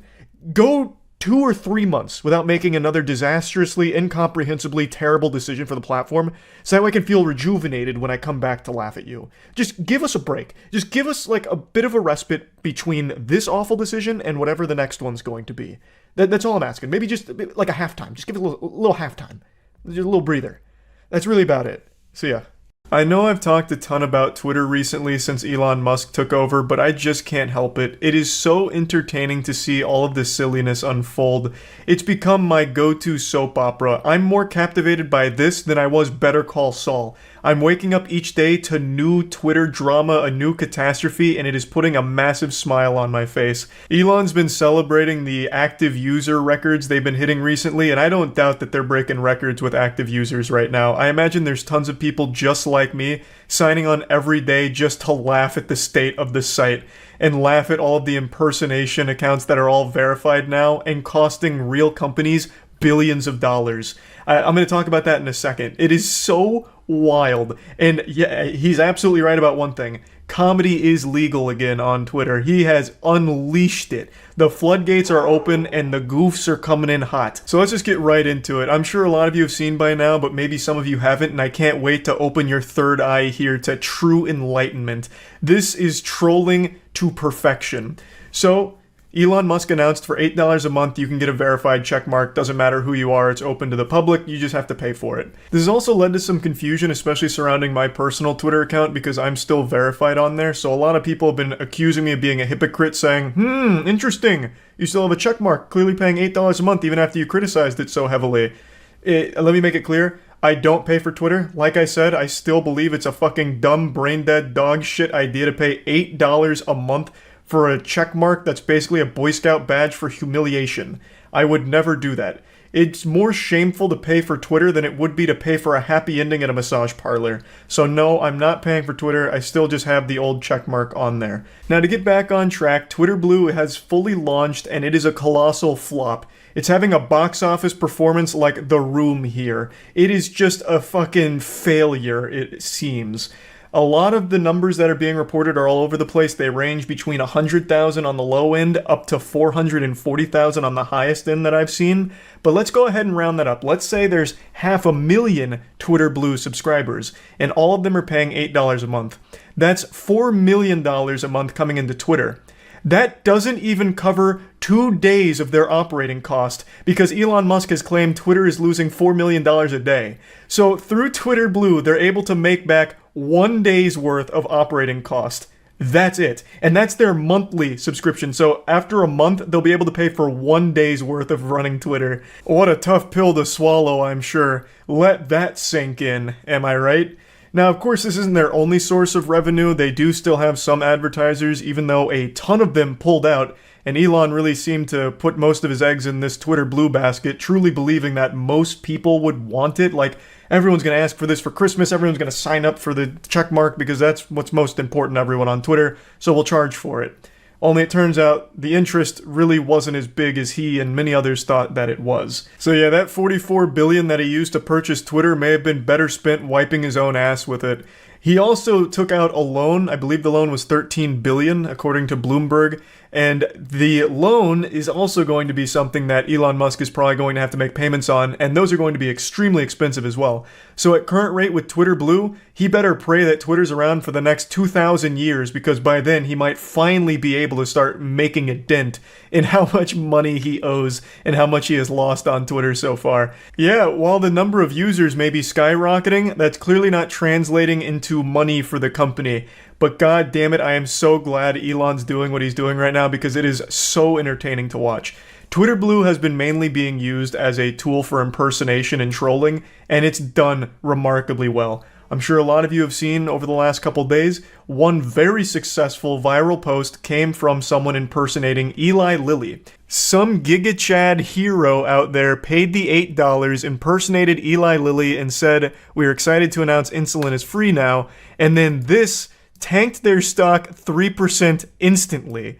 just from one shitpost from someone impersonating them on Twitter with the check mark. Now, of course, my heart isn't breaking for Eli Lilly here. I think what they're doing with the price of insulin is very fucked up and shady, but that's not what we're here to talk about. We're here to laugh at this, because my god, this has to be the most expensive troll ever. Fucking beautiful. I actually just wiped out billions of dollars there. Now, there are people that are saying this is just a theory and it might just be a coincidence that that viral tweet from the Eli Lilly impersonator coincided with the stock drop, because apparently there were other market factors that may have led to this drop in stock. I'll go ahead and share that with you now. Now, I'm not smart enough to really opine on whether or not it was the tweet or other market factors here, but I'd like to share all the arguments here from both sides for the evidence. Now, I will say, of course, it's very possible this tweet has no impact on it, and it truly was just a coincidence, but this also wouldn't be the first time a tweet has had massive market effects as well. It's far from unheard of. In fact, Elon Musk himself has even done this a couple of times, where some of his tweets have real implications on the Tesla stock. The most infamous being, "Am considering taking Tesla private at 420. Funding secured." This, of course, had a huge effect on the market for the time, and even resulted in Musk having to pay a $20 million fraud settlement, as well as Tesla paying a $20 million penalty. So these kind of things can result from tweets. It wouldn't be the first time. And Eli Lilly wasn't the only victim. Lockheed Martin also found itself in a tough situation when someone impersonated them on Twitter and made this post. "We will begin halting all weapons sales to Saudi Arabia, Israel, and the United States until further investigation into their record of human rights abuses. #WeAreLM. And after this went viral, the Lockheed Martin stock dropped 5%. Now, this of course could be chalked up to yet another coincidence, and a lot of people do believe that's the case, because the entire defense industry was down on this day. So yes, it is very possible that, again, this was just a big coincidence. I do think it'd be a little odd that the same thing happened in two different industries under similar circumstances, and it just happens to be coincidental, but of course, it's also a hard sell to claim that those tweets actually had that huge market effect. There's really no telling, but regardless, it's super entertaining. It seems most of the people that are buying Twitter Blue are doing it just for this shit, because even if they're not trolling massive companies to cost them billions of dollars, they're making impersonation accounts for people in positions of power and saying really goofy shit like, "Anyone else up right now playing with their Johnson? I've got lotion on my dick right now." And it's all verified accounts from people like Barack Obama, Bernie Sanders. Like, it makes me laugh every time. It actually does. That little check mark and then taking their profile and just mimicking it and then saying shit like that is somehow just a recipe for good laughs from me, as well as many others, which is probably why the usage is at an all-time high. It's just been so entertaining. But unfortunately, Elon Musk must have felt the pressure, because both Eli Lilly and Lockheed Martin have shown that they're really not happy about what's happening on Twitter. Nintendo was also a victim of someone impersonating Nintendo of America and tweeting out a picture of Mario giving everyone the finger. But Elon Musk, in response to all of this, has shut down Twitter Blue for the time being to try and put a halt to all the impersonation. You have to wonder how Elon couldn't see this coming, or how anyone could have possibly convinced themselves this wouldn't happen. If you go back to the videos I made talking about this system and how it would likely be abused, there were so many people huffing copium that saying things like, "No, this wouldn't happen. You think you're as smart as Elon? He's clearly thought of this. There must be fail-safes in place to prevent this from happening." And then bang. The exact thing that everyone knew would happen, happened, and some people are acting shocked about it. This was the most predictable outcome. This is the most predictable situation imaginable that would arise from this system, this Twitter Blue $8 a month system.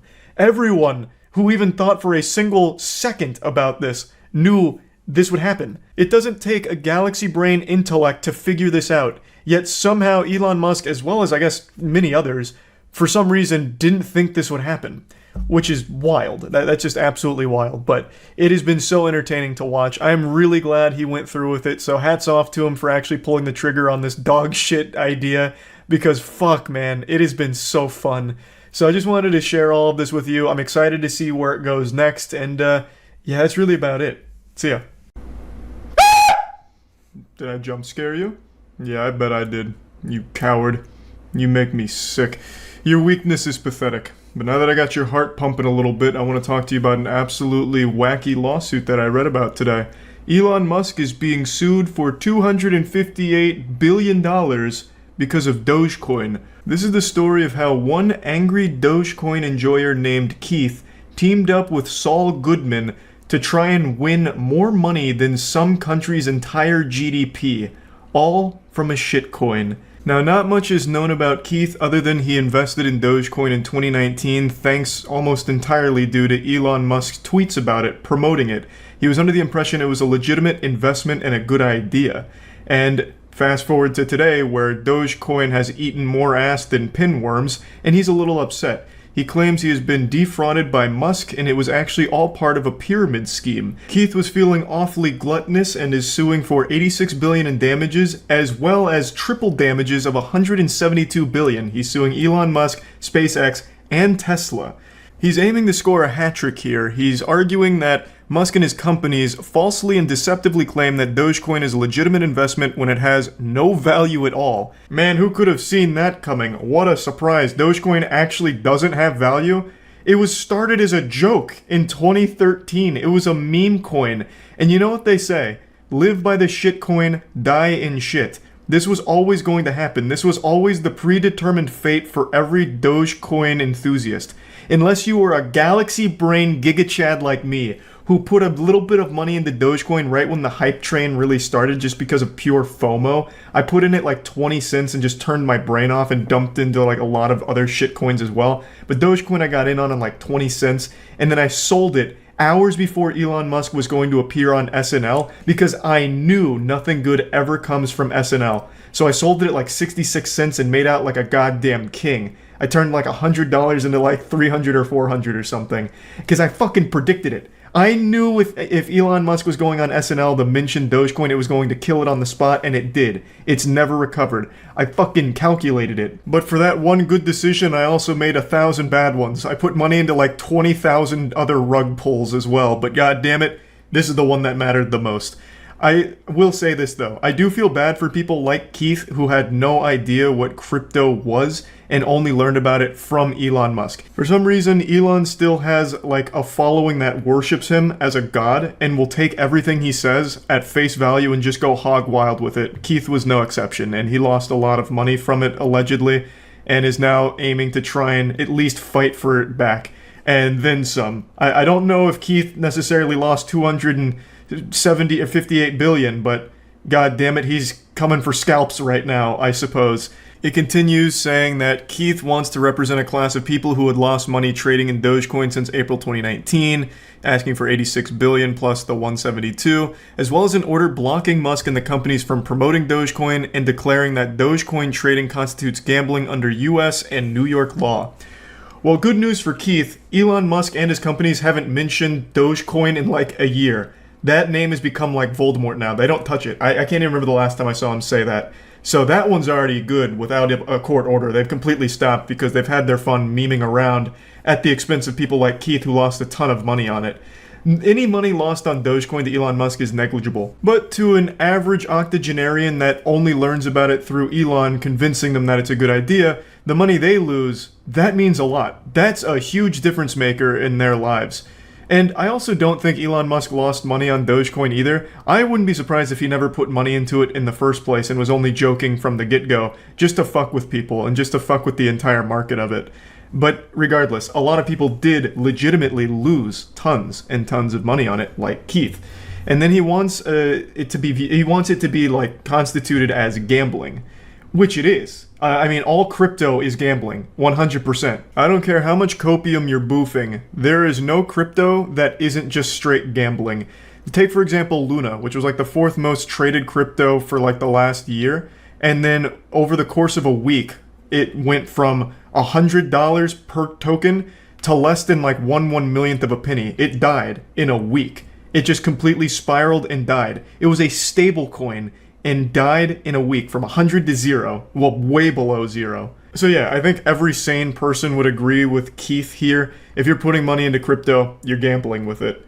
And I pray that Keith never finds games like Diablo Immortal after reading this. I'm no lawyer, and from what I've read, Keith actually does have a legal team behind this, but to me this sounds like an unwinnable case. It feels like something that they're trying to drum up as much headline and hype for as possible, to get people to rally behind them like other Dogecoin enthusiasts that lost tons of money on it. I don't call them Dogecoin investors because they've just been deluded into thinking it was an investment. They've been scammed, basically. If you put money into Dogecoin, you fell for the scam.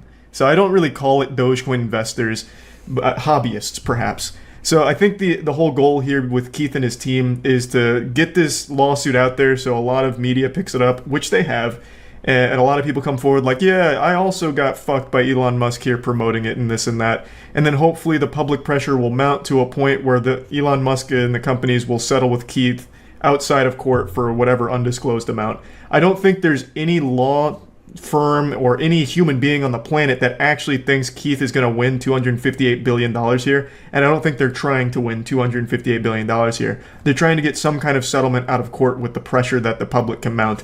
That's my uneducated guess for my little reptile brain. That's what makes sense to me. This is truly a David versus Goliath situation here for $258 billion with just, fucking Keith over here versus the wealthiest man in the world. It seems like it's unwinnable. But if he has a team behind it, then they must have some kind of strategy, because there's no self-respecting lawyer or law firm that's going to represent a case like this without some kind of plan.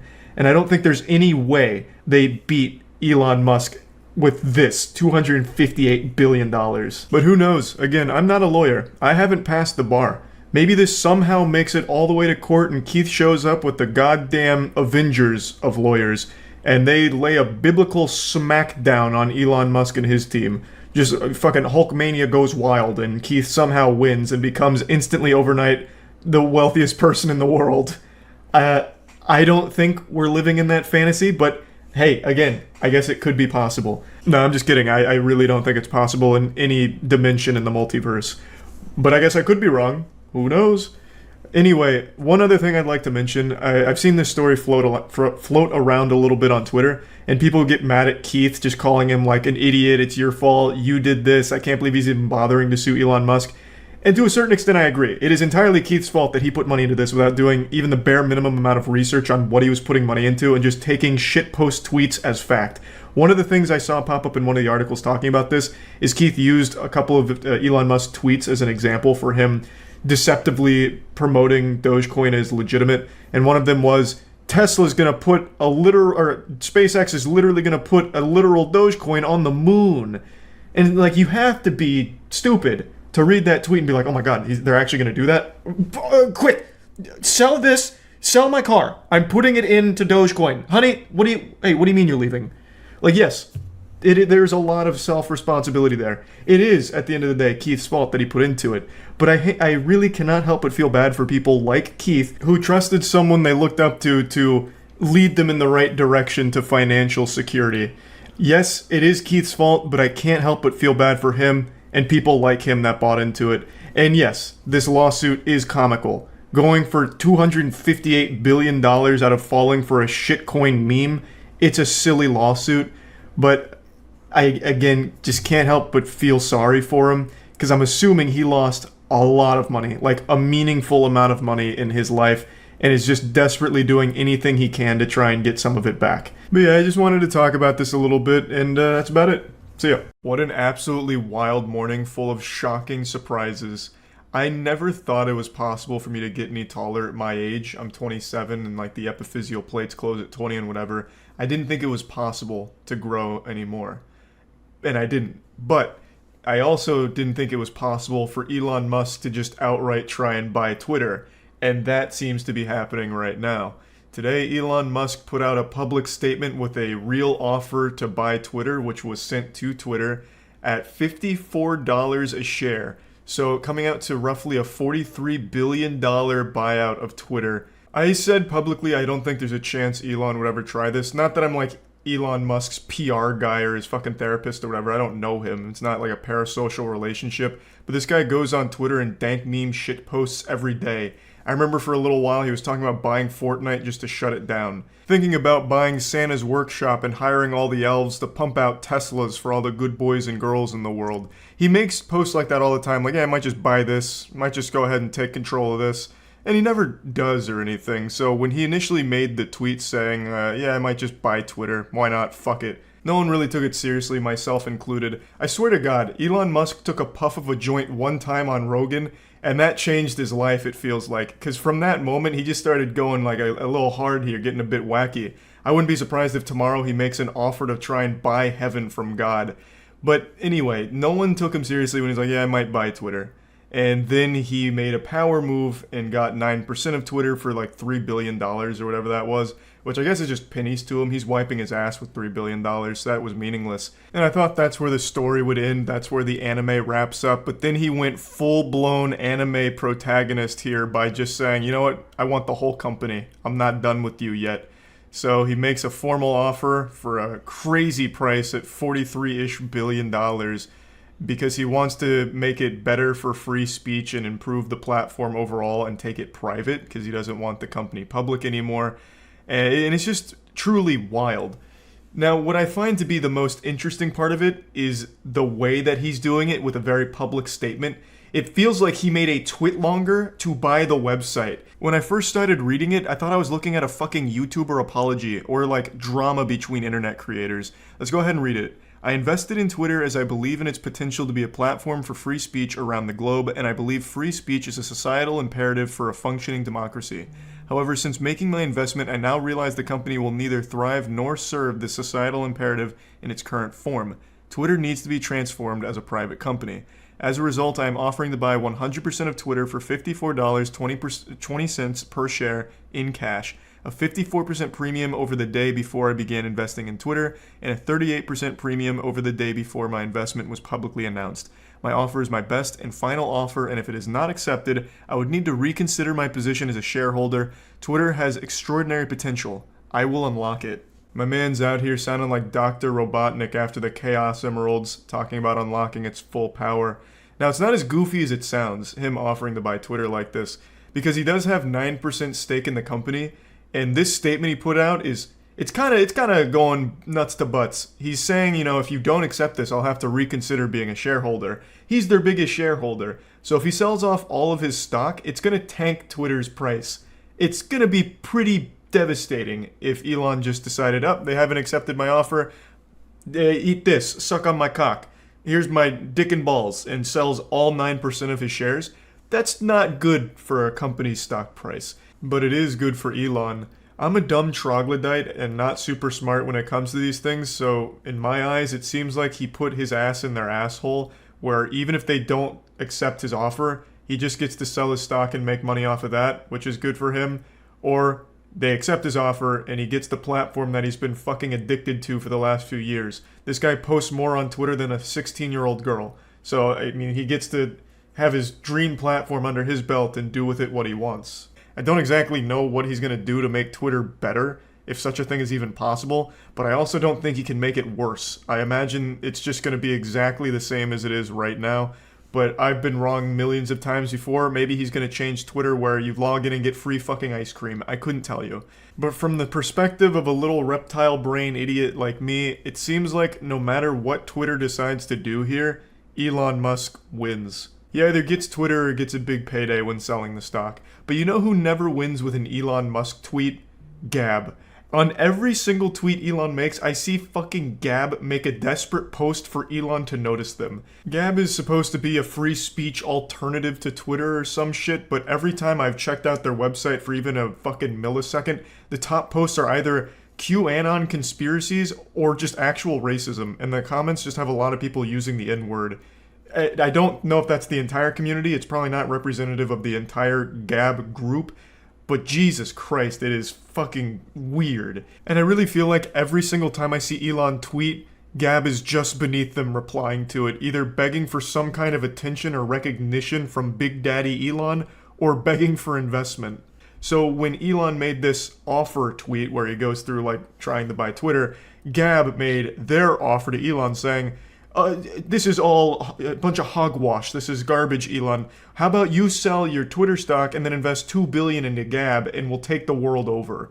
And it's just so desperate. And then he even signed, it comes from their CEO, and then he even signed it at the bottom with Jesus Christ is King. Even the Gab community wasn't excited about it. You can read some of these posts talking about like the relationship between Elon and Jesus Christ isn't strong enough, and about a transhuman agenda to build a prison planet. And then, of course, going right into the N-word and then microchips in people's brains and shit. So not even the Gab community was excited about another desperate post from their CEO begging to suckle a little bit of milk out of Elon's bosom. But yeah, I just wanted to briefly at least mention that Gab part of this because they are always in the replies to everything Elon does, and it's so sad. And not just them. NFT crypto bros, in every Elon tweet, they are begging for Elon to mention their shitcoin or their NFT project. Like, hey Elon, what do you think about this dolphin butthole? Is this the next big NFT craze? Or like attributing a quote to Elon where it's like, in quotes, this is the best NFT ever made, Elon Musk. Thanks Elon for the endorsement from some garbage crypto thing. It is replies now since the whole Dogecoin shit. It's wild. I don't know how there is so little shame on Twitter. But anyway, I just wanted to at least mention those two things briefly. So the whole situation is wild with Elon attempting to buy Twitter. I think even if successful and he gets Twitter, I don't think anything changes with the platform. I don't know what he could possibly fucking do to make the platform any less of a giant cesspool than it currently is. But, I mean, good luck, I suppose. To me, it just seems like he's throwing $43 billion or $41 billion. I actually can't tell because a lot of different places are reporting a different number. Between $41 and $43 billion, it just seems like he's flushing it down the toilet. And it's the grossest, filthiest toilet imaginable since it's Twitter. But, yeah, anyway, just wanted to at least talk about it since it's such a crazy topic. That's about it. So, yeah. Elon Musk has done it again, ladies and gentlemen. Yesterday was the grand unveiling of the new Cybertruck, fresh out of Dexter's laboratory. He made a big live performance showing off the truck, and man, it was fucking wild. Expectations were subverted harder than in Game of Thrones. The design is like nothing I've ever seen before. Let me just show you some clips from the unveiling. So I present to you the Cybertruck.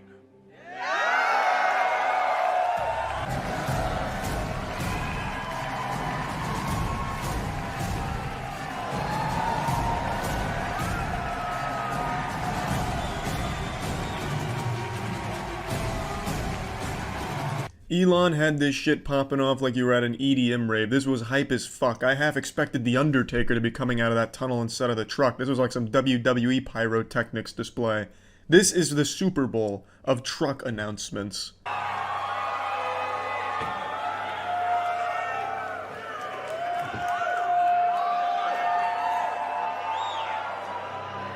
I love that even the employees get out of the truck in costume. They have like these long future-looking trench coats on and shit. I have expected them to bust out into a choreographed dance routine to some type of theme song written for the Cybertruck by Skrillex. But that didn't happen, unfortunately. But I love the costuming. It's fucking great. Now, obviously, this whole event has drummed up a lot of attention online, mainly due to the peculiar design of the Cybertruck. Doesn't look like anything else. And he's not wrong, the Cybertruck looks like a lot of things, and none of them are a truck. The first thing I thought of when I saw it was Lara Croft's tits from the PlayStation 1 game. It's so goddamn pointy at the top, like you're driving around like a fucking paper sailboat. It just looks so low polygon, like as if you entered into a Halo game but the Warthog's textures haven't finished rendering, so it's just like this mess of polygons on your screen. I don't know why it's so goddamn pointy. I feel like you'd cut yourself just getting in and out of the vehicle. But to be honest, I actually kind of like how over-the-top goofy this looks. It's like you're driving around the spaceship from the old Atari Space Invaders game.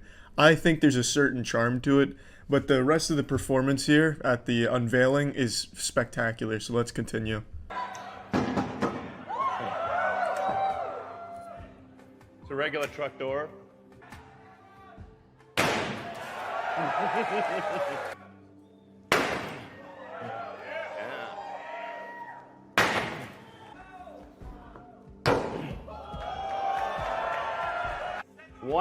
Really wind up and nail it. So this was a demonstration of its armor capabilities in case you find yourself driving through a rough neighborhood of anti-vax moms who start trying to hunt you down with their sledgehammer. Ordinarily on a normal truck door, as you saw, it would dent it, kind of fuck it up a little bit. But if you're driving the Cybertruck through that area, they can't get through that shit with a sledgehammer. What if we shot it? Let's shoot it. Whoa, now you've gone too far, Elon. Shooting it with what, a fucking 50 caliber round? Phalanx gun? Railgun? Think it'd probably stand up to all of it. Unfortunately, he doesn't actually shoot it on stage. He doesn't execute it. I have expected him to pull out a Desert Eagle from his back pocket and just blast it ricocheting the bullet off of the truck and hitting an audience member. If that did happen, though, the audience member would probably consider it an honor to get shot by Elon Musk's Cybertruck. But unfortunately, he just shows video footage of what happens when they did shoot it in testing.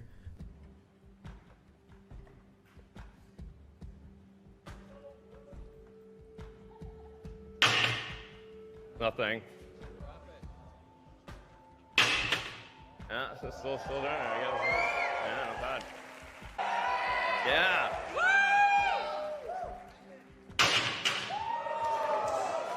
This was to compare the Cybertruck's glass to normal truck glass. The Cybertruck glass could withstand a goddamn space shuttle taking off right in front of it, and to demonstrate that, they're using this very heavy, dense steel ball and dropping it on the normal truck glass, which shattered. Well, not shattered, but it cracked, and using it on the Cybertruck glass where it didn't crack at all. So you had Danny Sexbang going up the ladder and dropping it on it, and you saw it didn't crack or anything.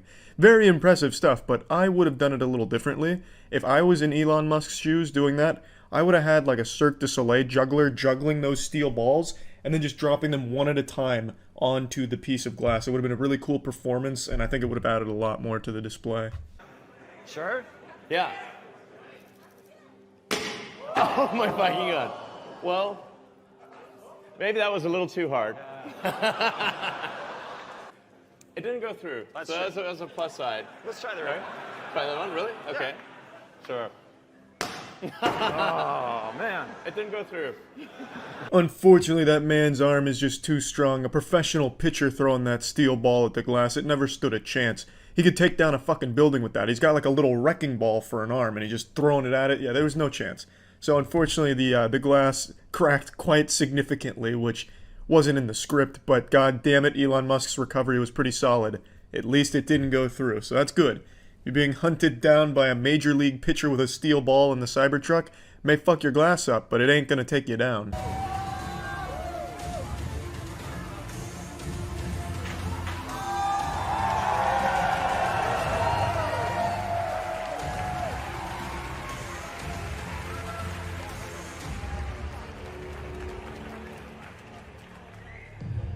So you can see the truck. This whole thing was so goddamn hype, I half expected that man to take off the helmet and it's Jeffrey Epstein underneath or something crazy like that, fucking Steve Jobs or something.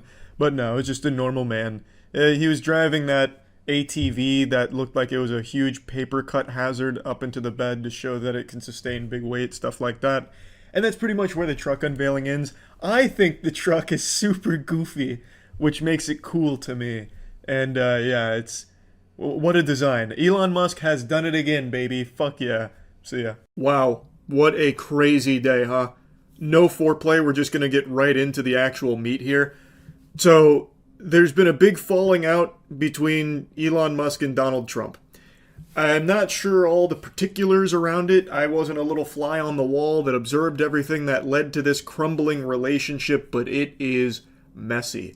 Maybe Trump found out about Elon's stolen valor in Path of Exile. He said, you're a fraudulent Path of Exile player, scram, get out of here. I don't know. It was pretty shocking to see, considering that only like a month or two ago, Elon made this post about loving Donald Trump as much as a straight man could. And it really seemed like they had a really, like, bubbly relationship. They were always giddy around each other, like fucking frolicking through flowers, it seemed.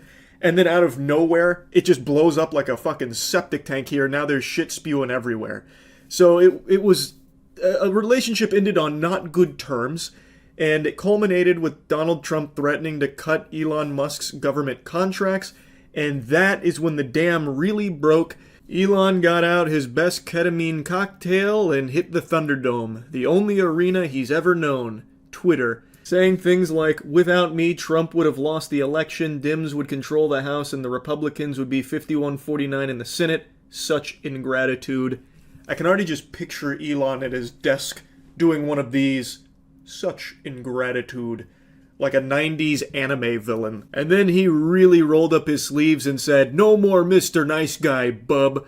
And he hit him with a big-time uh-oh spaghetti-o when he dropped this. Time to drop the really big bomb. At the real Donald Trump is in the Epstein files. That is the real reason they have not been made public. Have a nice day, DJT. Mark this post for the future. The truth will come out. An absolute bomb. I haven't been this surprised since I was a freshman in high school playing in the Students vs. Parents Wiffle Ball tournament, and I was jogging to first base, and one of the dads hit me with like an E-Honda Level 3 Super. I mean, this guy clobbered my shit, and he sent me straight to the hospital with a broken wrist. This came out of nowhere. I don't think even Baba Vanga could have predicted this. It was stunning. It's a massive claim here, and it's one that also makes people raise an eyebrow at Elon Musk, because if it's true, then naturally people question, why would Elon Musk be all buddy-buddy, suckling the nipples of Trump's titties, knowing that he was on the Epstein flight list doing illegal, evil shit, if it's all true? Because he's now also retweeting things about Trump's link to Epstein, like this here with a party that Trump was at with Epstein in the 90s, or this about the times that he flew on Epstein's planes. And he puts his cringe fucking emojis every time. Half of his tweets are usually just like emoji reaction shits, but he's very clearly making the accusation directly, like in his own words, that Trump is on the Epstein flight logs, and that is the whole reason that he is prohibiting their release. And then he's retweeting these things with, like, raised eyebrow emojis, like, curious, interesting. He's retweeting this connection that he's showcasing here, and clearly making a statement about it. He's not just saying, like, Trump had a connection to Epstein, you know, he flew on these planes, but nothing happened, probably. He is clearly trying to say that something must have happened there, because he's using this as a way of attacking Trump. He even retweeted this from Ian Gobbles Dick for Miles Chong, saying that Trump should be impeached and J.D. Vance should replace him. He not only retweets it, but just agrees with it flat out, saying yes. This is crazy. And again, if this claim is true, and Elon Musk knew all about it, it's very odd that he would choose to work so closely with and be so friendly with somebody like that. Now, all of this led to today being a historic day for Cope. I swear to God, a century from now, the most grizzled, seasoned veteran Copeologists will look back on June 5th, 2025 as the biggest day of Cope in this nation's history. The amount of mental gymnastics and shit I've seen with people trying to explain what's actually happening here as like a 5D chess maneuver between Trump and Elon Musk is just pathetic. It would be comical if it wasn't so sad. I have seen so many posts speculating that all of this is a genius ploy, a ruse, in order to force the Epstein files to come out. Let that marinate for a moment. I really want you to stew with that thought process. Those are living, breathing people that actually think that. Why the fuck would that be their plan? Or anybody's plan for that matter? What a dog shit strategy. That is a worse idea than Concord. You're telling me that the President of the United States would willingly work with Elon Musk to have him be insinuated a pedophile in order to try and get the Epstein files to come out? Just stop for a minute. Just fucking put down the stupid pills. The President of the United States could 100% force these files to come out if he was felt so inclined to. He wouldn't need to be used like a fleshlight by Elon Musk publicly in order to raise awareness on the Epstein files and try and put pressure on their release. And it's not like the Epstein files were ever lacking awareness. That's like the number one thing every citizen in this country has wanted to be released since this happened. It has been a circus with this shit for years, even before Trump. Under Biden, too. These files will never see the light of day. They incriminate way too many powerful people on both sides of the political aisle. Like, 100%, I don't think they're ever coming out, and if they ever do, it's so hard to trust them now with how much they could have been tampered with over the years. Like, this is a stupid theory. The most plain and simple thing just unfolded in front of you. A relationship soured, and Elon felt Trump was attacking him, and he has proven that he is very much a strong proponent of revenge and trying to get even or fight back against someone he believes slighted him. He has done this many, many times in the past. For example, probably his most famous one was years ago with the cave situation where some people were trapped in a cave. Elon suggested using the submarine to help. A diver said that it wasn't going to be effective. They got into like an argument, and then Elon randomly called the diver a pedophile. Led to a lawsuit and everything, but the point is, he has proven that if he believes someone is like insulting him or belittling him, Elon will seek vengeance and like lash out against them. He has proven numerous times that he is going to retaliate if he feels that someone has insulted him, and now he's doing just that, something he's done millions of times in the past. I don't think there's any deeper layers to this onion. I don't think these are actually calculated galaxy brain maneuvers going on the back end with the two of them working together or anything like that. Now, I have read conflicting reports about, like, the Epstein files are actually coming out this time, which will be like the 300th song and dance we've had with this. So I guess we'll see if they actually do follow through this time, or if they're just going to drop the exact same files for the 30th remix. They have dropped the same Epstein shit, the same Epstein information, more times than Naughty Dog has dropped Last of Us remasters. Like, I'm expecting if they do actually do anything with the Epstein files, it'll be the same thing they've done multiple times before, but I guess we'll see. Either way, though, what a crazy day. This falling out between Elon Musk and Trump has been unbelievable. Like, actually unbelievable.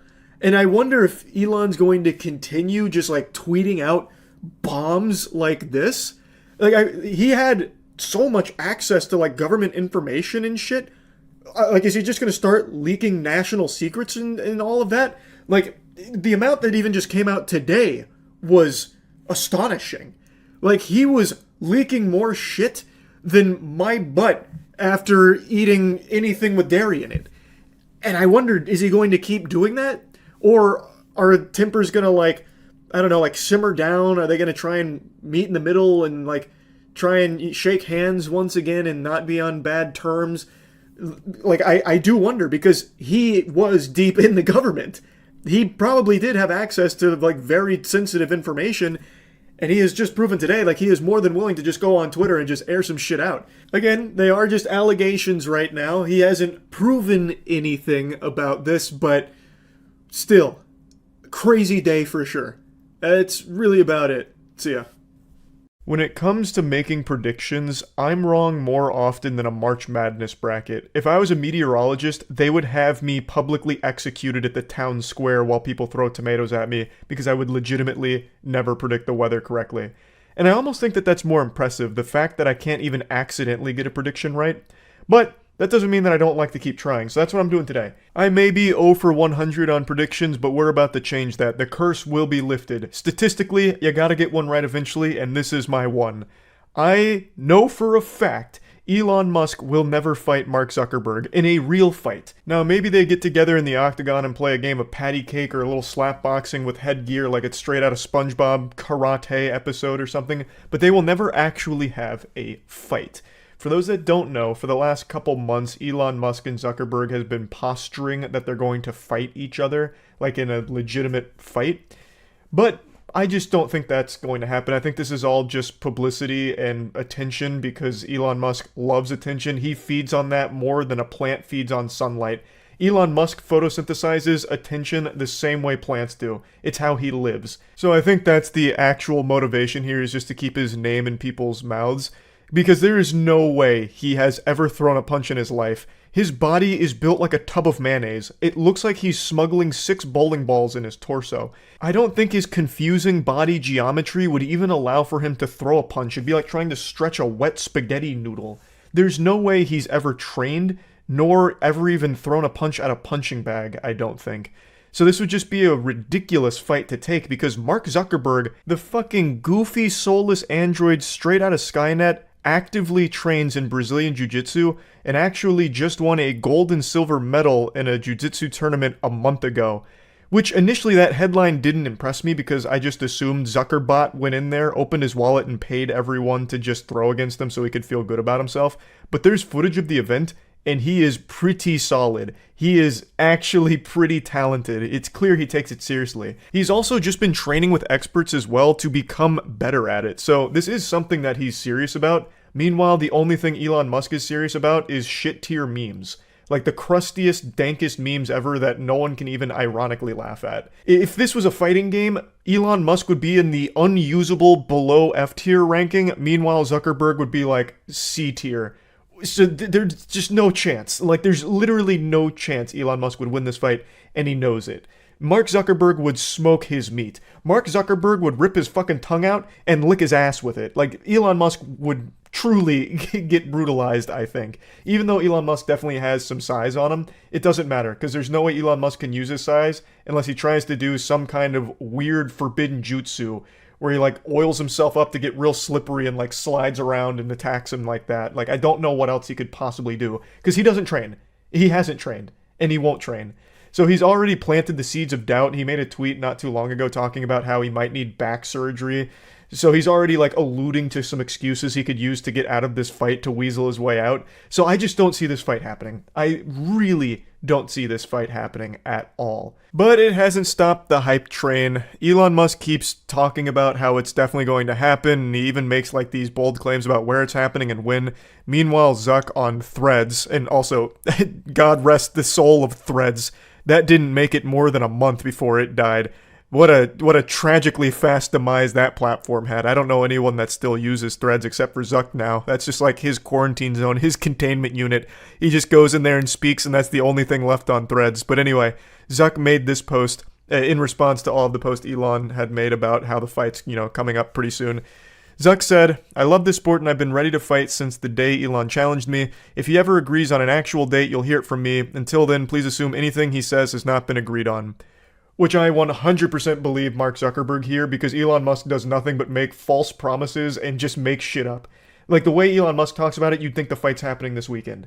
But meanwhile, there's not a single date that's been agreed upon or anything like that. So, there's nothing confirmed here. It is still just a bunch of brouhaha, but I don't think it's ever happening. But it doesn't stop Elon Musk from puffing out his grotesque chest. He keeps making statements like this. So this was in response to Mark Zuckerberg saying, just take everything he says with a grain of salt, but I'm ready to fight whenever. Elon Musk said, "If Zuck wants my tongue," I guess. I don't really know what this emoji's supposed to mean. And now it just seems like he's more flirting than anything. So I'm having a hard time deducing these hieroglyphics here. I don't know why he's using that emoji in this fight context, but whatever. If Zuck wants my tongue, really wants a lesson in why there are weight categories in fighting so badly, I could just head over to his house next week and teach him a lesson he won't soon forget. Elon is legitimately a 14-year-old on Xbox Live trapped in the body of a 50-year-old grown man. It is incredible. Like, this is actual old Call of Duty lobby energy here. Elon would never actually fight Zuckerberg. That's what I truly believe. If he did, that would not go well, I imagine. I really do think Mark Zuckerberg would fuck him up. I really think Zuckerberg's got psychopath energy. That man's probably got so much pent-up rage from the colossal historic failure of the metaverse that this man is just looking for an excuse. And Elon Musk might be that excuse. I think he would just absolutely destroy in this billionaire beatdown against Musk. But once again, I don't think we'll ever know for sure, because it's not going to happen. That is my prediction. I wanted to put it out here because sometimes I like to get my predictions out, and so far every single time they've been wrong. Many of you may remember I made a video talking about Halo Infinite not being real. I made that video like 4 years ago or something when they first showed like the early trailer, then a year went by and they didn't show anything else, and then like 6 months went by and they showed like actual pre-alpha level footage, and I proclaimed that the game is probably not real and even close to being released. But then it came out like a year and a half later, so it looked like they did have it cooking in the oven. And unfortunately, you know how the story goes, they served it raw. It was missing like half of the game's overall content it was supposed to have, and then it remained in a completely barren wasteland of a state where they weren't adding or changing anything about it, and then they eventually just canceled a lot of the components. And well, it's actually a very sad story, the post-release of Halo Infinite. Good news though on that front, they're getting it together. Halo Infinite's made quite a few new updates that are actually pretty well received. I haven't personally tried them myself, but they do seem like quality updates. They finally got Forge in the game, like 2 years late, but they got it. Like, baby steps, damn it. They finally started adding some shit to the game, finally starting to turn it around. Maybe too little too late, but the point is, I'm way off topic now. Point is, they did at least start making improvements there. But I did make the prediction that it wasn't even real, which I was wrong about, and that to tie it all back to what I was saying. Point is, I'm bad at predictions. I usually get them wrong. This one I am very, very confident on. I don't think there is a world where Mark Zuckerberg and Elon Musk have a legitimate fight against each other. I do think there is a chance that they'll have some kind of really embarrassing, silly show match where it's clear that it's not a real fight, it's just some kind of scripted mess or some kind of very haphazardly thrown together disaster where neither person is really fighting. It's just like they're toying with each other and pretending it's a fight. Like, I'm talking CW level choreography of a fight. Like, I don't think they'll ever have a real one, but I do think there's a chance they'll have a fake fight against each other just to try and capitalize off the hype. But anyway, just wanted to get that out there. That's really about it. So yeah. Lord, forgive me because I'm about to sin again. I have sworn time and time again that I would do my best to resist making fun of the platform formerly known as Twitter, but I can't help myself. They keep giving me little layups that I can't help but just finish at the rim on. Just when I thought I was out, they pulled me back in. I just made a video making fun of the Twitter rebrand. It's now just called X, the letter X and nothing else, which, as I said, is very embarrassing because it sounds like something on Xbox Live in a Call of Duty lobby from 2009 where every 12-year-old thought having X's in their name was cool, and I thought I had finally got it all out of my system. There's no more jokes left to make about this low-hanging fruit. Until just now, with breaking news, they released their new official tagline, and I couldn't believe it. My jaw was literally on the floor. I was more stunned by this tagline than I was with the ending to Inception when I first watched it. I shit you not. The report said that their tagline was "Blaze Your Glory." And I didn't believe them at first. I thought this was propaganda because surely no one is that uncool. What does this even mean? Blaze your glory. That sounds like a meaningless nothing burger that an anime protagonist would have shouted in a 2004 throwaway anime. I just can't believe someone could be this lame. I don't think evolution would allow for someone to be this uncool. We didn't evolve over the course of millions of years to reach a point where someone has made it to the apotheosis of cringe. I just don't believe we're there yet. Yet, all of the evidence points to the contrary. Elon Musk might legitimately be the lamest person to ever exist to think that this is cool. Blaze your glory. What does that even mean? It sounds like a sexual euphemism, like, oh, fuck, I'm up late, lotion on my hands, and I'm blazing my glory right now. I actually went to the App Store to check this for myself because I thought I was being lied to. I couldn't believe we existed in such a cursed dimension that would allow someone to think that this was cool. But it's true, it's real. That is the tagline for the platform formerly known as Twitter. It is "Blaze your glory." That is worse than those old Discord cringe messages that would pop up when you try and launch the program where it was like, calculating RAR meme threshold. Need to construct additional pylons for optimal memeing. Quick, get to cover. Wumpus is a fire in his laser.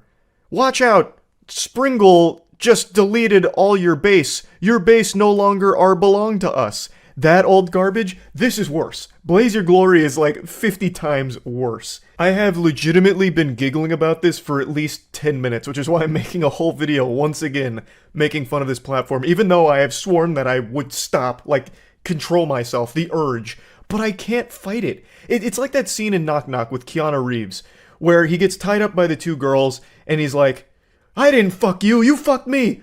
You came into my house and you sucked my cock! You sucked my dick, it was free pizza! That's how I feel right now, this is free pizza! Like, what am I supposed to do? Like, how could I not make fun of this? My glory is blazing just thinking about this shit. It's so wild to me. And I really just can't get over his obsession with the letter X. He named one of their fucking children X, and then a couple of other letters here that he must have seen during like a Steam Guard check to make sure that you're not a robot. Like, I understand that it has some kind of connotation with some kind of fighter jet or something, but once again, it's probably chosen by Elon Musk just because the letter X is in it. And for fucking 20 years now, over 2 decades, he's wanted X.com. Like, he wanted that to be PayPal originally. They shot that down for obvious reason because very clearly it seems like a porn site.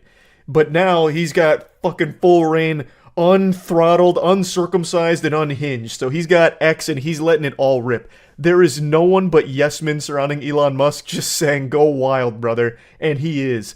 The glory will not stop being set ablaze right now at the X headquarters. Just a few nights ago, they set up some kind of X sign, like a light beaming off of a sign to the building, like it was the goddamn bat signal, but for fucking cringe. It was just like the letter X on a building. It looked horrible. It was disruptive. It was awful. It is just... a non-stop roller coaster of embarrassment.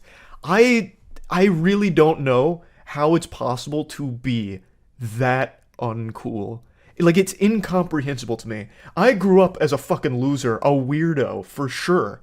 But even I would know that this is so embarrassing. My cheeks would never stop being red. I would never show my face out of shame. I would legitimately be in a paper bag for the rest of my life. I wouldn't let people see my face if I was the guy that kept doing this shit with X and Blaze Your Glory. The shame would just be far too much to even put into words.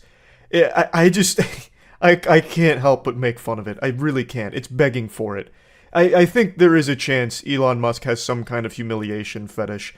Like, the more people say that it's lame, the more he wants to be insulted for it, it feels like. This seems deliberate. This can't be accidental. No one is this accidentally uncool. It's a plague because it's infecting other people into being just as lame. There's a lot of people that will just defend anything Elon Musk does with the platform, and then get mad when people make fun of it. So it's not just him, he is infecting and spreading the lame virus. He's like the Axe body spray for online losers, where a lot of people will flock to him as like this group feeling of being like successful and cool, and like they're always going to battle for their leader Elon Musk, which makes no sense. Again, I don't really care about Twitter's success or its failure. I'm just laughing at the goofy decisions made along the way. So I'm just going to bring up one tweet here. It's not even this person in particular I have a problem with or anything. This is just the general attitude about how when I make fun of it, I'm just coping with the success of Twitter under the leadership of Elon Musk. I don't give a fuck. If Twitter burns to the ground tomorrow, I don't care. If it's 20 times more successful tomorrow, I don't care. I think the platform sucks. I'd prefer if it was in the dirt, buried 6 feet under. I think it's been a net negative for the entire world. But overall, its presence isn't something that disturbs me or makes me upset. I'm not coping with its success. I'm making fun of it. So even if it's 20 times more successful tomorrow, I will still make fun of it. You know what else is extremely successful? Selling soiled, used panties online to degenerates. I'll make fun of that too, but it is successful. It's very successful. A lot of women make a ton of money doing that. But just like X, Blaze Your Glory, it's something to laugh at because it's so fucking silly. It's so goofy. So no, this has nothing to do with jealousy over a platform's success or its failure or anything. It is just legitimately comical nonsense along the way that is something to point and laugh at as a spectacle and shoot some spitballs at. It's a circus, and the clowns are dancing, honking their nose and making me giggle. It's just not that deep. There's really nothing to psychoanalyze here. You don't need to be holding up Rorschachs to me in order to get down to the bottom of it. It's just super simple. So just stop being so upset when people make fun of some goofy shit like this. Keep your glory blazing, take a step back, and share in the laughs. It's just that simple. You're not on the board of directors or anything. You don't have any like actual investment into the company. So whether it's successful or it's not, it shouldn't matter to you. Just have fun. Like, just enjoy the silly ride that we're all on here with watching all of these goofy things unfold in front of us. Maybe it'll end up making the platform 1,000 times more successful and becomes extremely profitable. And maybe, 10 years from now, Blaze Your Glory's on t-shirts. He's even got its own little mascot, like fucking Ultra Lord out of Jimmy Neutron, the Glory Blazer or something. Like, maybe it's the biggest thing in the world, but it will still always be a fucking goofy, uncool thing. Always worthy of being joked about. But anyway, I won't go on too much longer about it. That's really about it. May your glory be forever ablaze, my ex-friends. That's about it. See ya. I don't like talking about Twitter. I want to make that very clear. Even just saying the word Twitter burns my mouth leaving it. It feels awful, like I'm gargling sewage. But I just can't resist. The platform has become a factory of goofs. It's like Willy Wonka's chocolate factory, but instead of producing candy, it produces the weirdest ideas ever. How can I resist pure, refined silliness like Twitter's decision-making process? Every time I swear I'm done talking about Twitter, they announce something that drags me back in. I'm like a drug addict that just keeps falling off the wagon again. They just keep putting the heroin in my veins. But honestly, laughing at Twitter has become a harder drug than anything currently out there. It's baffling. So I'm sure all of you saw by now, Elon Musk has announced that Twitter is being rebranded as X. Just X. It's not short for anything, it's not part of anything, it's just the single letter, X. And I swear to God, Elon Musk has been more obsessed with the letter X than a pirate looking at a treasure map, because for at least 2 decades now, he's had that on his brain. Apparently, the original name he wanted for PayPal was X.com, and he has squatted on that, looking at it as some kind of nugget of genius for over 2 decades, and he has dusted it off, and right now, X.com currently redirects to Twitter, so I'm guessing that's going to be the new domain, since he recently did buy it back. Now, obviously, X.com looks like a porn site, but I guess that doesn't matter to him because X is just super cool in his eyes, which I think proves that he has to be one of the most uncool people on the planet. Being obsessed with the letter X is like something a 12-year-old on Xbox Live when choosing their gamer tag does. But I will say, in his other company, SpaceX, the X looks good because it's part of something. It's not just X on its own, it is part of something else. So it looks cool. I think SpaceX is a great name. And not only that, he even named his own baby X. Well, at least part of his name is X. It's X and then a random captcha here. I think it's supposed to be like a plane or something, I already forgot. But it's very clear Elon Musk loves the letter X, more so than Xander Cage in the Triple X movies. Like, this is wild. Not only because, obviously, it's very wacky, it's very, very wacky. Like, the dial went from silly all the way to wacky and then kept going, teetering all the way on bonkers territory with this decision. Because Twitter is one of the most recognizable brand names on the planet. One of the most recognizable brands ever, really, probably. And now Elon Musk has executed the bird, getting rid of the bird. It is transitioning over to X now. Here's what the logo looks like. I think it very much looks like something out of the Call of Duty game battle scene from way back in the day. It looks like one of those really quickly put together emblems. But this is the future here. The bird has been put down. Like Elmer Fudd, but instead of hunting rabbits, he was hunting birds here. It's just so weird, because this is going to be the worst SEO ever. X. Like, searching up X is just going to be fucking awful trying to get to where you want to go. It's also just a horrible name in general that just sounds super lame and embarrassing. And it's even weirder considering how Twitter had spawned its own terminology for when you send out short sentences on the platform. They're tweets. They're retweets when you post them back on your page from someone else's page. When you post videos on Twitter, you reference them as Twitter videos. So what a lot of people have pointed out under this change, when you're referencing videos on X, you're going to call them X videos. And those of you who know, X videos is the biggest porn site in the world. So it's going to be real confusing real quick. And also, what's the new term going to be for when you tweet? You're sending an X. Or I'm going to re-X this. Or did you look at my X's.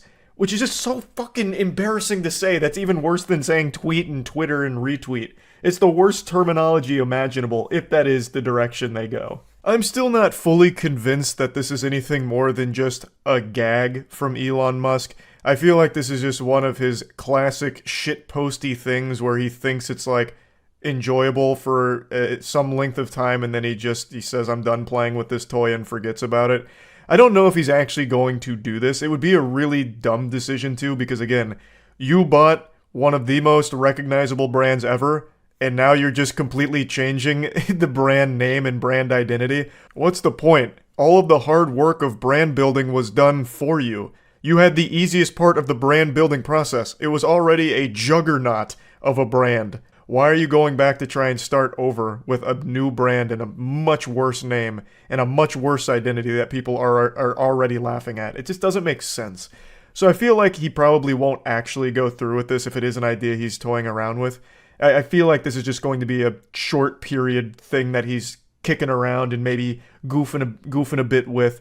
But I guess we'll see. He's made some inexplicably odd decisions with Twitter so far, so I guess it is possible. Clearly, I don't think this is going to kill Twitter, the platform formerly known as Twitter. I don't think everyone's just going to stop using it because the name is shitty, but it's just such a weird thing to do. It doesn't make any sense. It's such a counterintuitive decision. This isn't going to help it become profitable, which I think is like the main goal right now since it bleeds so much money and is so fucking directionless. This is only going to set it back in that direction because now you're going to have to like repitch all of the major brands on why they should work with X, which again is going to be easily confused for pornography often, which is going to make it very hard to work with other brands, I would think. Let me give you a great example because I have a first-hand account of this. Our esports team is named Moist. That's a bit of an odd word. That's a bit of a yucky word. But that's not even like something that can be conflated to porn easily. It's just one of those words that makes you feel a little icky. It's just one of those words that makes you raise an eyebrow. And just because of that, there have been many brands that don't really want to work with us just because of the name, and solely because of the name. Imagine now with X, a brand name that if you make one typo immediately takes you to porn, is extremely hard to find through just search engine optimization. It's just going to be a hard thing to get across. Brands are probably going to be a little apprehensive about it, I would think. Assuming, of course, the logic carries over and remains consistent, I think X is a significantly harder to sell name than Moist.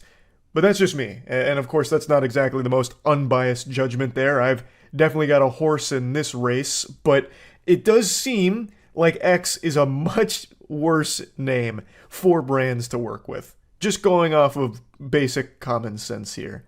Now, to me, it's still not entirely clear if he's truly committed to removing Twitter and the bird from everything on the platform and really just diving in deep, cannonballing into the X pool and rebranding fully to that entirely. But according to this article, and according to a Threads post from platformer managing editor Zoe Scheifer, according to her, she says that Twitter's business was already renamed X Corp, and that he said that their email last night would be the last time he emails them from that company address. It would now be fully X Corp. I didn't know that he had renamed Twitter business on the inside to X Corp. That is so fucking lame. Like, if you're going to do this, just choose a cool name. Like, it really does feel like I'm back on Xbox Live when I was 11 years old going by the name Fast Fighter and playing with my friends that had X's in their names everywhere because they thought it was the coolest shit ever. How the fuck is this an adult man who is this obsessed with just the letter X? I don't get it. If you're going to go through all of these hoops and rebrand Twitter, whatever, choose a cooler name. Like, just choose something that sounds cool or is just better overall.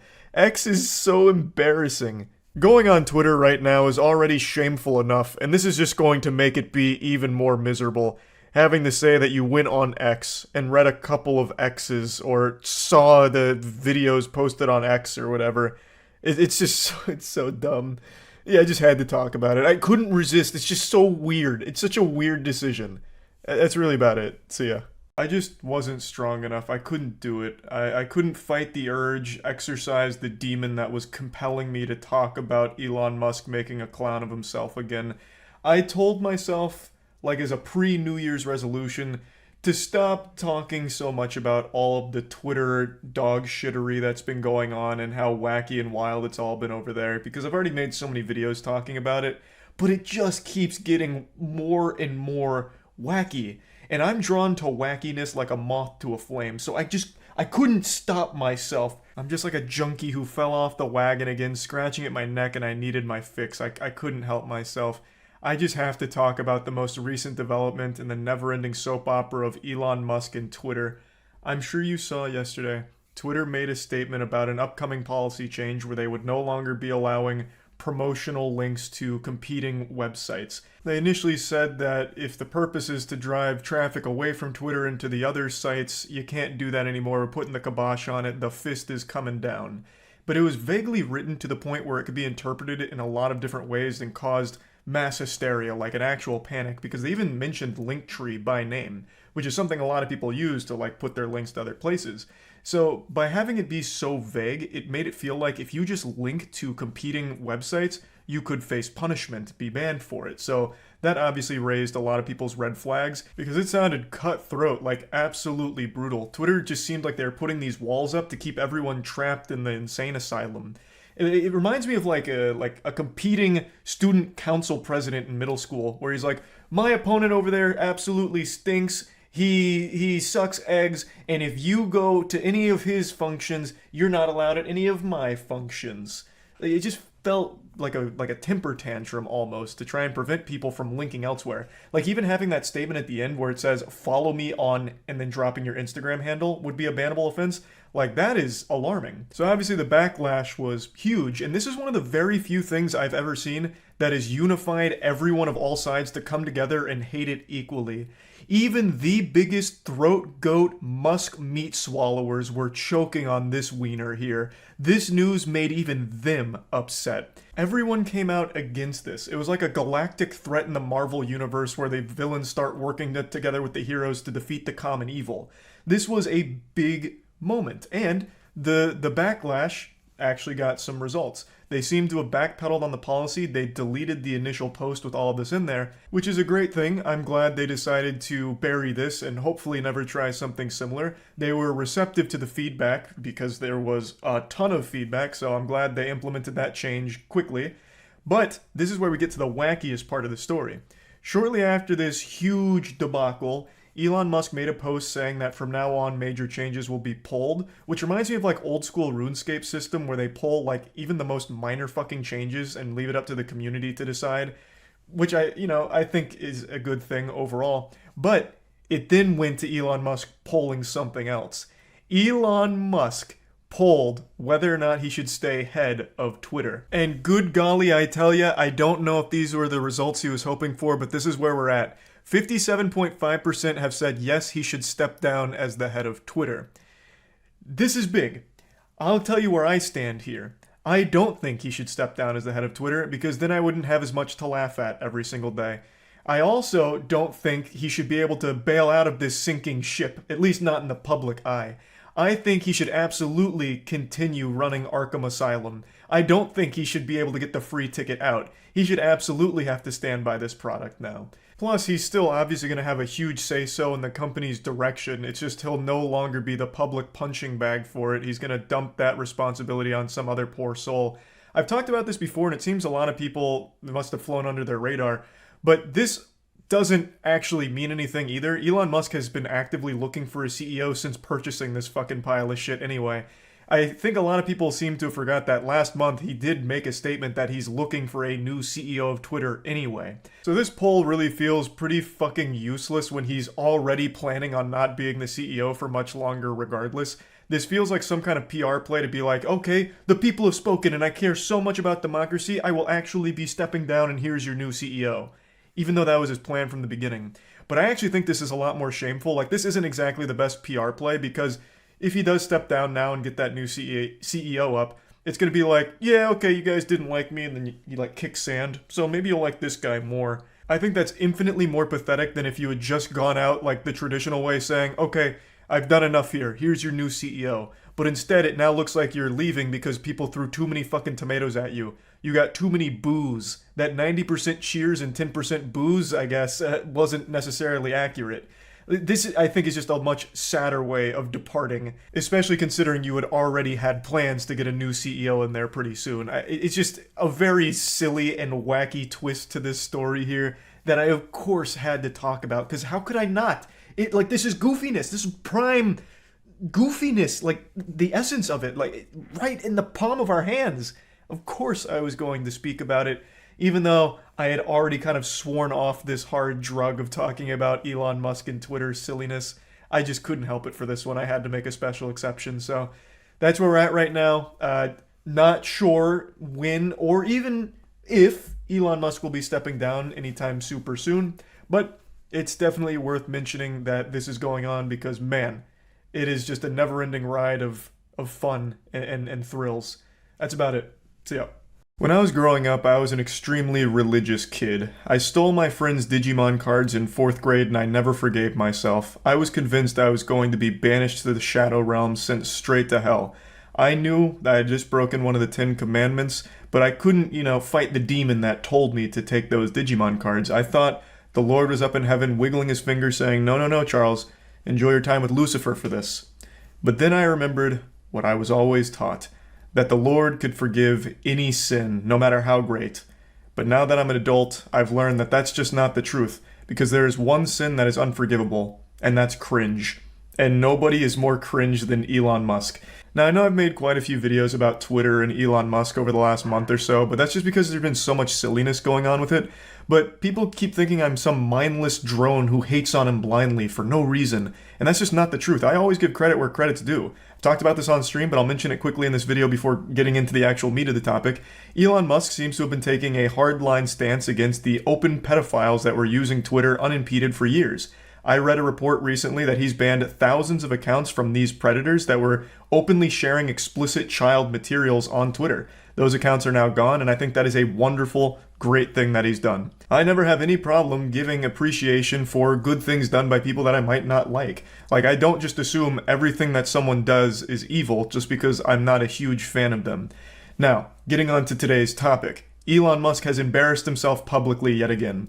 He was invited on stage at Dave Chappelle's most recent comedy show and got booed. Extremely booed. It sounded like when Valve revealed Artifact at E3. Ladies and gentlemen, make some noise for the richest man in the world.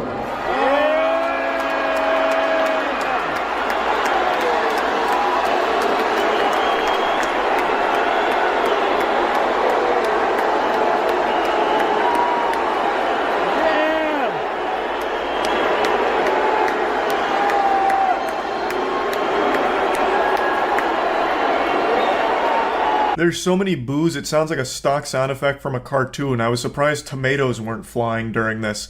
Like, there are, of course, some cheers mixed in there, especially from, like, the cameraman and the people next to him, but the overwhelming amount of the noise is boos. And it's not surprising, regardless of what your political beliefs are, the question remains, why is Elon Musk at a comedy show? He's not a comedian, he's not even entertaining. Every interview he's ever done, every show he's ever been a part of, he completely lacks charisma and he just doesn't really tell jokes in general. Like on Twitter he tells jokes, but those are stolen from replies. I actually saw him do that in real time once on stream when we were just going through like some latest Twitter drama. He had literally taken the top reply to a tweet about Kathy Griffin being banned, saying, well, she was actually banned for impersonating a comedian. Elon Musk took that reply and then 30 minutes later said the exact same thing. Just stole it. He's like the Amy Schumer of Twitter. He also, of course, doesn't make his own memes, he just steals those too, so he's not exactly like an entertaining person. Why is he going to be like the guest at a Dave Chappelle show? Like, he's not going to go up there and tell jokes, and he clearly didn't have like a script or anything, because he really flounders here. Like, this was rough. This was brutal to listen to. I also don't think it helped that Dave Chappelle just introduced him as the richest man in the world. Like, what kind of response are you expecting there? Like, cheers like, oh, whoa, whoa, whoa, he's got a lot of money, whoa, he's got a lot of money, wee, that's what I came here to see, a rich guy, and no comedy. Like, I don't know why that intro is supposed to get people hyped. Like, okay, he's the world's richest man. And what's he gonna do? Is he here to make us laugh? Or is he just here to be like a circus freak? Like, wow, look at this guy, the world's richest man. Well, hey, why are you not applauding him for being rich? Cheers and boos, I see.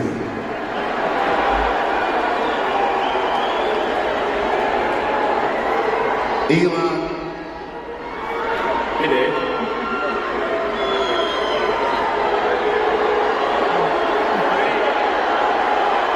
Yeah, I just don't get what the plan was here. Elon Musk doesn't say much of anything. He just kind of stands there awkwardly looking down sometimes like a kid at homecoming who didn't get a date. And then he says, hey, Dave, and that's it. He's like pretty much silent for most of this while Dave Chappelle desperately tries to ease the discomfort. It's just fucking weird. Weren't expecting this, were you? It sounds like some of them people you fired are in the audience.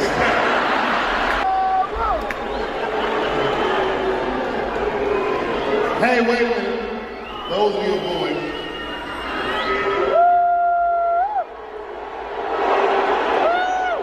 Dave Chappelle gets some laughs out of the crowd, hoping that they can then move on from this situation, but the damage is already done. They just go right back to booing. I don't know what his thought process was here, bringing Elon Musk out, as if that was like going to go over well. It's a comedy show and he is not entertaining.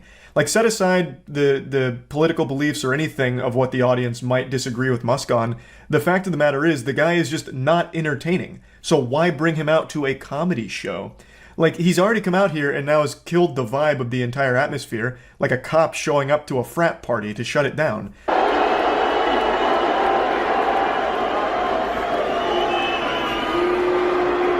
Tough road ahead, it sounds like. But you notice one thing, all those people are booing, and I'm just pointing out the obvious. They have terrible seats, and I understand. All coming from way up there. This is when it gets super sad. Dave Chappelle starts fighting for Elon Musk's honor like a K-pop stan going to defend him in the comment section. So Dave's diving in front of all of the boos that are being tossed his way like he's deflecting bullets from the president. And he just shits on his own audience for not liking Elon Musk popping out here like a jump scare. He says that the majority of people booing are the ones that have terrible seats, thus implying it's poor people that are booing him.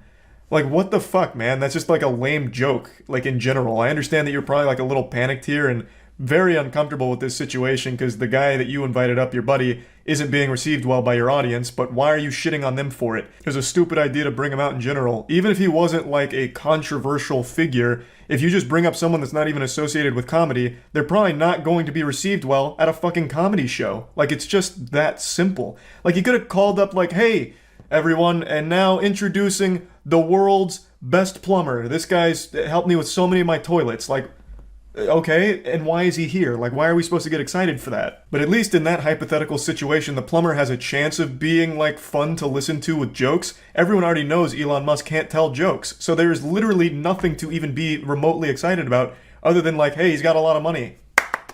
Like, what? Like, it just doesn't make any sense. Dave, what should I say? Don't say nothing. Okay. It'll only spoil the moment. Do you hear that sound, Elon? That's the sound of pending civil unrest. Oh, that desperate Dave, what should I say? Oh my god, it's like in middle school when you're giving that class presentation, you're super nervous and you start freezing up. Oh, fuck me. Dave, fucking help, please. What should I say? Tell me what to say. Like, what a disaster. Now, we talked about this on the podcast, and Kaya made a good point. What should have happened here, if they really wanted to integrate Musk into this, it should have been treated like a roast session. The guy is not good with, like, scripts or anything. Look no further than SNL when he fucking bombed on that. But you could treat it like a roast session where Dave Chappelle makes jokes about him, you know, all that, and Elon Musk takes it on the chin. It makes him look humble and like a good sport. But this is just a disaster. And speaking of disasters, the first 2 accounts that posted footage of this got deleted. Now, whether or not they were banned for sharing this embarrassing moment of Musk, or if they deleted the accounts themselves, there's no telling. But the first 2 accounts that posted this video are no longer on Twitter, which is a little weird. I'm going to hope they deleted it themselves and weren't banned for showing this video. Because if so, that would be a huge red flag on the enforcement of Twitter's policies, because this violates no rules. This is just showcasing a really embarrassing moment from Elon Musk and Dave Chappelle here. Like, that's not against the Twitter terms. There's no reason why that should lead to a ban. So I'm hoping that their accounts were just deleted, and that them being banned is just a conspiracy. But there's no telling. What is confirmed, though, is Elon Musk made this tweet about 2 or 3 hours after being booed off stage at Chappelle's performance. Now, whether or not this is in response to getting booed, I don't know for sure. But he said the woke mind virus is either defeated or nothing else matters. So he leaves the stage with tears in his eyes, his ego shattered, and then shortly after, this tweet comes up.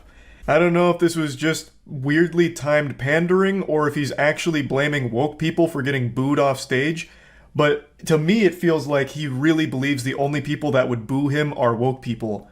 My man, you were at a Dave Chappelle show. That is not a woke audience. You can't keep falling back on this woke boogeyman and just writing off people that don't like you as being plagued by wokeness. You went to a comedy show, you're not a comedian, and you're not entertaining. Of course that wasn't going to be received well in any universe. Oh, also, I think it's only fair I mention how the show actually wraps up. Elon Musk gets into a crouch position, makes a huge gesture, gets the mic and says, "I'm rich, bitch." And that's it. And he actually butchered that line, by the way. He delivered it like there was peanut butter all in his mouth, so he couldn't actually get all the words out properly. And then the music plays and they walk off. It was rough. This just goes to show you no amount of money in the world can prevent you from being cringe. That's about it. So yeah. I couldn't have been more wrong. When Elon Musk took over Twitter, I was convinced there really wasn't a lot he could do to make it worse. And he has absolutely slapped me around here and spit in my face, letting me know that no, it always could get worse. I already made a video talking about his $8 a month for the check mark on Twitter, his verification, his pay-to-win opinion scheme where you can pay $8 a month to have your check mark and you get priority in the search and replies and all that. I already talked about that at length. The main takeaway there is I just find that to be really embarrassing. To publicly display that you pay for a service like Twitter is more shameful than letting people know that you pay for furry porn. So I just thought that would be a little Boy Scout badge people would always point and laugh at you for, and that was the worst thing about it. I just thought it was silly, especially because you don't even get an ad-free experience. You're paying $8 a month and he says you only get half as many ads, which is just a fat L. Imagine paying a monthly subscription and still getting ads. Yucky.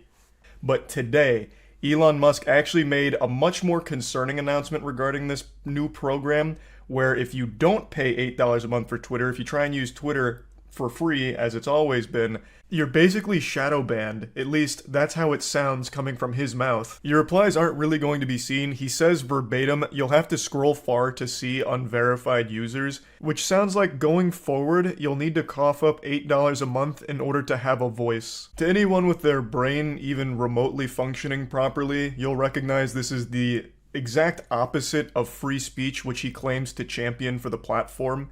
But I'm just going to publicly beg all Elon Musk meat riders to hop off his cock for just a few seconds here, put away your little sausage fingers before writing your comment about how upset you are that I insulted your savior, and just listen.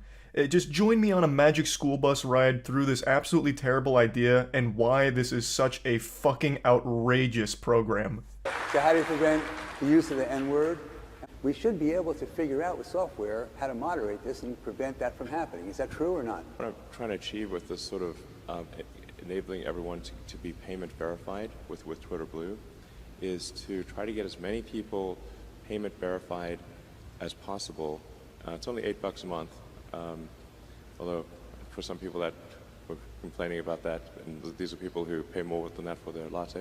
Elon was asked his strategy for combating hate speech, racism, anti-Semitism, all that, and he brought up the payment subscription plan as a way of fighting against it. But I wanted to highlight this part here where he compares the price of a Starbucks latte to the subscription plan, because he loves this one. This is for some reason like his smoking gun. He's already posted this dank meme about it, so this is pretty much his anime signature finishing move. This is his Kamehameha. He really thinks this is just a checkmate, like, so you'll pay $8 for a Starbucks latte and it only lasts you 30 minutes, but you'll cry about $8 a month for Twitter and it lasts you 30 days. Curious. So you'll pay $8 for a drink and it only lasts you a couple of minutes, but you're gonna go ahead and whine and throw a temper tantrum for the same price for having a voice on a shithole platform? Very interesting. I'm not a Starbucks enjoyer. I don't like Starbucks. I don't go there. Maybe the drinks are overpriced. Couldn't tell you. But that's neither here nor there. This is just like a gotcha moment that a child would think is clever. Like, Mom, Dad, why won't you buy me the new Call of Duty game? We spend more on groceries every week, and this is just a one-time purchase. And some of those groceries are so yucky, like broccoli and shit. We're paying more for that than Call of Duty, so just get me Call of Duty. Or back in the day when streaming services first started popping off, streaming service to nutbutt.com is only $6 a month. That's less than a single meal from Burger King. It's just so silly. You're comparing things that aren't even comparable. You're comparing food to a checkmark on Twitter. Like, it's so dumb. I also see a lot of people bastardizing what free speech means in order to fit their own personal image of Elon Musk as the Messiah. People are saying this is just how it's supposed to be. Twitter's like this big public bulletin board where anyone can go up and post something on it, but now you can pay to post something bigger on it on top of those. And I guess you're not, like, wrong, but why is that something that's good? In fact, this is the exact thing people were upset about before Elon's takeover, talking about silencing their voice, where more powerful, more wealthy outlets were overshadowing their side of things and their opinions. And now it's just like a blatant system that celebrates that fact. And for some reason, because it's Elon, they're like, oh no, this is good now. Part of it's revenue, part of it is payment authentication. And so if somebody, because there is a huge problem with spam and bots and trolls on Twitter, and organizations trying to manipulate public opinion. But if we can get enough verified users, and we're going to prioritize Twitter search, replies, mentions, by verified users first. This is not news. He made this very clear with his initial post saying like the benefits of the checkmark going forward, which is priority in these places. But what wasn't clear is not only are they getting priority, but the people that don't pay for it are getting fundamentally shadow banned. And he's going to go a little further on that in just a moment here, but I just wanted to point out that's not new. He made this clear that by paying for it, you are going to have the benefit of being, you know, the superstar of every single post you ever make, I suppose. People will see that you pay $8 a month for Twitter, they'll give you a thumbs up and start throwing roses and blowing kisses your way for such a great financial decision.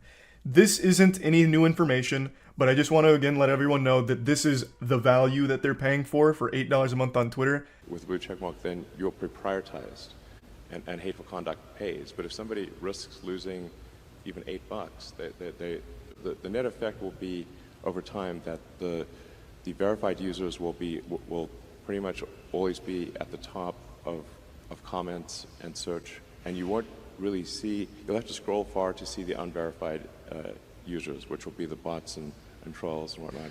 So if something we don't want to see, it gets pushed way down. Yeah, just the basic.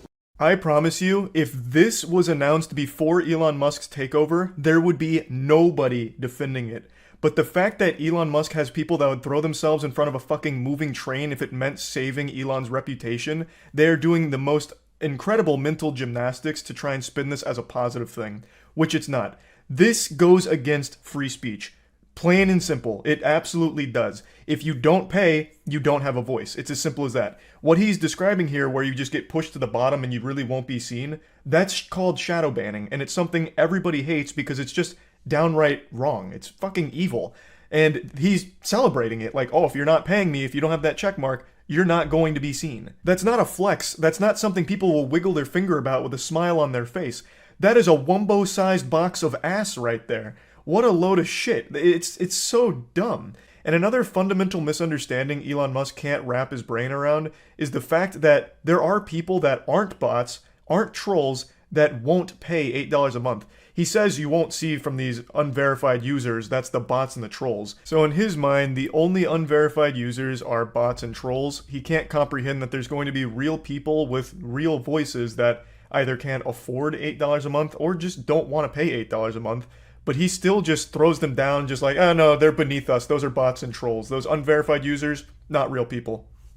And you won't really see, you'll have to scroll far to see the unverified users, which will be the bots and trolls and whatnot. When this was initially announced, I thought this would just be like what verification used to mean, like just confirming there's a real person behind the keyboard. But it's not that anymore. It's confirming it's a real person behind the keyboard, and now it's the only way to have a voice. You can't be a free user anymore, at least not one that gets seen. So if you're posting Twitter to like talk to friends or engage in conversation with people that you like, and you're a free user, there's a good chance they won't see it because it'll get drowned out by the verified users. So fundamentally, you just get pushed out of your own circles by the priority of the verified accounts. When he announced this, he tried to portray it as like power to the people, but all it is power to the people that pay.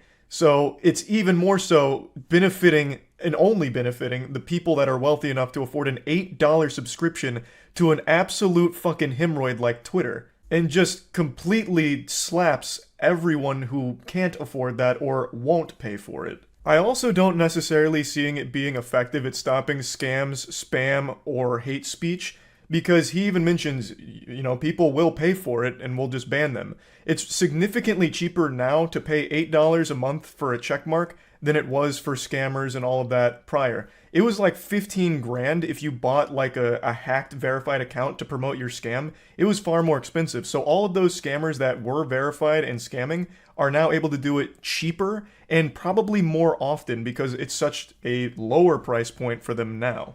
So I don't see it even stopping that.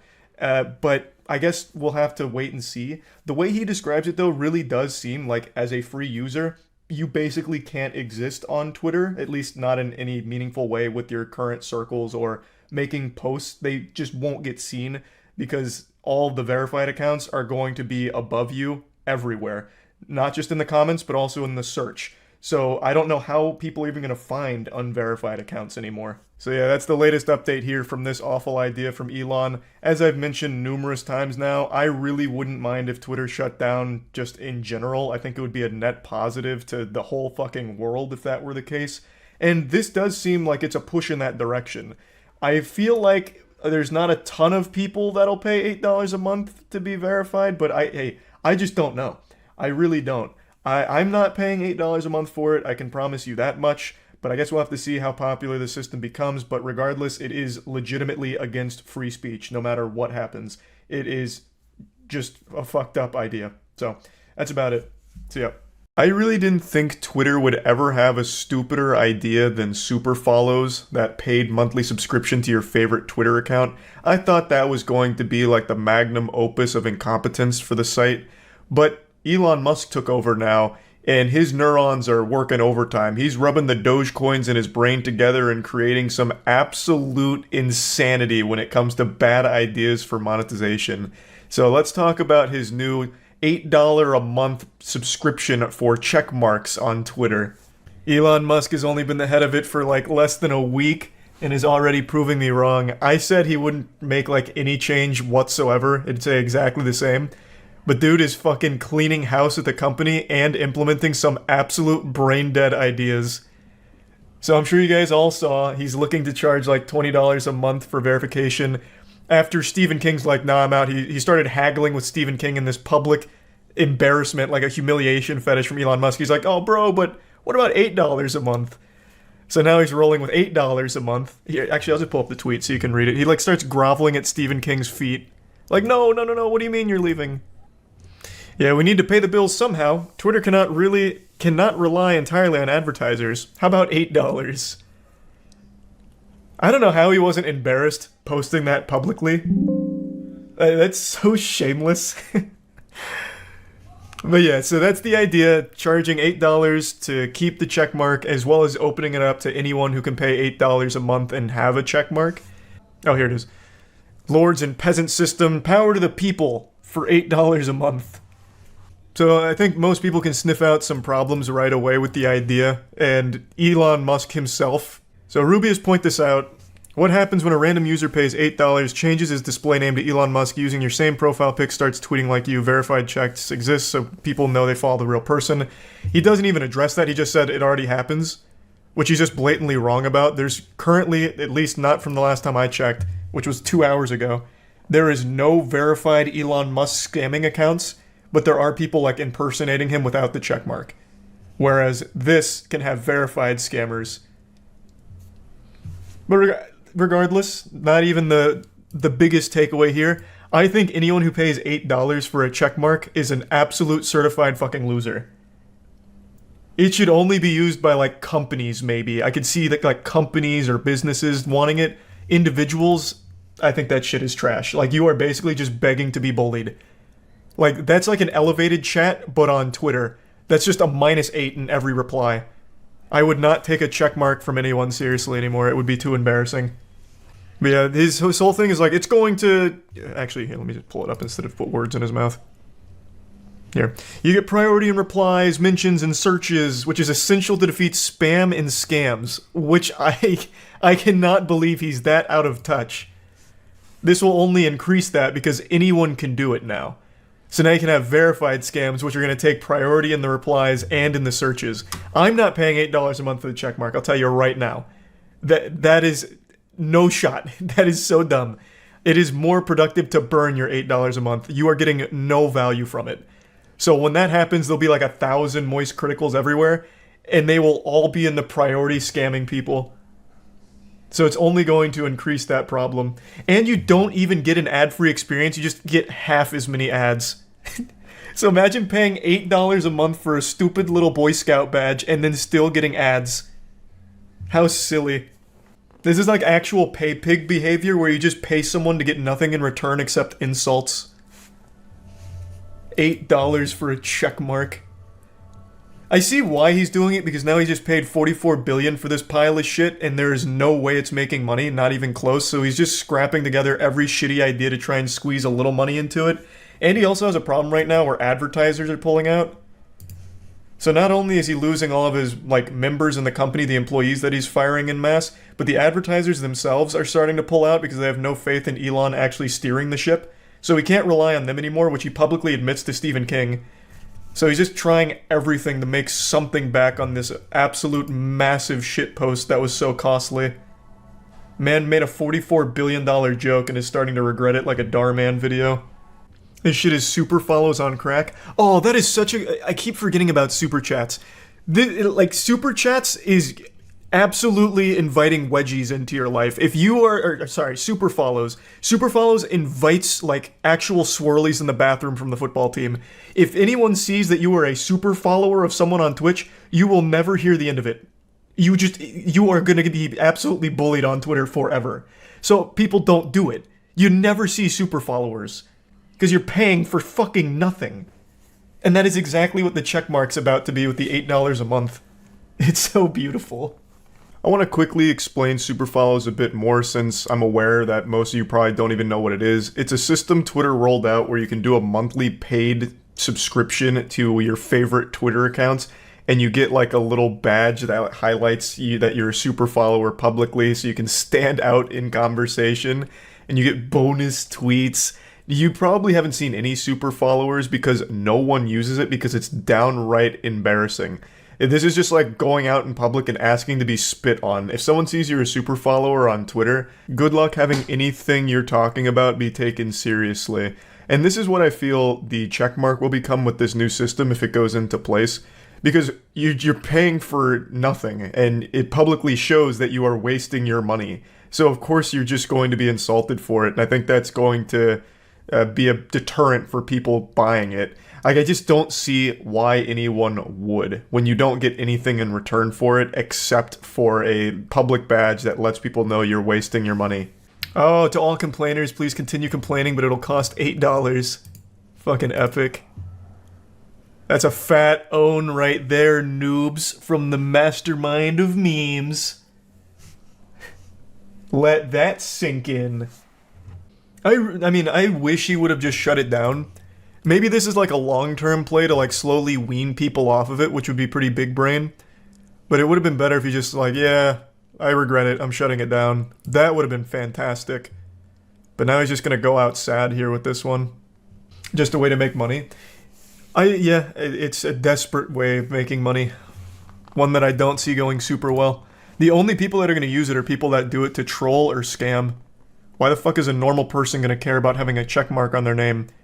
Yeah, I'm Biff Cheeseburger from North Baptist University. I want to be verified on Twitter. I'll pay $8 a month for it.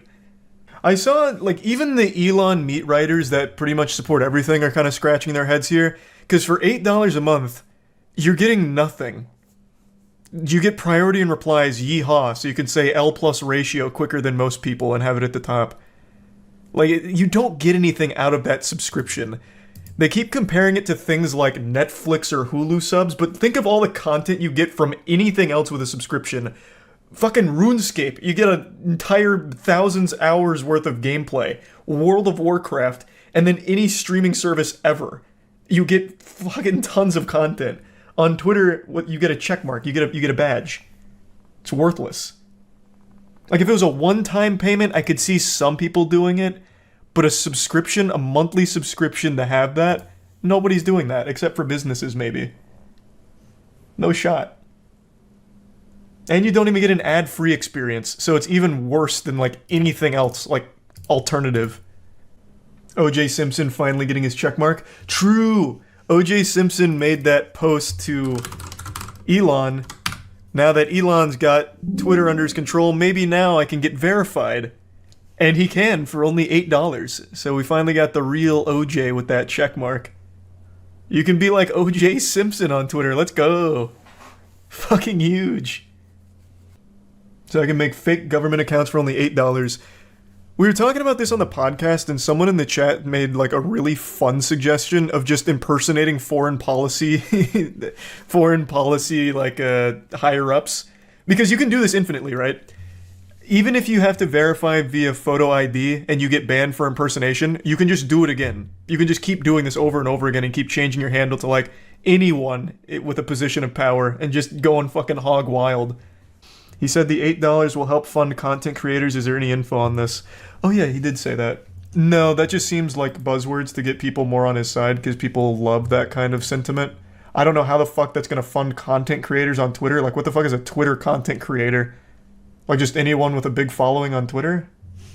I think the payable verification at this point is meant to reduce bots and not meant to signify that an account belongs to a public figure.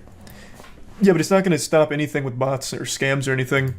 Because it's open to anyone. You can just pay $8 a month. It's just going to be a little costly to promote your scams, but you're going to get more out of it because it's going to fool more people because of the check mark. And since it floats to the top of the replies now, and since it's going to be the first things that come up when you search things, scams are going to be much more prevalent. Assuming it goes as he has it stated so far. Maybe he has fail-safes in mind, but he certainly hasn't said that yet. How will this stop bots? Bots already exist now, and when you implement buying verification, you'll have the same bots plus easily verified bots. I don't know, like, he's not very in touch. It doesn't, like, I don't see how this stops spam or bots. It seems to me to only increase spam and scams, but I guess we'll see. Like, it doesn't seem to stop bots. The bots are still there, and now some of them can be verified. The day of reckoning is upon us. The Armageddon the Bible warned us about has finally come true. The demon of Dogecoin has taken over Twitter, and he's already made some massive changes internally. It took only a matter of minutes with Elon Musk at the top of the Twitter food chain for him to let WrestleMania run wild and start firing people, including 3 top Twitter executives, the CEO, the CFO, and the chief legal officer. All of them were immediately just let go by Musk. Now, of course, they're not leaving without some compensation. They're getting a lot of money in this firing, but even still, he just took 3 of the top executives and just said, pack your bags, you're going home. But before I get into those changes, I want to go over the reception to this news because I've already seen some wacky tantrums being thrown about it, and overall, people are more divided than my butt cheeks on how to feel about all this. So I want to give my perspective right away. I'll toss my take out there. I think this is just going to be a huge nothing burger that most people are going to forget about in 2 weeks because there's not going to be any meaningful, noticeable difference in the platform itself with Elon Musk at the helm. I think the problem with Twitter isn't necessarily a platform problem, it's a people problem.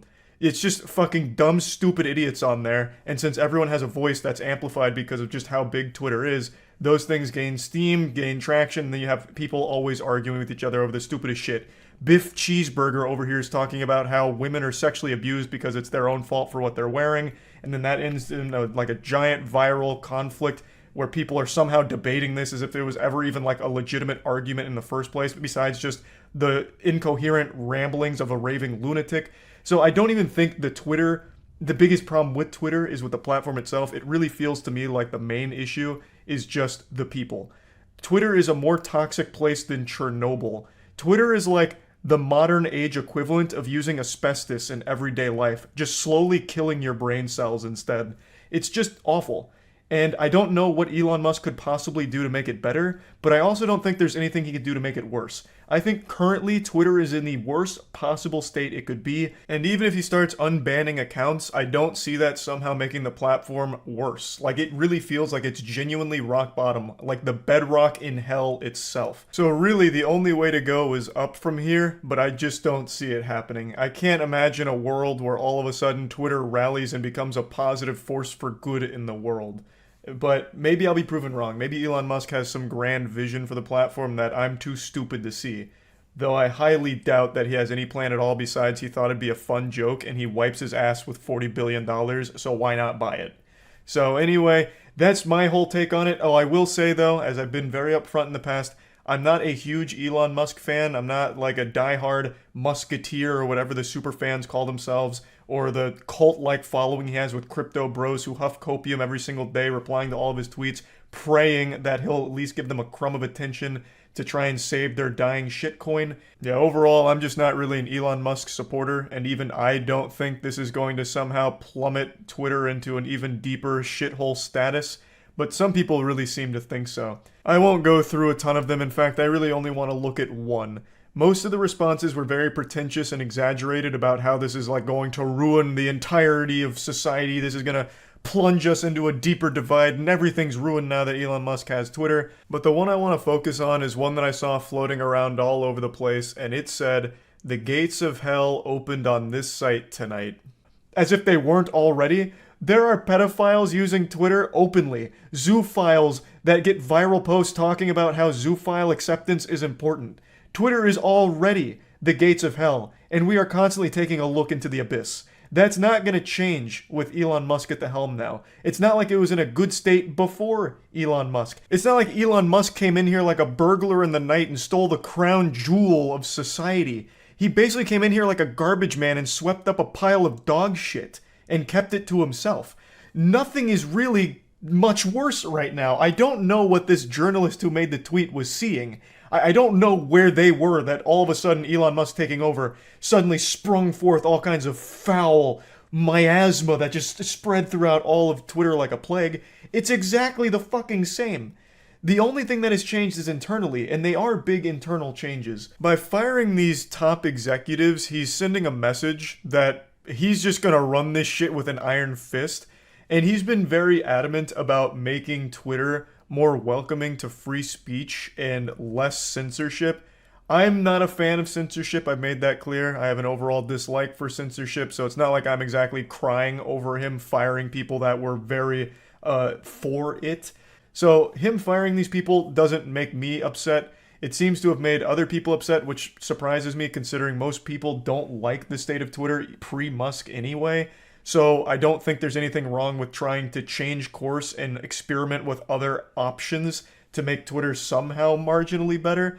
He said in a Twitter post that he's going to be forming a content moderation council with widely diverse viewpoints and that no major content decisions or account reinstatements will happen before the council convenes.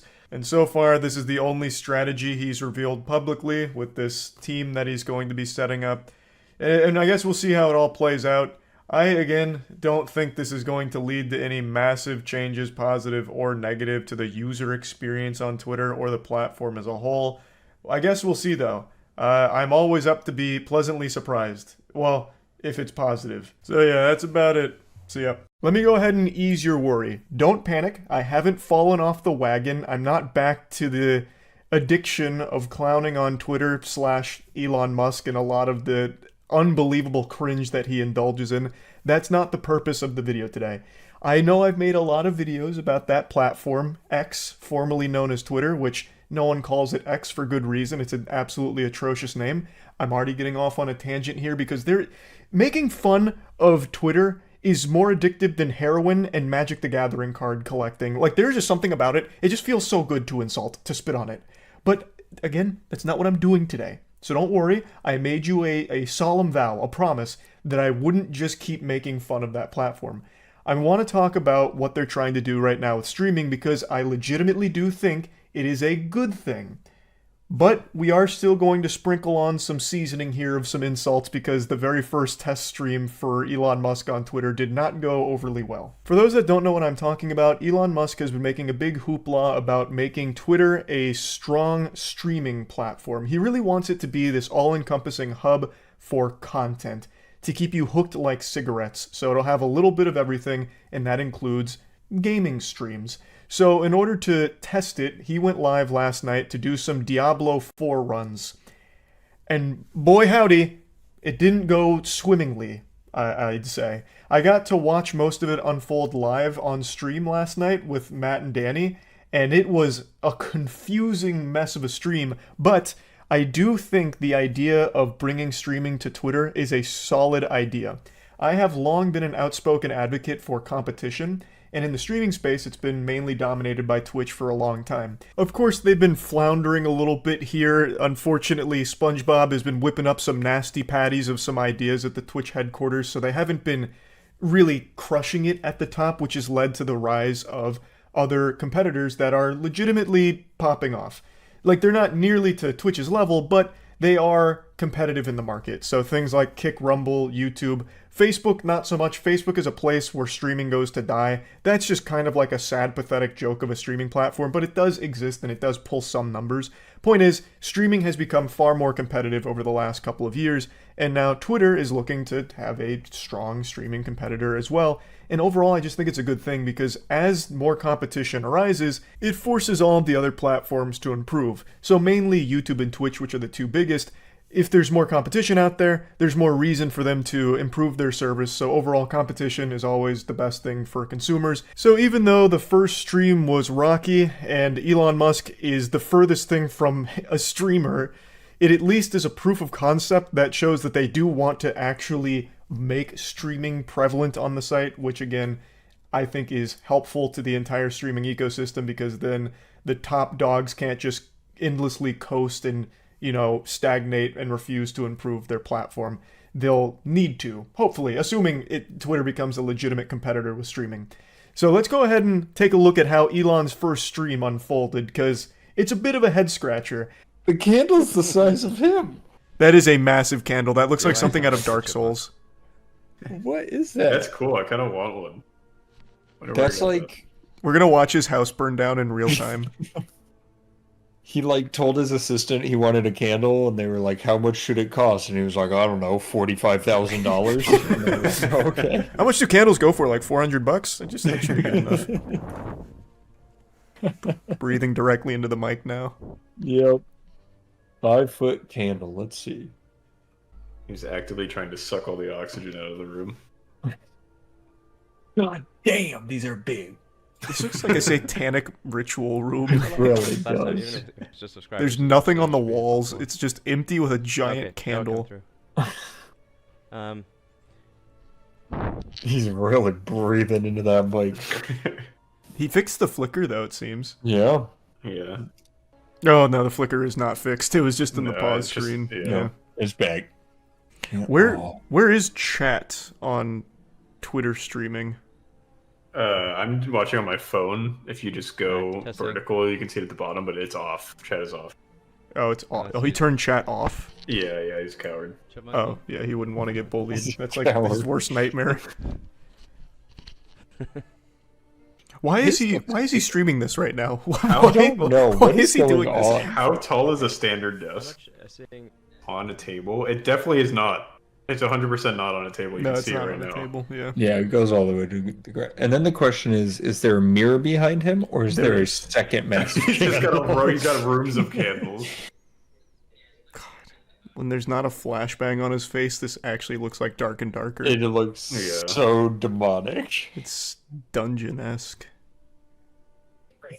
Somebody said with the lights on, homie, he looks like he's in the presence of a deity.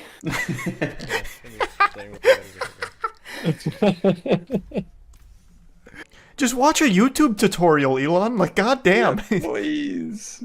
Do anything. The first thing everybody yells is turn off VSync. Try that.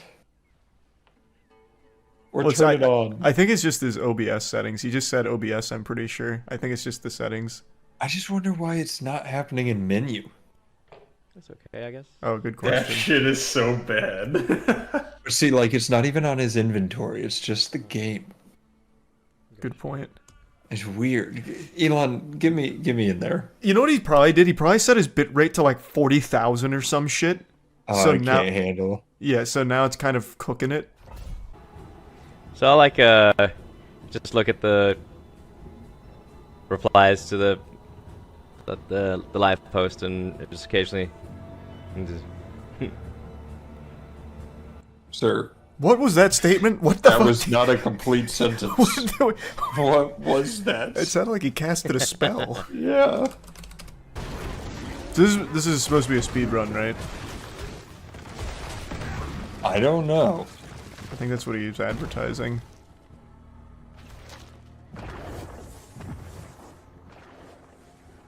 Oh my god! I just got fragged by a blood blister. Wow. Well then, the first mob. What a speed run! Oh, his name is I Will Never Die. There we go. Now he's Yeah, moving. he's cooking. There we go. He had to get the wiggles out. Yeah, it's his first time live streaming. He's got a big audience. He was nervous. Yeah. And since it's dark in here, you can't even see the flickering that much. That's true. Oh, he's dead. Oh, wow.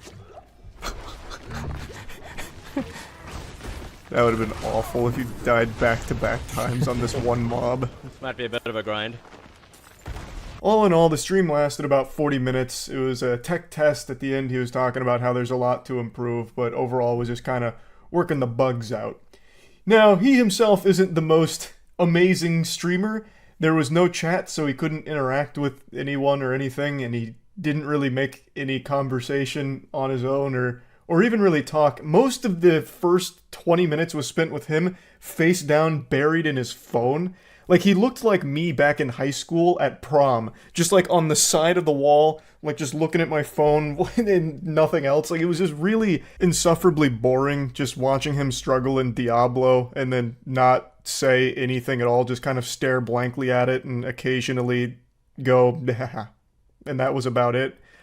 But he doesn't claim to be a good streamer, right? He's not out here trying to start his streaming career or anything. This really seemed like it was supposed to be a tech test. I just wish he had at least done the bare minimum beforehand to just make sure that he got his settings correct, because you could have probably found that flicker through just recording before going live and could have fixed it, because that was just unwatchable. That flicker was legitimately giving me a headache. And I'm not even like sensitive to that kind of stuff, but it was just so aggressive, like it was just making me disoriented. And you could have probably massaged that issue out before ever going live. Like, I don't think that just spontaneously happened when he clicked start stream. He probably could have figured it out through just a recording. But other than that, I do legitimately think it is a good idea for Twitter to offer streaming, just because I do like when there's more competition in the space. And since we've seen so many other streaming platforms that are performing well, it shows that there is room in the market for more competitors, which again just makes the entire industry more competitive, which makes everything better, because they have to be better in order to stay competitive. So yeah, anyway, just wanted to kind of talk about this a little bit. I guess we'll see where streaming's at in a year from now on Twitter. Maybe they'd never actually get it together or make it super functional or super great, or maybe they do and it becomes a legitimate competitor in the industry. We'll see. That's about it. See ya. It's always so inspiring to see someone never give up in the face of adversity, to push forward and achieve great things, like Rocky, or Will Smith in I, Robot, when he was telling people like, hey, these robots are a little fishy, and they said, hey pal, you're just blowing from Stupid Town, and then turns out he was right and he still protected us anyway. Point is, this is the backbone to so many of the best stories ever told in books, movies, TV shows, and anime. It's like one of the 10 commandments of anime for every protagonist, just that never quitting attitude. But in the real world, when companies in particular adopt this never give up mentality, it's pretty embarrassing and pathetic. In particular when it comes to Meta, or as you know them, Facebook, because nobody really knows this fucking clown company as anything other than Facebook. Meta's been on a bit of a cold streak recently, with the most recent embarrassing blunder being the Metaverse. More like Meta reimburse everyone who bought into that scam. Being sold as like the way of the future. Nowadays, it's just a barren, empty wasteland of broken dreams and broken promises. The goofballs just made a virtual reality experience more primitive than Roblox and Second Life. It's just shameful. But they didn't give up. They didn't quit. They said, you know what? That was so good, we're gonna do it a second time. What about second breakfast? So they're trying another venture here, and it's actually opening to pretty big success. And it's what we're talking about today. Threads, a Twitter competitor. Twitter's had its own series of missteps, quite a few blunders. They've given up Scholar's Mate a few times here, and it looks like Meta's trying to strike while the iron's hot, so they released their own Twitter competitor called Threads. When looking it up, I saw this headline: Meta's Twitter competitor for friendly conversation launches early. And this feels like the worst article ever written to promote something. Calling it a place for friendly conversation makes it sound like Weenie Hut Jr., where you're not allowed to go in there unless you're wearing elbow and knee pads. Not that I like Twitter. I think, and I've been very vocal about this, I think Twitter fucking sucks. I don't think the world was ready for a platform like that, and it is just the absolute worst thing for a human being's mental health. And now for the first time, we're being cursed with a platform that threatens Twitter's stranglehold on brain rot. This is like that scene out of Godzilla where he says, let them fight. We now have two kaijus going to war over poisoning your mind, basically. So you have Twitter, which is no stranger to horrible decisions, and now you have Meta with Threads, which is no stranger to horrible decisions. Obviously, Meta's mainly going to be using this for more data harvesting, I imagine, since that's kind of their bread and butter behind their business models. But this is a big deal because Twitter now has actual competition in the space. And it doesn't seem like they like this ball game very much because apparently Twitter is threatening to sue Meta for Threads right now, saying that it stole their trade secrets. I don't know what Krabby Patty secret formula they think they cooked up there, but Twitter itself was already derivative of some of the old message boards from way back in the day. It just kind of became streamlined on Twitter, and everything just got so concentrated on the internet as a whole that everyone flocked to Twitter for the experience. I don't know exactly if they have a strong case against Meta here for Threads, so I guess we'll just have to see how that whole soap opera plays out. But honestly, the biggest thing about this announcement that I see nobody talking about for some reason is the fact that Meta maliciously calculated today as their launch day because they knew that I was dropping our Plague Seeker animation. They wanted to take the wind out of our sails knowing that Plague Seeker was going to hog all of the internet's attention for today, so they had to drop Threads in order to take the wind out of our sails, which is foul play from Meta, but I'd expect nothing less from fucking Zuckerbot. So don't let them win. Go watch the Plague Seeker animation. We worked very hard on that. But anyway, I don't want to get too lost in the sauce here at the buffet, so before the steam keeps pouring out of my ears, let's focus on Threads.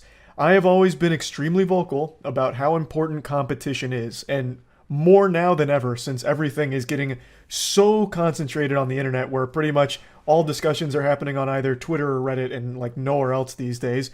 I always think competition is a great thing.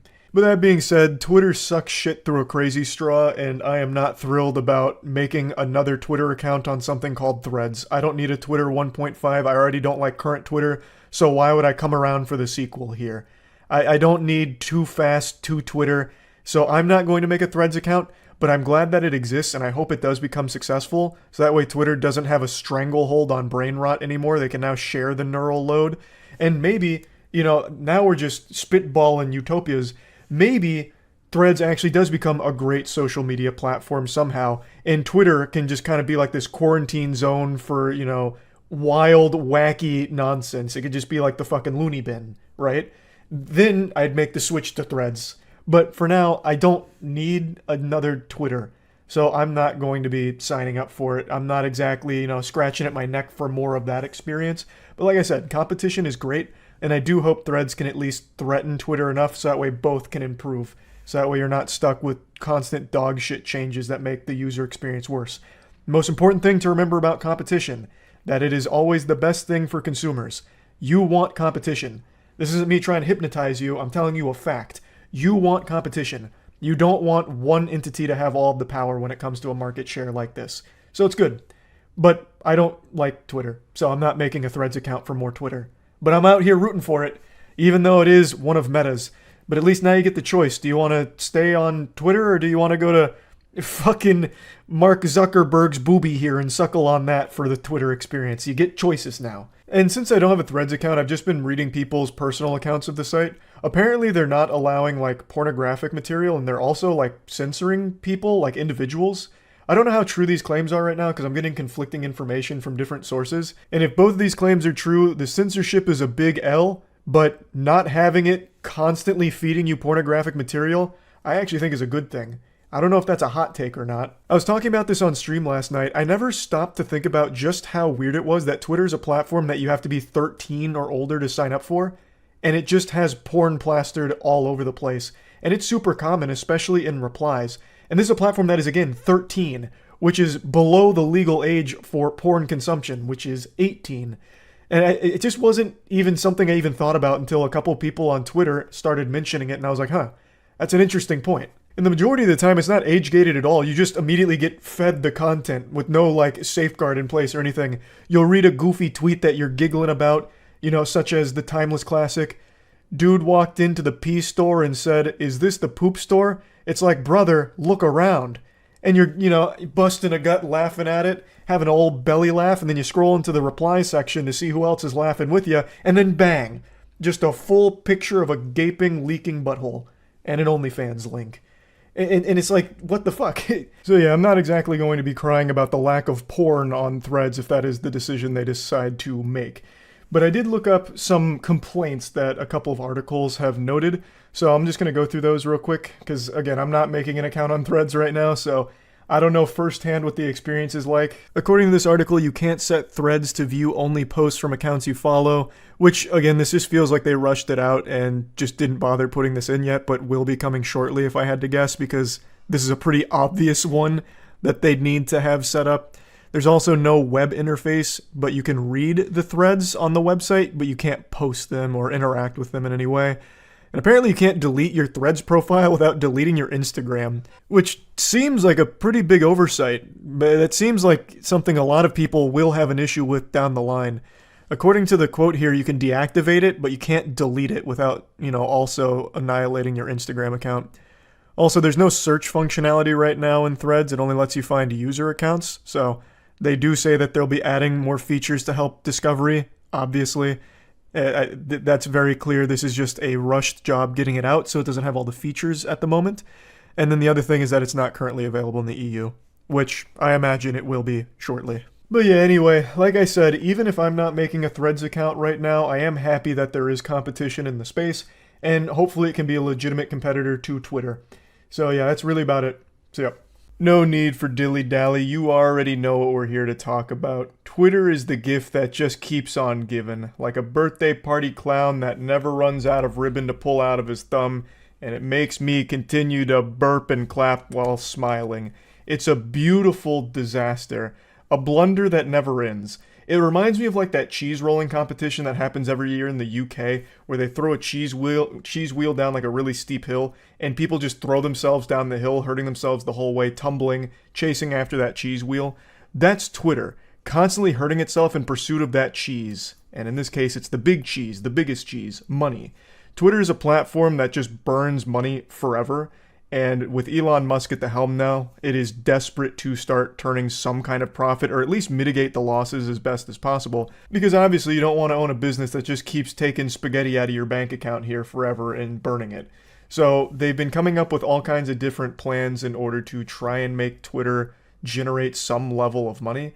And I've followed it pretty closely. I've made quite a few videos going over a lot of the silly stuff that's happened recently, but I haven't talked about it very much, even though they have made some decisions that I still think are comically bad. For example, you can now no longer even access any Twitter content unless you log in. So if you try and read a tweet, watch a Twitter video, or anything like that, and you're not logged in on desktop, you just get taken right to the sign-in page, which I think is a luxury afforded only to Twitter. That is the only platform that can get away with that. Imagine if you went on YouTube and it wouldn't allow you to watch any videos until you signed in. It'd kill the platform. But Twitter is more addicting than heroin, and the people that are hooked on the product perpetually need their fix.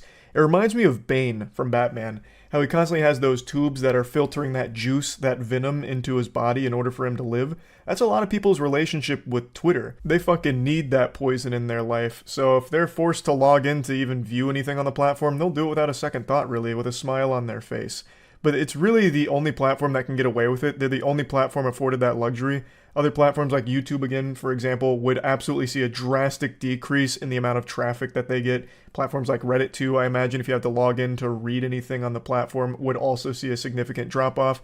But we're not here to talk about that change. Instead, I want to focus on the big change from today. And that is Elon Musk finally targeting data scrapers, which is a legitimate problem. I want to make this very clear up front. Data scraping is actually a problem. I didn't realize how big of a problem it was for so many companies until I watched Mudahar's video on it today.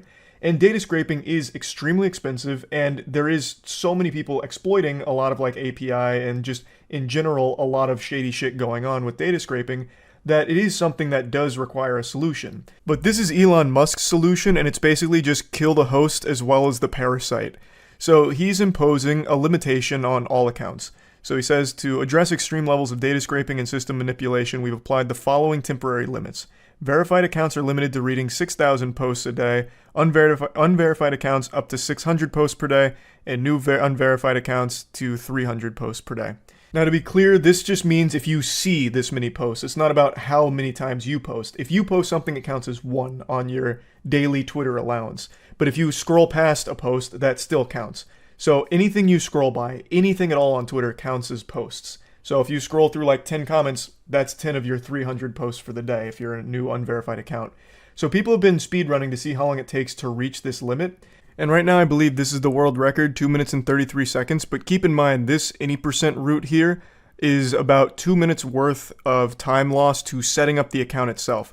So the speedrun goes from actual nothing, you don't have an account, to then going through the captchas, going through the codes, the emails, and all of that. And it's about 2 minutes to set up your account, and then the other 33 seconds is spent scrolling. And then this is what you get at the very end of your journey here. Rate limit exceeded. And most people get this within the first couple of minutes if it's a new unverified account. Now for older unverified accounts, it goes up to 600 per day. So double that. You basically get like about 10 minutes. At being very generous, you'd get about 10 minutes worth of scrolling for your unverified account before you get the rate limit exceeded. Now, if you have like the Twitter Blue Boy Scout badge, 6,000 posts per day is probably what a normal person will be fine with. I don't think many people, aside from like actual hard addicts and power users of Twitter, are going to scroll past 6,000 posts per day.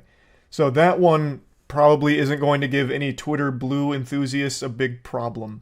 But the other two basically restrict everyone's access to the site to only a handful of minutes. He does say that this is just like a temporary thing, so a band-aid for the data scraping problem.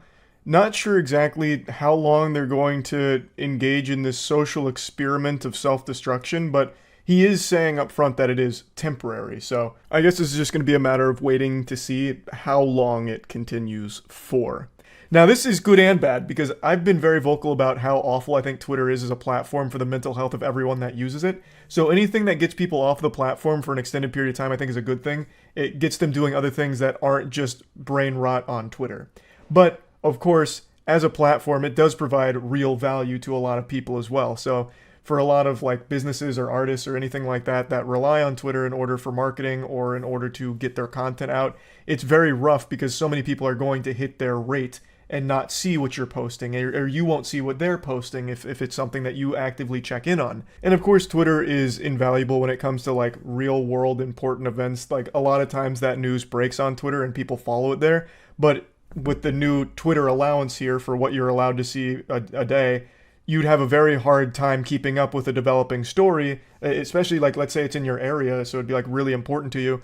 If you hit your Twitter allowance, you exceed your rate, you now get cut off from that information. So there is like an actual problem here with this system. It's a bit deeper than just go touch grass now, loser. This is a good thing. You're free. You can go touch grass. There is like an actual underlying issue with this whole format. So it is a big issue overall, and you can see why this would kill the platform. If you can only use it for 10 minutes per day, it's not exactly going to be something that stands the test of time. It becomes less of a social media platform and more of like a mobile game daily quest that you do in a couple of minutes and then you're done for the day, which is exactly what Mudahar said in his video, and he's right on the nose with it. That's 100% correct. The number one thing that online companies are salivating over is how to keep you on their platform.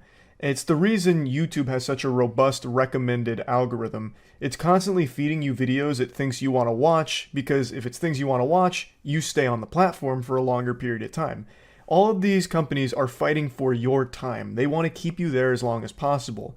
With this new Twitter policy, they're now driving you away from the platform as quickly as possible. So they're trying to target data scraping to solve that problem, but they're giving themselves a new problem, which is nobody's going to be able to use the service anymore. You are driving users off of the platform in a matter of minutes for the vast majority of your user base. They can't spend time on your platform even if they wanted to, because you are limiting the amount of time they can spend there drastically. Again, unverified accounts can't spend very long on the platform at all, a handful of minutes per day. So they're going to go to competing services. So it should be pretty obvious why Twitter would likely be buried if this becomes their permanent solution to the data scraping problem. It won't be a site that's able to exist anymore because it won't have a user base left, because they literally would not be able to use the platform because they'll hit their rates so quickly. It's what's been happening all day to so many accounts. And Elon Musk recognized that as well. He must have seen that so many people were instantly exceeding their rate and being cut off from the service, so he increased it to 8K, 800, and 400. That 400 makes pretty much no difference. That is negligible. That'll give you an extra 5 seconds worth of scrolling, so that's who gives a shit.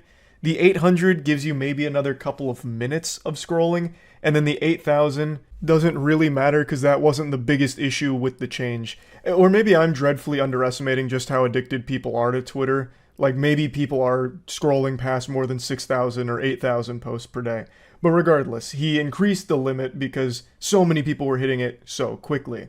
As I was recording this video, he increased it again to 10,000, 1,000, and then 500. The 500 is still, once again, not a big difference. You're still going to have to be rationing your time on the platform to make sure you don't see unnecessary tweets that take away from your allowance. So that is, again, still not going to be a big deal. It adds maybe an extra 3 seconds to the speedrun route.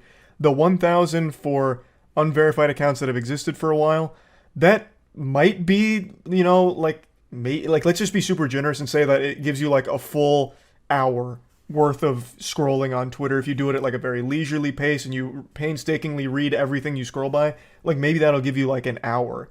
But then once again, increasing the Twitter Blue to 10,000, this is just starting to highlight that I might just be really out of touch with how addicted people really are.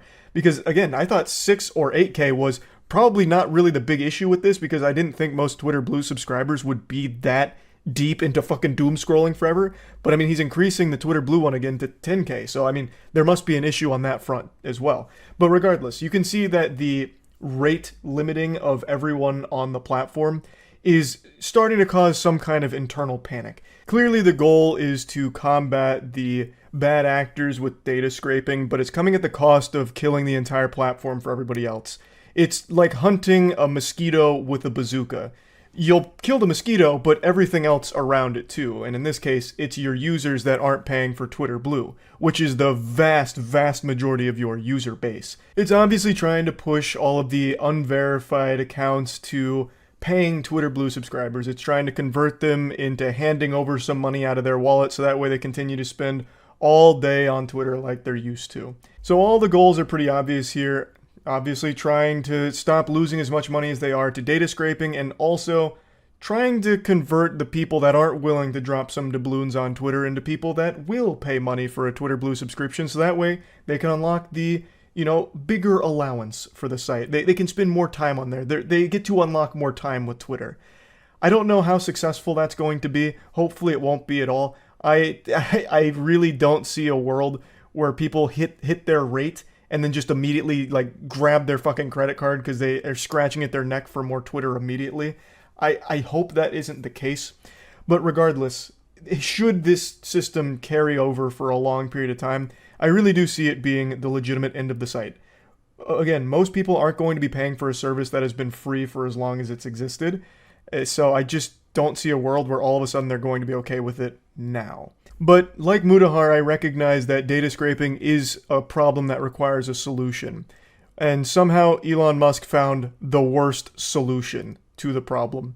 I don't have the answers though. So don't look at me to, you know, cough up something genius here to stop data scraping without ruining the entire platform for all of the users that aren't paying for it. Because I don't know how to even begin combating it. But surely there's got to be something else that doesn't immediately nuke the whole platform. So I guess we'll just have to wait to see how everything continues developing here, but I did think this was actually pretty fascinating. Twitter is one of the few platforms that repeatedly makes decisions that I think are counterintuitive to long-term health of it. But it's still around, it hasn't died yet, and maybe it'll endure this change as well. There's no telling, but just wanted to talk about it a little bit. That's it. See ya. Twitter and bad decisions go together like spaghetti and meatballs, and it brings me no joy to keep talking about Twitter continuously getting worse with more and more embarrassing changes that keep hitting the platform. I would love to be talking about it getting better, right? Talking about like, oh man, Twitter's introducing an amazing change and people are, you know, pumping their fists in celebration. But that is just not the utopia we live in. That Narnia doesn't exist. Right now, we're cursed with this brain rot Twitter that only somehow continues to fester and ooze. And what we're talking about today is its latest fumble with a new bad decision. It's actually been a whole handful of goofy changes, but I'm just going to focus on the silliest ones. So let's get into the cream of the crop, the biggest one people are talking about right now, the legacy checkmarks. For a few months now, Elon Musk was saying it needs a drastic overhaul. I've got my finger on the trigger and I'm about to just blow the fucking brains out of these check marks. He was going to eradicate the old blue check marks, letting everyone know it's about to go extinct like the dinosaurs. Elon Musk was coming in, dropping the asteroid. The only check marks that would exist after April 1st of this year were going to be the Twitter blue check marks, the paid ones, $8 a month, flushed right down the shitter. Those would be the only blue check marks left. Well, it looks like we all survived Armageddon because it's April 2nd and there's only been one minor tweak to the blue checkmark system. This is kind of like when the Mayan calendar stopped at 2012, but then we hit 2012 and kept going, so people were curious about like, oh wow, how did we, what happened to the end of the world? That's what's got everyone scratching their head right now, because the blue checkmark system is exactly the fucking same, except now the wording on them is changed. So everyone that had a legacy checkmark before the purge still has it. There was no purge. It was a false flag operation, I guess. All that changed is how they explain it. So now, if you look at any checkmark, they all say the same thing, which is this account is verified because it's subscribed to Twitter Blue or is a legacy verified account. It's such a minor tweak and not at all what it was hyped up to be. This really feels like it was running defense for the feelings of people who paid $8 for Twitter Blue and kept getting bullied because it proudly showcased that they are verified because they paid for it. So they were being relentlessly bullied all over Twitter for anyone that bought the service. Now, this muddies the waters, so you'll never know if that checkmark is from someone that paid for it or if they were a important person with a legacy verification checkmark.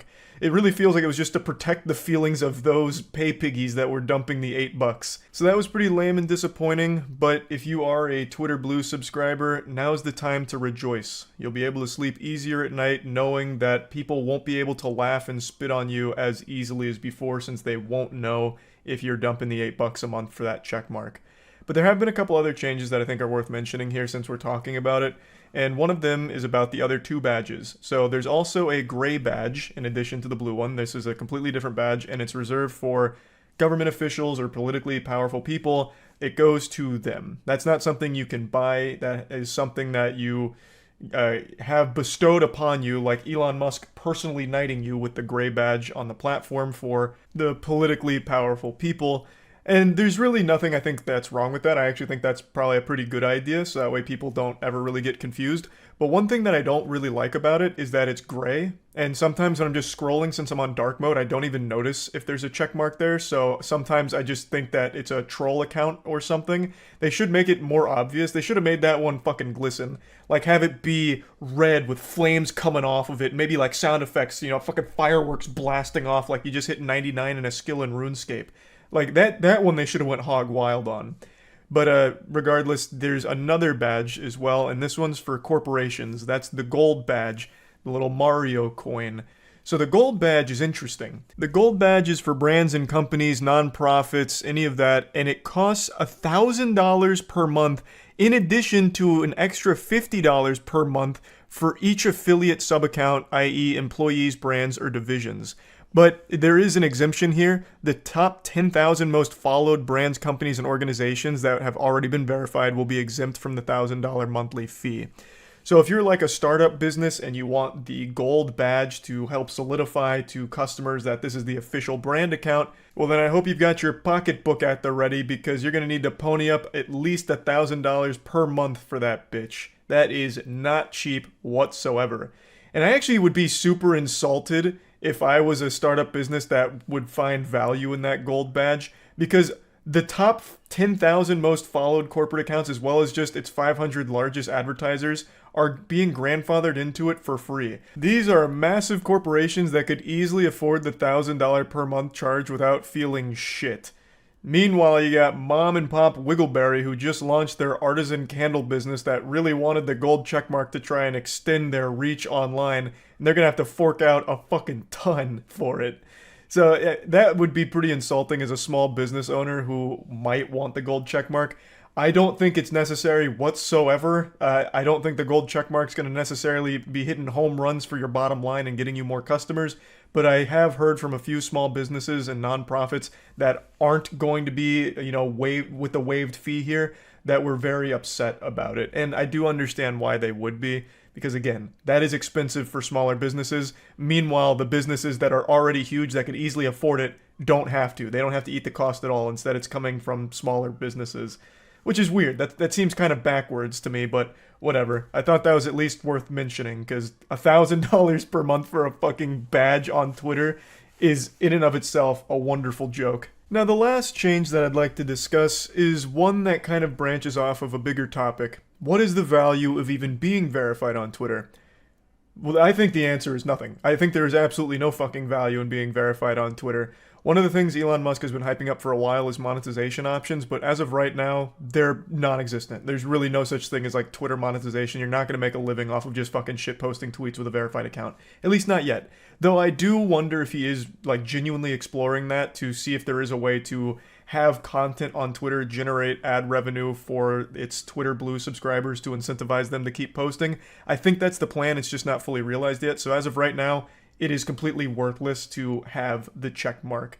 It doesn't give you any kind of big priority in comments, at least not that I've seen. It doesn't offer you any useful tools outside of the ability to like review a tweet before sending it or make like an edit to it, which who really gives a fuck? It's Twitter. You could just delete the tweet if you want to. It's very simple and very quick already. It just seems like a complete waste of money. But with a recent announcement from Musk, it seems like he's really trying to make Twitter Blue a requirement to even use the platform effectively. So the change is that only verified users will show up in the recommended feed, and also that only verified accounts will even appear in the Twitter's For You feed. Making the claim that this is the only realistic way to address advanced AI bot swarms taking over. It goes into effect on April 15th, and also voting in polls will require verification for the same reason. I don't really care too much about the poll voting shit. That doesn't matter at all to me. Twitter polls are completely fucking useless. But the shutting out non-verified accounts from For You recommendations, that's a load of horseradish right there, especially with the reason given to stop AI bot swarms. This feels like a totally different tone and attitude here, as opposed to the old Elon, the bold Elon, who went to war with bots right away when he took over the platform, stating that he was going to make sure bots and all of those troll fake accounts weren't going to be an issue anymore, and he had so many plans to get rid of it. Now he's saying it's a losing battle without just taking off unverified accounts from the For You recommendation page. What the fuck happened? Yeah, they won, I guess? Jesus Christ. That's a weird way of combating that. There's plenty of other ways of combating bots that don't involve just slapping the people that aren't paying $8 a month. I don't think I need to explain why this is a terrible decision. Everyone was dunking on him for this one. Even the biggest of supporters for Musk were pretty put off by this because it just does seem weak, no matter how you spin it, saying it's a losing battle unless he turns off a pretty crucial component to the service, which is allowing unverified accounts, any account, to show up on the For You recommendations based on algorithms and shit.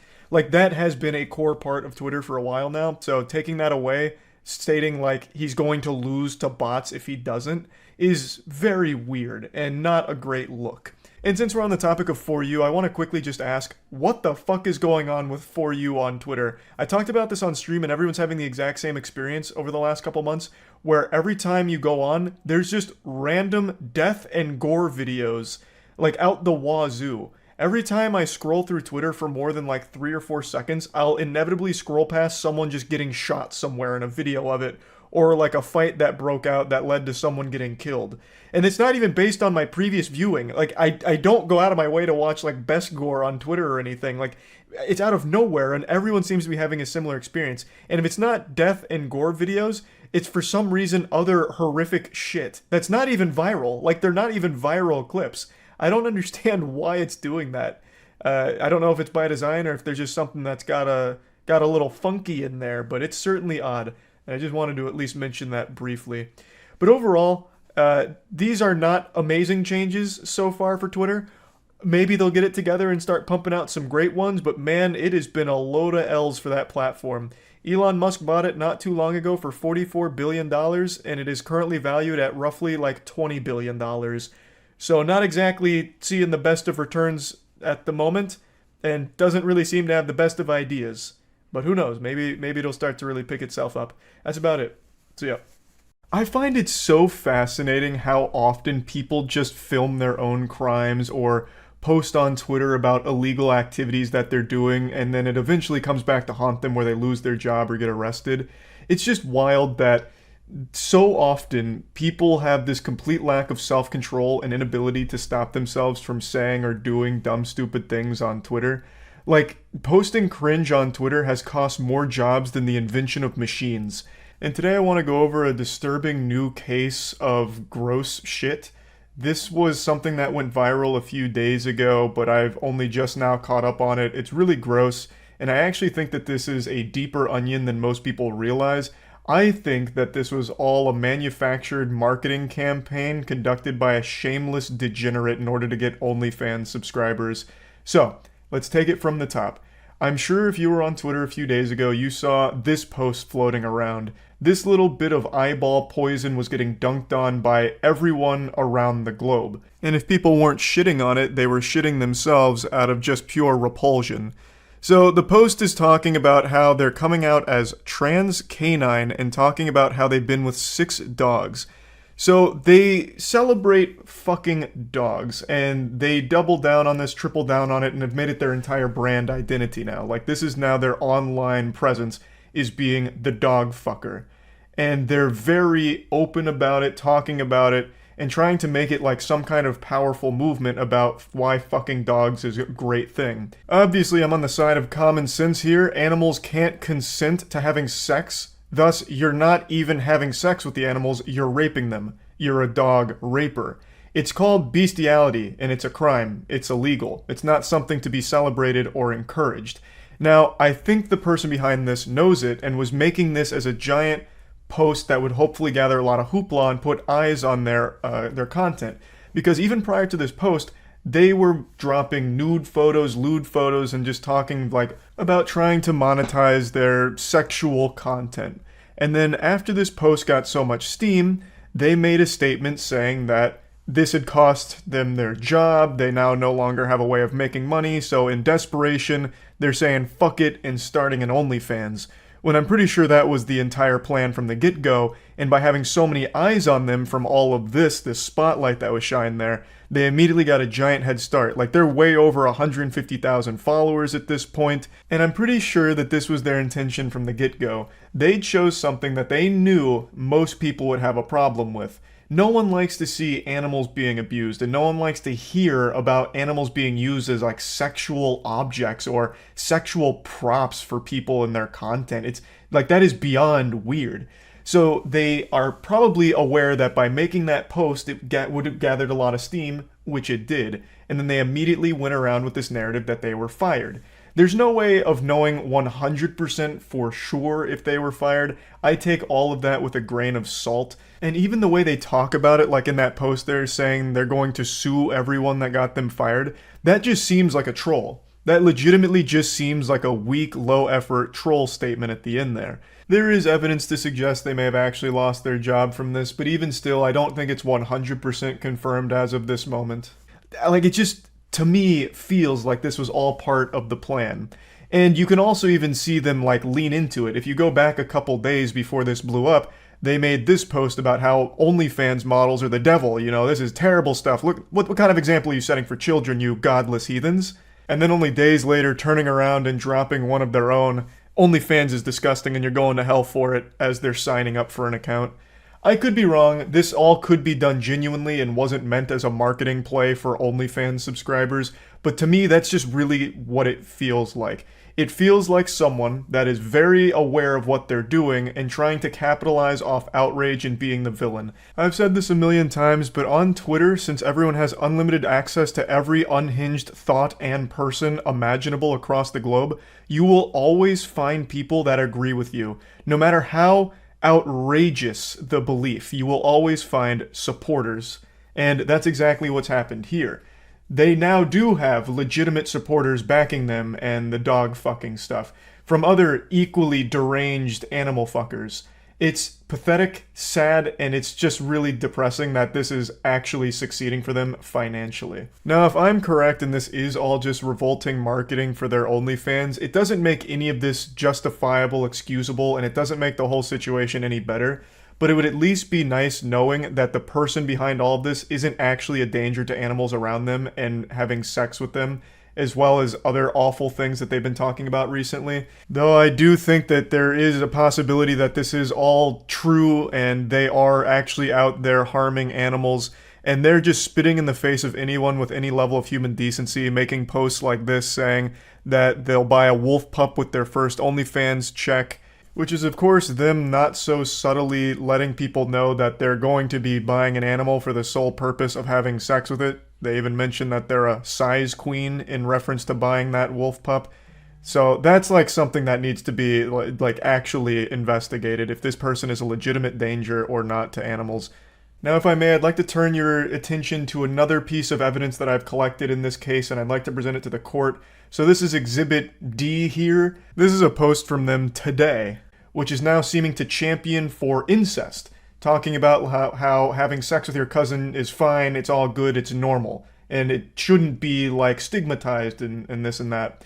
So this reinforces to me the thought that the person behind all of this is someone who is just trying to choose the most disgusting stances possible in order to attract as many tomatoes being thrown at them, so that way hopefully they can then catch a couple of like mentally unwell stragglers that are agreeing with them and then signing up to the OnlyFans.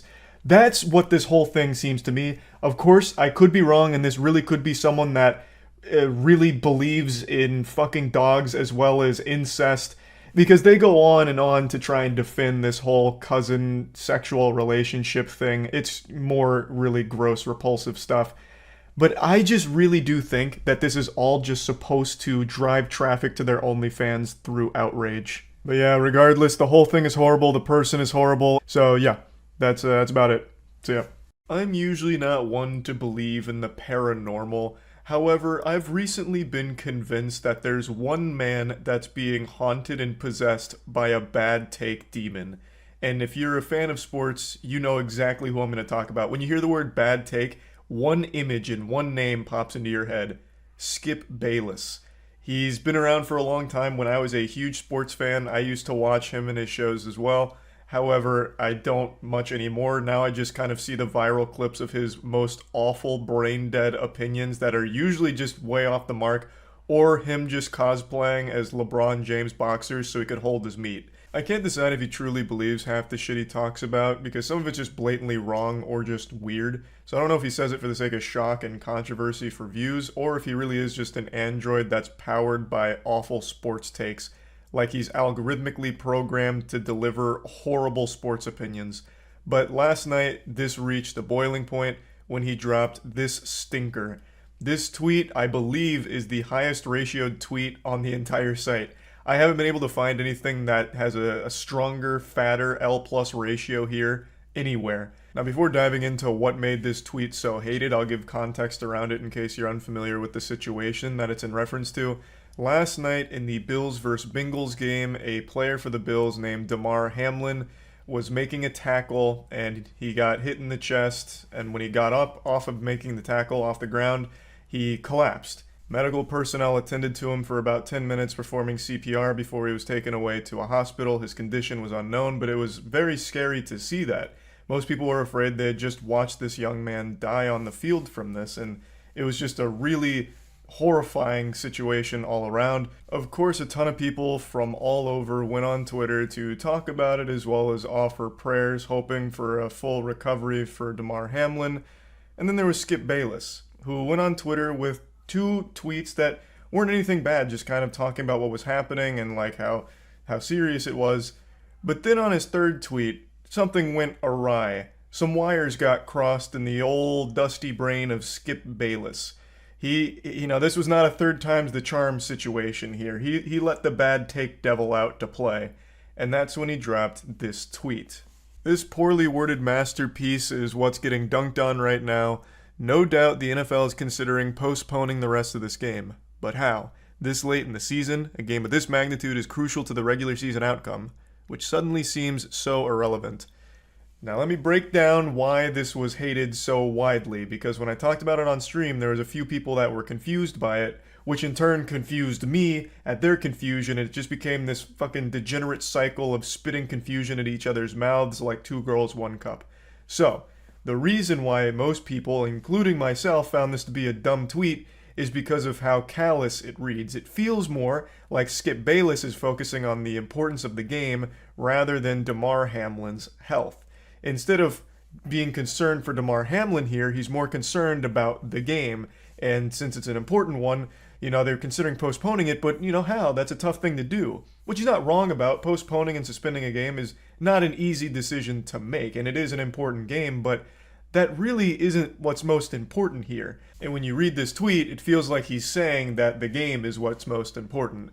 And that last line where he says, which suddenly seems so irrelevant, well, that little zinger had more interpretations than a Rorschach painting.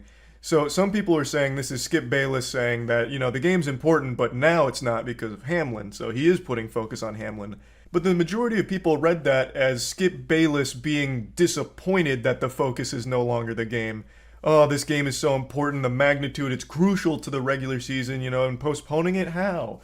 It's such an important, crucial game to be played, but now it just suddenly seems irrelevant. Like, it sounds like he's disappointed that the Hamlin injury has taken the focus off of the game. So his tweet is to put it back on the game. It's a poorly worded, jumbled thought here that reads badly and reads very callous. And it doesn't even, do anything. He's just talking about the difficulty of rescheduling or postponing a game. And he's not wrong. It is hard.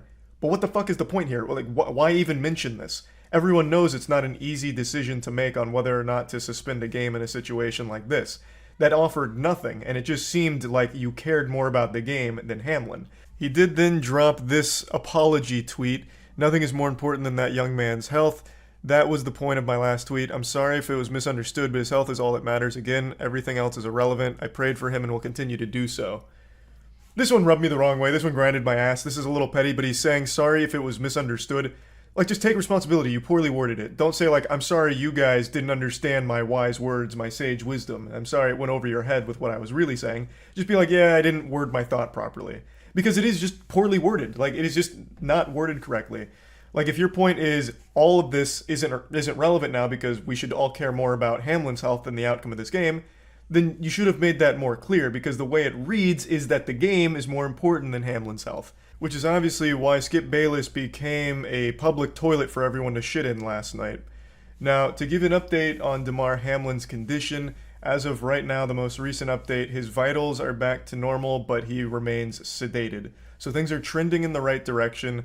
The official statement for what happened here is he suffered cardiac arrest following that hit, and that's what was going on. So it's just a very scary situation overall. He remains in critical condition as of right now, but with his vitals being normal, things seem to be stepping in the right direction, so hopefully everything continues to improve for Hamlin's condition. Now, I do want to mention something wholesome that's happened in the face of all of this awfulness. Damar Hamlin had a charity that was doing a toy drive, and after this hit, they've raised over $3 million for that charity. So I just really thought this was something very positive from the community to come together to show support for Hamlin. So I definitely wanted to mention that. Overall, Skip Bayless does what he does best, make a fucking fool of himself. The tweet was horribly worded. I don't not believe him that he cares about Hamlin's health more than the game. I feel like you'd have to be a real evil son of a bitch to actually think the game is somehow more important than Hamlin's life. So it's not like I think that he's lying about what his intentions with the tweet were, but it's just so poorly worded, as are most of his thoughts throughout his entire career. So that's why he got dunked on. It is just still a shit tweet overall, and that's now become part of Twitter history as, I believe, the most ratioed tweet to ever exist. At the very least, the hardest ratio of 2023, and we're already kicking it off in a big way here with that one. That's going to be a tough ratio to beat. That's about it.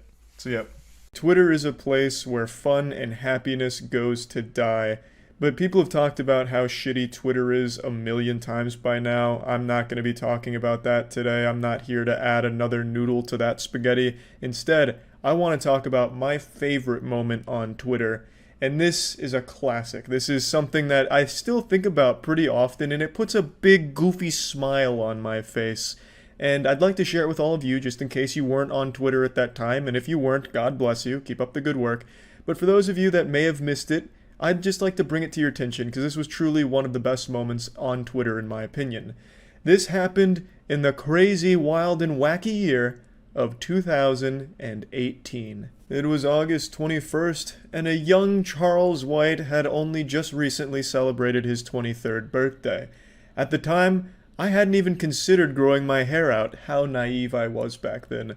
A silly, short-haired Charles, in all his hubris, took to Twitter on August 21st, as he typically did, just perusing and seeing what was going on, cruising the internet, when all of a sudden, his eyes were drawn to a developing story that was starting to really make waves on the platform. And the story involved NASA and a recently hired intern. Everyone shut the fuck up. I got accepted for a NASA internship. That's absolutely massive. That's huge. Like, that is a big accomplishment and something definitely worthy of celebration. Like, shit, I would be going wild too, ripping my shirt off and twirling it over my head if NASA even asked me to lick their toilet seats clean. So absolutely, I see the jubilation they were going through, but perhaps they celebrated a bit too aggressively. A while after the initial tweet, there was this response from a man named Homer Hickam, and he said something very simple: language. This is some shit like right out of a movie. One single word that changes everything, and it did.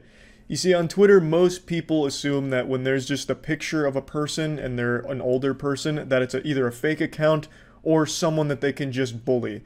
I don't know why Twitter has that impression that old people just deserve to be bullied on the internet, but that's how it goes on Twitter, where everyone gets bullied. So Homer came in here and just dropped his cock on the celebration, just flopped his meat out on the fucking birthday cake here, and just said exactly what every teacher growing up would say when the class was getting rowdy: language.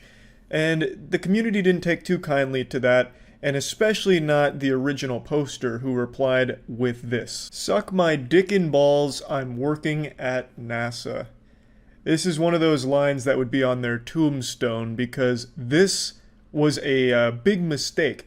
Like Icarus, they had flown too close to the sun and were burning up now. Because they didn't just talk shit to a random person on Twitter, they said this to Homer Hickam, who holds the entire future of this person's career in the palm of his hand.